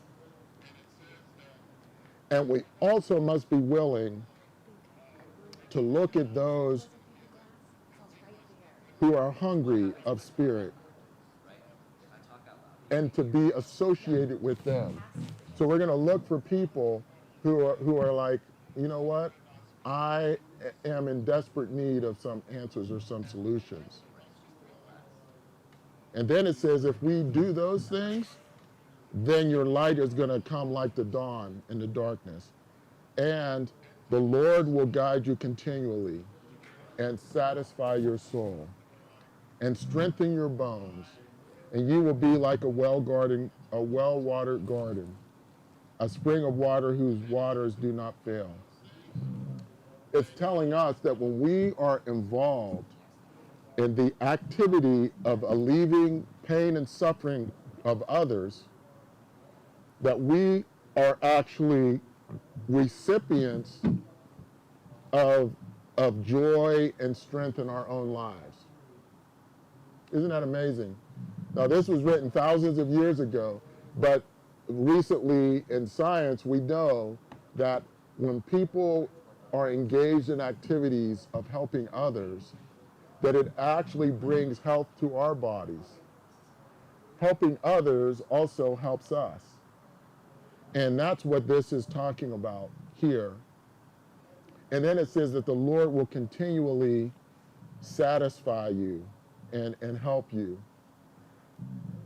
I like the idea of how God will continue to do that, because remember in the Samaritan woman in John 4, Jesus says to the Samaritan woman that the water that I give, this water will become in you a well, bubbling up to eternal life.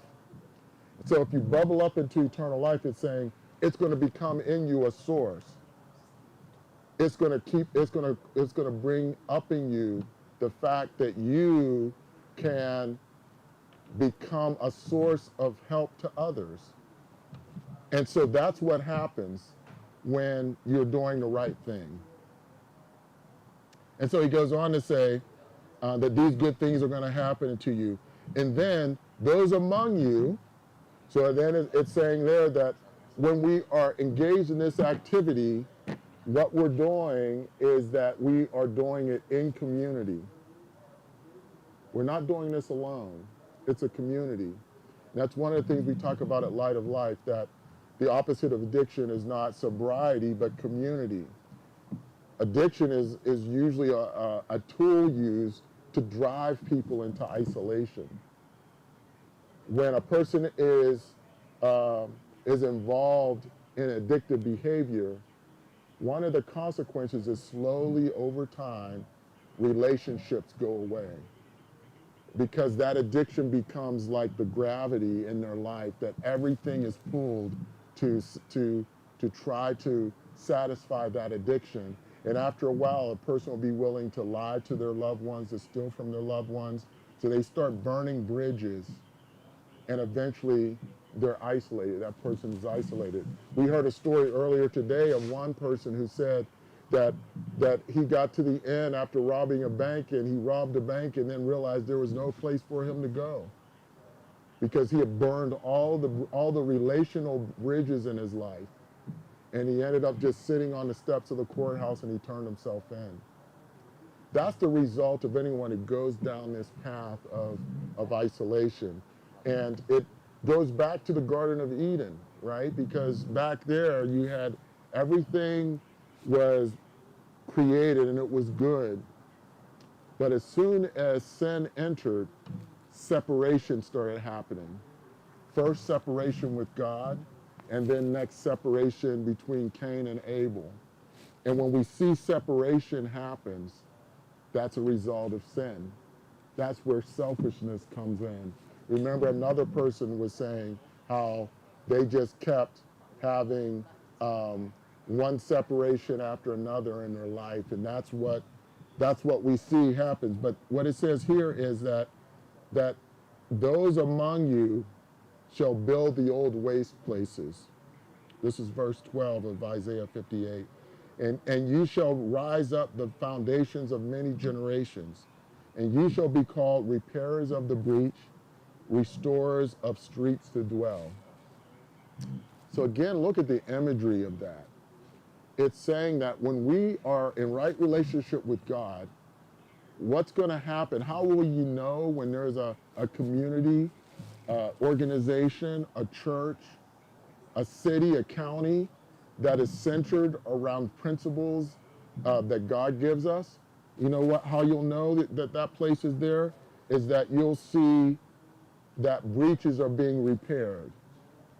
That places where there's been division, places where things have been torn apart, that there's healing and it's coming back together. It says that this will be the place where streets are being restored. There are many places here in Pittsburgh where you can walk and you can see building after building that's been abandoned.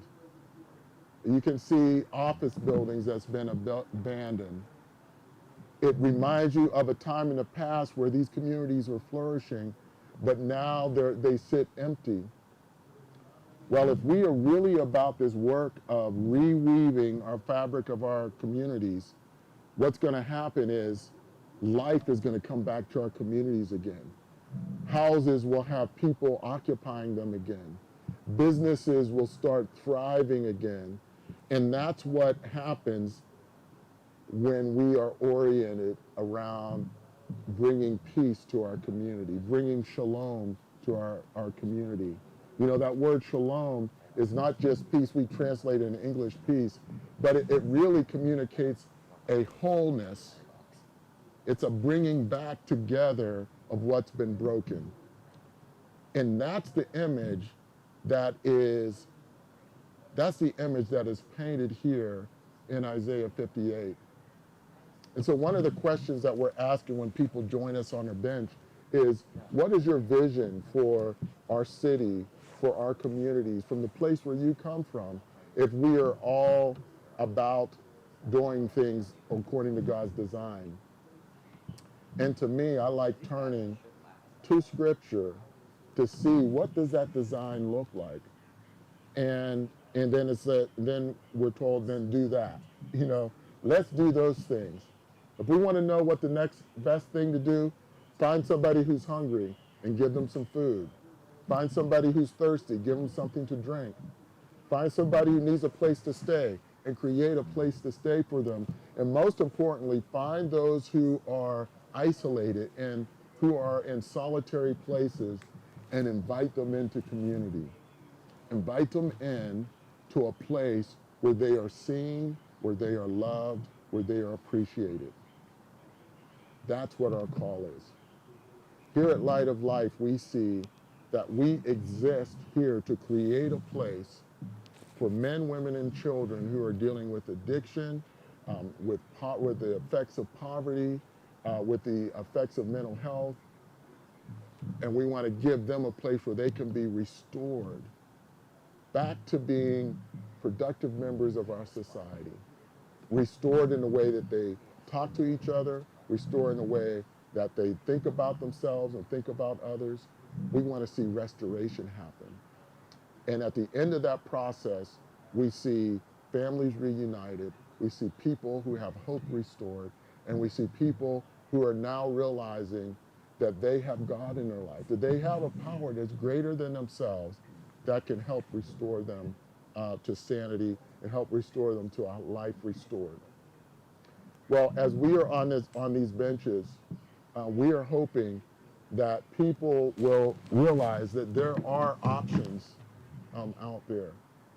That Light of Life is here in Pittsburgh, but not only here, but all across our country on a night like this now, as night is going across our whole country here, and in Canada and in surrounding areas in the islands, that there's a whole network called Citygate Network of rescue missions that come together, and we come together for the purposes of creating safe places in our cities where people can come and find hope and healing. Each of our missions have their own personalities. They each do things a little differently, but that we have some things in common. We believe that there's a power that's greater than ourselves that can restore us to sanity, and that can restore and heal our life. And that power is not just any power. It's not just a higher power. That power is from God Himself, who's revealed to us through Jesus Christ. We're about to go into a season that is my favorite time of the year, and that's Christmas. And I just love Christmas. I love the lights. I love the gifts. I love all the things about it. But Christmas is a time, even though we know it's not the exact time Jesus was born, but it was a time that we have set aside as a country and as a world to remember the time when Christ was born. This idea that the most popular verse in Scripture for many is John 3:16, that God so loved the world that He gave His only Son. That first of all, God is introduced, as Jesus is introducing this, that God is a God of love. That in itself is good news. I know for a part of my life, when I thought about God, I just thought that He was angry at me. I just imagined that I disappointed Him in so many ways because I sinned and I failed in so many ways that when I thought about God, my image of God was angry. And I was just, if something bad happened to me, I would think, well, that's God, zapping me with a lightning bolt. And a lot of people have that view of God. They have this view that God is angry at them. Well, think about it. When Jesus came into the world, He came into the middle of this chaotic, Roman-controlled government that was abusing people. There was so much corruption going on. And they created one of the most horrible ways to execute someone, and that is putting them on a cross. Putting them on a cross where they bleed and they die, and it's a hideous, painful death. And that's the world that Jesus was born in. And as he's describing in John 3:16 why Jesus came, it says, "For God so loved the world that he sent his son." He loved the world. He loved the people in their brokenness, in their pain, in their emptiness. God loved the world that he sent his son. He sent his son Jesus so that whosoever would believe in him, would believe in that Jesus is who he says he is, would believe that God loves us and he's a God of love and he would send his son, that whosoever believes in him would not perish, would not live a life of dying, would not live a life of lack, would not live a life of waste, of seeing destruction, would not perish, but would have everlasting life. And this life, this sozo, is not just, living life, but it's life to abundance. It's life in its fulfillment. That's why God came into the world. That's why God sent his son into the world. And so each of the gospel rescue missions that are part of City Gate Network, we all have this same understanding that hope is alive, that hope has a name, and hope's name is Jesus. And Jesus gives us the model for us to live after. I often say when I talk to people who don't come from the same faith that I do, or maybe they have no faith at all, that it is unfortunate that people who name the name of Christ do not represent Christ.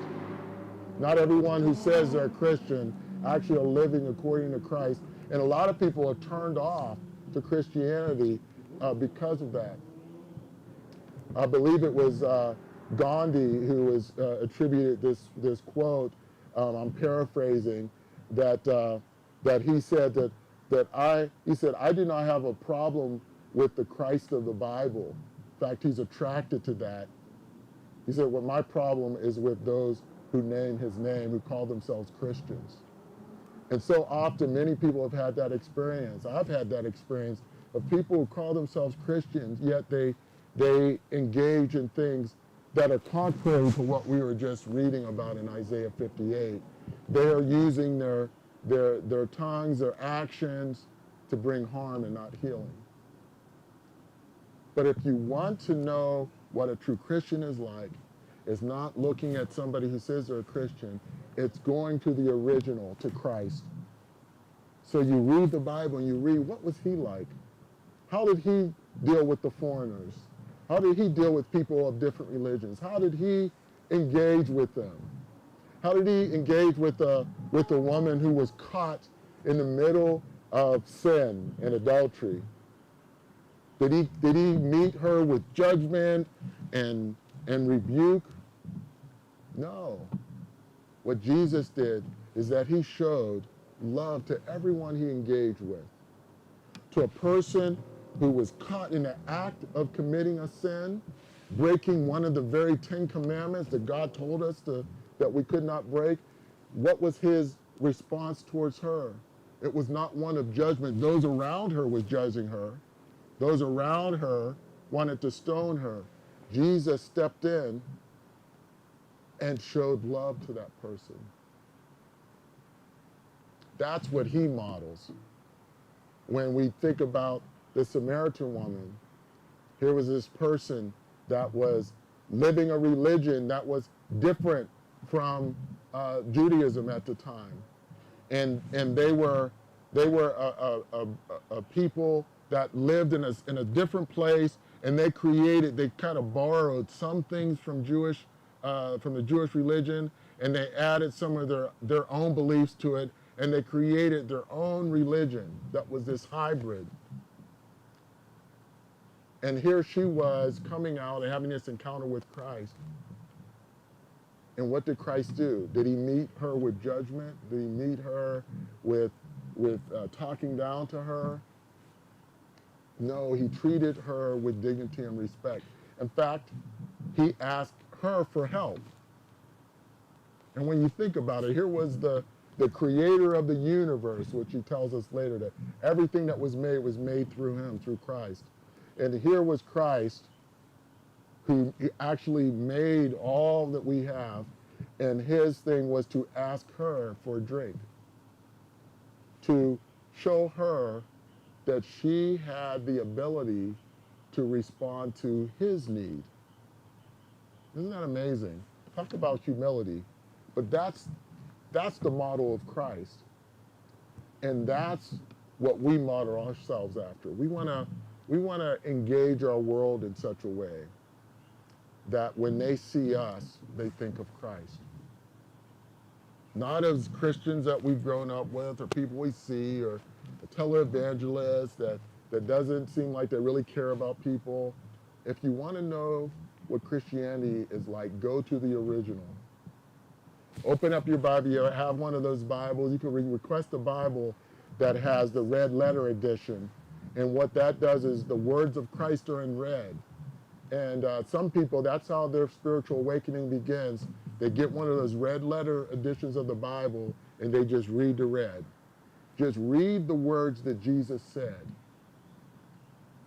And something begins to happen on the inside as you read his very words. His words have life. His words bring hope. His words bring healing. And so, because of that great message of hope, that's why you see rescue missions around the world. Because of this great message of hope, I was talking earlier about this, that many rescue missions grew out of spiritual awakening movements in the world. You can historically study them. They're called, some of the ones, the Great Awakening, the Second Great Awakening.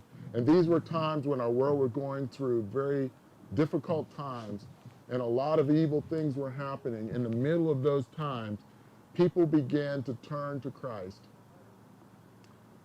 And they began to walk away from the evil things, the hurtful things they were doing to themselves and to others.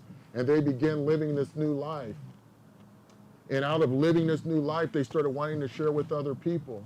And when they start sharing with other people, something that's a result of having Christ in your life is you want to help others. And they would say, well, where do we go? And it's really like what I was just reading in Isaiah 58. For many people in England and in the New World here, many people said, we want to go to where the alcoholics are. We want to go to where the homeless are. We want to go to the places where people are hungry. And we want to open up a rescue mission. We want to open up a shelter. We want to have a place where people can eat. And many of the rescue missions of that time grew out of those movements, out of businessmen and women or farmers or people who came. They were like, we want to help people who are down and out. And they started these wonderful missions. And so there's a connection between rescue missions and revival movements, spiritual awakenings. And so as we are here today, we are in need of spiritual awakening in the world. You can go on YouTube, you can go on Facebook, you can go to basically any news feed, and you can see evidence of so much brokenness, so much division, so much hate. And what is God's message to all of us now? Is that God loves the world, that he sent his son, Jesus, that whoever believes in him would not perish but have everlasting life. That this belief in him is something that changes us from the inside out. It's not something that we try to do in our own strength. It's something that we do because he loves us and he puts his spirit within us. So as we are on the bench and all these rescue missions across the country and in Canada and in the islands, We are here because we want to see our missions be places of transformation. We want to speak a word of hope that in a world that right now is so divisive, that right now is looking at ways that people are being torn apart, that we want to say, come visit us at one of our missions. Come visit us here at Light of Life. One of the beautiful things about being here is that you have people of different backgrounds. You have people from the right and people from the left. You have people who are Republican and people who are independent and people who are Democratic. You have all these different groups that in other settings, they're at odds at each other. But here they come together because they want to feed people who are hungry. They come together because they want to be a part of giving somebody furniture when they are living in a home in an apartment with no furniture. And if they can do it here, if we can model that here, if we can experience that in our missions, then why not in our communities? Why not in the streets where we live? Why not in our town halls and our Congress? Why not? The same gospel, the same good news that works for us here can work in those places. All it takes is people of faith to do it. So as we are on the bench, we're hoping that there's a shift in our atmosphere. I believe that as we're here on the bench in Pittsburgh, that our city is going to change.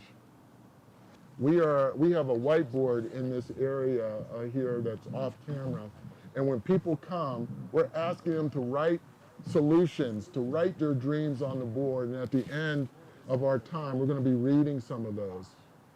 Because when people are coming, we're not just saying that there's a problem out here, but what we're saying is there's also solutions.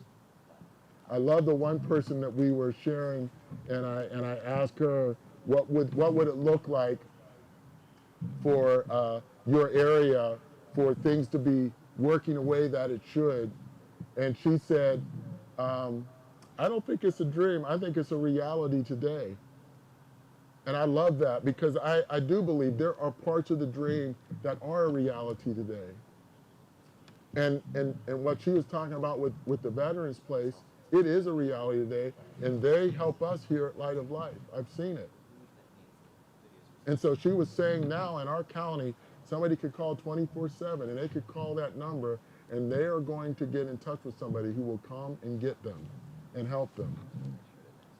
And what I envision is that we would have a person, a ministry, a church, an individual, an organization that for every tributary to homelessness, to addiction, to mental health crises, that there is one answer there. There's an organization, a church, an individual that says, you know what, I may not have the answer for all of homelessness. I may not have an answer to every condition that's out there, every situation, but I'll take responsibility for this one. And if each one does their one tributary, if each person says, I'm going to do mine, and then slowly we'll see solutions come.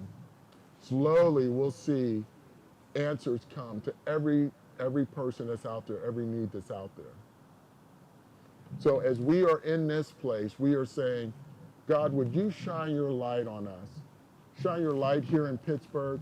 Shine your light over our county. May we model things here in our county that can be duplicated other places. We believe in prayer, and we pray for our leaders. We pray for the leaders of our county and our city, that we can put together solutions that will use faith-based alternative methods as well as other things, coming together to find solutions. So that's our dream as we're here on the bench. That's our dream as we are sharing ideas and solutions. And so we're going to be going to a break now. And when we go to that break, I just want to remind everyone, if you want to know more about Light of Life, you can go to lightoflife.org, and you can go there, and there's places where you can volunteer. There's places you can learn more about what we do. You can also share this link with others on Facebook or Instagram or wherever you are, we want others to join this conversation. We want others to be part of this conversation. And I know I'll be going into a time here in the middle of the night where we don't have a lot of guests, so we'll make sure that there's content going, whether it's our sharing testimonies of those from the past, or maybe even sharing the live feed from Citygate. But we'll make sure that there's a feed going to keep this thing going. And as soon as we have people that want to join me on a bench, I'll be here and we'll keep the conversation going. So thank you for joining us. Continue to pray for us and think about us here and pass the word. I believe that there's good days ahead for us if we just all decide to lay down our ideas and let's find God's idea for us.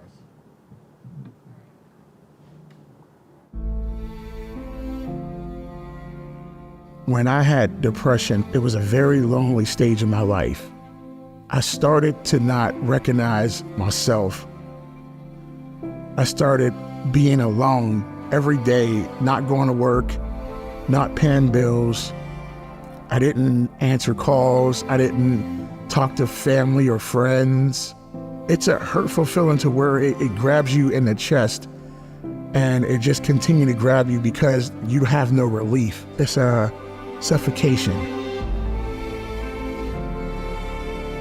I grew up in Edgewood on the east end of Pittsburgh. It was a good Christian home. I grew up going to Sunday school and Vacation Bible School. When I was in high school, I started to drink and smoke weed on the weekends. And I realized that sometimes I didn't have control over it. And I started going to 12-step meetings in 1981. The minute I walked from Hazelwood to Northside, it was that exact time I came to the Northside when I had nowhere to go. I was like, I'm homeless. And the only reason I'm homeless is because I walked away from everything that I had because I just couldn't take it anymore. In the summer of 1999, I was living a good life in Hawaii. I was married, happily married, and I was diagnosed with colon cancer out of the blue. I had a tumor the size of a golf ball in my descending colon. I've had cancer in my colon, my lungs, breasts, and I've had 5 different surgeries, and I've been prescribed a lot of opiates. The path to homelessness is different for different people. And we know that since COVID has happened, that there's been an increase in those who are dealing with depression, those who are dealing with mental health issues. And then you have those that enter into homelessness because of addiction, with the opioid crisis, which continues to set records of deaths in our county. Many people are being impacted by that crisis. And a lot of them, they entered into that addiction by getting a prescription from a doctor. They find themselves in this situation, and next thing you know, they're addicted to an opioid, and then they try to find other ways of feeding that addiction when they can't get the prescription any longer. I started wanting more and started taking more than what was prescribed. I was still going to 12-step meetings, and I met somebody at one of my meetings who was a heroin addict, and we kind of hit it off, and I ended up doing a drug that I said I'd never do. I got to a point in my life where I wanted to jump off a bridge at a point in my life during my homelessness. I didn't want to deal with it no more. I didn't. It sucked. Life sucked. Hands and everything like that, and all my hands are all blue by the end of it because all the paint came off on my hands. Make a snarky comment back. I'm actually sitting on my cushion. This feels pretty good. All right, keep talking, Dennis. Should have done that sooner. About 10 hours ago? Right. Okay, are you going to give us a countdown?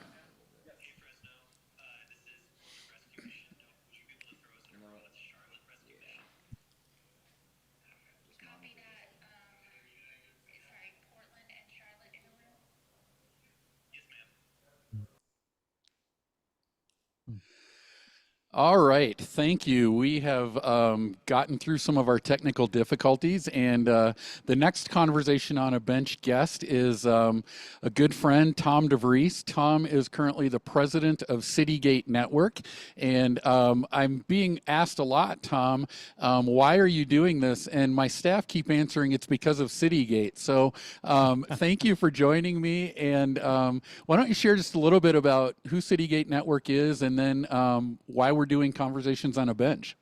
Love to do that, Dennis, and great to be able to have this conversation. And it's been cool because we have 70 different missions that are participating in really World Homeless Day, which is October 10th, and being able to kind of do live look-ins for each of the missions and the conversations has really been a thrill and awesome. And I got to tell you, you got a great spot there. I kind of see the Rockies during the day. I saw the Rockies in the background, and Yeah. you've had a tremendous lineup.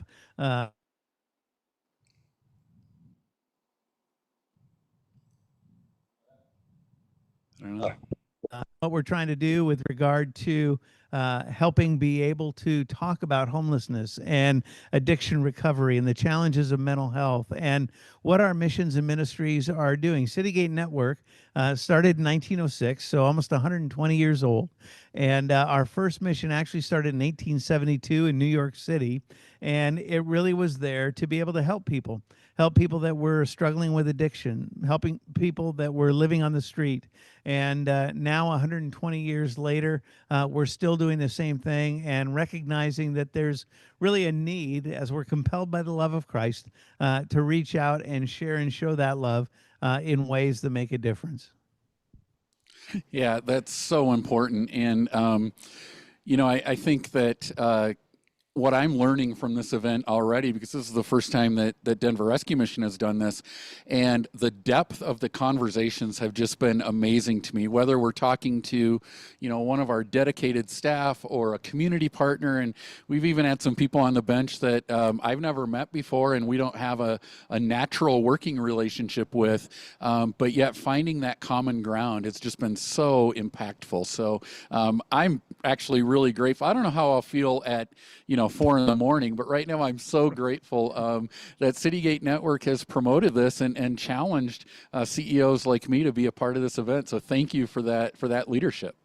It's been, it really has been great. And to see, so many that are willing to get out there and to sit on a bench for 24 hours and knowing that a few hours from now, we're all going to be a little more disoriented, but still continuing to be talking and really talking about things that make a difference, a life and death difference, especially as there in Denver, Dennis, with regard to what that looks like in the wintertime and how Denver Rescue Mission very much opens up their doors to anybody who needs help and a warm place to be able to stay in the middle of winter. And it really is great to know that you are one of the largest missions in Citygate Network, and certainly one of the ones that is on the cutting edge of how we serve and how we do best practices and how we're able to really care for people, and have influenced other missions in our network as they've taken some of those best practices and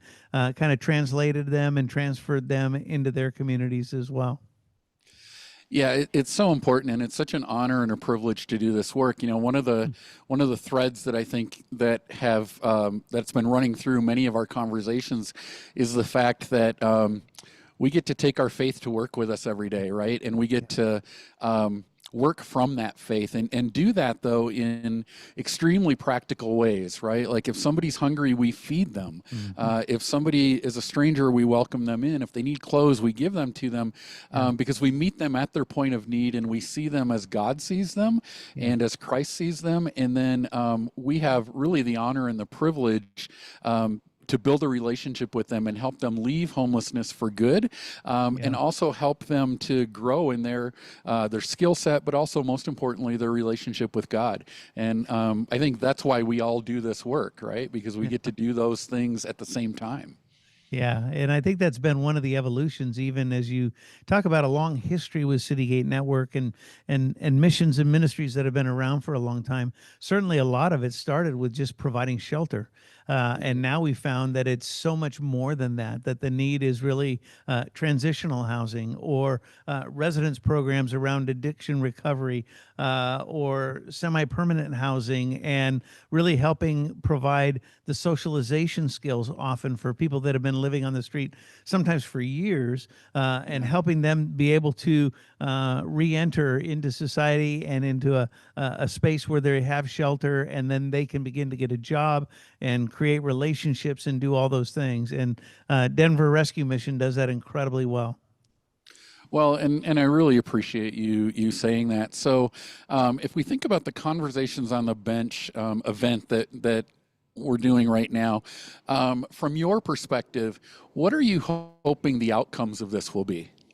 Yeah, and I think that there's a number of them as we look at it, and in coming out of these conversations. One is that some of a lot of the conversations that are taking place, the gratitude has been, thanks for providing a venue where oftentimes, as you said, the depth of these conversations, or even the people that we're having conversations with, we wouldn't normally speak with, or at this level, or around these kinds of issues. And there's really a sense of opening up a door to further conversation and further discussion moving forward. Sometimes that's going to be with city officials. Sometimes it's going to be with federally elected officials or educators, and recognizing that it does, especially in cities like Denver, it does take all of us. It's not one group that's going to be able to solve the issue of homelessness or help people with addiction recovery, and being able to look and say, you know, we're really not that far apart, or what you do is great and we can add this to that. And as we begin to continue to get closer in our partnerships together, maybe we have a better chance at how to solve this. Yeah, you know, that's so important. And one of, as you were speaking, I was reminded at one of our guests that was on earlier, you know, she said, I think as a community, we have to stop challenging each other's whys. And we have to say, it's okay that this organization is doing their work because of their faith. And if there's another organization that does work and they're not coming from a faith perspective, it's still okay for us to say there are things that unite us, and how do we work together for those things that unite us. And I thought that was a really powerful statement on her part.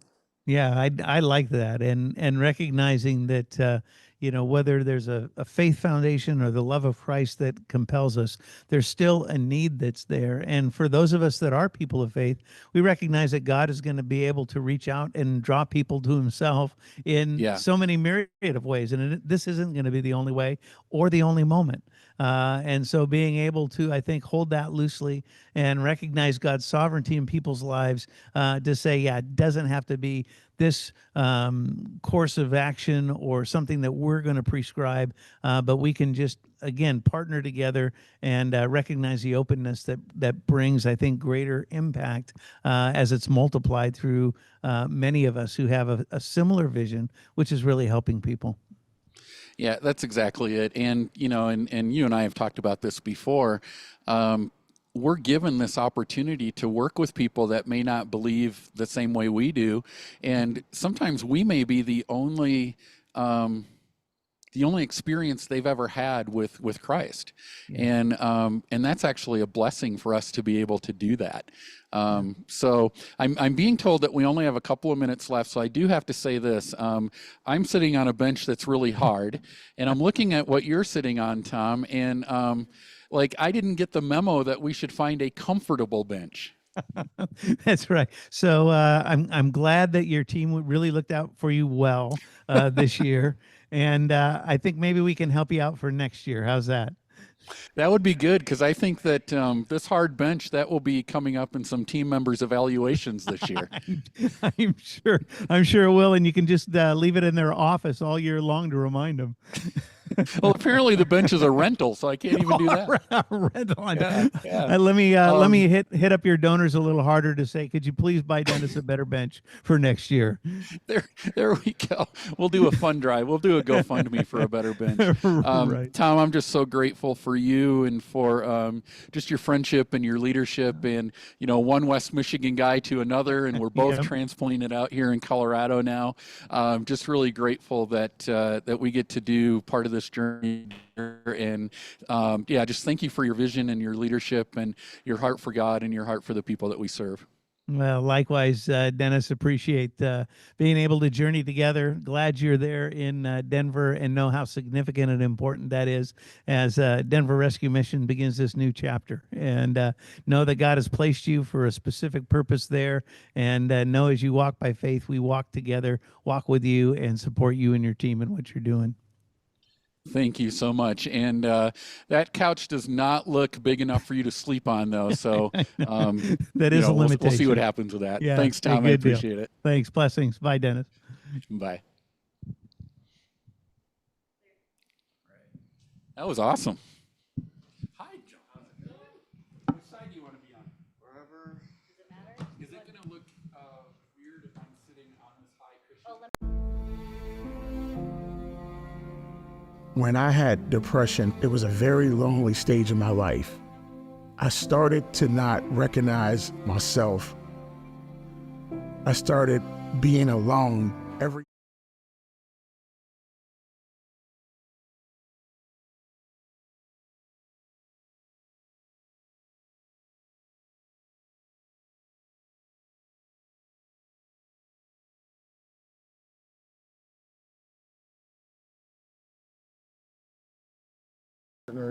and we have I'm glad we were able to make this work, because it was right after your shift and you're able to work here. But not only is he a part of Light of Life, but we're also part of the same church. When Pastor Ken and Michelle were here earlier. And so without further ado, why don't you just introduce yourself and just tell us some of your story. Well, my name is Brian Alley, and Friday is my celebration of 20 months of clean and sober. Yes. Which is God. By God, yeah. I was living in a trap house in Butler County. I was beaten down, decided to go into rehab. They started me out at Davis Archway. I was there for 2 weeks. They switched me over to Pyramid Duncansville. Stayed for a stint at a place called the Altoona Rescue Mission, which is a Baptist-based rescue mission. Very blessed. I'd done 90 days in rehab, 90 days at a halfway house, and then realized that my presence and treatment was no longer in place. So I turned myself into Blair County Prison. I was there for 3 months waiting out a bench warrant, which is a long time, but you know, it was over Christmas and stuff like that. January 27th, I got out of prison after 3 months just waiting for a bench warrant. God delivered me from a lot of charges. I got 3 summary offenses, which are kind of like traffic ticket level, and a misdemeanor 3, and I could have had felony charges.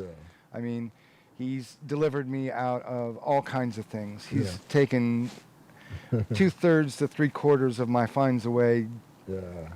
I never had to sleep out on the streets. I couldn't go back to the trap house I was living. I stayed at McKnocker which is a warming shelter overnight, for about 2 weeks, and then I got into Light of Life, which is awesome. I started at the emergency shelter. 3 months I was there. During that time, I helped do the laundry, which afforded me some, extra benefit. But because I could do my laundry there, which is awesome.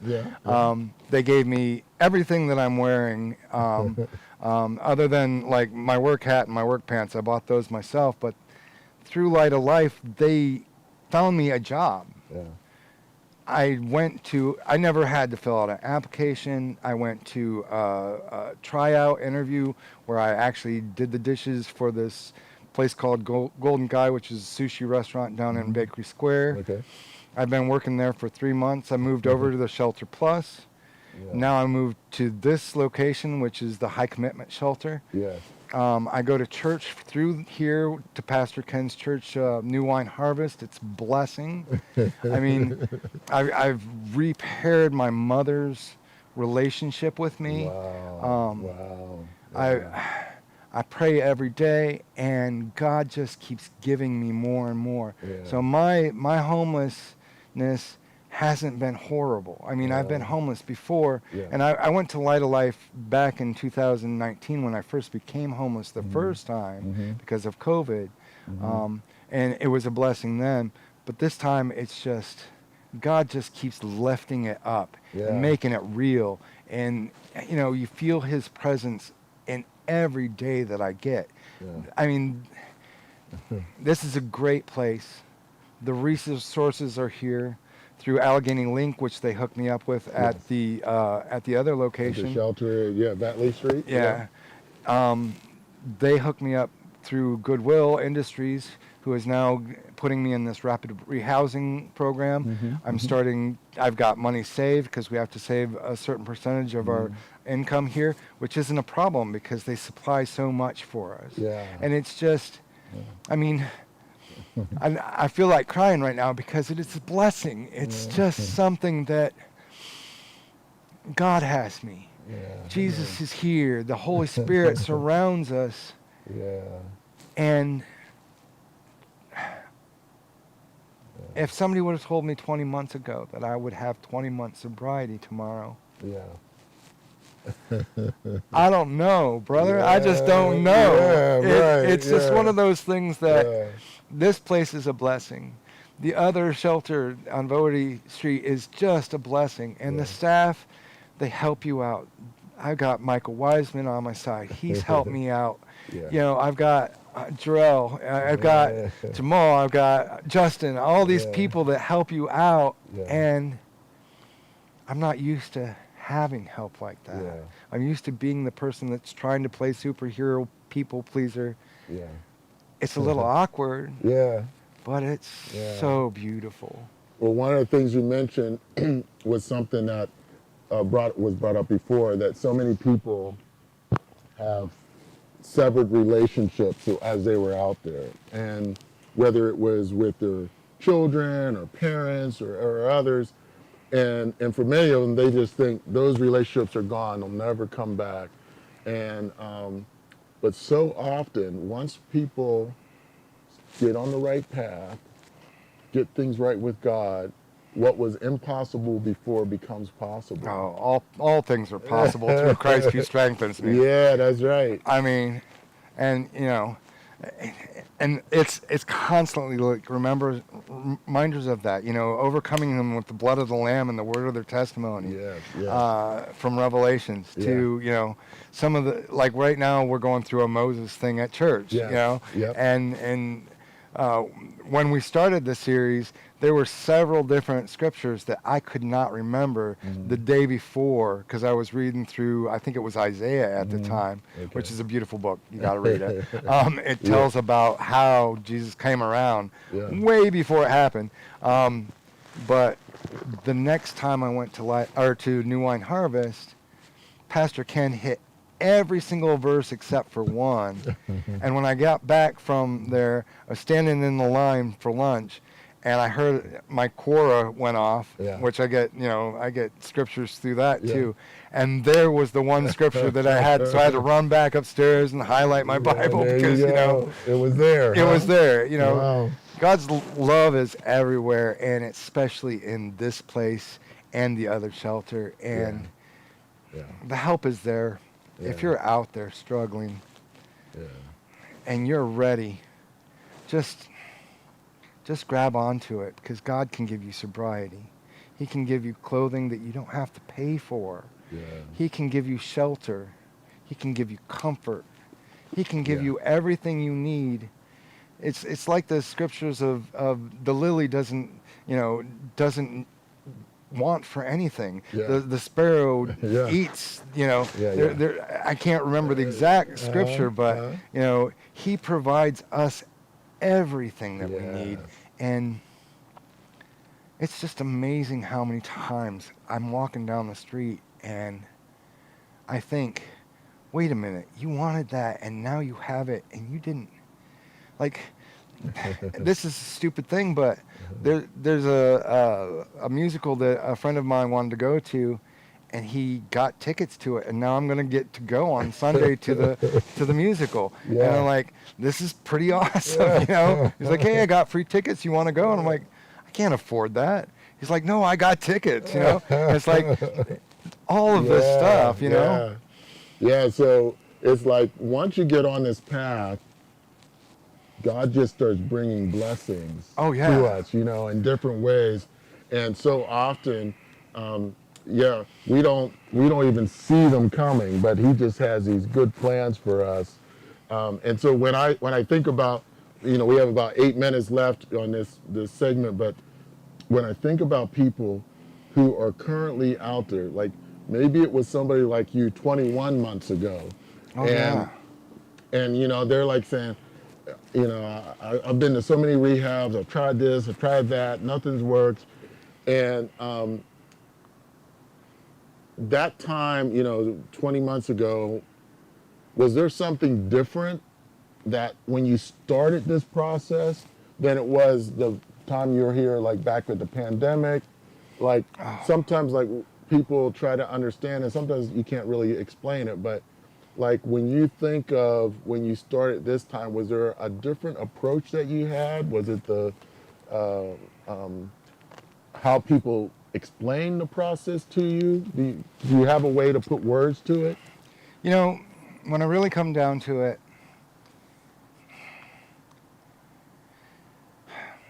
to be honest with you, I was at the end of my ropes.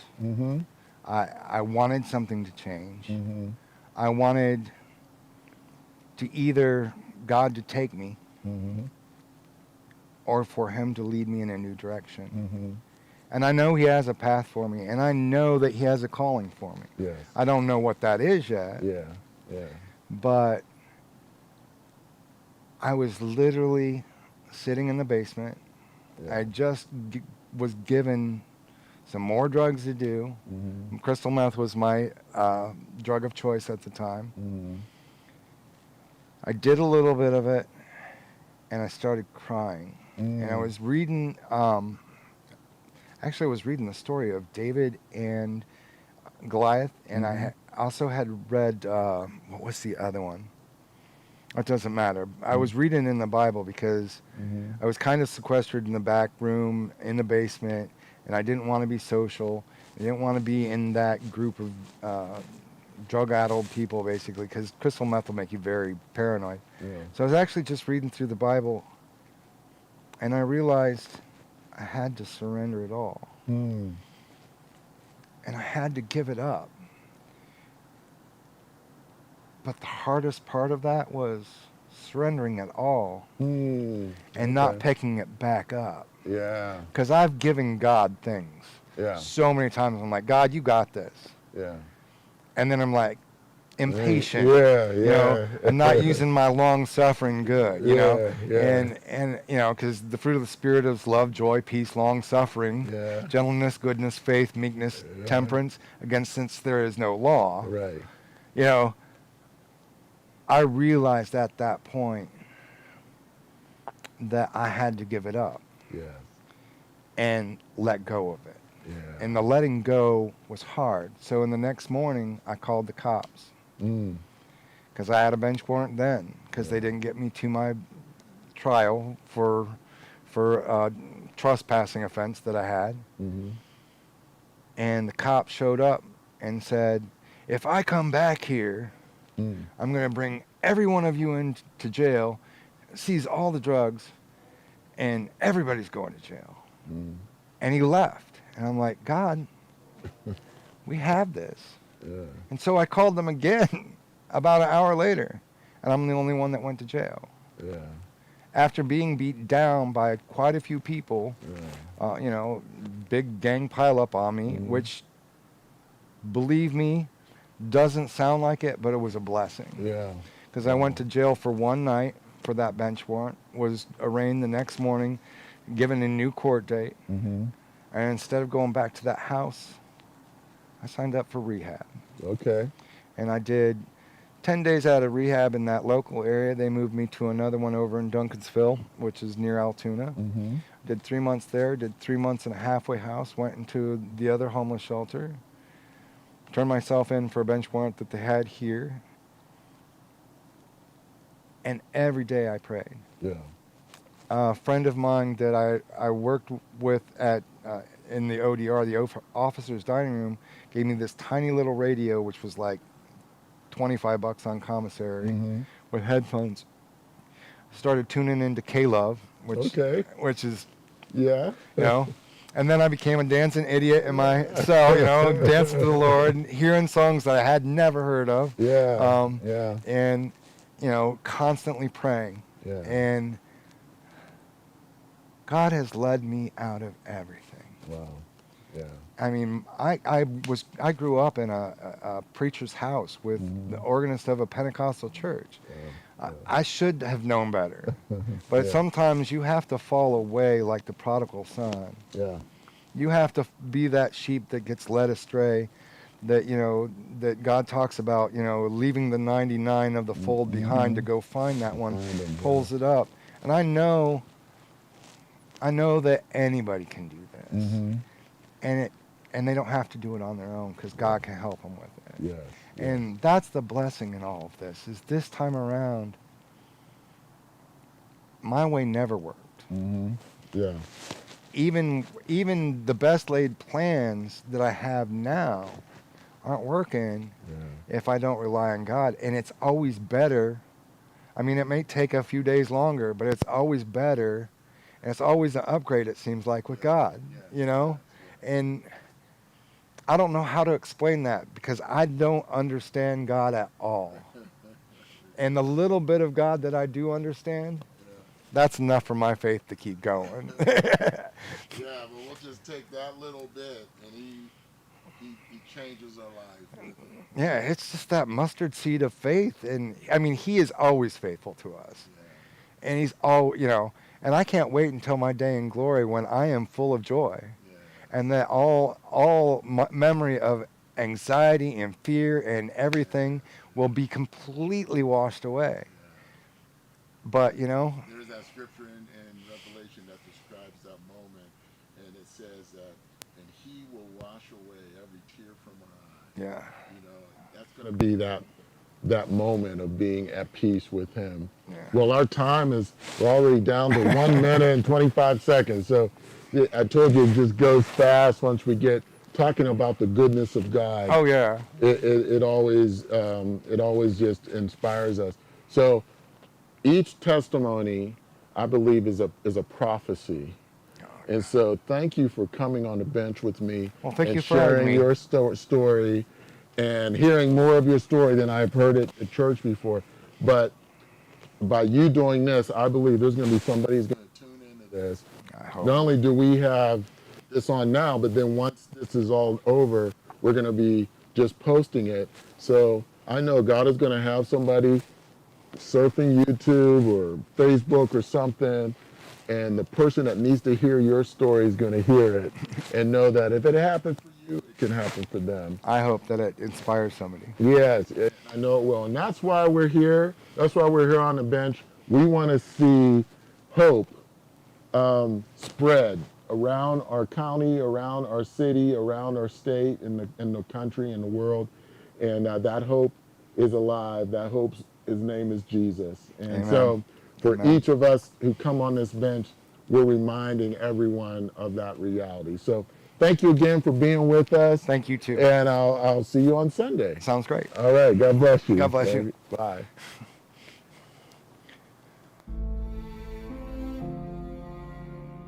When I had depression, it was a very lonely stage in my life.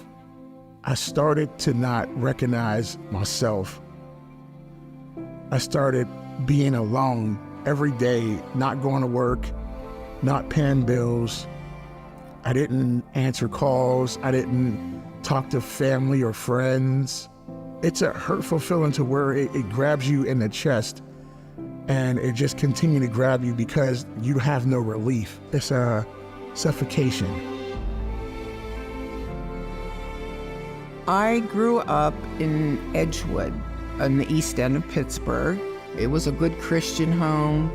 I grew up going to Sunday school and Vacation Bible School. When I was in high school, I started to drink and smoke weed on the weekends. And I realized that sometimes I didn't have control over it. And I started going to 12-step meetings in 1981. Time to talk with us. We appreciate it, and it's so, I mean, just heartening and inspiring to see it happening across the nation. And Yes. you know, we kind of say that in our feed a lot, just like, hey, it's Yeah. not just happening here in Right. Canton, Ohio. You know, there's people Yep. all across the United States who, you know, God's moving here, and we're super excited that. But like, it's also important to remember, like, he's moving in Fresno and in Long Yes. Beach and in, Yes. you know, Yep. Pittsburgh and probably Right. in Michigan, as much as we'd like to think not in Ohio. That's But right. just to be like, Yes. yeah, we want to celebrate all the Yes. wins that people are having, and that, you know, just keep coming back to, like, he still heals people. Yeah. He's still in the business of restoring lives. Amen. And Amen. we ought to be cheering and celebrating that with our Yeah. brothers and sisters. Yeah, that's great. Well, that's a great word, and a great word to end on, Scott. And just really appreciate you, appreciate your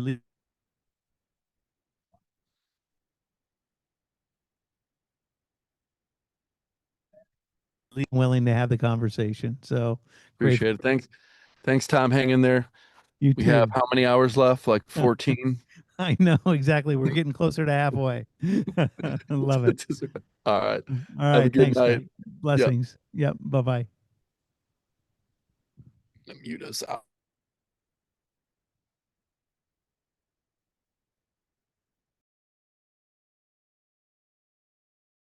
This is the day that the Lord has made. Let us rejoice and be glad in it. So, Father, we thank you for who you are today. We thank you that this is the day that you made. Lord, we choose to rejoice. We thank you for the day of hope, opportunity. We thank you for the North Side. We thank you for people that are here. We thank you for the families that are going to be on their way. And Lord, we pray this afternoon that you would allow us to just experience your love, your grace, your mercy. But Lord, most importantly, that we would have hope set before us, as is said in scriptures. Jesus, we thank you. We welcome you in this place. Holy Spirit, have your way. Let your kingdom come, your will be done in our lives today.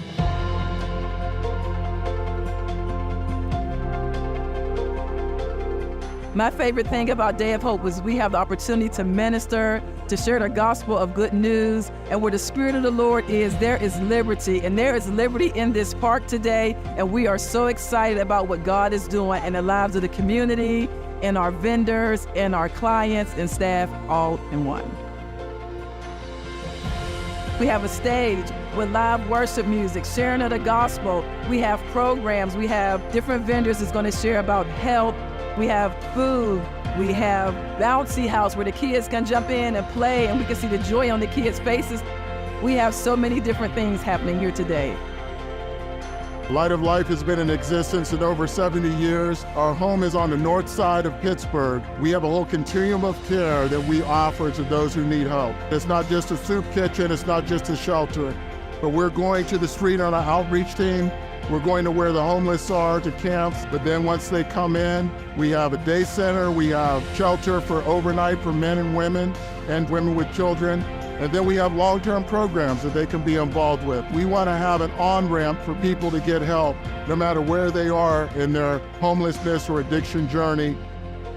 Before I had come here, my life was very unmanageable. My choice of drug was pain pills, but it had ended up into heroin, crack, benzos, and pretty much anything I would take. I had lost my kids, I was homeless. When I got to the Light of Life, as soon as I walked in the door, one of the clients had asked me if we could pray before even speaking, and I knew right then and there that was where I was supposed to be. I had people that actually believed in me, trusted me. It helped regained faith and trust in myself. I ended up getting my 3 children back during the time at Light of Life. I have been addicted since birth, and my mom gave me drugs at a young age. Eventually I learned, jails, institutions, and death, you end up with one or the other, and death was the last thing left, and I went for help. Being in active addiction, you don't really have people that care about you. In Light of Life, you do. If I didn't have Light of Life, I wouldn't be where I'm at now.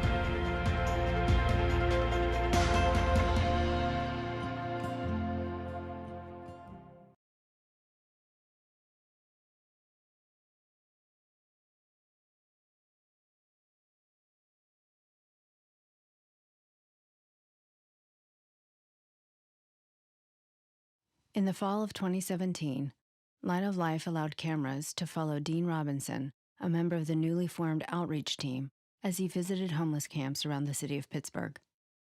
What you will see is the stark reality of addiction and those working on the front lines of this battle.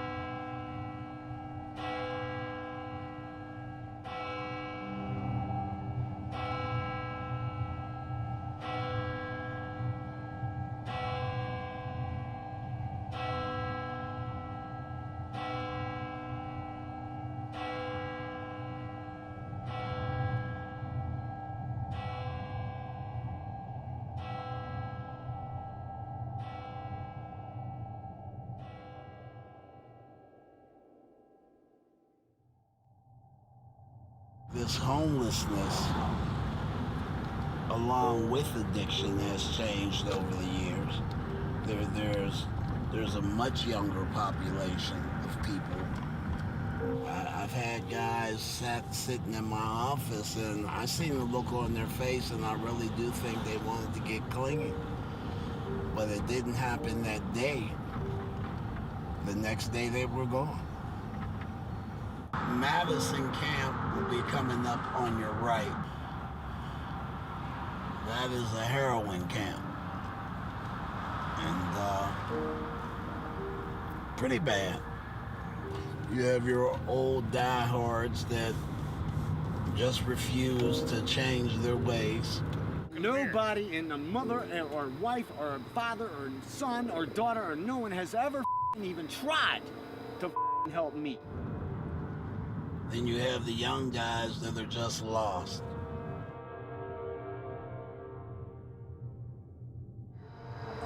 Yeah, I actually had an apartment and a job, but I messed it up. I got back on drugs.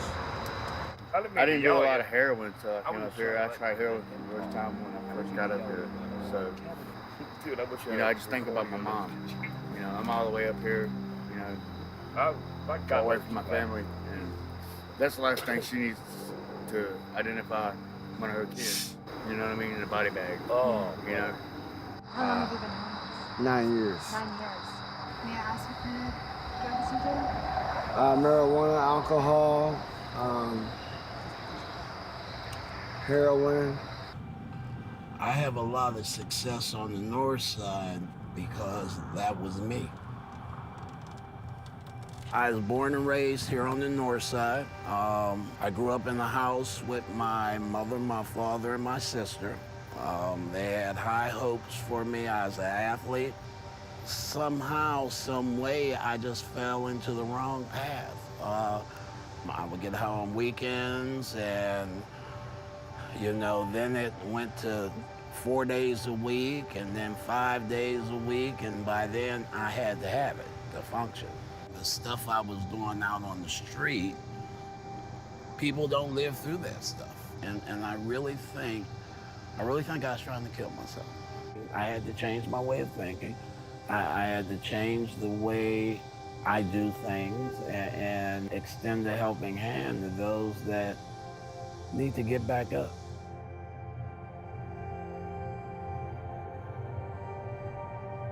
I lost my apartment, my job, my electric was cut off, like everything happened all at once.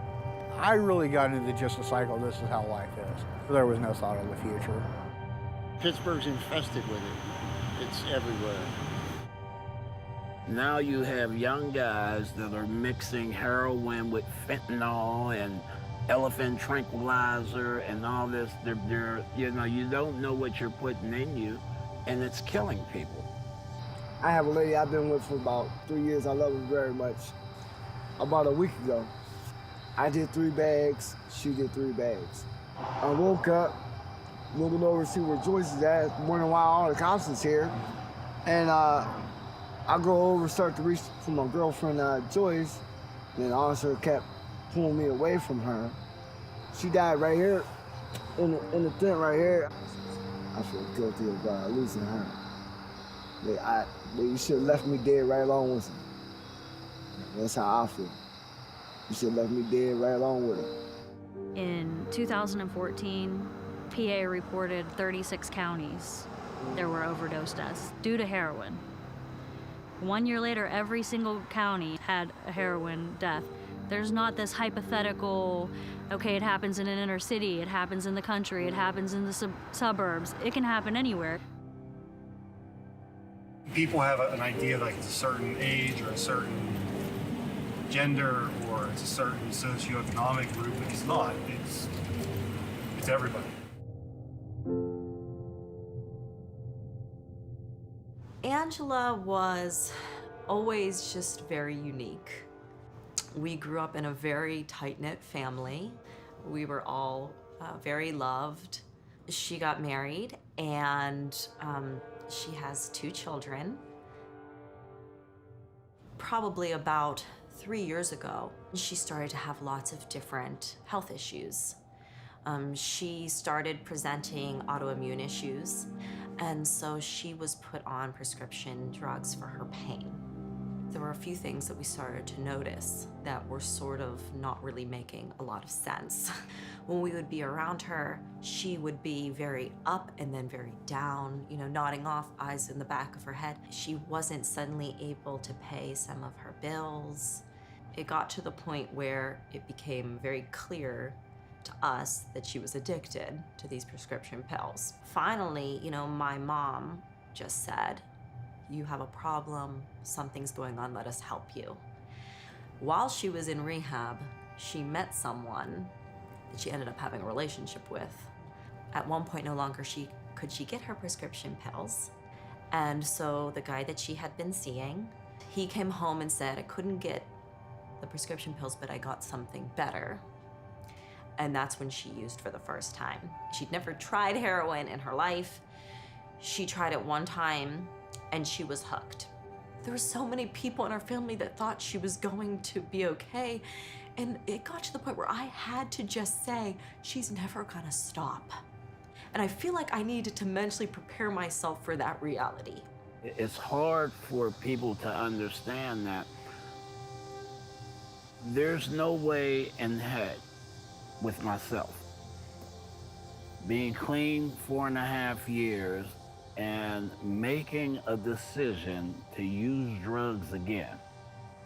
And that's the concept of people using against their will. You know, it is powerful, it's cunning. I was getting ready for youth group. I'm in charge of a youth group in Connellsville. And I'm in my kitchen and my stepdad shows up. So I opened the door and he looks at me and he says, "I need to talk to you. You need to get the kids out of the room." And he walked me to the back of the house and all he said was, "They found Angela, she's dead." I will tell you, I was very calm because I thought, she can't use again and she can't hurt herself again. I felt as though it was like a prison in her mind that she couldn't get out of, and she hated herself so much. And now she didn't have to hate herself anymore. And she didn't have to hate herself for what she did to all of us or to her kids. And that she was at peace. This really is a disease. She didn't choose this. She might have chosen to use that first time, but after that, she wasn't in her control. This is a culturally driven disease that is creating a ripple effect of crime, economic depression, socioeconomic despair. This is an epidemic. There's a struggle. It's huge. It's a big fight. And I feel like at this point, I don't know who's winning the war, but the drugs seem like they're multiplying. It truly is a family disease. Even though one person uses, the entire family is affected. And it's painful. And no one should ever have to tell their loved one that they're not ever gonna see their mom again. If we don't come together and attack this disease together, it's going to consume us, okay? And I'm scared of what this world will come to.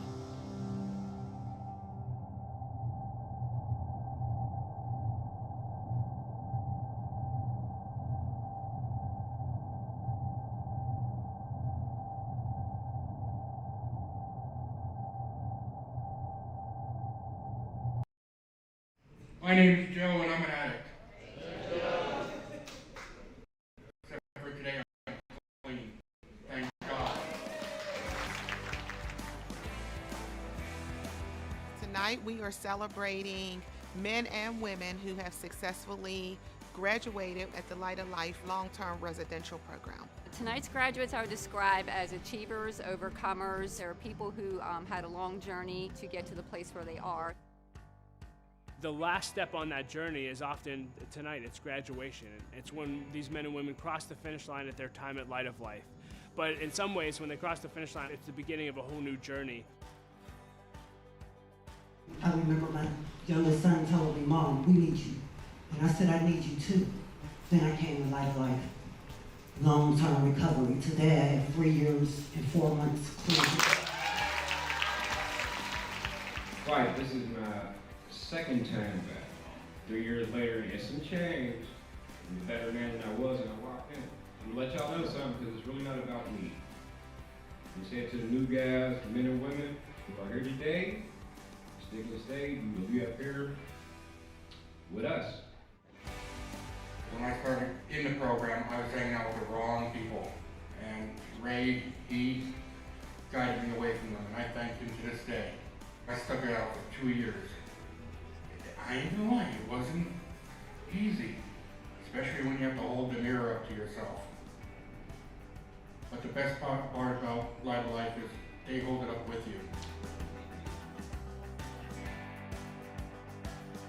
Our hope is to surround our alumni after they graduate, but also to get them to come back and help the very men and women who walk through our doors going through the same things that they went through a year or two prior. We, as the Light of Life staff, celebrate your accomplishments tonight. Congratulations. Always call us. We're always available. We're family. We love you, we're proud of you, and we can't wait to see what's next.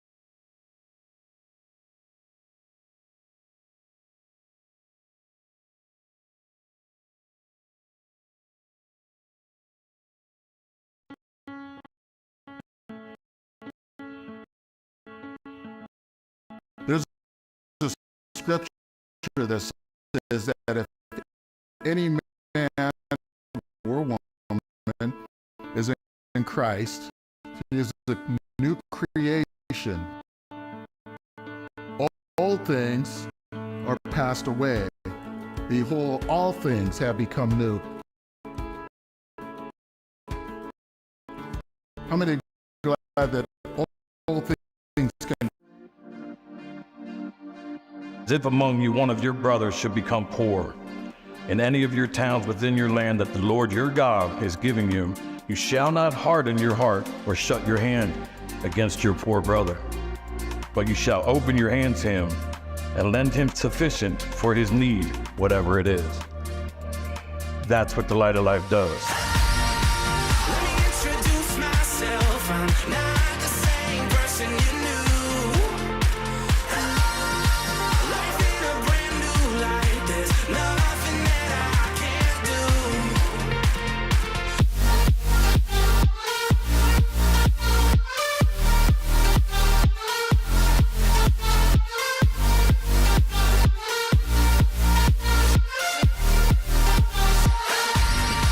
Let me introduce myself. I'm not the same person you knew. Life in a brand new light. There's nothing that I can't do.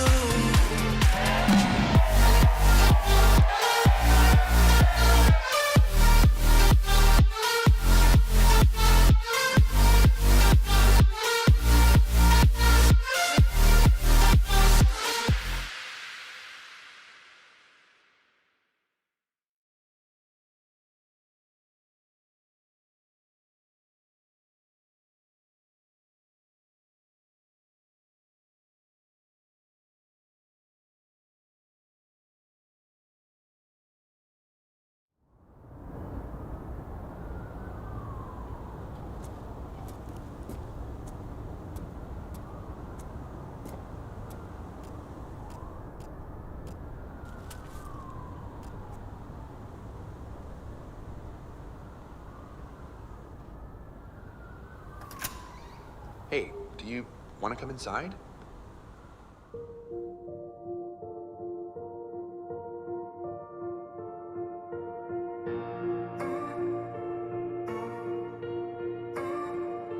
I don't wanna hear anymore. Teach me to listen. I don't wanna see anymore. Give me a vision that you could move this heart to be set apart. I don't need to recognize the man in the mirror, and I don't wanna trade your plan for something familiar. I can't waste a day. I can't stay the same. I wanna be different. I wanna be changed till all of me is gone, and all that remains is a fire so bright the whole world can see that there's something different.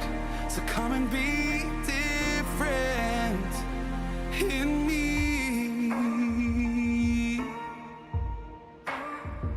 And I don't wanna spend my life stuck in a pattern, and I don't wanna gain this world but lose what matters. So I'm giving up everything because I wanna be different. I wanna be changed till all of me is gone, and all that remains is a fire so bright the whole world can see that there's something different. So come and be different.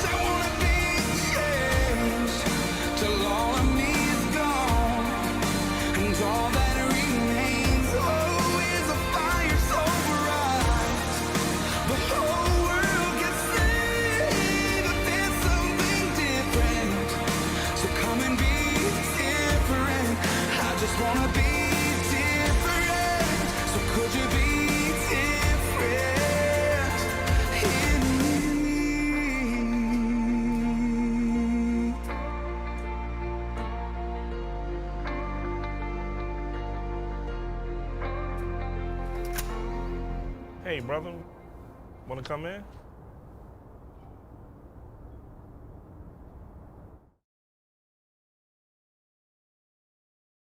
Leadership really is able to do over a period of time and really see. Maybe it's not as quick when you're in the middle of it, but as you look back in retrospect and in that rearview mirror, you can see how God was just with you every step of the way and how it just continued to build in the value of that. And no, Perry, you're here with your leadership and your experience for truly at this time, and know that it's going to bring value over the long term too. So how has this Conversations on the Bench been for you personally? Has it been inspiring? Have you heard things that that have really inspired and encouraged you? Because as head of this organization, Citygate, you know, it's a blessing for all 300 plus missions that are part of the network. And so hopefully it's been engaging and inspiring for you as well, Tom. Yeah, it has been. And I think, you know, there's been everything from the transformation stories, as you were talking about, that I think are so powerful, to even a little bit of what you were talking with too. I just was on, just had a conversation with Scott Schneiders, who's not too far next door to you in Canton, Ohio, and how they are just opening up and beginning to work on a single women's shelter. And as he was out there, they had a fire going. I think it's 35 in Canton tonight, and he just said there were two single women who had no place to go, and because they saw the fire, they walked up and they said, "Hey, can we just warm ourselves for a little while?" And then they began to unpack their story on camera as they began to.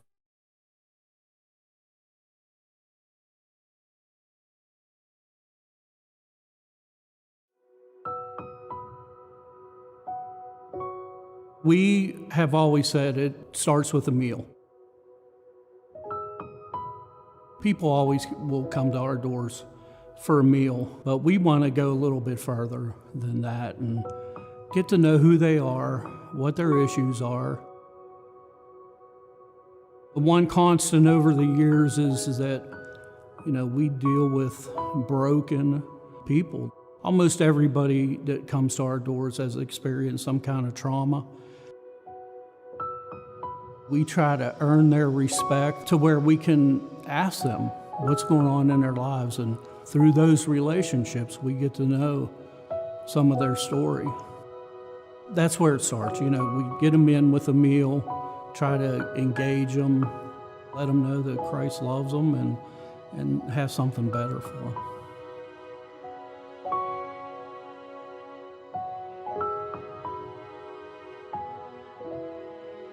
North Avenue, where the mission is now, is very small. The spaces are small and they're broken up, and we have coolers and freezers in every little cubby hole. And the biggest issue is feeding. We can fit 12 women and children in our front dining hall, and then we'll feed 20 men in our back dining hall. And so they eat in shifts. You know, we bring the first 20 in, they sit down, eat their food, get up and go. There's not much time for guys to sit and engage each other. One of the biggest things that I'm looking forward to at Vetley, the new building, is the dining area. Well, we're almost going to triple in size. And we'll have more time, we'll have more room to engage these people. I just can't stress how much we're really looking forward to that a guy can sit down and he doesn't have to rush because there's guys outside waiting to come in and have his spot. That's part of that dignity that, you know, we'll be able to offer them now. We couldn't do what we do without our donors, our volunteers, and they're just some of the most giving people, committed to what we do. I believe God's got great plans for Light of Life in the future, and I'm just happy to be a part of it.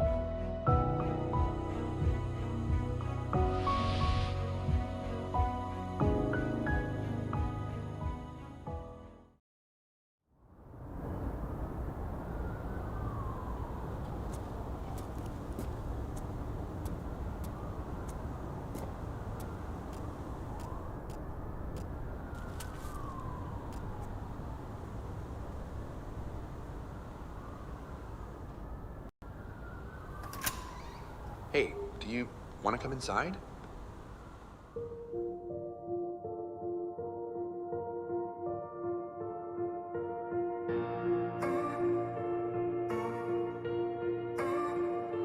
I don't wanna hear anymore. Teach me to listen. I don't wanna see anymore. Give me a vision that you could move this heart to be set apart. I don't need to recognize the man in the mirror, and I don't wanna trade your plan for something familiar. I can't waste a day. I can't stay the same. I wanna be different.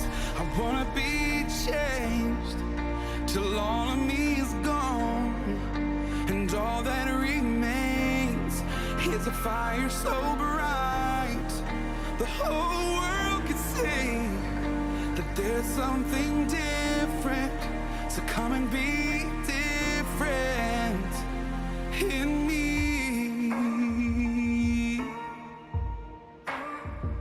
And I don't wanna spend my life stuck in a pattern, and I don't wanna gain this world but lose what matters.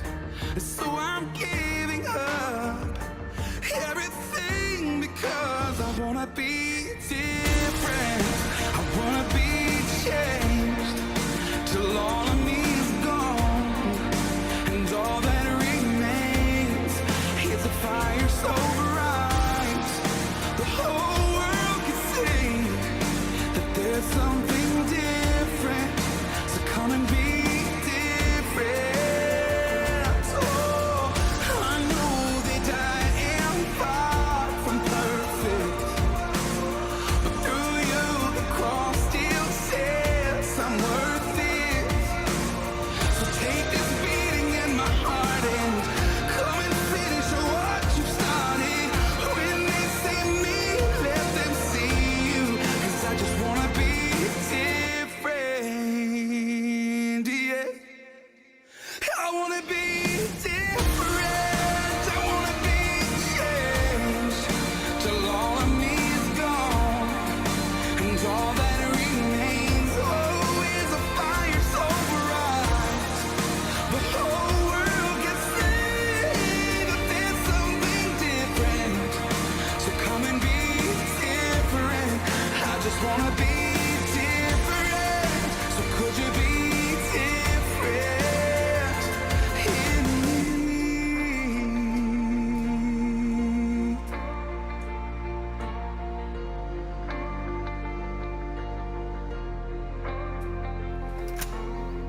Hey, brother, want to come in?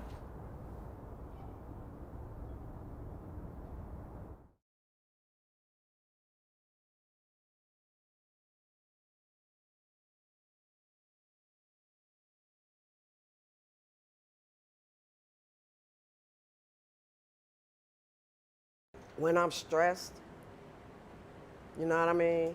Once I start cooking, stress is gone because I know I'm in my zone. So once I'm in my zone, then I know I'm gonna be okay. I'm making fried chicken tender. My name's Rob Pettit. I'm the kitchen supervisor here at the Mission, and I am making shrimp and grits today.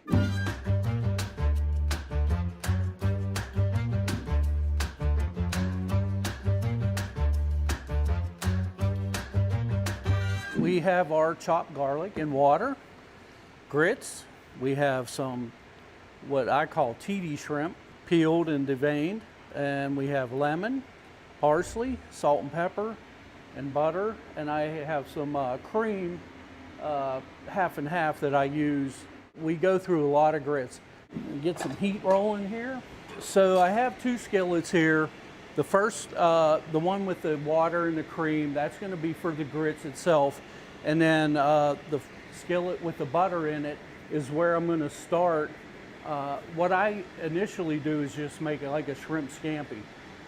Saute the shrimp in some butter and lemon and garlic, I'm gonna put a little salt and pepper into the grits water.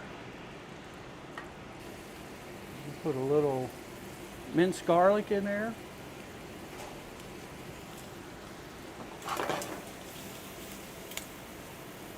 So I'm going to put that off to the side. So I'm going to start working on this, the mixture for the grits.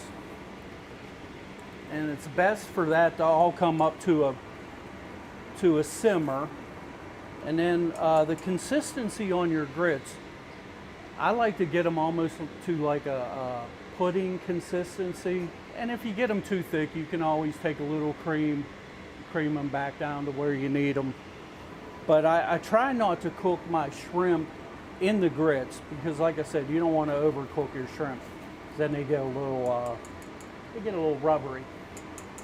Just about everything that I learned that I cook here was from Lorenzo Johnson, who was he ran the kitchen when I got here, and that was 24 years ago. And Lorenzo fed many mouths at the mission. So yeah, most of the cooking skills that I use today I picked up from him. I'm sure there's a recipe on here, but I just do them until they're nice and creamy. Like I said, just under what you would like a pudding consistency. And our guys here, they love cheese grits. Instead of the shrimp and the scampi, I add Velveeta cheese to it, maybe some Cheez Whiz, some kind of hard white cheese like a Swiss or something even a little bit harder. They love it here. It's a staple. It's a stick to your ribs kind of meal. So that's one thing about cooking. You can make a lot of recipes your own, and you learn how to fix mistakes. You don't have to put cream in it. You can use water depending on, what you have. So I'm going to take this scampi and kind of get it heated back up again. So you can see that it's creamed out really nice. And you can add a little sugar into it too. A lot of people add sugar.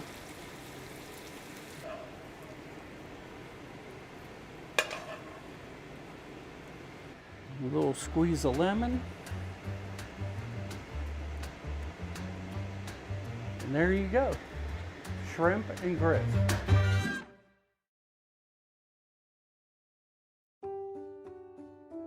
Their days are like surviving. When you see them in survival mode, I see people digging in the trash. I see people picking up cigarette butts off the ground. I remember one particular girl, when she came to the mission, I gave her a toothbrush and toothpaste and told her it was free, and she just started crying. She couldn't believe it was free. My name is Lloyd Massey, and I am the community engagement liaison, and I've been here 15 years. What I do is I work a lot with outreach, going into the communities, to the camps, talking to the less fortunate, trying to help them along, we pray with them, talk with them, we take them hygiene kits. Some occasions they may need food, and we'll take them food, and then we just chat with them about becoming non-homeless. Like if they want to join our program at Light of Life, or they just want to, talk about life in general, how, things they've been through, how they became homeless, and how we can come alongside them to chat with them about the state that they're in. The building that we're in now, it was kind of cramped, and there was not too much space. The aisles were very narrow, and you'd be bumping everybody in the aisles there. They talk about they don't want to go in there because it's too cramped. One particular gentleman told me I'd rather just stay out under a tree. There's more space out here in the open air. So I know when they walk into that new building, they're going to be real appreciative for this space. Yes, the new building, I tell you what, where they're going to feel a lot of dignity. They're going to feel a lot of dignity, like, wow, this is for me. When the homeless person walks in that building, they're going to feel, wow, this is new for me. And that's why the building's there for them. It's not there for the staff and us. We're just servants. And the building is for them. And I just can't wait to see when they walk in there to feel the love of Jesus. It's going to be like heaven to them.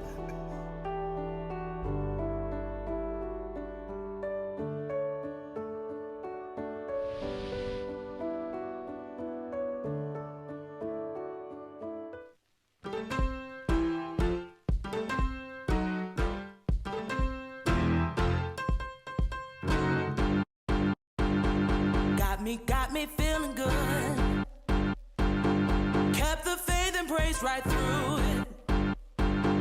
Happiness is here at last. Let me tell you how it happened. Some took over me, got my hands and feet. I couldn't stay in my seat. Now I clearly see. So good, how good, so good, how good, really good, so good, how good, so good, really good.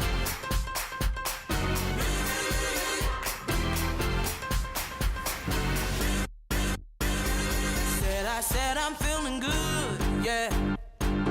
Nothing can change this mood. You can have the same thing too, yeah. And let it just take over you. Here's what you gotta do to let it take over you.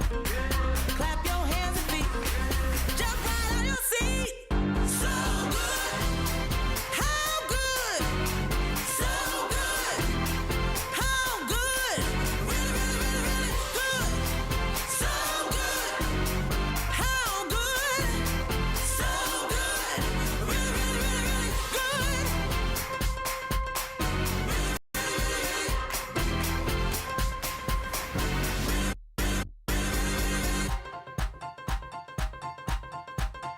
Keep your hands a clapping and your feet a stumping. Next thing you'll be jumping, 'cause it feels so good. Feels so good, y'all. So good. How good. So good. Really good.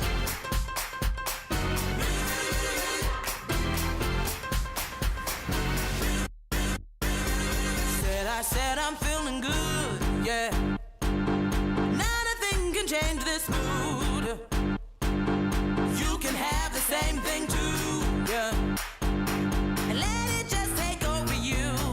Here's what you gotta do to let it take over you. Clap your hands and feet, jump right on your seat. So good, how good, so good, how good, really good, so good, how good, so good, really good.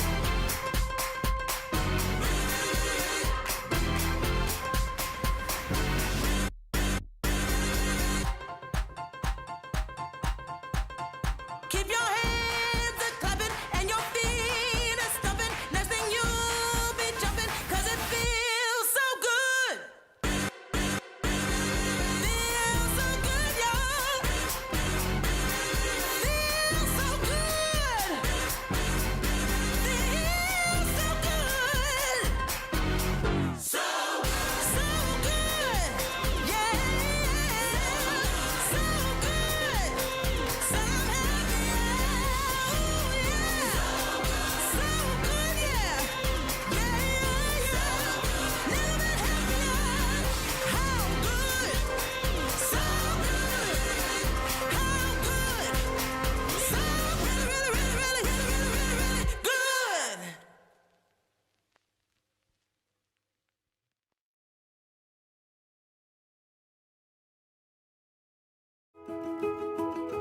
Wow, what a great day. What a beautiful day. Thank you all for being here to make it so special. Over 25 years in the making, this day has been just trying to find a place where we can have services for people who are experiencing homelessness and be able to serve them with dignity and respect. And then finally, we were able to locate this building. We had to redesign it, but redesign it in a way that from the moment they walk in the doors, we want people to be able to experience life transformation.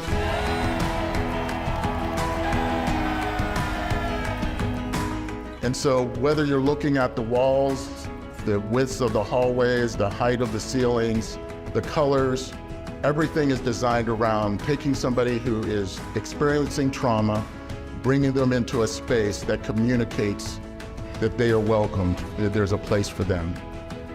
I often say the opposite of addiction is not sobriety, but community. And we want those who are experiencing food and housing insecurity to know that there is a community for them. If there's anyone in our city that needs a place to come, a place where they can talk to somebody to hear their story, Light of Life is that place.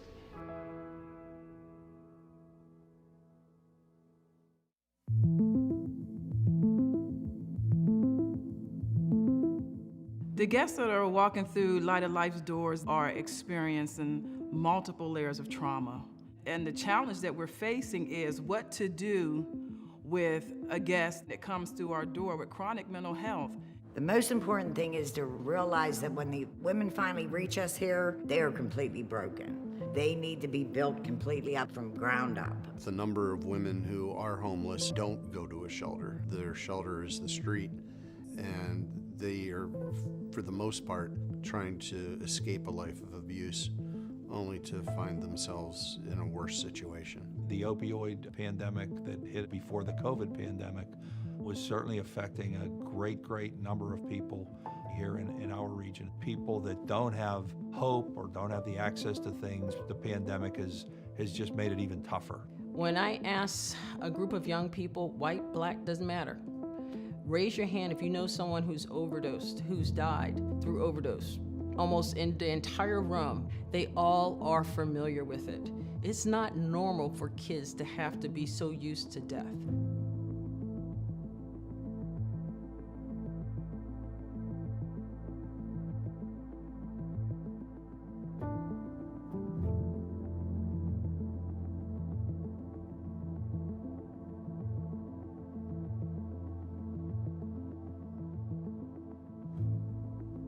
I grew up in a well-to-do neighborhood, and I was probably like 13, and it was pot, I believe, but alcohol wasn't far behind because my father was an alcoholic. I became very independent emotionally and mentally and physically. That kind of left me feeling as though I didn't really have anybody to turn to because pretty much the people that I had turned to had always disappointed me or let me down. I remember there being a lot of chaos around me. And as I got older, that's like when the depression kicked in and the anxiety, and like a lot of people, I self-medicated. The day I overdosed, it was from heroin and there was absolutely fentanyl. The first thing I said is, what happened? Because there's paramedics and police all around me. And the one guy just said, you died, sweetheart. He said, you overdosed on heroin. And I was like, what? That's impossible. That doesn't make any sense, because I thought that I would use SMART. And the only thing I can think of is my son and how I almost left him without a mom. I told myself I wouldn't do that. I promised, I vowed myself that I would be different. And sometimes it takes plowing through a wall. That was my wall.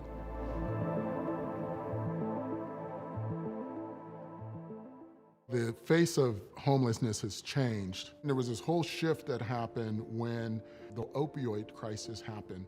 It changed everything about those who are on the street. We had people coming from the suburbs into the city, women and men, and then of course with children as well. I would say about 95 to 99% of that population has an underlying traumatic event. If you look at the typical scenario for many of our patients and then just reflect back on 2020, moving into 2021 with the pandemic, as well as with racial injustice, unrest. It presents an epidemic of just multiple proportions. When I was 4, my parents separated. I'm the youngest of 9 children. When I was 6 years old, I was abused by a man who was a friend of my uncle's, and it changed my life. I became a very sheltered child. I didn't want to talk to anybody. I didn't want to run and play like little kids do. When I was 8 years old, my older brother allowed me to take a big sip of his beer, and he also had this funny looking cigarette that had no filter on it, and he allowed me to smoke on that. And I was free at that moment to be someone different, and I liked it. I didn't become an addict that day, but it didn't take long afterwards. And I went from being a straight A student to failing 7th grade and eventually dropping out of high school. And this was all due to my addiction. They're desperate. They're trying to survive. They're looking for the next high. They don't know what's in that bag. They don't know what's in that cap of heroin. They don't know what's in that needle. They're injecting in places that you wouldn't even think of, between their toes, in their private areas, which causes different reactions to different parts of their body. But what they do know is they're looking for something that they think is going to help them or fulfill them. And usually it's overdose or death or light of life. In '92, I began going out with a formerly homeless guide under the bridges and into the abandoned buildings of Pittsburgh. And I got to see the city from a different angle. One of the first partners that I discovered was the Light of Life Mission. I worked with them and we started the Physicians House Call Center there in the basement, and we ran that for about 10 years. You begin to quickly realize when you begin working with the excluded folks in the city that there are others in other agencies that are like soulmates. And that fabric is then woven into the torn fabric of the street to build a community that's got new principles of respect, mutuality, grace, other things that are really important for healing. We changed our strategy a couple of years ago and began to adopt an outreach model. We actually had staff find people under the bridges or in the communities holding up signs, letting them know that resources are available. What we realized is if we were waiting for them to come to our doors, some of them would never make it to our doors. When we began to do our work in the new pandemic environment on the street, Light of Life reached out to us and others. We began sharing wisdom and resources at a level we'd never actually done before. The county health department and others were very helpful. But Light of Life's leadership was key to this. And we began to do testing for folks in the shelter. We created the hotel setup where you could send people who had nowhere else to go that were COVID positive. And then we began doing telehealth with Light of Life. I think it created community with providers that was really not there. We provide primary health care, dental care, holistic health care that's freely available to anybody who needs it. We want people to know there's quality care that meets their needs in a cultural context that's familiar and available to them. Right now, Northside Christian Health Center has a grant through Allegheny County Health to reduce opioid overdoses right here on the Northside community. If it was not for Light of Life partnering with us around that particular program, it wouldn't exist. Since the 90s, Light of Life has participated in a statewide program to take women with children who are willing to go into long-term programming after they've had about 90 days clean and put them into an apartment, help them to learn to be self-sufficient.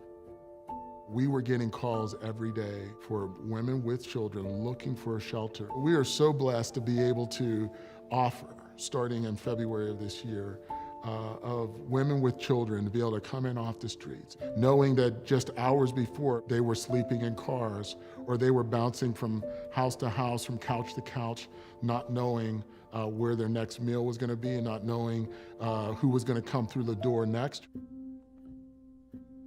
I had 6 months clean, and then I ended up relapsing, and it only took about 3 months for the overdose to occur.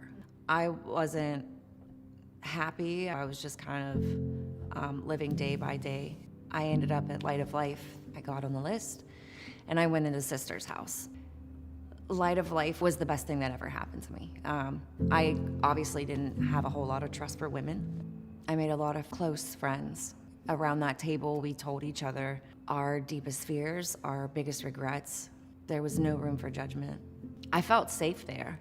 They taught me how to be a mom. They taught me how to be a woman. They taught me so much about who I really am, who God made me to be. In February of 2020, I was in a very bad place. I was addicted to crystal meth and homeless, doing whatever I could to get the next fix. And something spoke to me and just told me to look at you. I remember those 3 words in my head, look at you. I decided that I wanted help with my addiction. I went to a detox center. A case manager named Megan asked me what I wanted to do after I left the detox. She called the rehab and they said they had 1 bed and it was in Pittsburgh. And I said, that's God speaking to me. When I left the rehab, I had basically nowhere to go. And it was very humbling. You know, I never thought of myself as a homeless man. The homeless guy was the one that lived under the bridge and pushed a shopping cart around. But that's not always the case. And it was me, I was that homeless man. And someone suggested to me to go to the Light of Life. When I first got to the Light of Life, I sat with a gentleman named Adam. And the first thing we did when we went to his office, he said, would it be okay if I prayed for us? And no one had ever done that for me before. I remember the tears rolling down my face while I was sitting in his office. One thing I learned at the Light of Life was how to love myself. They taught me that I'm worth getting up every morning and making your bed and doing the next right thing. I have goals today that I'd never had before. I have a job that pays very well today with insurance benefits and a 401k. I have a checking and a savings account, which is really rare for me because my bank used to be a pawn shop. Today, my biggest luxury is I have a full-size bed. When I was a little boy, I had a single bed. When I was incarcerated, I had a single bed. When I was in the Navy, I had a single bed. When I was in rehab, I lived in a single bed. When I was at the Light of Life, I was in a single bed. I've taken a step forward and gotten a bigger bed. And a queen-size bed will be next, and then I'll move on to the king-size bed. And this is all because I had the courage to say I want help. And I also had the willingness to accept it. It was not easy, and some days it's not easy still. But it's only through God and through Light of Life and through the women and the staff that I know that I'm worth life. I know that I'm worth change. If it's a meal, if that's what you need, we have that. If it's shelter, you need overnight shelter for a day, for a week, for a month, we have that. If you need mental health assistance, then we have partners that can help with the mental health counseling. If it's drug and alcohol long-term programming, then we have something for you there. And you truly just find yourself just needing a place temporarily until you can get a job, we have a place for you there. All are welcomed. All backgrounds are welcome. This is not a place to come and be judged. It's a place to come and experience the love of Christ and the love of a community of people who are all trying to help each other to get better. And that's what Light of Life is about. My addiction is everywhere I go. It is at work, it is at play. Addiction will attack you in your sleep. I dream sometimes about getting high. It lets me know that it's still there. There's times when I walk down the street and I will smell marijuana. And that is my addiction just letting me know I am still here whenever you want to come back. I don't have to worry about that attacking me. I have tools today, I have phone numbers today that I can use to fight back against it. If I had to let somebody know one thing about the Light of Life, it's that they care. If they didn't care, I wouldn't be sitting here right now. It's home. It really is.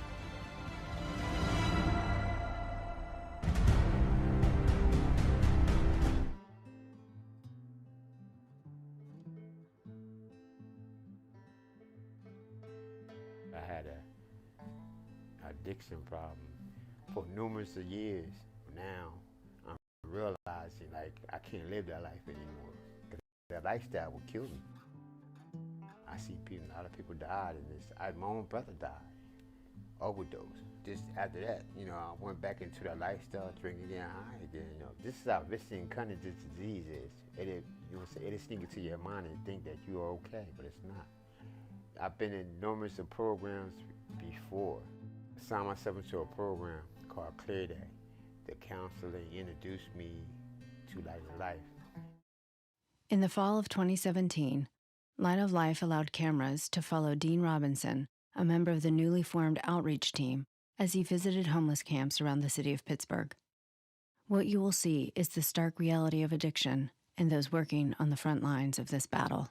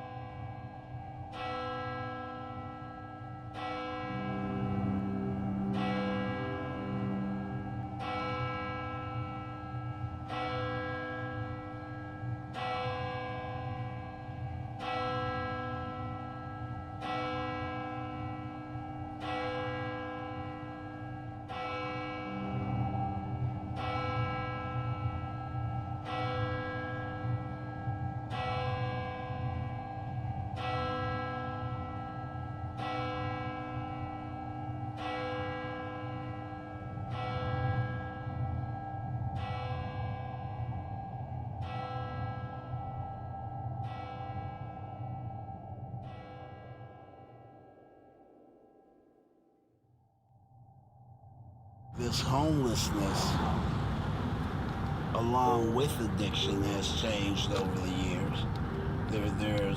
There's a much younger population of people. I've had guys sitting in my office, and I seen the look on their face, and I really do think they wanted to get clean. But it didn't happen that day. The next day they were gone. Madison Camp will be coming up on your right. That is a heroin camp. And pretty bad. You have your old diehards that just refuse to change their ways. Nobody in the mother or wife or father or son or daughter or no one has ever even tried to help me. Then you have the young guys that are just lost.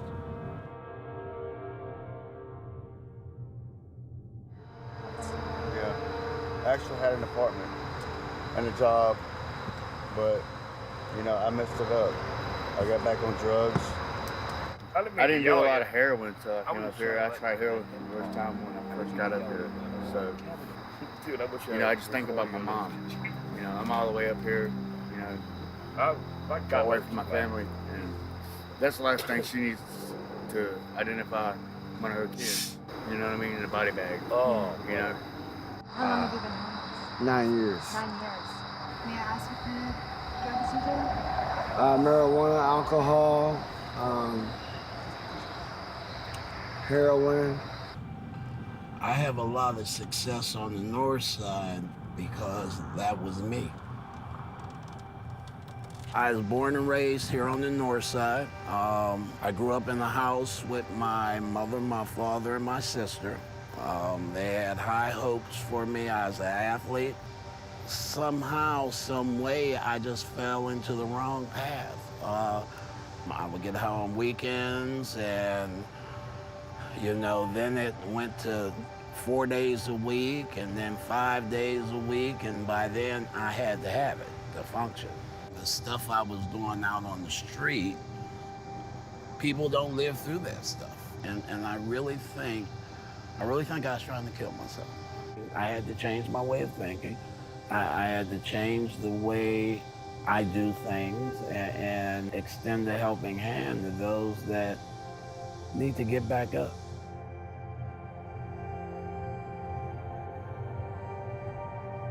I lost my apartment, my job, my electric was cut off, everything happened all at once. I really got into just a cycle. This is how life is. There was no thought of the future.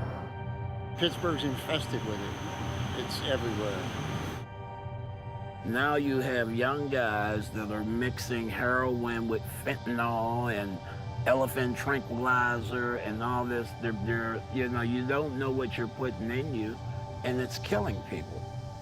I have a lady I've been with for about 3 years. I love her very much. About a week ago, I did 3 bags, she did 3 bags. I woke up, looking over to see where Joyce is at, wondering why all the cops is here. And I go over, start to reach for my girlfriend, Joyce, and the officer kept pulling me away from her. She died right here, in the tent right here. I feel guilty of losing her. You should have left me dead right along with her. That's how I feel. You should have left me dead right along with her. In 2014, PA reported 36 counties there were overdose deaths due to heroin. 1 year later, every single county had a heroin death. There's not this hypothetical, okay, it happens in an inner city, it happens in the country, it happens in the suburbs. It can happen anywhere. People have an idea like it's a certain age or a certain gender or it's a certain socioeconomic group, but it's not. It's everybody. Angela was always just very unique. We grew up in a very tight-knit family. We were all very loved. She got married and she has 2 children. Probably about 3 years ago, she started to have lots of different health issues. She started presenting autoimmune issues, and so she was put on prescription drugs for her pain. There were a few things that we started to notice that were sort of not really making a lot of sense. When we would be around her, she would be very up and then very down, nodding off, eyes in the back of her head. She wasn't suddenly able to pay some of her bills. It got to the point where it became very clear to us that she was addicted to these prescription pills. Finally, my mom just said, "You have a problem, something's going on, let us help you." While she was in rehab, she met someone that she ended up having a relationship with. At one point, no longer could she get her prescription pills. And so the guy that she had been seeing, he came home and said, "I couldn't get the prescription pills, but I got something better." And that's when she used for the first time. She'd never tried heroin in her life. She tried it one time and she was hooked. There were so many people in our family that thought she was going to be okay. And it got to the point where I had to just say, she's never gonna stop. And I feel like I needed to mentally prepare myself for that reality. It's hard for people to understand that there's no way in heck with myself. Being clean 4.5 years and making a decision to use drugs again. And that's the concept of people using against their will. It is powerful, it's cunning. I was getting ready for youth group. I'm in charge of a youth group in Connellsville. And I'm in my kitchen and my stepdad shows up. So I opened the door and he looks at me and he says, "I need to talk to you. You need to get the kids out of the room." And he walked me to the back of the house and all he said was, "They found Angela, she's dead." I will tell you, I was very calm because I thought, she can't use again and she can't hurt herself again. I felt as though it was like a prison in her mind that she couldn't get out of, and she hated herself so much. And now she didn't have to hate herself anymore. And she didn't have to hate herself for what she did to all of us or to her kids. And that she was at peace. This really is a disease. She didn't choose this. She might have chosen to use that first time, but after that, she wasn't in her control. This is a culturally driven disease that is creating a ripple effect of crime, economic depression, socioeconomic despair. This is an epidemic. There's a struggle, it's huge. It's a big fight. And I feel like at this point, I don't know who's winning the war, but the drugs seem like they're multiplying. It truly is a family disease. Even though one person uses, the entire family is affected. And it's painful. And no one should ever have to tell their loved one that they're not ever gonna see their mom again.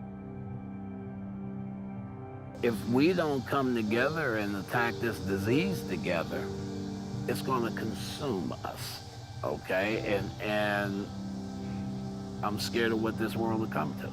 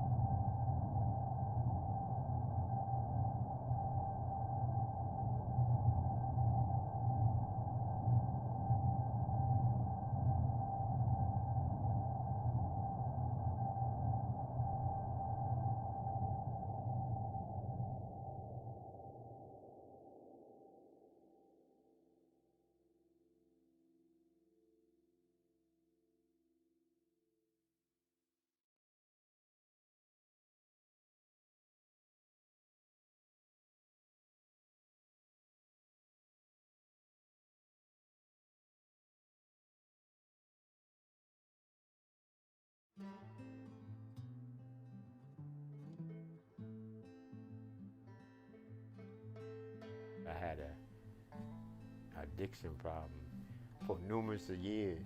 Now I'm realizing like I can't live that life anymore because that lifestyle would kill me.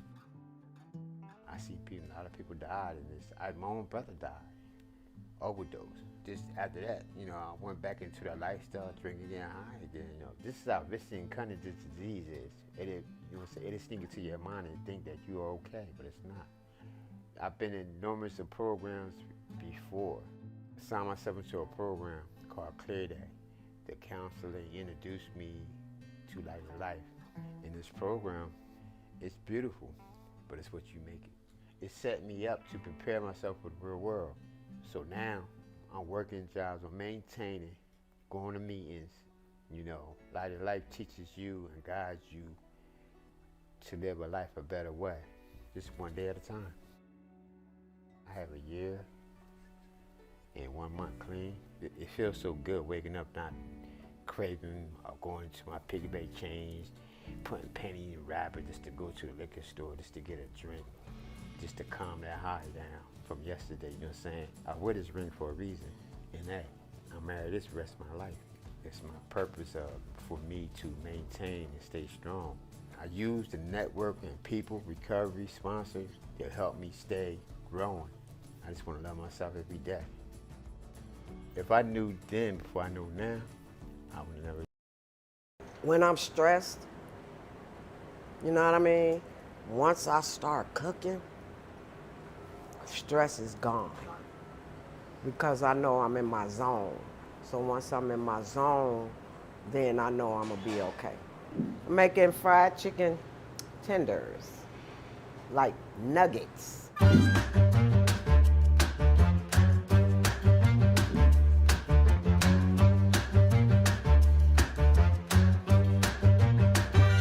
You gotta wash and drain your chicken. You don't want it slimy. You wanna add your cumin. You wanna add your garlic salt. You wanna add your black pepper. And you wanna add your paprika. And my trusty friend, adobo.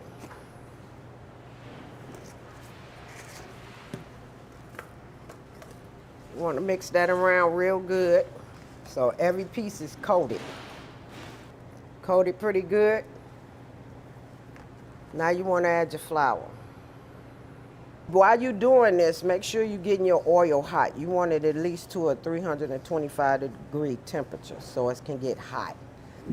If you don't have a deep fryer, you can use a good cast iron skillet. Only dredge you through the flour one time.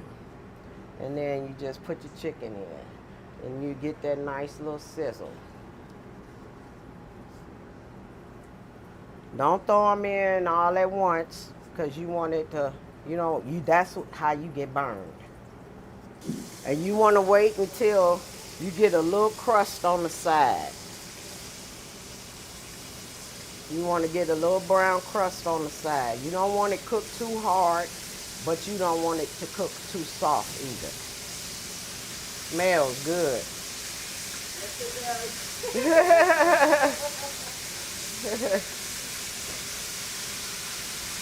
See how I got that little crust on it? You want to flip it over. When I was a kid, my grandparents showed me how to cook.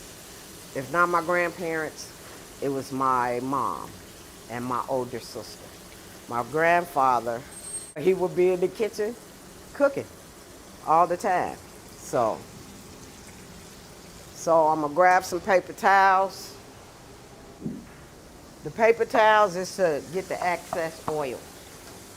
You don't want that. Take about maybe 10, 15 minutes because these are small pieces. With larger pieces, you're gonna have to, it's gonna take a little longer. You want the chicken to get up to at least about 172 degrees to make sure it's done. You don't wanna get raw chicken, that's not a good thing. I know a lot of people, they dredge it in the flour a couple of times, you can dip it in buttermilk to get a nice crusty crust, but I don't think you need all that. Turn your flame off. Chicken is done. Make sure you get some ranch and some hot sauce. You'll eat chicken all day.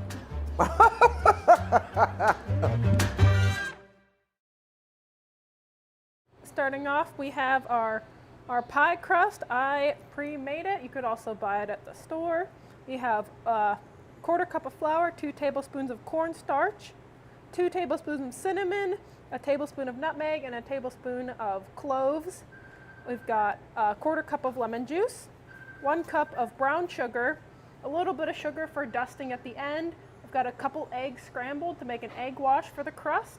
Then I've got 10 sliced apples.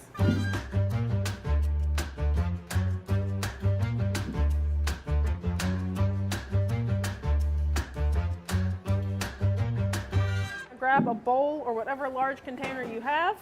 You're going to put your apples in there. And then you're going to grab your lemon juice and splash that over the apples. The lemon juice adds a nice tartness so your apples aren't too sweet. And then you're going to add your brown sugar, all your spices, and your cornstarch and flour. Coat your apples with all that goodness until it's evenly covered. When I was little, I always helped my grandma make pie for Thanksgiving, and then I just got my love of baking out of that, and while I was working here, I'm the only one who actually bakes. So I was like, well, how do I make pie? Let's learn. Now that you have your apples ready, you're just gonna take them and put them into your pie crust. Nice and full, because the apples are gonna cook down while they bake. And then what we're gonna do next is make a lattice work over our pie. Start the first layer, you just lay it on, because you'll be lifting it up to put on the other layer. But you don't do all of them, you lay every other one, you pull back. Because then it makes like a basket weave pattern. And you're done. So after you put one on, you put them all back into place.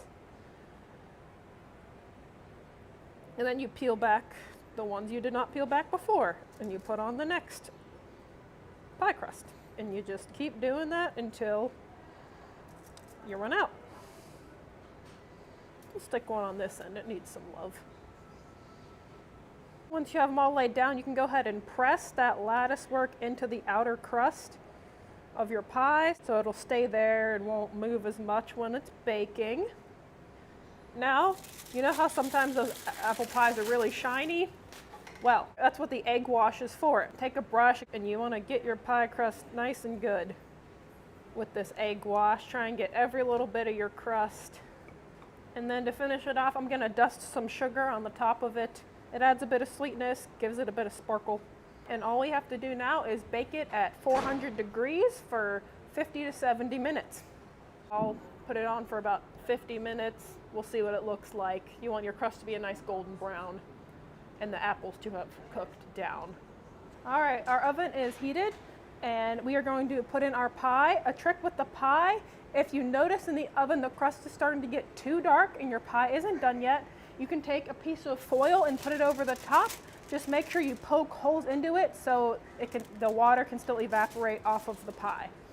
All right, so our apple pie is done baking. As you can see, it started getting a little dark while it was baking, so I went ahead and put the foil onto it, but we can take that off now.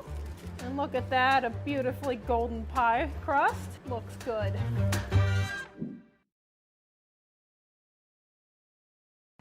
All right, I'm showing you how to make Italian beef, Chicago style. You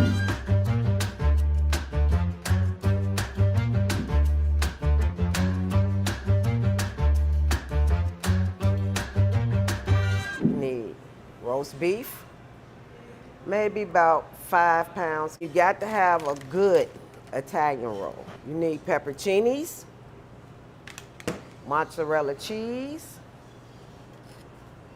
olives, whole olives, juice and all.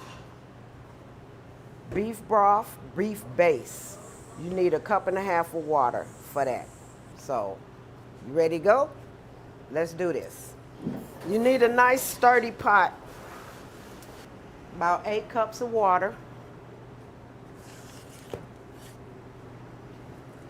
You toss in your roast beef. I love this stuff. Once this roast beef comes to a boil, then you add in your beef base. It's gonna get to about 325 degrees. Once it starts boiling, then you add your beef base, you add your olives, and you add your pepperoncinis. We're gonna get this bun ready. You wanna split it halfway, because if you split it all the way in half, then it's gonna ooze all out the sides. You wanna hold everything in. When I was back home in Chicago, my grandma used to make it all the time. Mostly roast beef, when you buy it off the deli, it's already cooked.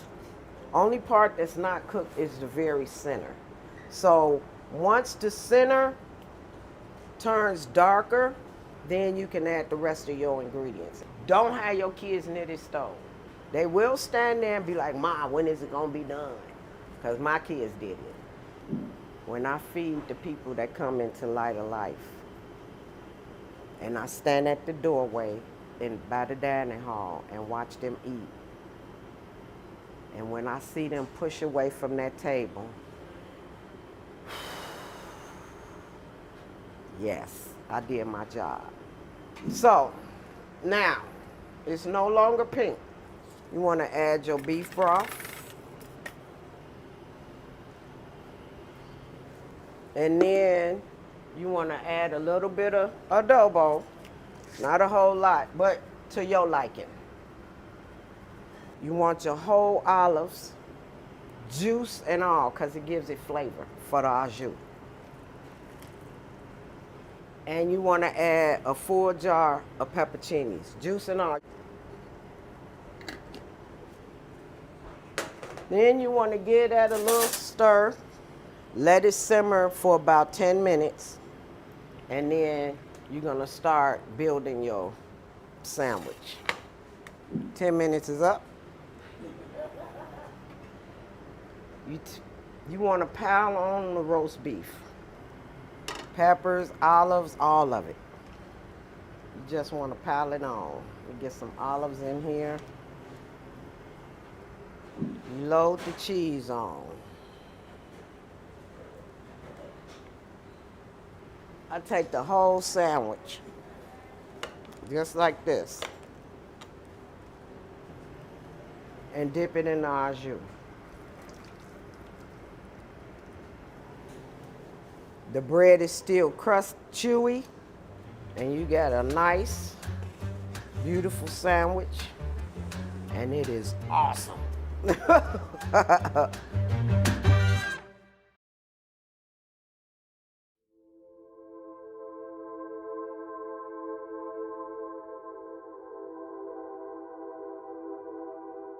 My addiction history isn't like some of the other people in that I didn't start using until I was 35. Prior to that, I had the picture-perfect life that everyone would want. I had an amazing career as a healthcare provider and really loved my professional life. And unfortunately, my personal life suffered because of that. And seeking social acceptability is what took me to the use of methamphetamines. And in a matter of 9 months, I went from the picture-perfect life to laying on a steel slab in a jail cell. There's nothing more demoralizing than going from being a well-respected professional to a jail cell overnight. Some of us have been molested, some of us have been raped. Some of us have parents in active addiction, family members in active addiction. Some of us have been through unspeakable things. There's a reason we climbed to the pill, the needle, the bottle. It's because we didn't want to feel anymore. My picture of someone who was in active addiction was someone living under the bridge trying to get a bag of dope in the morning so they weren't sick. That wasn't me. So I wasn't an addict. I couldn't be an addict if that was the case. And strangely enough, even when I was sleeping out of my car, losing everything in my life, I still didn't think I was an addict. Very commonly in nursing, we take care of people very well because it's much easier to take care of someone else than yourself. I came to Light of Life a year ago and stayed for a couple months. I was here, I was present, but I wasn't involved in the community. Part of that was a lot of shame about my own life. Growing up in a small rural town as an openly gay boy, not accepted by the church, was a lot of trauma. When I was here a year ago, I left, went back to my career, and I relapsed. I came to Light of Life last time from rehab. This time I came from a park bench. And the only thing I found here was love and open arms. What happens in these four walls is life-changing. It's love. There's not many places that you can come from an active addiction from a park bench and walk in the front doors and the executive director meets you and greets you and tells you that he loves you. Or the marketing director sees you at a function and comes up to you and says, "Hey, I'm proud of you." That's big. Every one of these staff members knows my name. Every one of these staff members prays for me. Every one of these staff members shows us love. That's the difference. We're not a number, we're not a patient, we're not a client. We're part of the family.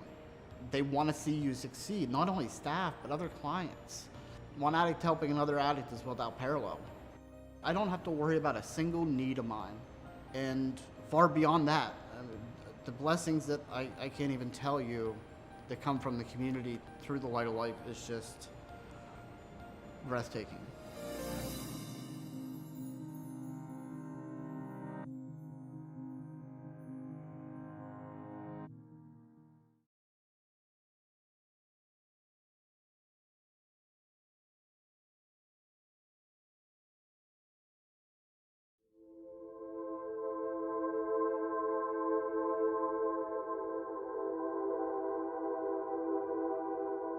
Since being in recovery, I've learned that maybe the story was slightly different than what I had told myself over the years.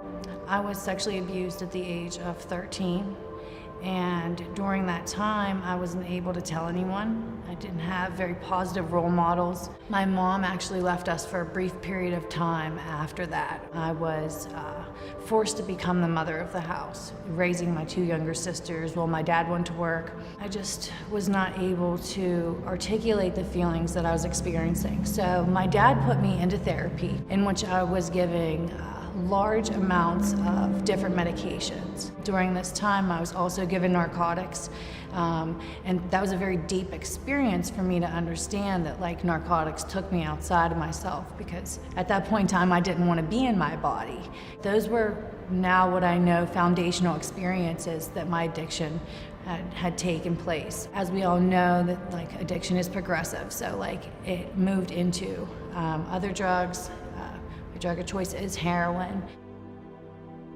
Around 21, I had moved to Las Vegas and I had become involved with prostitution out there. I was trafficked from a few different states at that point in time. I was able to get out of that situation after about a year and a half running away.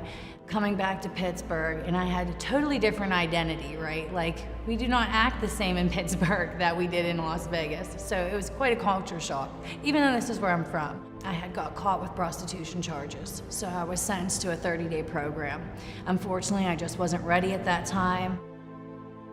I now have 3 little girls, 7, 5, and 4. Unfortunately, through each of my pregnancies, I was on Suboxone. I had postpartum depression with my last child, and I had never experienced it before, so I didn't understand what was happening to me.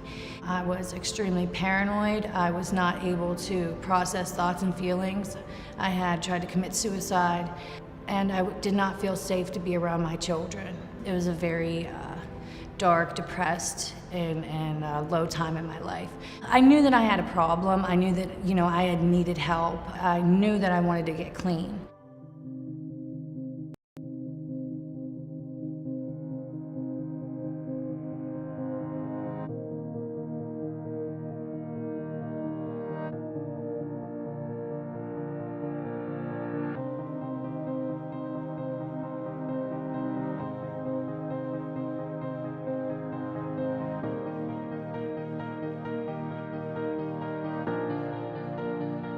Light of Life has been a game changer. It's been life-changing. Being able to be a mother while staying clean was huge for me. You know, I was able to care for myself and care for my kids and stay clean. I now have 3 years and 2 months clean, so that is such a miracle to be able to say. I credit that to Light of Life. I credit that to the connection that I was able to have with God. That was the missing piece. I didn't have any knowledge of God. I didn't know how to connect with God. I didn't know how to pray. Now, it's like I can feel the Spirit of God within me. They've helped me with housing. They've helped me become an independent woman in the sense that like I started school for psychology and like I'm in my 3rd semester. The one thing that I think was most transformative between the Women and Children's program that really helped me connect with my children was prayer. It helped us connect on a deeper level. They've taught them, you know, in a way with love, how to thank God on a regular basis. Light of Life has been there through every step of the journey. My love for life has come back. I'm in line with God's will. I feel God has a purpose for me today. I feel like I'm already in my purpose. I'm no longer alone on this journey, and that like everything I need will truly be provided for me.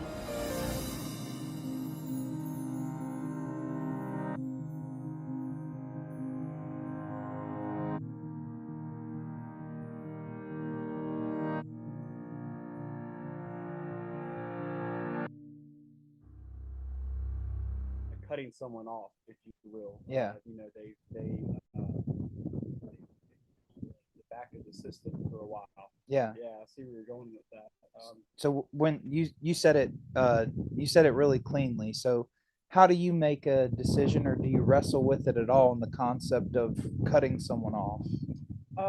Yeah, I definitely do wrestle with that. That could easily been me. To be the one cut off. Yep. Yeah. 100%. And I was cut off to an extent with my family. Financial is one thing. Emotionally is a whole other thing. And I think that people, especially homeless, there's this conception of it's almost like people just write them off no matter what. Sure. You know, you see it all over, it's just the other way. Yeah. And So. Look the other way. I know, yeah. See, it's funny. Like I have I've been real honest with myself since I've been having these chats. Okay. Okay. So like I've been, you could call it a journey. All right. Okay. You could call it a journey that I'm on here, but, and it might be sleep deprivation that's helping me experience it. No, but I've been real honest with myself because I know that there are times, and it's not, I don't have a drawback type of reaction whenever I see someone, who's flying the flag in the median. You know what I mean? Who's got a sign up and, they're clearly struggling with homelessness. I don't have a drawback, but sometimes I do have the look the other way. There's other people who wrestle with that too. I don't feel awkward. I just feel I'm not in the place right now where I feel like I'm in the opportunity to do something, where I'm in the opportunity to give something, where I'm in the opportunity. And I have my general practice. All right, you want to hear what my funniest general practice is? And I go back to me when I was drinking. I got these business cards in my truck, and you know what they say, Christian Recovery Centers on it.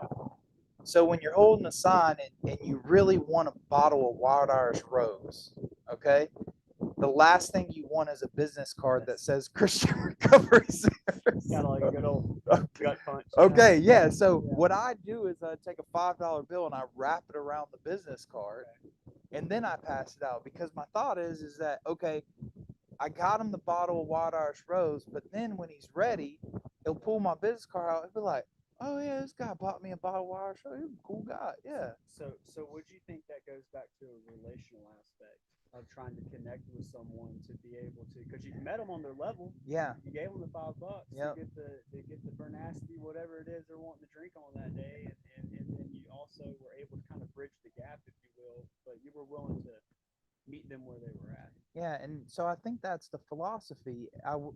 There's a whole other group of people who would say not my style because I'm not going to buy him the bottle.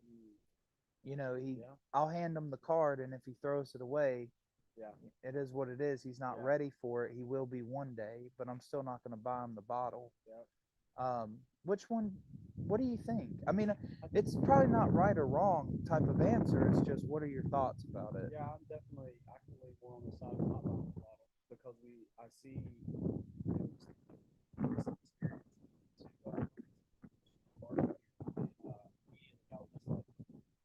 drugs and alcohol. Yeah. There. You know, you just see it all over this poor guy.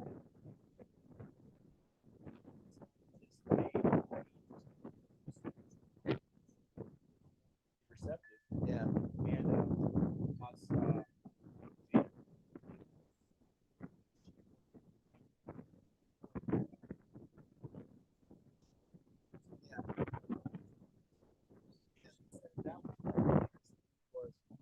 we don't have enough of the mental health aspect because these folks struggle with drugs and alcohol, but it's typically stemmed from sort of mental health trauma that happened in their life that got them to that situation. Yeah.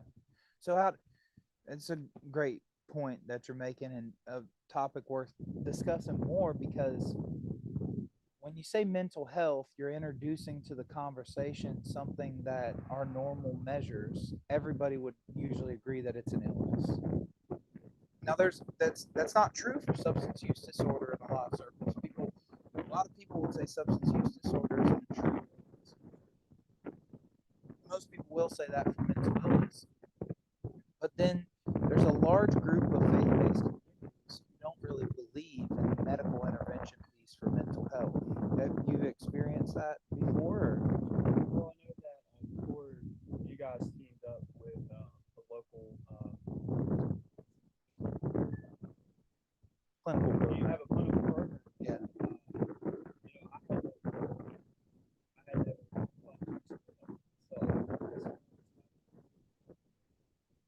Whether they eat, I know that some bipolar, some anger issues that are just deep lying, and it is some childhood stuff. Yeah. That I just suppressed and didn't really know how to work through. Me, that definitely worked into drugs, alcohol, problem. Right. Homelessness is that as well. It's a symptom of an overall problem. there's too much of a stigma about their situation,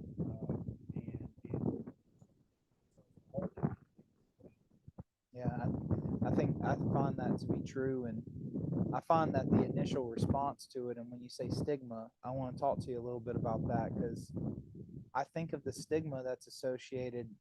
There's an idea here. I can believe that something's best for you up here while I still work with you here, just because it's better than here where you were. Yeah. Have we lost that? Is there a lot of yeah, some of it, there is a little bit of a we were talking about making that relationship, and I think that us as a society, I think we have lost a lot of that. I think of in substance use disorder, medications for opioid use disorder, that a lot of people, including myself, believe that people need to be free from it. That medication for opioid use disorder, though, are still providing a very clean pathway to help people transition from a lifestyle of abstinence out of a lifestyle of addiction into a lifestyle into recovery. And it's been a medical intervention, and a lot of people get lost in that conversation really quickly, I think, because what ends up happening to them, they say, well, it's not this.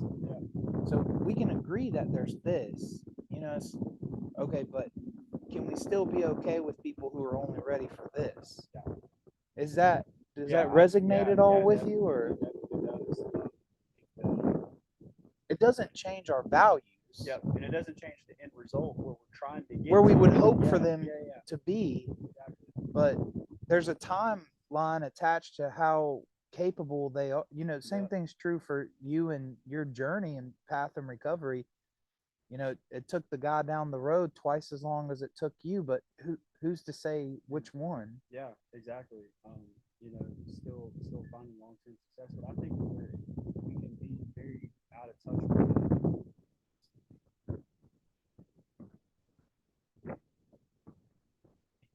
Yeah, and it's a painful experience whenever you look back on that. True. It's like, man, it's just there. We're talking a short amount of time, not a long amount of time. Yeah, like we're still close enough to the mud to remember what it feels like. Like that is true. 10 years in recovery isn't really that long, and for you, seven-ish years in recovery, you still remember it. Yeah, but it does change. Our society changes, and it's hard not to look at people and think that they have to do it the way you did it, right? Yeah, and that the issues that they had, but these interpersonal issues, these issues dealing with like your sense of agency and stuff, when you wrestle with those things, they are unique. They're not uncommon, they're just unique. I think what you guys are doing with the clinical care part of it, whenever you were telling me about that, it was about 2 years ago. I remember we were having a conversation one time, and I remember seeing the lights were just on inside your head, man, and you were just beaming. You were so happy about it. And I remember feeling that sense of joy too, because it made sense to me that you were going to be able to connect with people on a different level. We were on a different level, that you could provide a whole another aspect of help and health with, and that was really encouraging to see that change. The very early stages of recovery for me at the what they call the crisis center, that was just a clinical thing. It had no spiritual basis. It had nothing like that. But those folks were committed to helping me in that need of crisis. The guy that came out to my house, I think he was sent with me and was just like, hey man, it's gonna be okay. I remember him, I remember feeling in that moment, like, look at me right now. Look at these track marks. Look at how strung out I am. I just got done throwing up over the side of the porch, and you're talking to me like a human being. And that I can see his face. I can't remember his name, but that little bit really helped me connect to thinking like, okay, well, maybe I can get help. Maybe I can actually, do something different. Yeah, it wasn't where you ended up, but that guy, maybe you never saw him again, but he was kind of an ambassador for a new life for you, and I think this guy yesterday came out to Grants Harbor, and we have a paramedicine program, community paramedic program is what it's called, and they're allowed now to offer to people on substance use disorder calls that they have a limited supply of medications for opioid use disorder. And they're doing that in the lane to try to be able to engage with people on a recovery basis, and harm reduction is what it is. But the folks who work in this paramet program, they're not satisfied with just doing that. They're calling us. So this is where the question comes. Yes, it's a harm reduction program, and many people wrestle with the idea of harm reduction. Is it creating harm? When harm reduction does more harm, right?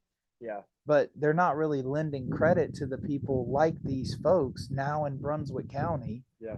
who are creating options to tie people directly back to resources at the inkling that they might be willing to. So here it goes. She knows we don't accept 17-year-olds. She calls us anyway and says, hey, this guy's ready to come into a program. Is there anything you can do? He's detoxing from opioids. I gave him what I was allowed to give him for medications for opioid use disorder. Can you help him? And she called me. I sent it over to Tyler. He signed it. He got a parent's waiver for him. He turns 17, in a few months or something. So we got a parent's waiver from him. Okay, boom. Like that just created an opportunity for somebody from that program. So is he there yet? No, he's not. He's not even like me and he's not even close, but is he a whole lot further than he was 12 seconds ago? He stepped in the door. Yeah, and sometimes I know that I get discouraged. I have a discouragement in me when I see people start and then they step out. I know that's real. That's when we're struggling with issues surrounding poverty, homelessness, mental health, substance use disorder. That's discouraged. It's hard to do that, but I also know that there's many people who are following through, and those we can't pick and choose who's going to win. I've tried. We've seen it in the rehab program. We've tried to say dude, you're not even going to have a chance. There's a guy right now that they just hired at the center that I think of when I talk about this, because he would have been like the least likely candidate to really take it seriously. But something happened when I think he was about to be discharged at some point. He snuck in a cell phone. He was just acting crazy, but he turned it around. And now, he graduated program, went through an internship, and we hired him. He's working in the direct care programs now as a certified peer support specialist. But I would have never pinned him as a success. I would have pinned him as bro, you're going to end up back in jail type of thing.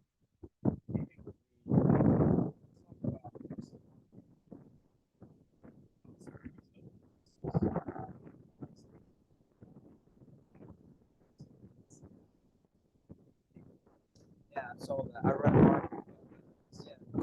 I wrestle with these. I truly do. But they would say, and tell me if I'm wrong, because I just read an article that they're trying to decriminalize it, so that the people don't feel like they're creating its own.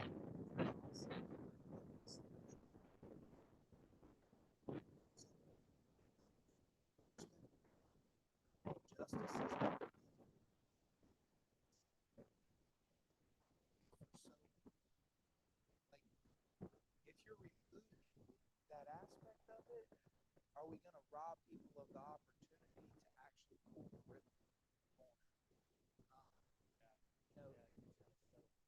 I mean, it's at the minimum, it's definitely objectionable behavior, whether it's part of the illness or not. It's not good, So I think,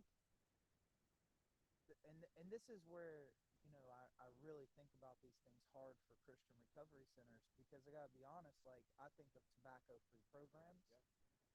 and it's kind of in that same lane. Dwayne and I talk about this all the time. I'm saying something along the lines of like, Dwayne, we don't allow people to smoke, and these 500 people this year would have considered us an option if we allowed them to smoke. Should we allow them to smoke? Well, to that point, that's whenever I know. Yeah. And it was and I wasn't even a big smoker. Yeah. But I just But knew you became a big. Okay, so now you see my point. Yeah, It's like, okay, the Daniel Perrys of the world, they're not a big smoker. They come in and it's like, well, I can't have crack anymore, so start smoking. So there's nothing worse than a mom calling you like, what do you mean? My son went there and he left and now he smokes a pack of Newports every day. Yeah, exactly. So it was definitely tobacco free. I said, oh, buddy, and a lot of big changes happen over there. But it makes sense though, because like yet again, it's just another symptom to the underlying problem. It is. That you know, you got problems. Yeah, there's something more going on here. Exactly. So how do you, if we're trying to reconcile those things in like community-based programs, I'm thinking in my head that the community-based program offers the perspective to people, we're going to ask you to change. You're not okay where you are. Matter of fact, you know you're not okay where you are. But I think the message could be this. We're not saying the way we're asking you to be is the way you have to stay. I'm thinking in my heart that if we offered it to them in a way that said, live like this for a while, so that you can teach yourself the structure, the discipline, removing enough of you out of you maybe to be truly open to a new process. You know, if you're talking about homelessness, what's the major reason why a lot of people stay homeless? They don't want to be accountable to anything. So I was about to say, I had a very brief experience with being homeless in a local shelter there in the States of and beautiful facility, brand new, had like 160 some beds, and literally chose to sleep in my car because I didn't want to play by the rules. And it was dead winter, 30 something degrees outside, man. And I remember deciding between hot dog and gas and hot dog. That's crack. Yeah.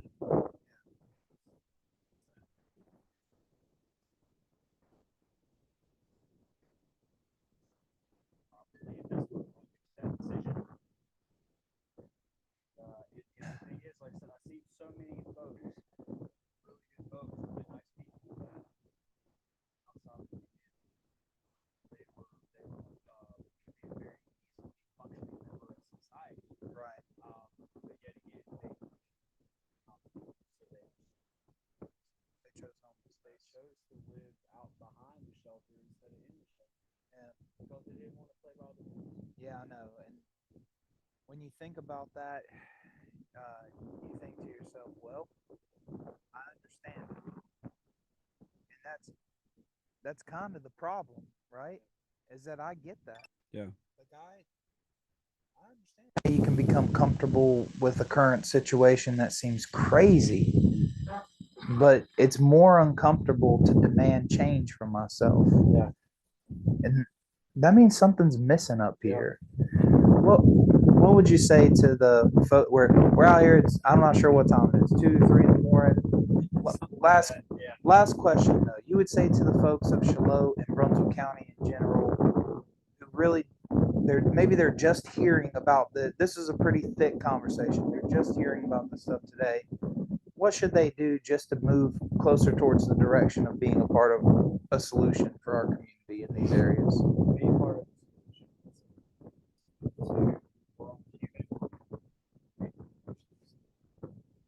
be willing to try to see past some of the surface issues and see that we're all the same on the inside. That we all, in some way or another, we're all in need of help. No matter where we're at in life, everybody is in need of help.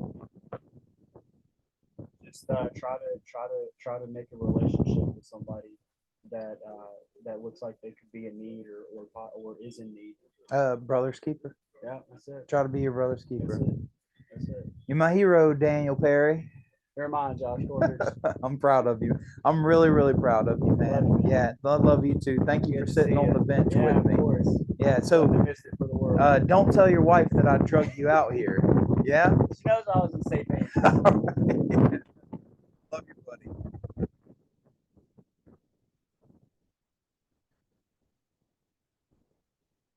Hello, Chad. Good to see you, my brother. Oh, it's early. Yeah, you're not feeling tired though. I heard you. Where's that? I did. I was gonna bring it over here. Bro, come on, let me get some Bring of it that. over here, but Dwayne, let me see that hot tea, man. yeah, bring that hot tea over here. I didn't know what flavor. Come on. But well, Daniel, he brought me one of these cold drinks, and I said, bro, I'm already so cold. You could tell I'm not built for Us beach boys. We can't handle it's this. 60. I was on a call with Brandon. He was from Houston down there, and he said, I'm sweating. And I said, yeah. He said, you look cold. I said, I am. And he said, well, what's the temperature? I said, 62. It just didn't even sound right saying 62 because it's not that cold. But it's cold. It's been a hot summer. I'm not gonna lie. Yeah. So you think we're just we're conditioned? We turned into cold-blooded animals because of how hot the summer was. Yeah. It's been really hot. Chad, we go back a long time. We do, my friend. 2015.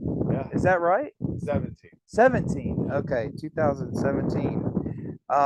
And you know what we're trying to do out here? We're raising awareness, homelessness, substance use disorder. We're talking about mental health issues, and we're hoping that people would pick up. There's about 75 agencies participating on this today, ministries, across the nation, man.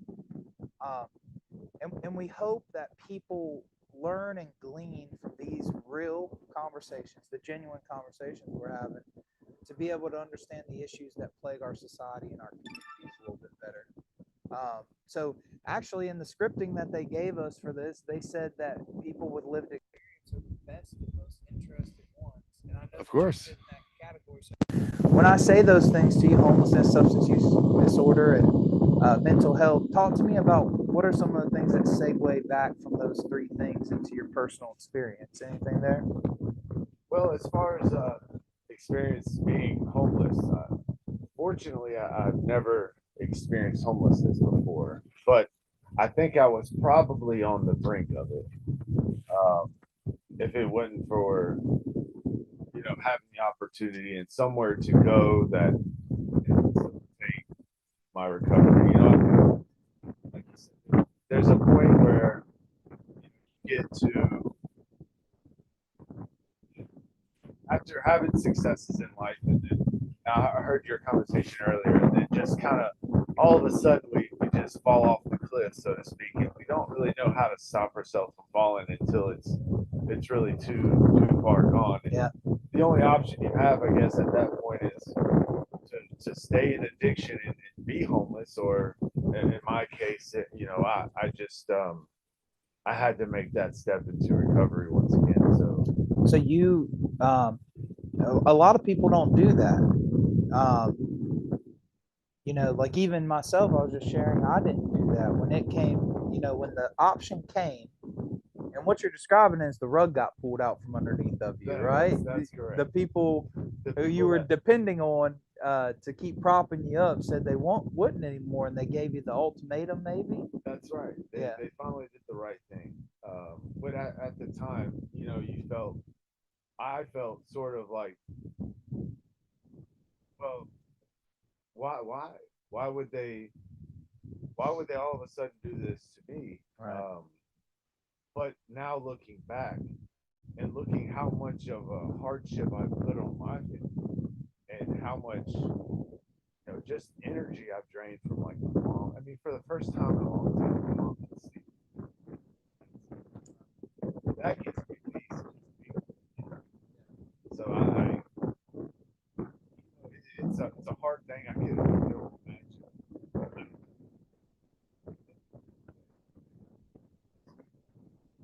Having a kid, having to tell them that you can't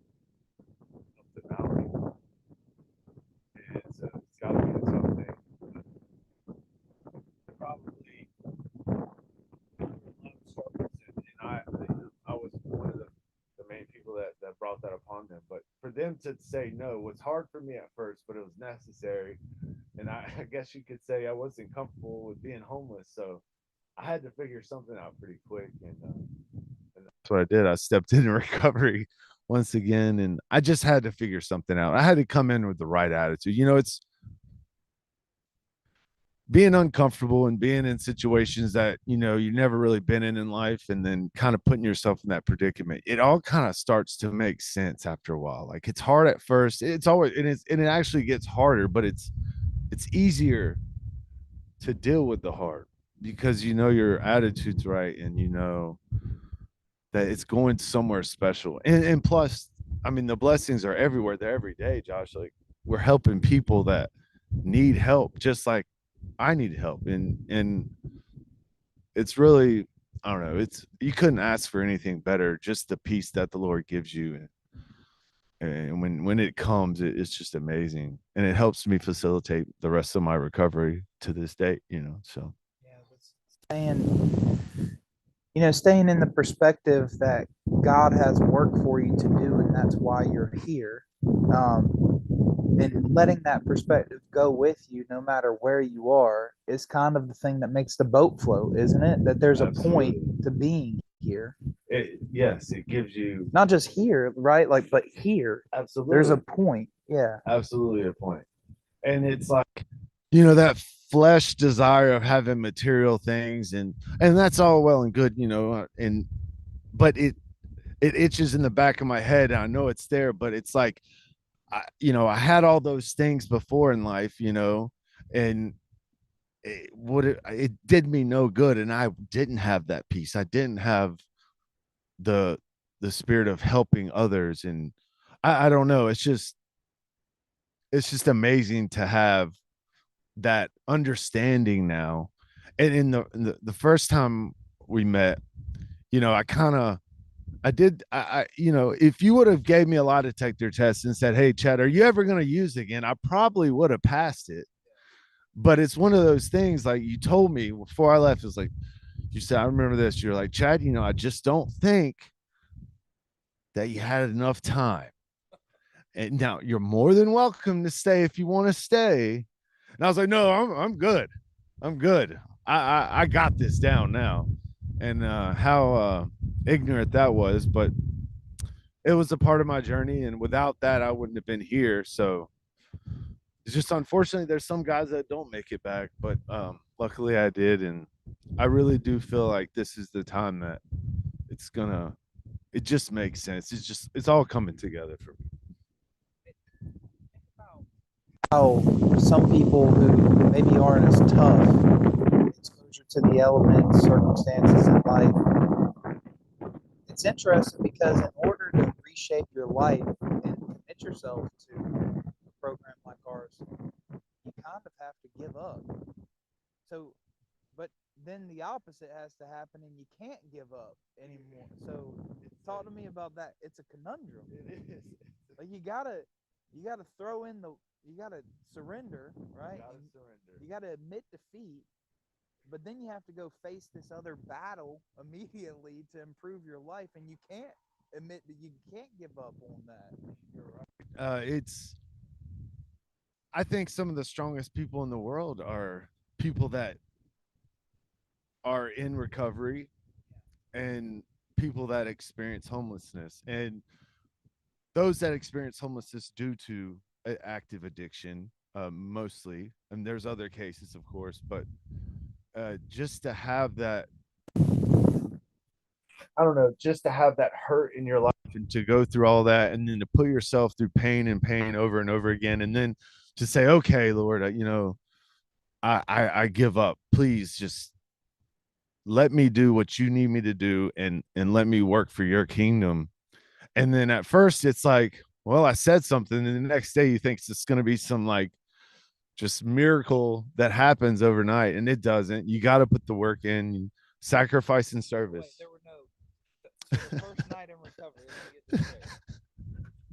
The ceiling didn't part, and angels didn't come above your head. Unfortunately, I don't think the Lord wants to do that for us, right? So he wants us to have faith and put work in. How encouraging that would have Oh yeah, it would have been great. But to be honest, you know what? I probably would have been like so bougie about it. Like, yes, I got that experience. I'm a little bit. I'm a little bit. I'm a little bit.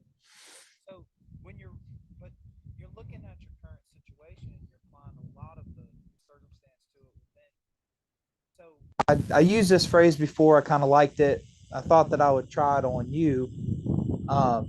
The circumstances of recovery, they're really not that different, but everybody's case is unique. Both things can be true, right? Very true. Yes. Circumstances of recovery, they're pretty common. We've seen most of the case, like nothing surprises you today. No, you're right. But I think what sets people apart is everyone's individual instincts to and how to recover. So, for instance, how well are you into taking orders from someone that has been 1 month cleaner than you? Oh boy. Right? And then now he's telling you what to do. And who's to say the Lord doesn't speak through other people? And when you ask the Lord, just show me the path today, or maybe you're asking for someone to tell you what to do. And it's, like you told me back in the day, it was like, Chad, you know what? If you're not sure what the Lord's asking you to do, whatever you feel like is the right thing to do, just go do the complete opposite and you might get somewhere. That sounds like a Joshism. It's a Joshism. And you know what? It holds very true in most cases. So Thing up, Chad. Just don't ruin it, okay? If God's not telling you what to do next, just chill out. Just relax and take it easy. Relax and take it easy. And man, that holds so true. Just sit, and sometimes it's good to sit and conversate and talk to your peers, and you can get a lot. Sometimes these guys, when they're in the program and they're coming off the streets and they're homeless, they have a lot of their old self in them. It takes them a while to transition, and they stay in the room. And I tell them all the time, like, when you're homeless, you're by yourself all the time.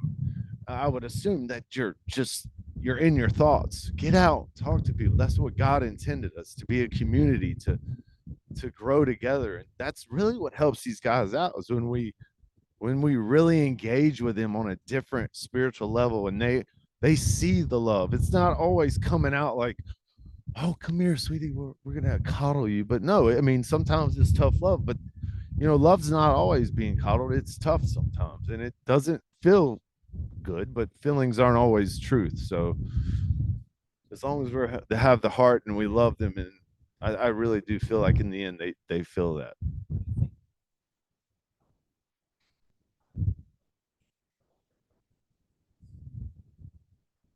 How it's worked for you this last go around, pitfalls that you had to work through. More cautious. I'll tell you what, I would say yes, more cautious, but I would say I'm more cautious at the fact that, like, that itch, like, well, Chad, you feel good now, you're good to go, you've got some job offers. Let's just go out and take those job offers, and we're good. Get yourself an apartment and we're good. But like, I prayed every single day while I was in the program. I'm still in the program, but while, before I graduated, like, God, show me the way, and whatever you do, give me the strength to do what you have put me to do.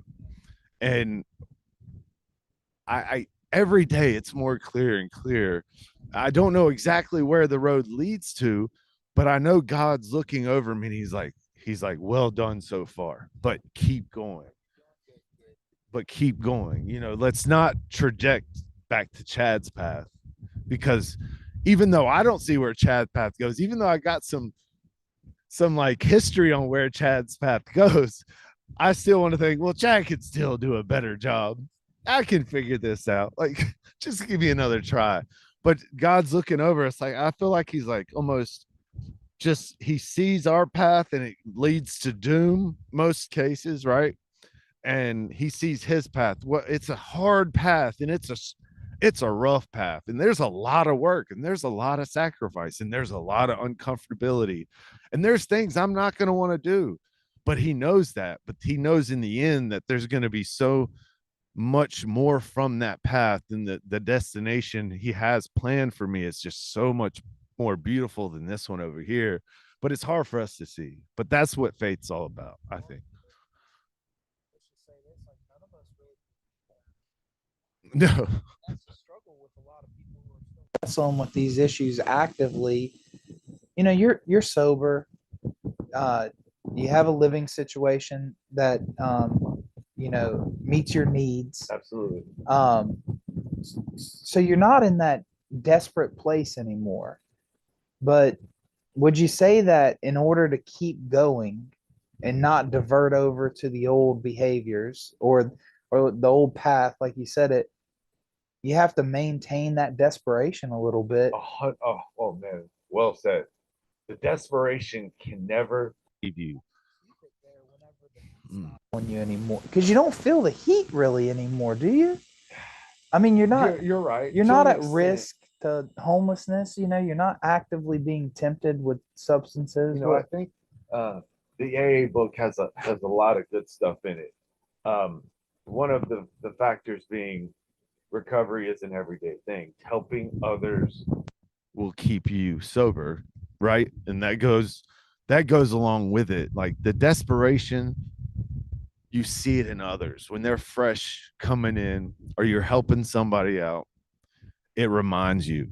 And of course, like that service and sacrifice, you're always helping someone else. You're doing something that's uncomfortable.